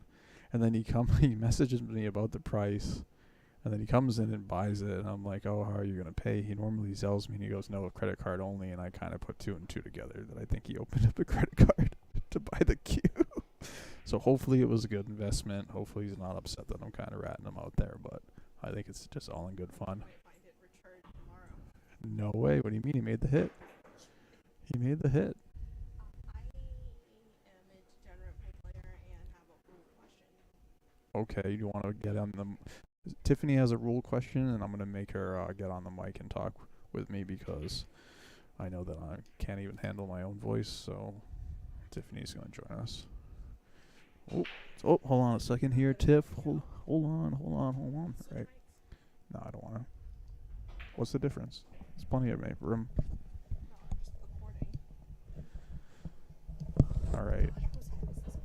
It was Mike's head. So, can he get it in there? All right. So Edison's about to take the lead. We're gonna see. I just have a feeling that we are gonna see double dipping finals. What happened here? Not sure what happened there, but it's okay. We're back. That's okay. I don't. Oh, okay. You don't matter. I didn't need to be. You didn't need to be on. What was your? So she had a nuanced rule question that she wants to ask. So what is it? Can players switch playing cues Yes. during a rack? Yeah, they can. Yeah. Okay. I'm not. Yeah, they can. I don't have a rule against that. The only person I know that has a rule against that is Mike Zuglin. He says 2 playing cues and that's it. There are 2 cues. 2 cues, yeah. Which whatever, usually one is breaking. But yeah, one is usually breaking. But I've seen guys literally switch cues like every 3 shots. I'm trying to think of the player's name. I know his name, Ryan McCreesh. He had a carbon fiber cue, and then he had a regular playing cue, and he kept switching back and forth. And then another guy who has 2 cues, 2 of them actually, Kevin Baccio, shout out to Mind Control, and Ryan Lynham. They both have a super long cue that's like ready just for like for the long super long shots. Yeah, they both do. Yeah, so And that's why I asked the question. Is because Edison was when he came over here. Yeah. He was actually looking for somebody who had an extension for his cue, which was not found. But I offered to let him use mine, and I didn't want to set him up for failure if he wasn't allowed to. He can have you can help him out there. I'm not gonna. That's fine. I mean, that's completely fine. So he's looking to make this 6 ball, and he's gonna hit it medium. I would call that medium. A lot of people are going to call it soft. And he's looking to dress up the one on the side. And look at, he has a plan for his break. He says, I'm going to get a shot after the break. He says the propel was expensive, so first place is the only option. Yeah, he says, I got it. He says the interest. I have a bill to be paid. He says the interest, He was another one. I really liked him in the event because he has a good stroke, but sometimes he comes and plays a lot here, sometimes he doesn't. So I felt like he was a big wild card. But I'm not at all surprised at the positions he's in. And no offense to Amazins the room, but I know that when he is not here, it is because he's playing Chinese 8-ball. I was about to say he's playing Chinese 8-ball. So he's never away from Q Sports. Yeah, I kind of had a feeling that was the case. And that's the thing. I actually wanted to get a table. I have this plan where I would like to put a couple tables over by the 3 cushion area, because we could consolidate and have a lot more space and tables. I would love to put the Rasan over there, move the diamond to where the Rasan is, have the Chinese 8-ball table over there, and the Clash over there, and then maybe have just the diamond and then all gold crowns for the tournament, which is very similar to what they did at Sandcastle. But we'll see what the future holds. I know it's kind of a random thing to talk about, but these are my pipe dreams at Maze and Billiards. I fantasize about moving tables around the room, and sometimes I'm here at like 3 in the morning, and I'm like, I think I'm gonna measure stuff. Yeah, I'm like, that's me. I really like pool, and I really like Amazing Billiards, and yeah, I feel like there's a lot of untapped potential in this room, and hopefully I know that the future is going to hold great things, and the future is holding great things for Edison right now. If he can bury the 7 ball, he should be primed on the 9 for just a stop shot. Okay, so I jinxed him. I think the mustache, ladies and gentlemen, is what we call the commentator's curse. Just kidding. That is the mustache curse. The mustache curse. Every time I said something good about the player this weekend, I swear they missed. I mean, I'm batting 1,000 in the worst way possible, but he got a good roll out of it. I think if I shave the mustache, no one will miss another ball. We'll have perfect sets on every table. Wonder what's going on with Rick Diaz. Oh, Sean Dixon is mounting a little comeback. Again, if you want to watch that match instead of this one, you can. It's at amazingbilliardslive.com, and that's table 7. And the finals of the Goomba class, as we call it, the 495 max. Sorry, getting everything a little confused. That's on table 4, and that's also on amazingbilliardslive.com. That's looking like a double dip finish. Yeah, it is, but the new set is like a rebirth, and when it's like, oh, I don't have that extra set, maybe that will fire up the player to, Yeah. you know what I'm saying? You know Well, what I'm I think saying. also with the, whoever had won the hot seat, so whoever is sitting in the hot seat, rather, the first set is almost like a little bit of a warm-up because, let's be real, they've been sitting a little bit. Oh, I absolutely agree. That's why when it's not true double elimination, I don't like it in rotation games. In one pocket, I think it's okay. Like when I do my one pocket tournaments, it's a single elimination final. But it's just such a different game. You know, you have to be in stroke. So we're gonna be here for a while. I mean, I don't think that the 580 class is gonna finish for. Let's say races to 7. Depends on how it goes, but probably be here till 3 in the morning. And that's why I made sure to take an afternoon nap before coming here. Yeah, but it doesn't surprise me. You basically expect the brackets to be 12 hours each. So kind of confused on what's going there. Sorry about that, guys. Forgive me, but we'll get that right back for you. No problem. Yeah, I think we're having a little signals fighting. But, so again, let's see what Edison does with the break. And I guess this is a good view to see kind of where he's hitting on the rack if he's not going to block it too much.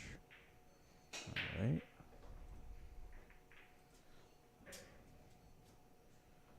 So not probably working out exactly as he wants it to, but again, he has made a ball and had a clean look at the one on just about every break. I think he cut that one a little bit more than the last rack. Perhaps. I didn't see it. You might be right about that. But he's making the wing ball. You're better off overcutting than undercutting. Rick Diaz just got to the hill. I might pull that up for a second just to show you guys some of that. I think I will actually for just 1 second take a look at the layout. So Rick Diaz is breaking the balls.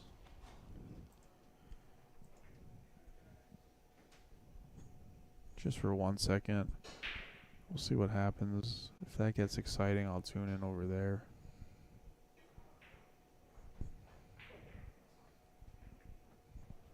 Yeah, he's on the hill and Sean needs 4. So we'll see what happens. Sean had played on some of the different tables today.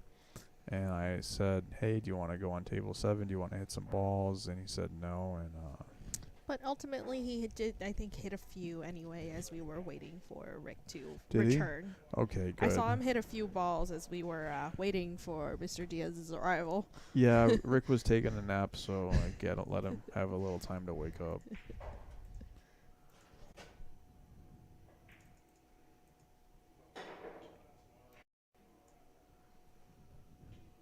All right, so we'll go back to our main view here, and if something happens good with Rick Diaz, then I guess I'll watch it on a different monitor.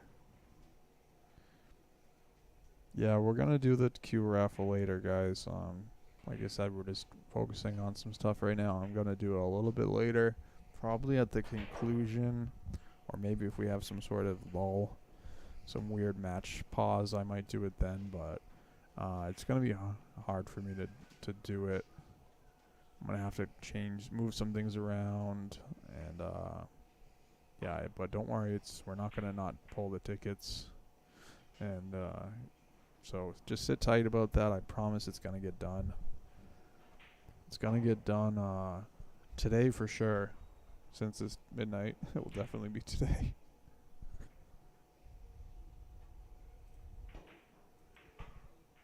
See, Edison's playing good. I wonder if he's gonna splash out the 9 from here or not. Well, considering the 5-9 he took on earlier, it wouldn't surprise me. I mean, He's He's up, but lining it up. yeah, he's lining it up. He is lining it up. Let's see him here. He's not taking it for granted. See, for when I shoot these, I fire them.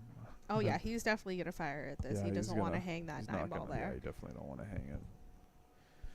But this could be the if he messes this up and gives Bob an open look at a run out like he kind of just did. It could be the momentum switches that we've This is- seen all night. This is still a pretty steep I don't cut. know why it keeps doing that. It's a little bit annoying. Just leave it on the overhead. I know why it's doing it. It's just I'm not gonna. I don't know why it keeps cutting in and out. I haven't experienced that before. Yeah, see, Or- that's the thing about that cut with how steep it was. I think, holding the ball was a little hard. He still has the shot in the corner, but Yeah, he's got the short side position. I would love Robert to move his head, but it's okay. This would be the better view. Robert's sweating the shot too, but he's got to put some spin on it. Oh, wow, my. he just missed it. But you Oh, can see he second hooked place. him. Second prize. Sorry, not second place. Second prize. Second prize, second place. Who knows? That's to be determined. Second prize. Yeah, I don't want to teasing you. jinx him either. Gosh. No jinxing. Every bracket had 16 players, Eugene.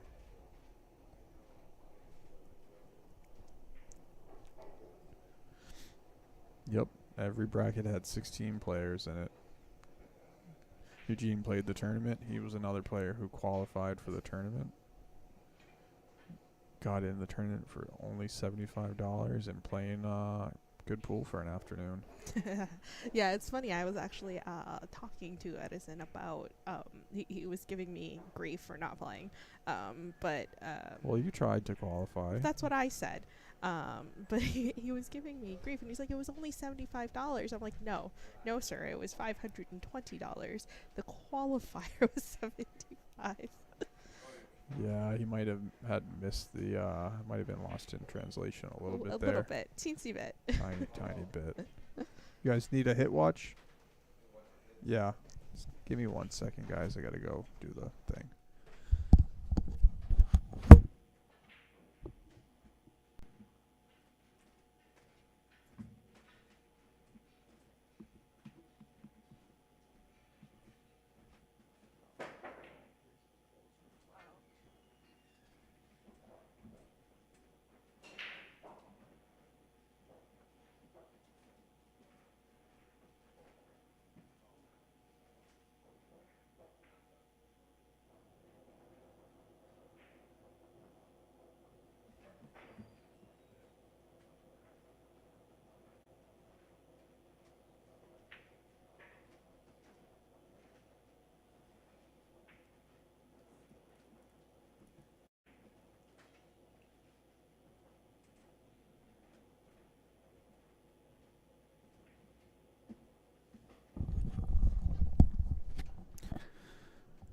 Alright, so Bob needs this rack.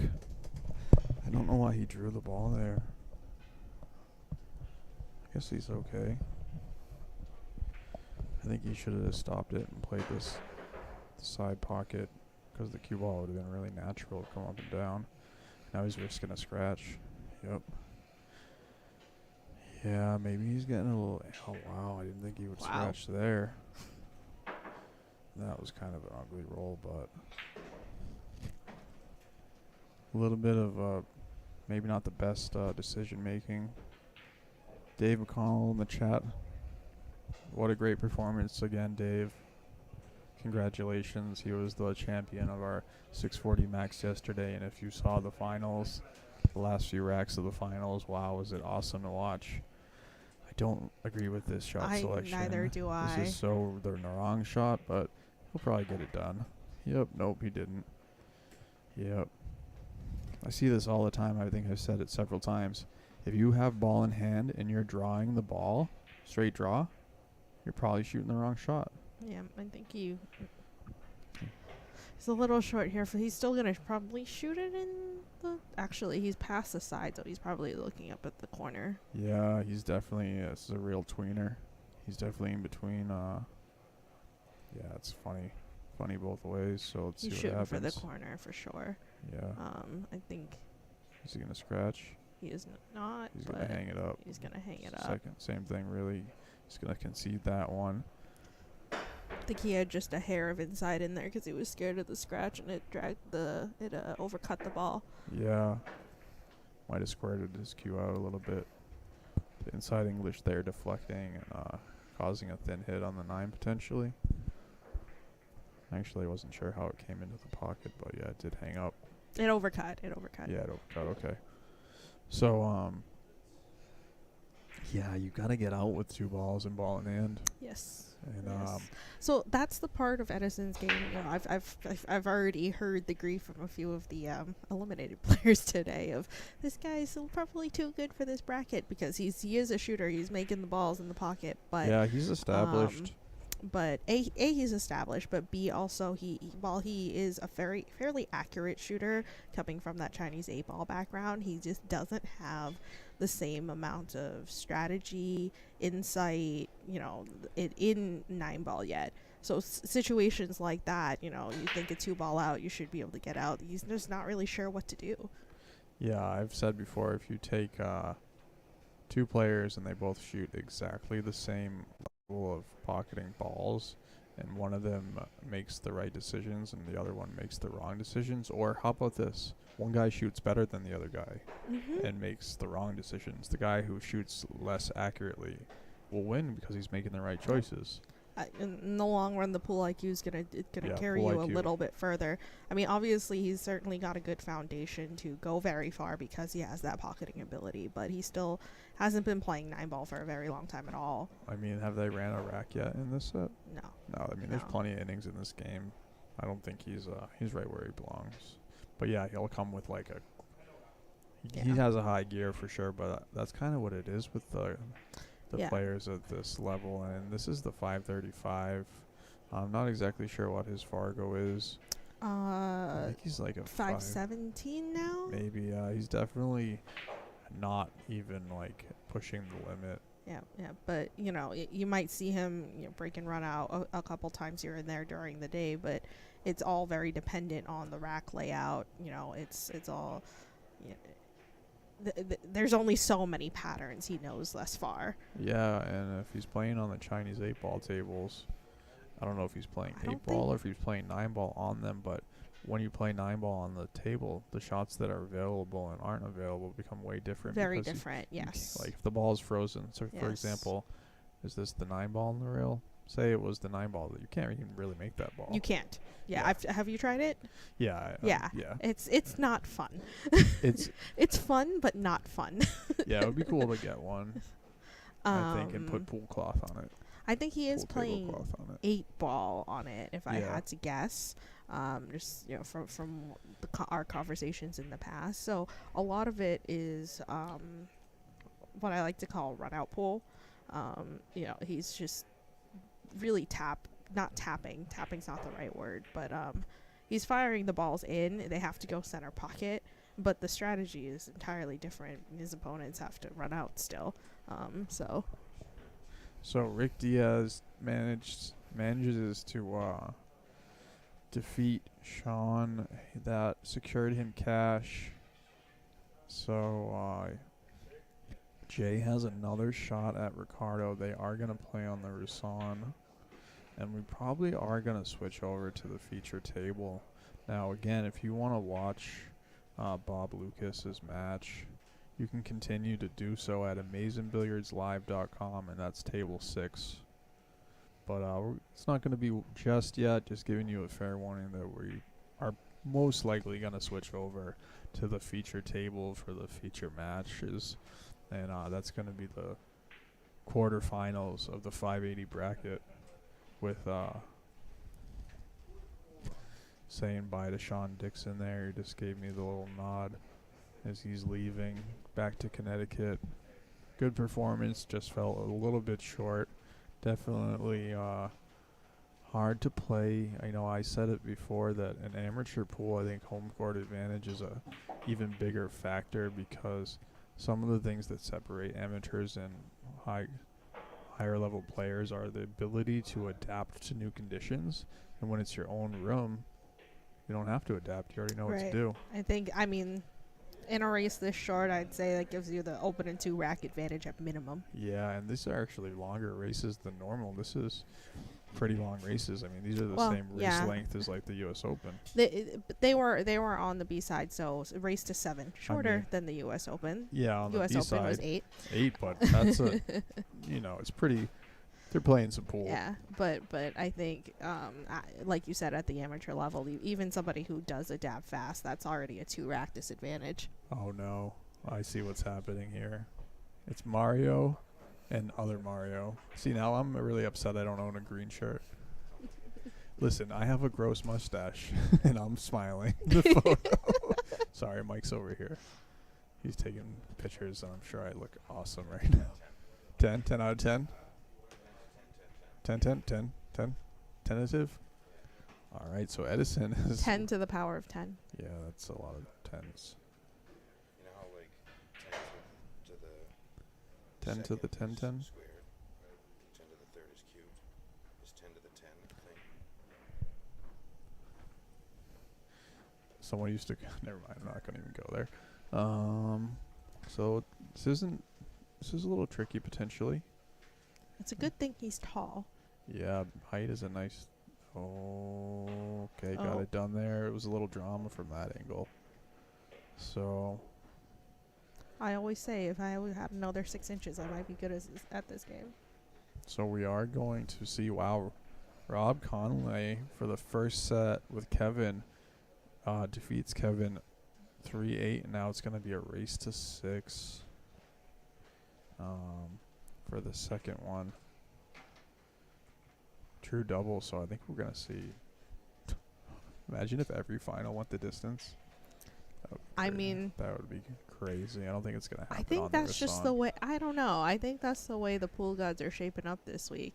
Yeah. If I love it. I mean, it's did cool. you watch the Open? Gosh. Oh yeah, I did watch quite a bit of it, more than I had. I've been trying to watch pool when I'm at home because when I watch enough of it makes me say, I'm gonna go play. You know what it is? I actually, this is going to sound mildly conceited. I think when I watch more pool, I play better because Jeremy Jones and Carl Boys are in my head the entire time. Me too. I feel like... Sorry. We're taking 5 minutes before Yep. between matches. Yeah, I was watching the U.S. Open and they were playing tons of safeties and it made me want to like kick better. I was like, wow, these guys are really kicking well. So I played and I was like, why don't you know, and I wasn't playing a serious match, so it didn't matter if I butchered it, but I was like, let's really kick with purpose today. And it was, it's inspiring. Just you can learn so much about pool just watching it. Oh yeah, absolutely. Absolutely. Especially at a lower level. Like we just mentioned, the pool IQ is huge. Pool IQ is important. Huge. I like to think my pool IQ is higher than my execution. I wish my execution would catch up. I wish my regular IQ was a little higher. I can't disagree with that statement. Brutal. I mean, you set yourself up for that one. Of course, that was the whole plan. Oof. So Bob just seems like he's not comfortable now. Hopefully he'll be able to shake it off. And the other thing that happened was, obviously Edison, basically every tournament, we go down to one table. Everybody plays like the last 3 or 4 matches on the table. That's pool. That's pool. That is That's pool.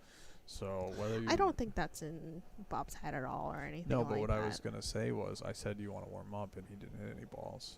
And I think that's such a common, huge mistake. Yeah. Just hit some balls, man. Just hit a couple balls. And Mike was talking about this the other day. He thinks they're just trying to psych themselves up, like, oh, I don't need to hit any balls. I'm just going to go out there and crush it. But I mean, there's 2 philosophies behind it, right? Some people, they do want to hit. Oh my goodness, I can't believe the 3 goes. Why are you going for the 9? he wants to get it over with now. The 4 balls tied up. That's probably why. Yeah, probably. I think it passes the 8 though, doesn't it? We'll check in a second because I want to sweat this. Oh, that's why. Wow. That must have been why. Okay. That must have been why. Someone wants to someone wants to go home. He says. He has an 8 a.m. class. Oh, That's he what's has an going 8 a.m. on. class. That's what's going on. If I'm in college and I win $4,000, I might skip class. I'm willing to bet my left kidney he's skipping class tomorrow. I want to try to see if he wants to play some sets. No, I'm just kidding. I'm just kidding. I want to see if he wants to play out. How many kidneys would How you many- like to bet? How many kidneys? What was I was going to say, you know, as far as players, whether or not they want to warm up. I mean, there are some players who, you know, definitely want to get acclimated to the table, but then I think the other school of thought is that they, you know, want to psych themselves up, but also don't want to then like psych themselves out, if that makes sense. Like a few misses while practicing, maybe it gets in your head, so they'd rather just let it So go. they'd rather miss when they can. They'd rather, Yeah, I'd rather miss I've when heard it that counts. before. Is like, I know, like they don't want to warm up. You know, some players don't want to warm up too much if they're not playing so hot that day. Like in practice, all of a sudden they're psyched out. But that's an interesting way to look at it. I haven't heard that before personally. What level of player do you feel like that's happening for? I've heard it come from quite a few different people. I've definitely heard. Well, so there's a few people who have said that to me, but then they try not to play racks, you know, as warm up or as practice. They'll, you know, just drill a few shots just to get their arm back into it, if that makes sense. You know, just a few easy straight hits. Just to get their arm warmed up, get that kind of muscle moving. But they don't like to work on any sort of harder shots or, you know, play racks out or anything like that. Yeah, I guess I can see that as a strategy. I just feel like, you know, you're sitting for a couple hours, the guy's playing on the table. Even just to put him on ice a little bit. Not like I'm going to recommend that, but like... Me personally, I think I like that idea of just, you know, how the table plays is one thing, but then, you know, if it's not hugely drastic from anything you were playing on the rest of the day, I'm not going to overthink it, but I would want to just warm up the muscle. You know, a few hits of the ball. I mean, they get played, that feeling back in. Yeah, they played the hot seat on Yeah. this, but then he sat for a while, and it is the tighter Yeah. table. You can tell maybe he's nervous because of the situation, and obviously the score line builds up the pressure because you're like, wow, if I miss from here, I'm gonna lose. I don't have any much more missing in me, and then the other guy's shooting pretty good. Here's the other psychological piece of it too, is, you know, not just that 3-9, but rack 3 to go, no, 2, rack 2 for he, you know, Bob had got the first rack, and for Edison to level, he also fired at a relatively ridiculous 5-9, so that's quite a psychological play. Yeah, potentially. I wonder. I'm not sure what Bob's thinking of right now. You know, earlier I asked him if he wanted to practice, and he said something like he doesn't want to, like he has something wrong with his arm, and maybe he didn't want to wear himself out. He wear his arm out, and I actually, now that I mentioned that, I recall that he had surgery. I think he had surgery recently. I could be wrong. I'm not sure if I'm making that up, but I'm pretty tired, so I could be confusing another story. But he did say something about he doesn't want his arm to get stiff. Yeah. So earlier today when I asked him, so maybe that was the reason. And if that's the reason, it's cool. But I do see a lot of players that just try to say, no, I'm ready now. And when I get on the table personally, I'm gonna travel the cue ball, a few rails, see the speed, see the rails, and then also the balls can be. I mean, when I get to a higher level, I notice things about the conditions more, and it helps me adjust.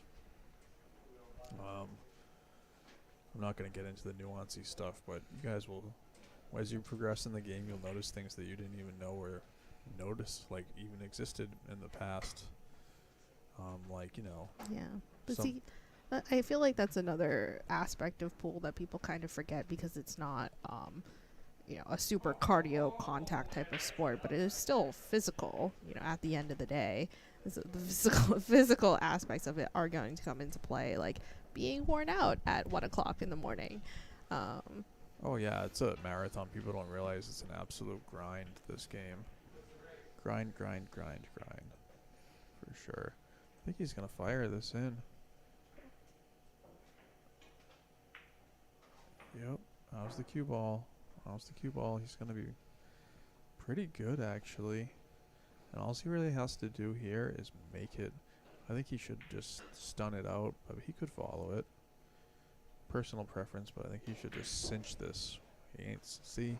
He worked hard to get funny there. I think that's a part of his game he hasn't quite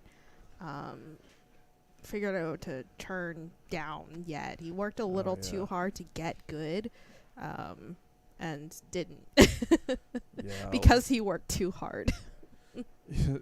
Yeah, I think I know what you're saying. Like on that shot, I don't know if he meant to follow it or if the tip raised on him, but really, if he had just too much oomph. The same thing with this shot. You know, he went for the force follow, and that's all fine and dandy. But his stroke is almost too good, and he didn't know to dial it down a bit. And now he's quite long. It's still certainly a makeable ball. This is to close out the match here and go true doubles. So the good news is he has earned a big lead, and he's got a couple more misses in him that won't cost him. So I mean, maybe this one he'll you just can play bury two-way it. fairly easily as I well think if he's he gonna just bury ends up it. overcutting. And Oh my gosh, it's almost like I know what I'm You talking know about. what happened, He did though? overcut He didn't it. stroke that ball. He He rolled didn't. that ball. He rolled it. He should have. That's you got to be firing that ball. And this isn't really. Potentially, this could. A lot of pressure. Excuse me, I'm giggling because he just looked over at me and I was like, I can't believe I just missed that. I mean, that was not a. Yeah, how's the cue ball? He's okay. He's I think more than okay if I had to give a truthful opinion. He's okay. I mean, there's 6 pockets, but it's not easy. What is he looking at here? Might bank this. I don't think so. I think he's going for the cut. This cut is so much harder than it looks. I agree with you, but I This actually is a scratch cut potentially.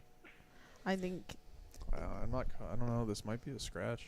Depending on It what might way be. he cuts it. If he cuts it to our left, he can come around and scratch where the cue ball is now. If he cuts it the other way, he can scratch in the corner by Luigi.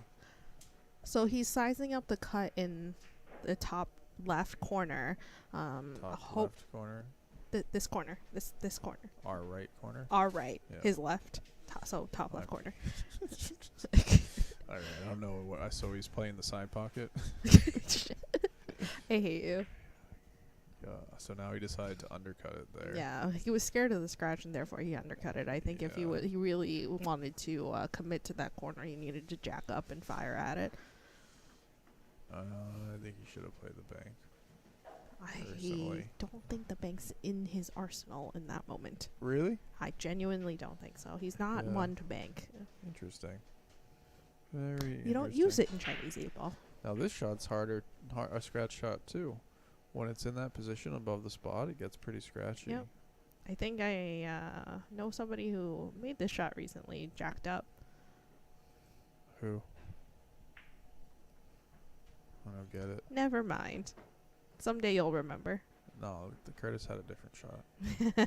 I know. I don't know. I couldn't watch. Yeah, that was a gross set. The last rack I turned away, I couldn't bring myself to watch it. No, it was a different shot. It wasn't that shot. He was more like the ball was in the same thing, but it was about a halftime and into the pocket that he shot it in. You have to bank this shot. Yeah, in this is a straight scenario, bank. Like, how do you not bank it? he will probably go for the bank. I don't think he likes any sort of a save here. You really just have to fire at it. It's just, you know, if he's got probably another like. Did he call it? Does he know he has to call it? Oh, I don't think there's any doubt there. I don't think there was any doubt there. So. True double. 你要再赢一次， Yeah, now 抢 it's a race to 6. 抢6。 Yep. So they're going back up. You guys have to lag again. You know that, right? They are going back up. I'm actually going to go to the Rasan now. If you guys want to check out the end of this, you can. You can check it out. But we're going to go to the Rasan now. Again, if you want to watch the true double final between these two players, you can. It's at AmazingBilliardsLive.com, and it's table 6. So here we go. We got Jay Alamir and Ricardo Diaz, and yeah, we'll see what happens here. Ricardo, yeah, we're gonna see what happens here. That's for sure. So again, no, that's the J. No, don't do that to the guy. All right, come on. I want to see them both run the racks, and I want to see them running the racks and going back and forth. I don't want to see, you know, scratches on the 8th and stuff like that. I want to see them have a good pool and battle it out. Let's try to get the overhead back here. Wonder if it's even on. I have to turn it on.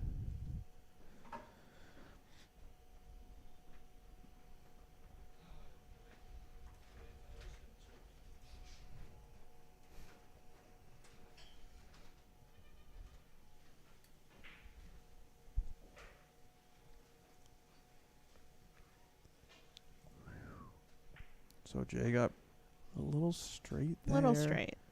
The table's so fast though, but the pocket's tight, so he's gonna have to hit it good. Easy to jar this one. Wow, he hit it great. Is he gonna get there? I was gonna say you might have gotten him. You got Wow, lucky on see, that that one. was what. See, Jay likes pure center ball. He didn't put Any outside. He put Any zero outside. spin on He that shot. 100% needed it outside. Yeah, he has a problem with spin. You know but what? That was an interesting shot choice, and I like it. Oh, it's good. That's a good safety. Yeah, but I think I think Diaz is gonna fire at this bank. Rick Diaz is saying, "I'm gonna bank the ball now." Oh, maybe not. I see a little hesitation going on. He's thinking about the cut. No, you can't cut that. He's thinking about the cut, and then he's now deciding that he wants to bank it. Oh no, he didn't. He went for the safe, and he's gonna hang it up on the This looks side. like bad speed. Well, that might actually be pretty good. Let me try to get the overhead back for you guys. No. Sorry, give me a second, guys. So, this is probably the better view.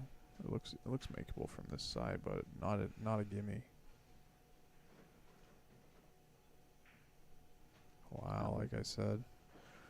And this is with not a gimme either. With the close Good to speed the on the rail. cue ball. I think he probably wanted to be So on the he rail. undercut it a little bit there. I think that was makeable. He just undercut it. It's not like he overcut it and hit the point.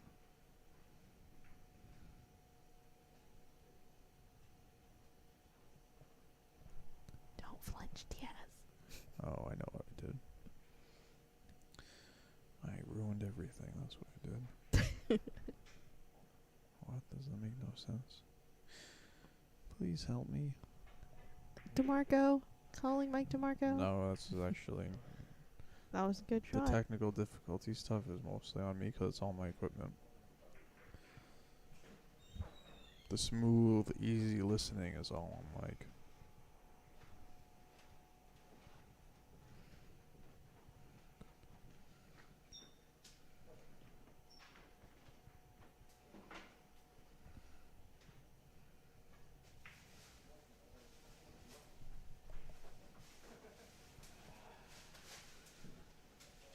Alright, I think it's about to come back. I think we're in action. Yeah, we got it back. That's great news for the future. I am gonna interrupt you briefly. I think Edison is trying to refresh the iPad for his second set, and it's not coming up for him. Okay, thank you for letting me know. Good looks. Speaking some sort of alien language. One in 5 people in the world speak this language. on my world. They run it back. I guess I'll take Ricardo again. They're running it back, but it's a shorter race. Rick Diaz naturally forgetting to put up his game.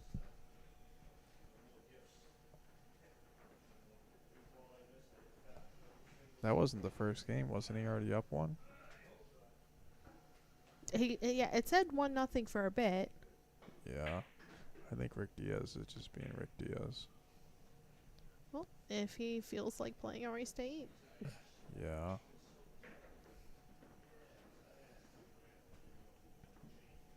Oh, there we go. Jay, being the kind person that he is, has reminded him. What a gentleman. What a gentleman. Rick Diaz, if you play Rick Diaz, if you play him 3 sets, he forgets to put up a game in 2 sets. Only? I'm just being, He's jacking up here. He was sizing up the jump. Yeah.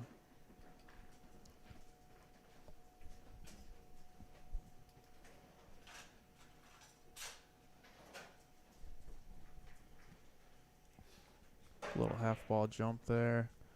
Is he going to get fortunate with the 8 ball? No, he's not. He does seem a little bit more.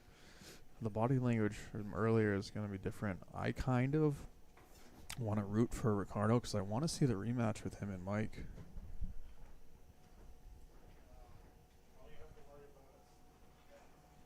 Okay. Thank you, sir. You're not allowed to clock out yet. Yeah, he is. Okay.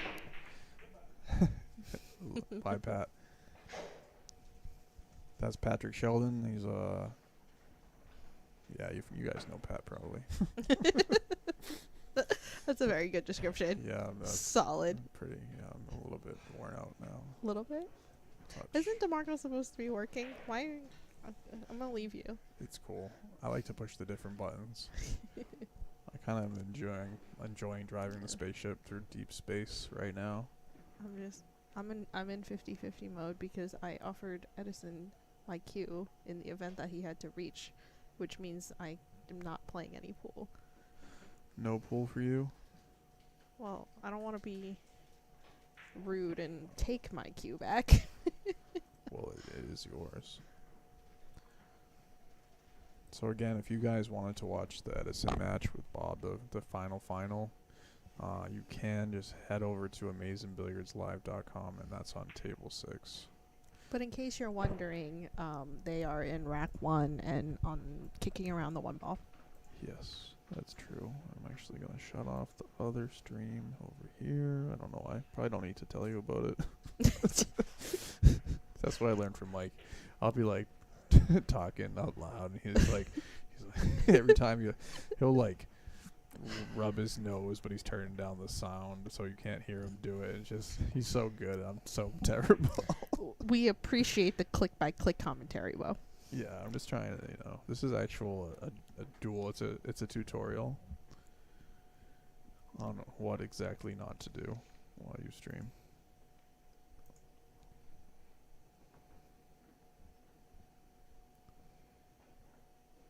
All right, Jay, grinding it out, but he's gonna leave a shot. He's gonna leave a shot. Oh yeah, he left a shot, folks.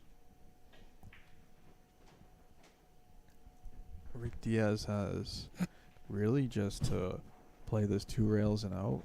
It's not too bad.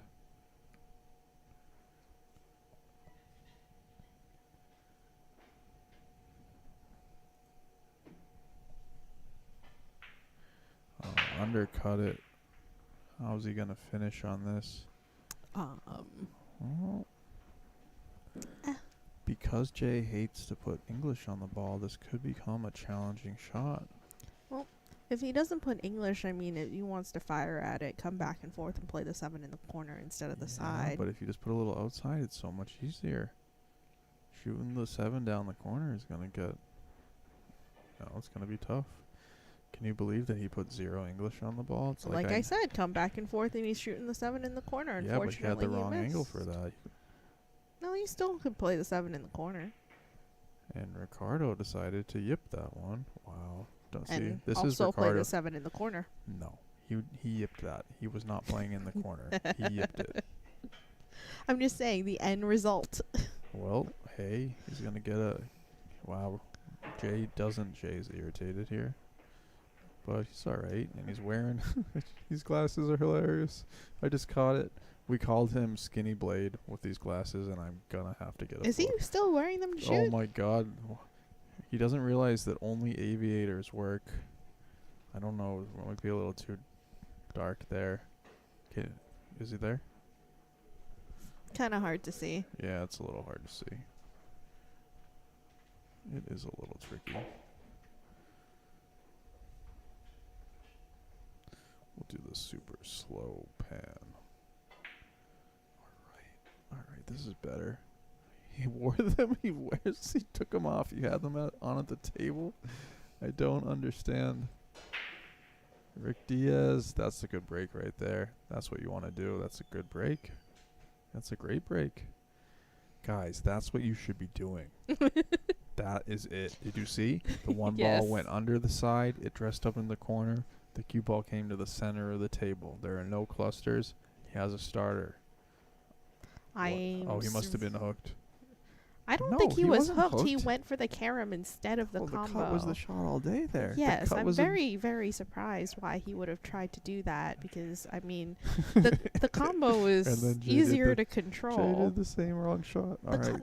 The combo was much easier to control man. where the one ball is gone, evident by where Jay is left with the one I now. think he's hooked. I think he's corner hooked. I think he would have had an awful shot on the one even if he wasn't corner hooked, and the combo is definitely Wow, the he better managed shot. to get the hit there. But he sold out. Wow, he got the hit. It was a great kick to get the hit, but it shouldn't have been in that position in the first place. Yeah, both players doing the wrong shot. All right, Ricardo looks a lot better than he did last time I saw him on this table.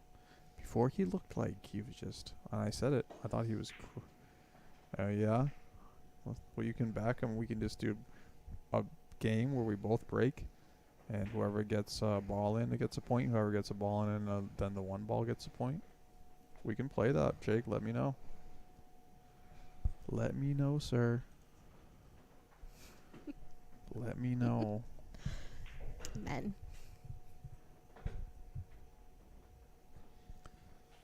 All right.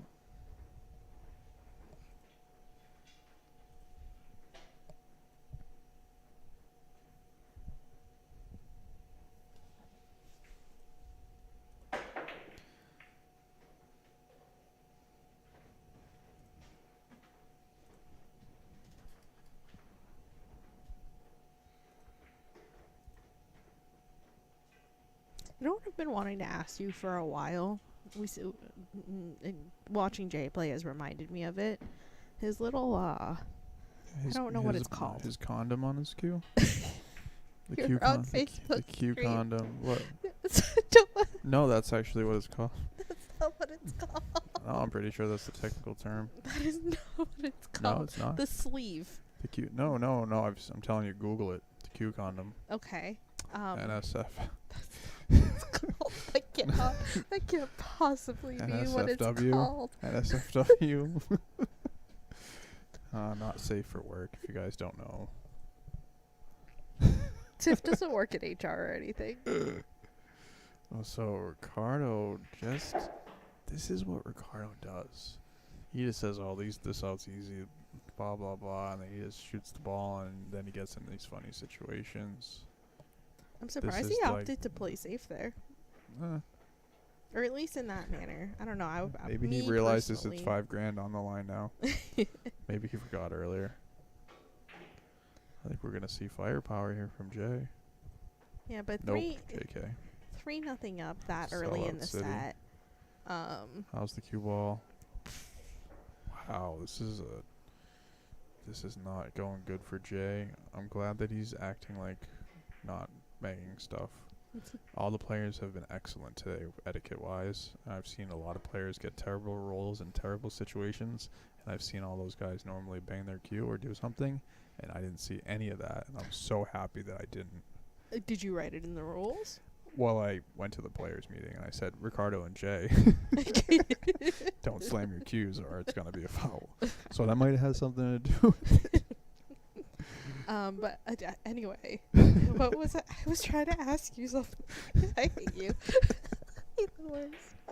I was trying to have an educated conversation. There was education there. The sleeve on James Q, your opinion of it, that's where I was going. Hey, if it works for him, go for it. That's what I think. He likes it, and he didn't like the glove. He uses an open bridge all the time. He likes it. Sorry, Jake, what were you saying?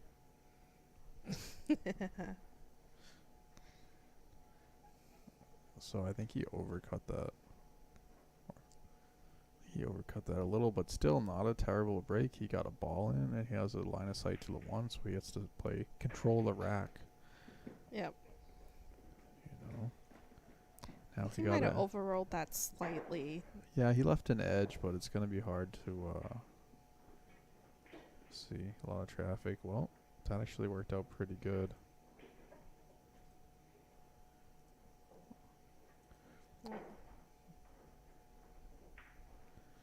Ricardo's going for the 2-rail kick here.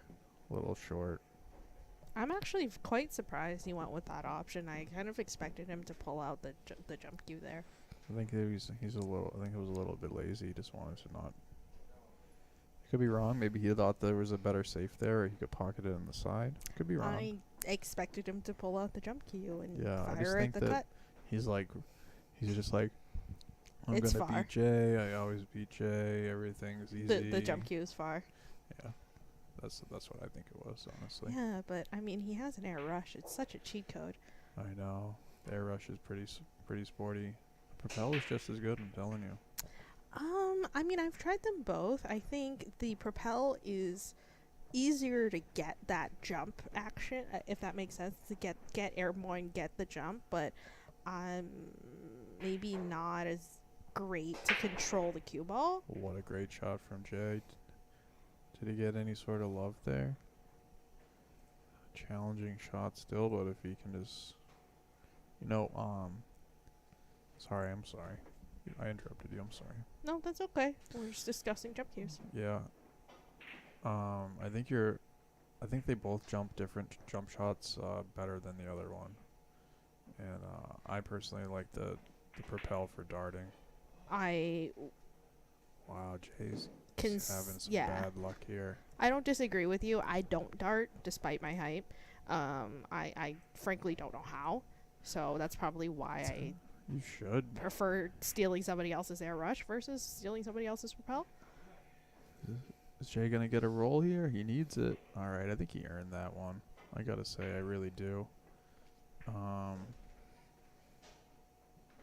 Still though, he's got a little bit of work still, believe it or not. All right, did he get jacked up? Yeah, I think he's gonna be okay. He's a little bit straight. If he could have been on the rail, it would have been nice to play a couple rails. So I don't know if he's gonna go around the table or if he's just gonna accept the longer shot. He's over here getting the bridge.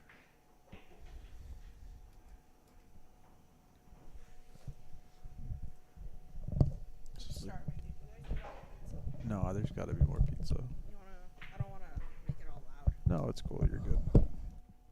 So Tiff's gonna go get a snack. I'm gonna hang out with Jake Raquel because he's the only person awake right now. The other 14 people are just me with all my iPads on the stream so I can have viewers. What happened there? Oh, so he thinned it? He just thinned it.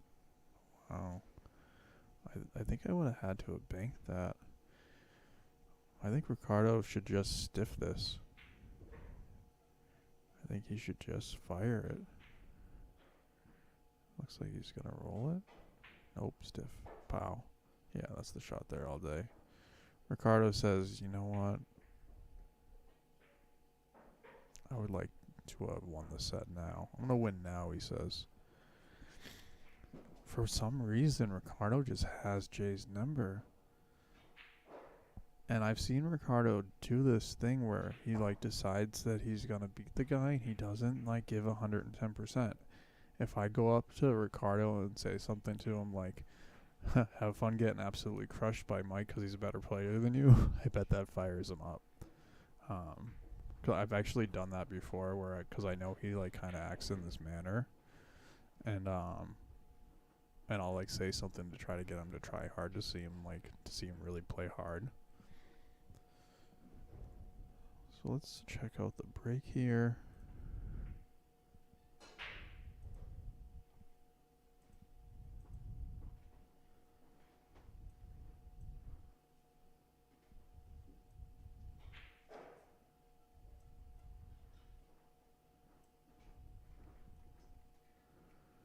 So I think he does have a shot in the side.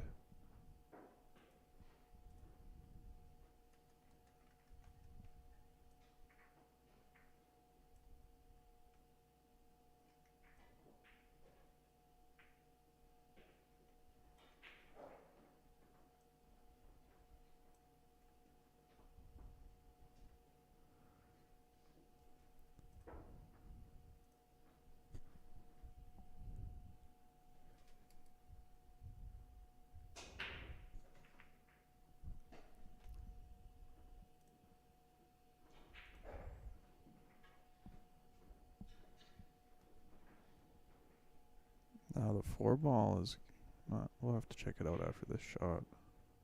He missed it, but he missed it good. Now this 4-ball. I think it might go by. I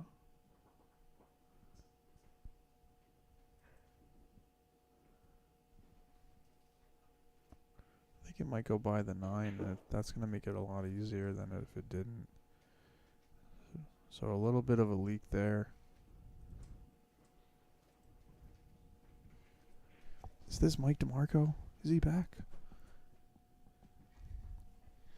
He goes, no, I'm not. He goes, no, I'm not. I'm actually having fun over here. Yeah, there's if you go out there like over the sink, like where the coffee is, to the left, open that and you'll find him. Mike's got a little heartburn. Heartburn is not fun. Jay's playing like he has money on Ricardo. Well, he's getting kind of funny scratches, and I think he on that 9-ball with the 8 there. I think he should have accepted the long shot. He shoots so straight. I think if he just had a straight long shot, he's gonna be fine. Now, did the 4-ball get bumped to where it doesn't go anymore? Yeah. So now maybe he plays the safety.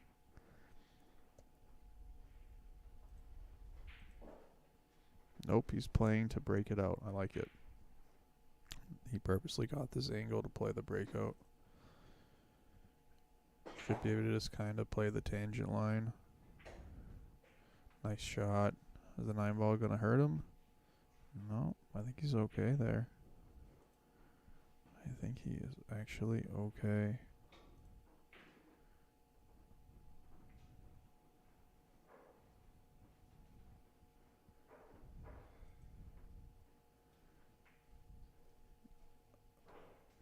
Oh, almost overcut it, but he got it done.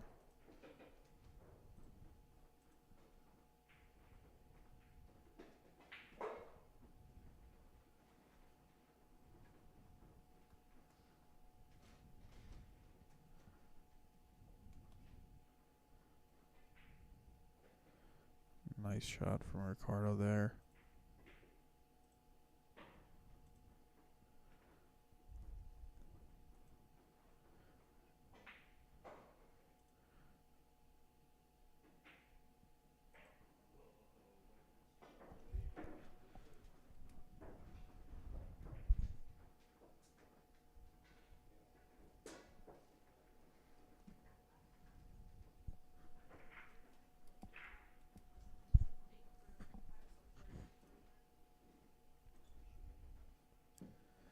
To get on the hill. He respected that shot right there. That's what I want to see from Ricardo on like every shot, every 9-ball. You know, you could tell that he respected that shot and made it, and he definitely has the ability to bear down. I just wish he would do it a little bit more, because I think it'd be like he'd jump a good 40 points quick. You know, he's good for a missed 9-ball due to not respecting the shot in just about every set he plays.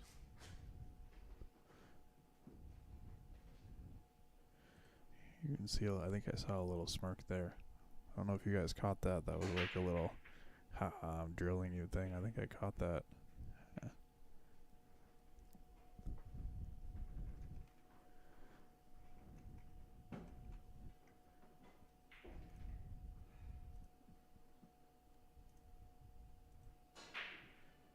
Well, I think Jake might have jinxed him, and what happened on that one? Was that a 2 full of a hit? No, somehow the 2 ball is escaping.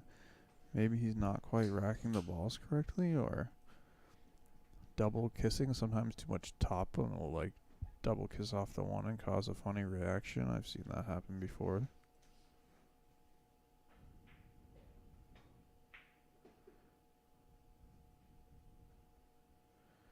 See, Jay found himself with the 6 ball in his face. He's jacked up over here. And the 4 ball is in a funny spot. Oh, the 3 ball's way down here. So I think he just accepted to pocket the ball to play for a safe, which is wise.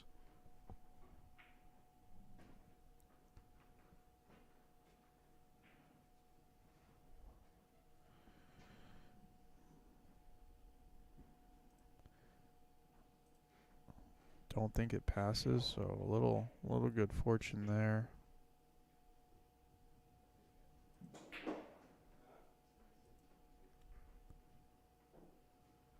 You can see Ricardo taking his time here.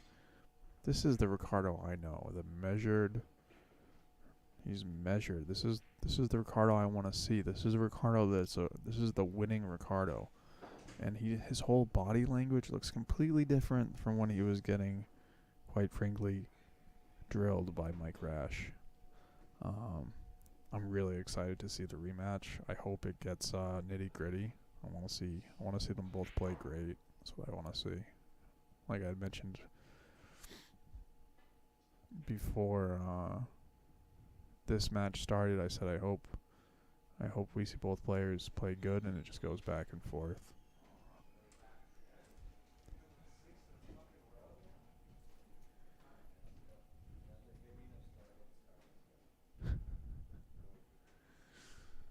So Kevin Taylor actually just, I guess he got the fire lit under his butt, so to speak, because he, yeah.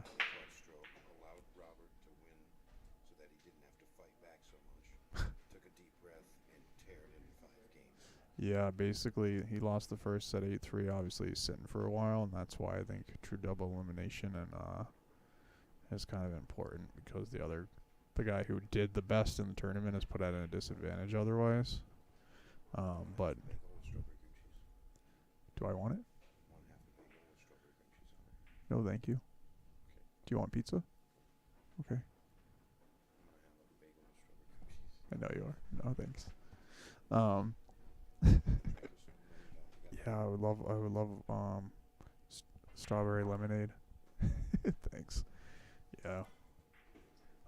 My diabetes almost went away. Sorry guys, I know I'm talking to Mike into the stream, but the 10 of you guys watching probably don't mind. Is Jay gonna get no whammy? At least no whammy. Oh, that's kinda funny. So he's gotta use a little outside to bump this, or he has to really hammer it and go up and down.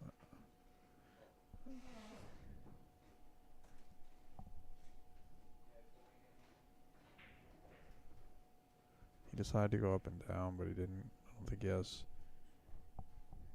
I think he had a little bit cheap gas. No, he got there okay. He's okay. Oh, my bad.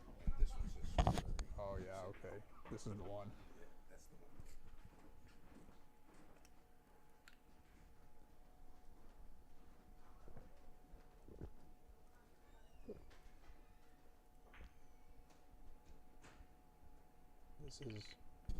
This is respecting the shot, taking your time. There we go, no whammy. He says, "Sorry, sir, I'm watching my diet. No donuts for me."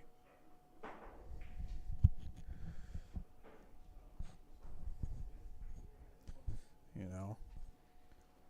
And both of these guys get a little confident sometimes, and they'll just like, Jay doesn't do it as much as he used to.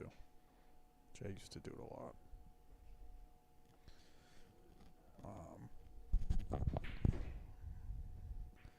But yeah, I'm a little bit, if I'm being, I'm going to be honest. I wanted Ricardo to do better so that we could have an Amazing Billiards final. Oh, wait, we still can. I forgot that Walter's in the hot seat. I'm a dummy. Oh, yeah, we have a strong chance for that. So as long as Ricardo can make it through Mike, we'll have an Amazing Billiards final, and that's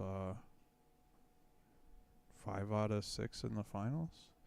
And Edison, so I wouldn't say Bob is not from this room, but I don't think this is his home room, But Edison, this is his home room. Ricardo, it's his home room. Jay, it's his home room. Kevin and Robert, their home room. So I had mentioned home court advantage is huge. Different balls here, different tables, all sorts of different conditions, and just you're obviously comfortable at home, right?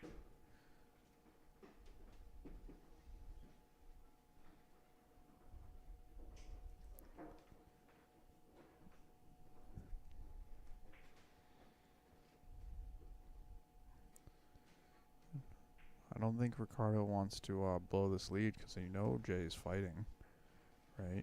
He says, probably just doesn't want to lose at this type of scoreline. Sometimes when I'm getting beat real bad, I just think, let me lose not so badly. Let me at least put up a respectable fight. It's hard to come back from a deficit like this just because you have to have so many things go your way, but just, play the game to see how you can do in that situation. And I think we're going to see that from Jay. Plus, there's a bunch of cash, too, so no one's going to roll over.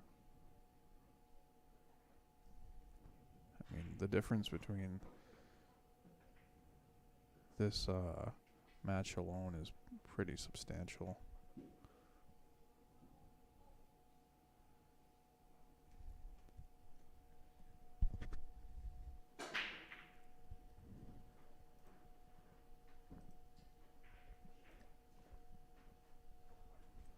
If you guys don't know, these are the payouts, and this is not including auction, so quite a bit. This is the quarterfinals. I actually have the wrong thing up there. It says the hot seat match, so forgive me. I guess it's a good time to change that. Totally let that slip by me.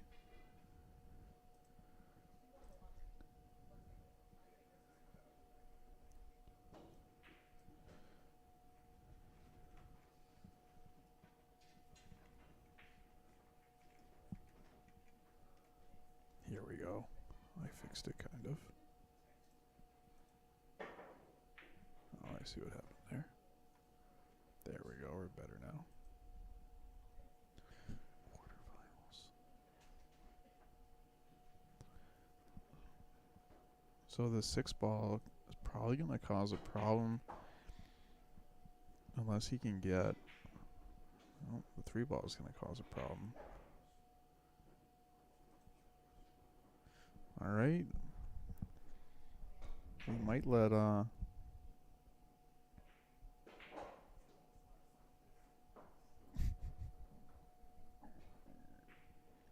yeah, I mean Ricardo is shooting good here, but Jay had a bunch of terrible scratches that didn't have to happen, so I don't think the scoreline is completely accurate representation of what's going on in this set. Good thing he didn't break that up. If he had hit the 6 ball, it would have been bad. Obviously, it got nudged a little bit from the 8, but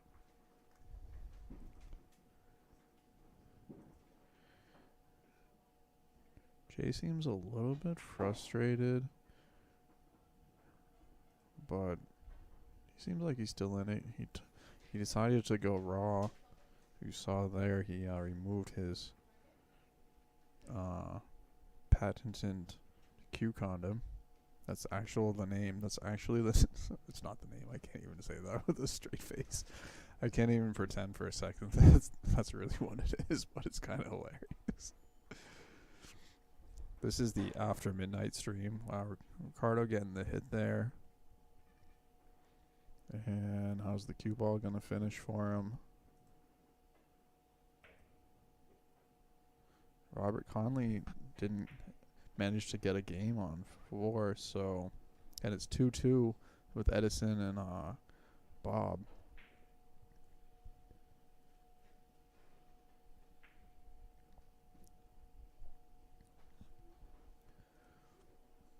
I think Ricardo might have an edge of this ball, so we'll probably just tie up the 6 and the 8 and stuff. Nope, he had more of it than I thought. Is he going to get friendly bump on the 9? No, that was not friendly at all. This is a good opportunity for Jay to do something here. Oh, is he going to hook himself? No, he's okay, but it was kind of close to being a hook there.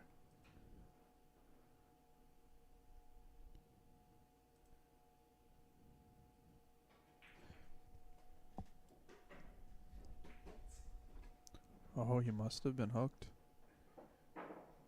He must have been hooked.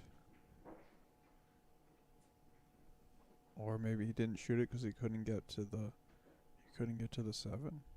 Maybe that must have been it. One or the other. It was definitely one or the other.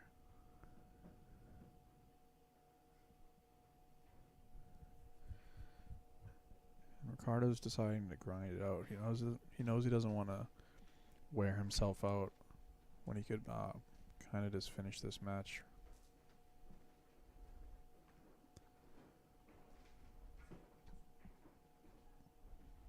That might sting a little bit. Oh, what a shot by Jay. Good shot by Jay there. See, Ricardo is actually covered up there. All right. Congratulations. Kevin just closed it out there 6-1. So we have our first finalist.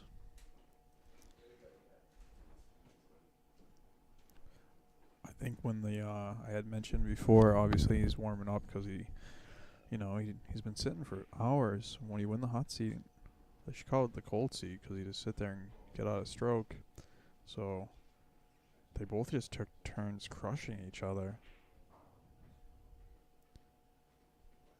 Is really what happened. Ricardo is just smiling. It's like he's like laughing because he knows that he's already won. Like he's celebrating a little early, I think. Or maybe he sees the scratch coming. Oh, see? I wonder if he's smiling now. Yeah, he's still smiling. He says it doesn't matter what happens. I'm not losing this set. He's like giggling about it somehow.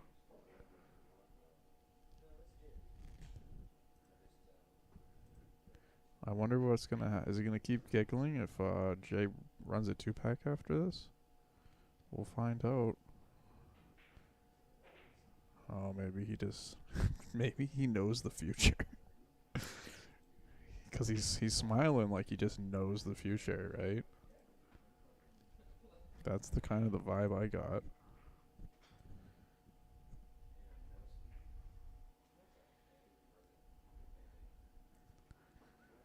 I know if I play a safety like that, I ain't smiling.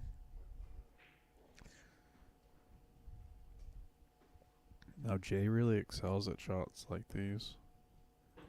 Just gotta watch the speed to get by the 9. You don't want to bump the 9 here. That's perfect. He puts his hands up because he's like, hey, winning 2 games. That's a little bit of lightheartedness that I think Jay needs sometimes. You know, normally he'd be throwing the balls and banging his stick and talking to himself, and you got no chance to come back and win when you start doing that stuff. You're wasting all your energy. If you're already playing a little bit bad, and now you have to, you're already playing a little bit bad, and now you're talking to yourself and getting yourself distracted. That's not going to help. Not going to help at all. I'm gonna take a couple minutes here to just take care of these guys for a second. Actually, I think he's gonna go smoke, so I'll stick with you. Congratulations to Kevin Taylor. He was actually the very first person, 100% to sign up for the 495 max. You know, he did pay his way in, and he's been practicing for months, getting ready for this, and I'm very happy for him. I think it's a well-deserved win there. And I think he had himself in the auction for $100. Pretty sure he's got the whole kit and caboodle there. And I know he's a working guy, and the money he's gonna like the money. That's what I'm trying to say. He likes the title and he likes the cash, and I'm very happy for him. He's a good guy.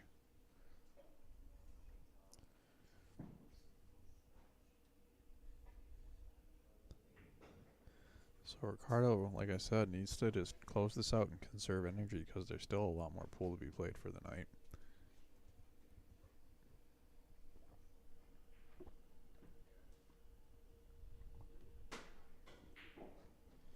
This 5-ball could be a little bit tricky because of where it is. If he can, what was he trying to do? Looks like he was trying to get above it.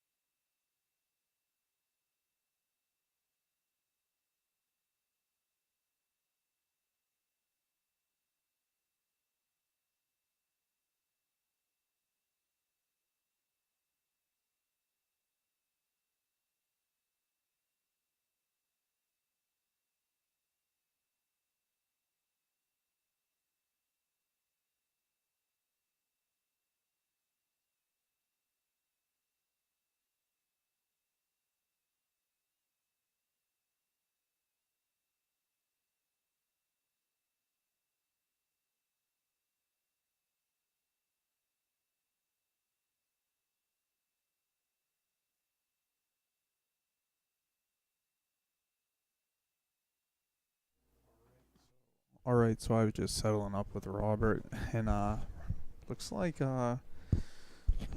Jay's trying to mount a comeback. That he bobbled that thing. Oh man, Jesus! Ricardo needs to end it right now. If he doesn't end it right now, he might lose this set. And I think that he got a little bit too comfortable with the lead. He was like giggling about what happened, and then all of a sudden, like kind of not taking it seriously, like I had mentioned before. You know, he needs to respect that Jay isn't giving up, and yeah, he just needs to get out here.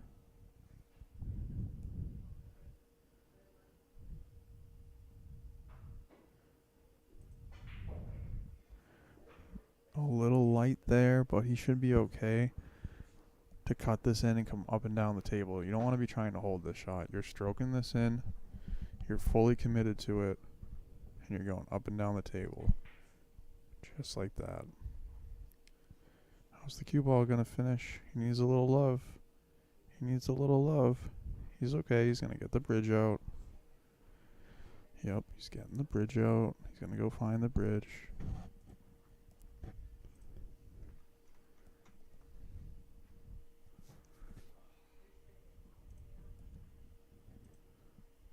Gotta watch your speed here. Alright, couple more shots.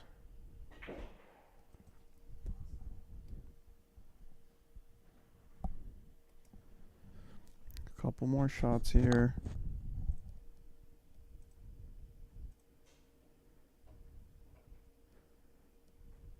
You can see Jay looking a little stressed out here because he knows it might be the end. Ricardo is going to have to come with one more shot. He seemed like he wanted to just get up there and hit it, and he didn't. He's getting the bridge again. Good sign. He's looking at the shot. He's respecting the shot, and this is what I like to see from Rick Diaz. This is what you need to be doing, especially in these situations. Wow, he overcut it. Gotta wonder if he even tried to pocket it.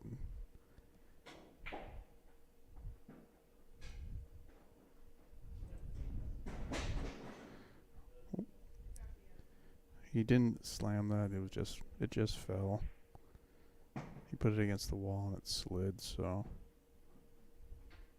great etiquette from these guys. They're in the tough spots and then funny things are happening and they're just taking it in stride. Really, really, really, really, really happy to see that. I mean, I can't stress enough how happy I am that that's all I saw all day.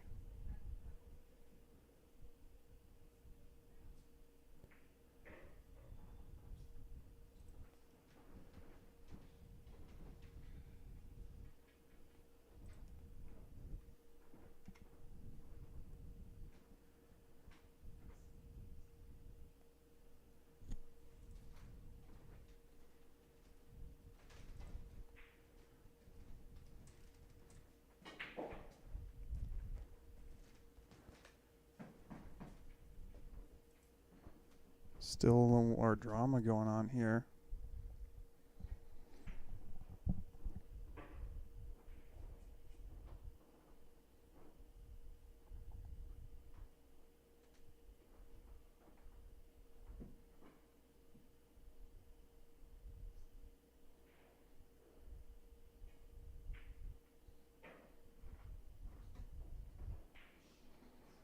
Wow. What a comeback. What a set we're watching right now. Ricardo really needs to close it out.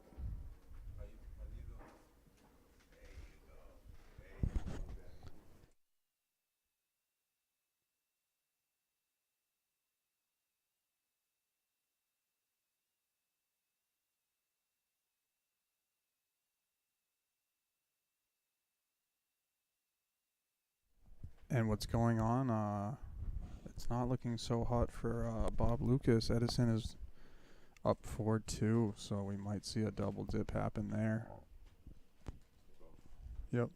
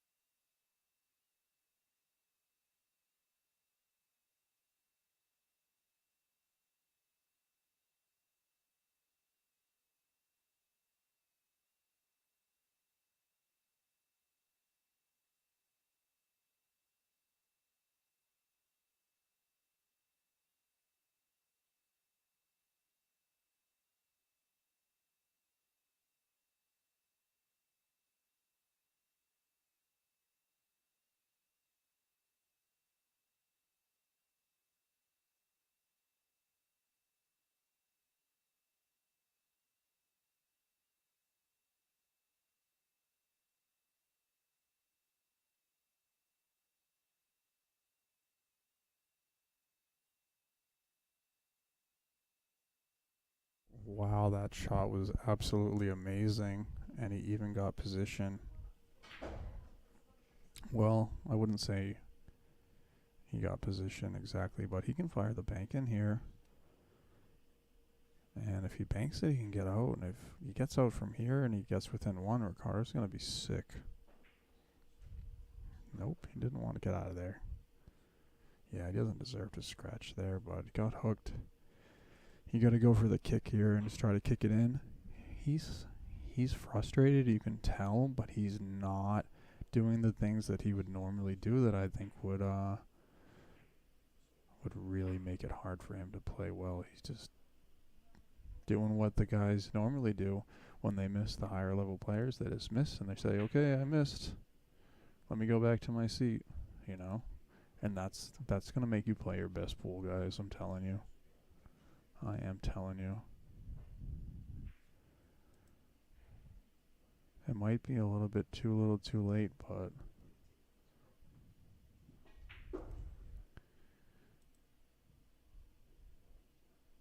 he's trying to stay alive, stay awake.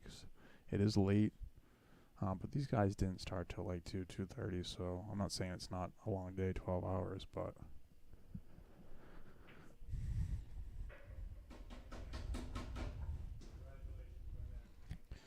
Edison Bao just took it down. Double dipped Bob Lucas.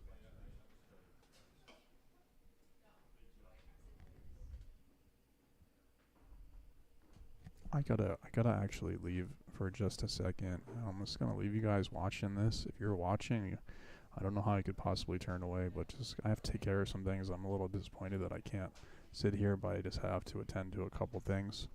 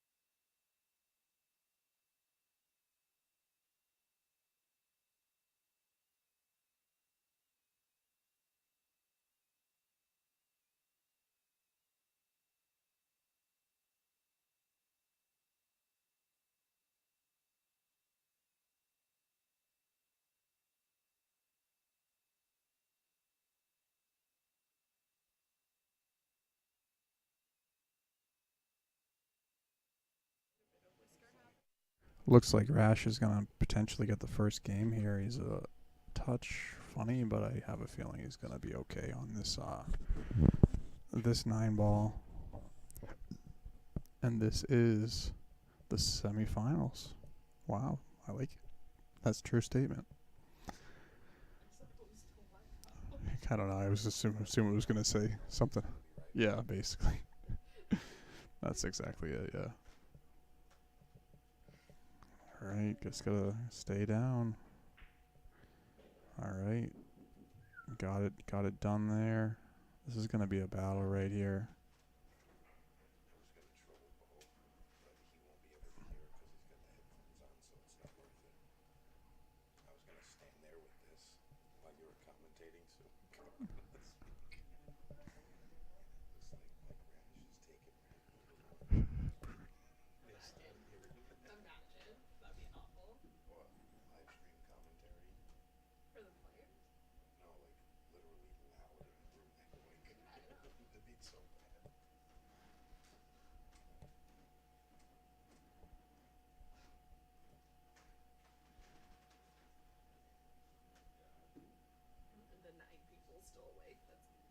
One of them's me.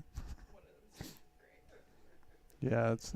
I mean, I thought it would have been over a hair quicker, but we did get an extreme lag in part of the bracket. That's about 2 matches behind because of I expected it. Yeah, there wasn't much I could do because Soel, Quinones, Soel, let's call him Soel. He had hill. It was crazy. So, and he's not the fastest player in the world, so that really brought the bracket way behind. If I'm being honest, I mean we're like 2 whole matches behind where we should be, and that's. No, I mean he doesn't play the fastest, and his matches went hill. So yeah, that's why we're here where we are. If if it went differently, we would be done right now.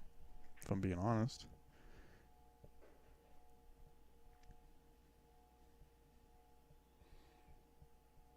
I mean the bracket is timestamped, so you can kind of go see what happened if you really care. I don't think anyone cares that much, but that is kind of what happened.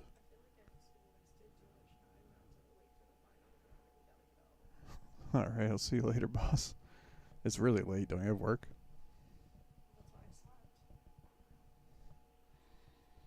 Yep.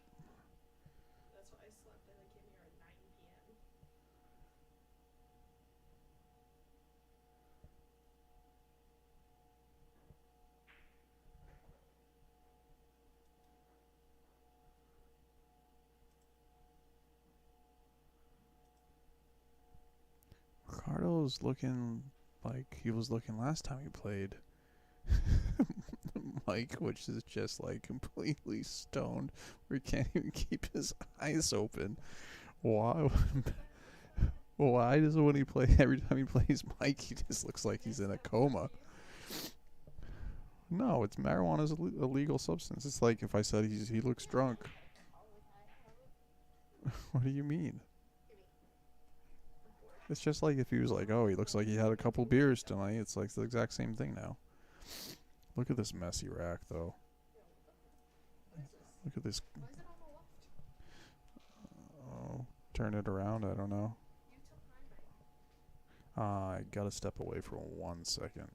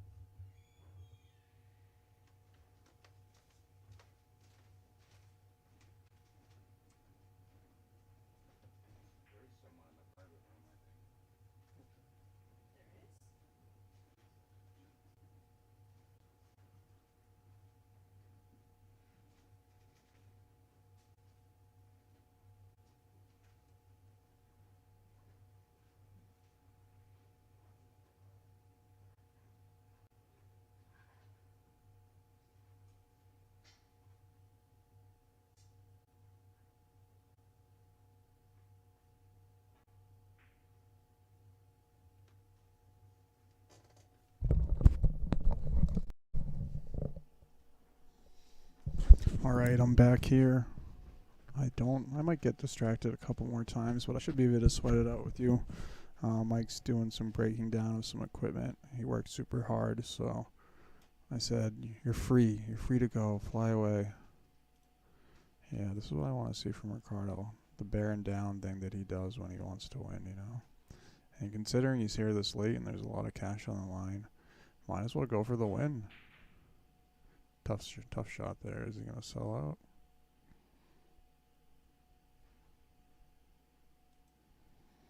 He doesn't leave anything too simple. That's for sure.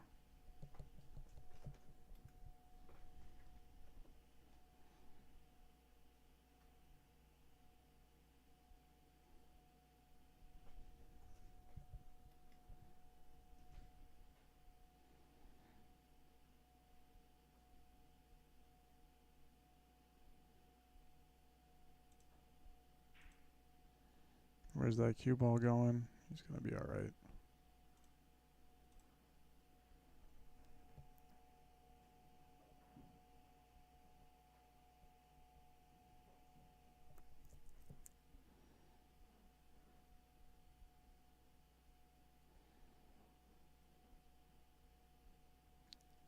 Can potentially be hard to hold this for the 6. Wow, he ginned that. Still a good amount of work to be done, though. Just to get on the 7 can be a challenge. I think he just has to cinch this and hold it, and then maybe play the 7 2 rails to get on the 8. Yeah. Yeah, he didn't respect that one. Those are so tough. And I think he hit it way too hard. He had to really just roll that and accept where he was going to be, but I don't know if this 8 ball is going to be any easier. But Mike should be able to get a better line on it than Ricardo did.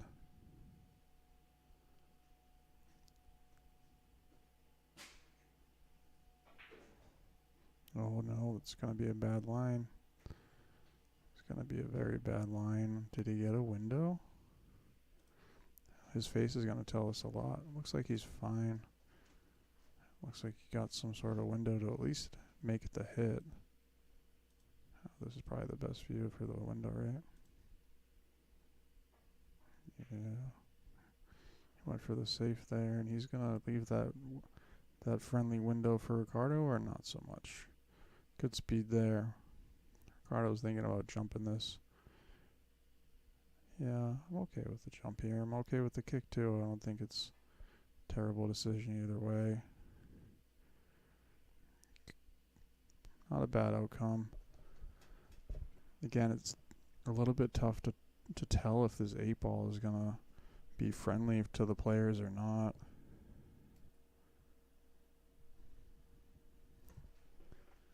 I think this is a better view of the 8, and still it's hard to tell.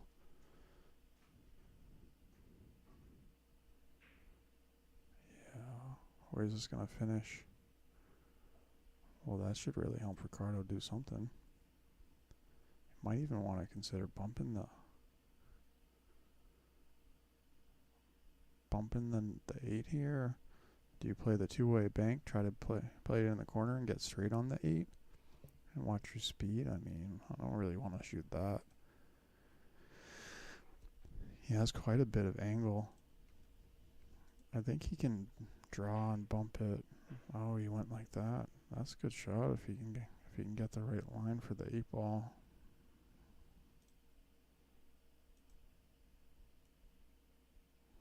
Now, is he going to play the 2-way, or is he just going to go all out for the 9 on the side? Overcut it. Wow, he looks tired. He needs a break. He needs a reset. He wasted a lot of energy with a ton of energy playing J. He really did.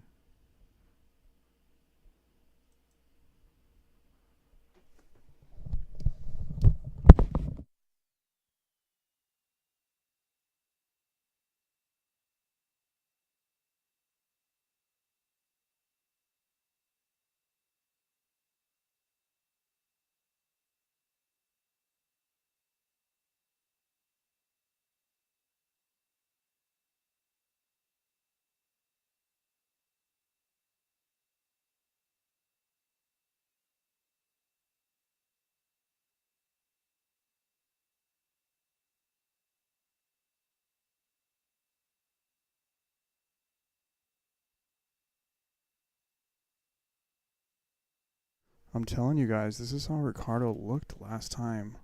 He just looks exhausted, and he needs a birdie. I'm telling you, he needs to get up and wash his face and come back, and maybe take a look at the payouts. And yeah, he shouldn't be. He shouldn't be losing here. He should be up to nothing, honestly. Someone needs to advise him to take a. I did. I actually just said, I showed him a Red Bull, and he said no. No, I mean, take a 5. Take Take a a- 5er. Yeah, I mean, me handing up a drink because he looks tired and then go on and tell him to take a break is a totally different thing, in my opinion. Wow, table sprung a leak there. Doesn't have a great 2 to the 1 to the 2 is going to be a little challenging. Yeah, 3's in an awkward spot. Just getting on the 2 at all is going to be the problem.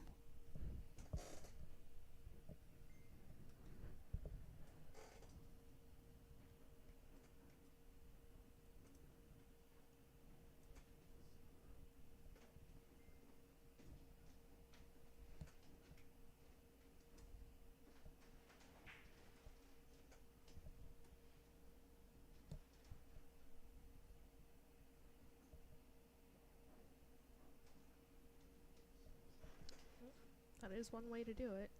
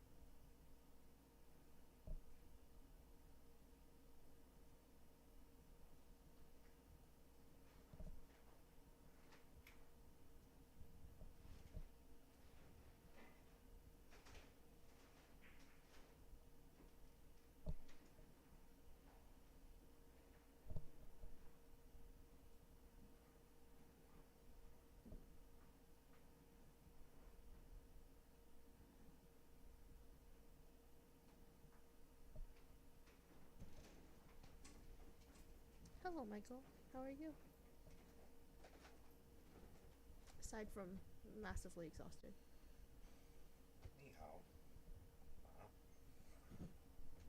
Good save. Good save. I would just go with the Chinese commentary. We kind of missed that opportunity, unfortunately. Huh? Still got an hour and 15 minutes before you get cut off. Hello. Ricardo looks like he needs a break. I had mentioned that earlier. Wonder if he's going to wake up. Wow. Oh, I can't it believe dropped. that. Can't believe that dropped at Yeah. all. And it's not really a good thing that it dropped because, yeah, he would have been better off if it didn't. Now he's stuck between what we call a rock and a hard place. Yeah, he's got the. Yep. Wow. He needs to go take a break. Can someone tell him? Take a break, Ricardo. Just go take a break, man.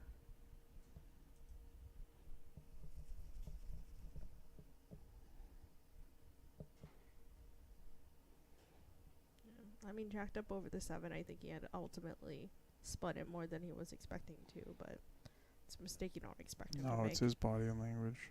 And earlier he took a break and came back and mounted a little comeback. And, the last time he played Mike.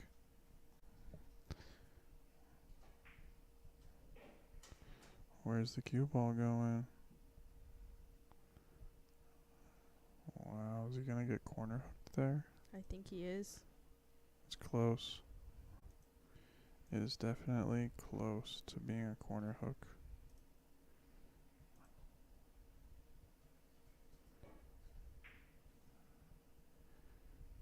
Four ball's gonna hurt him. Yep. Alright. This happened a whole bunch of times last time they played. Ricardo needs to get this rack right now and remember that he's gonna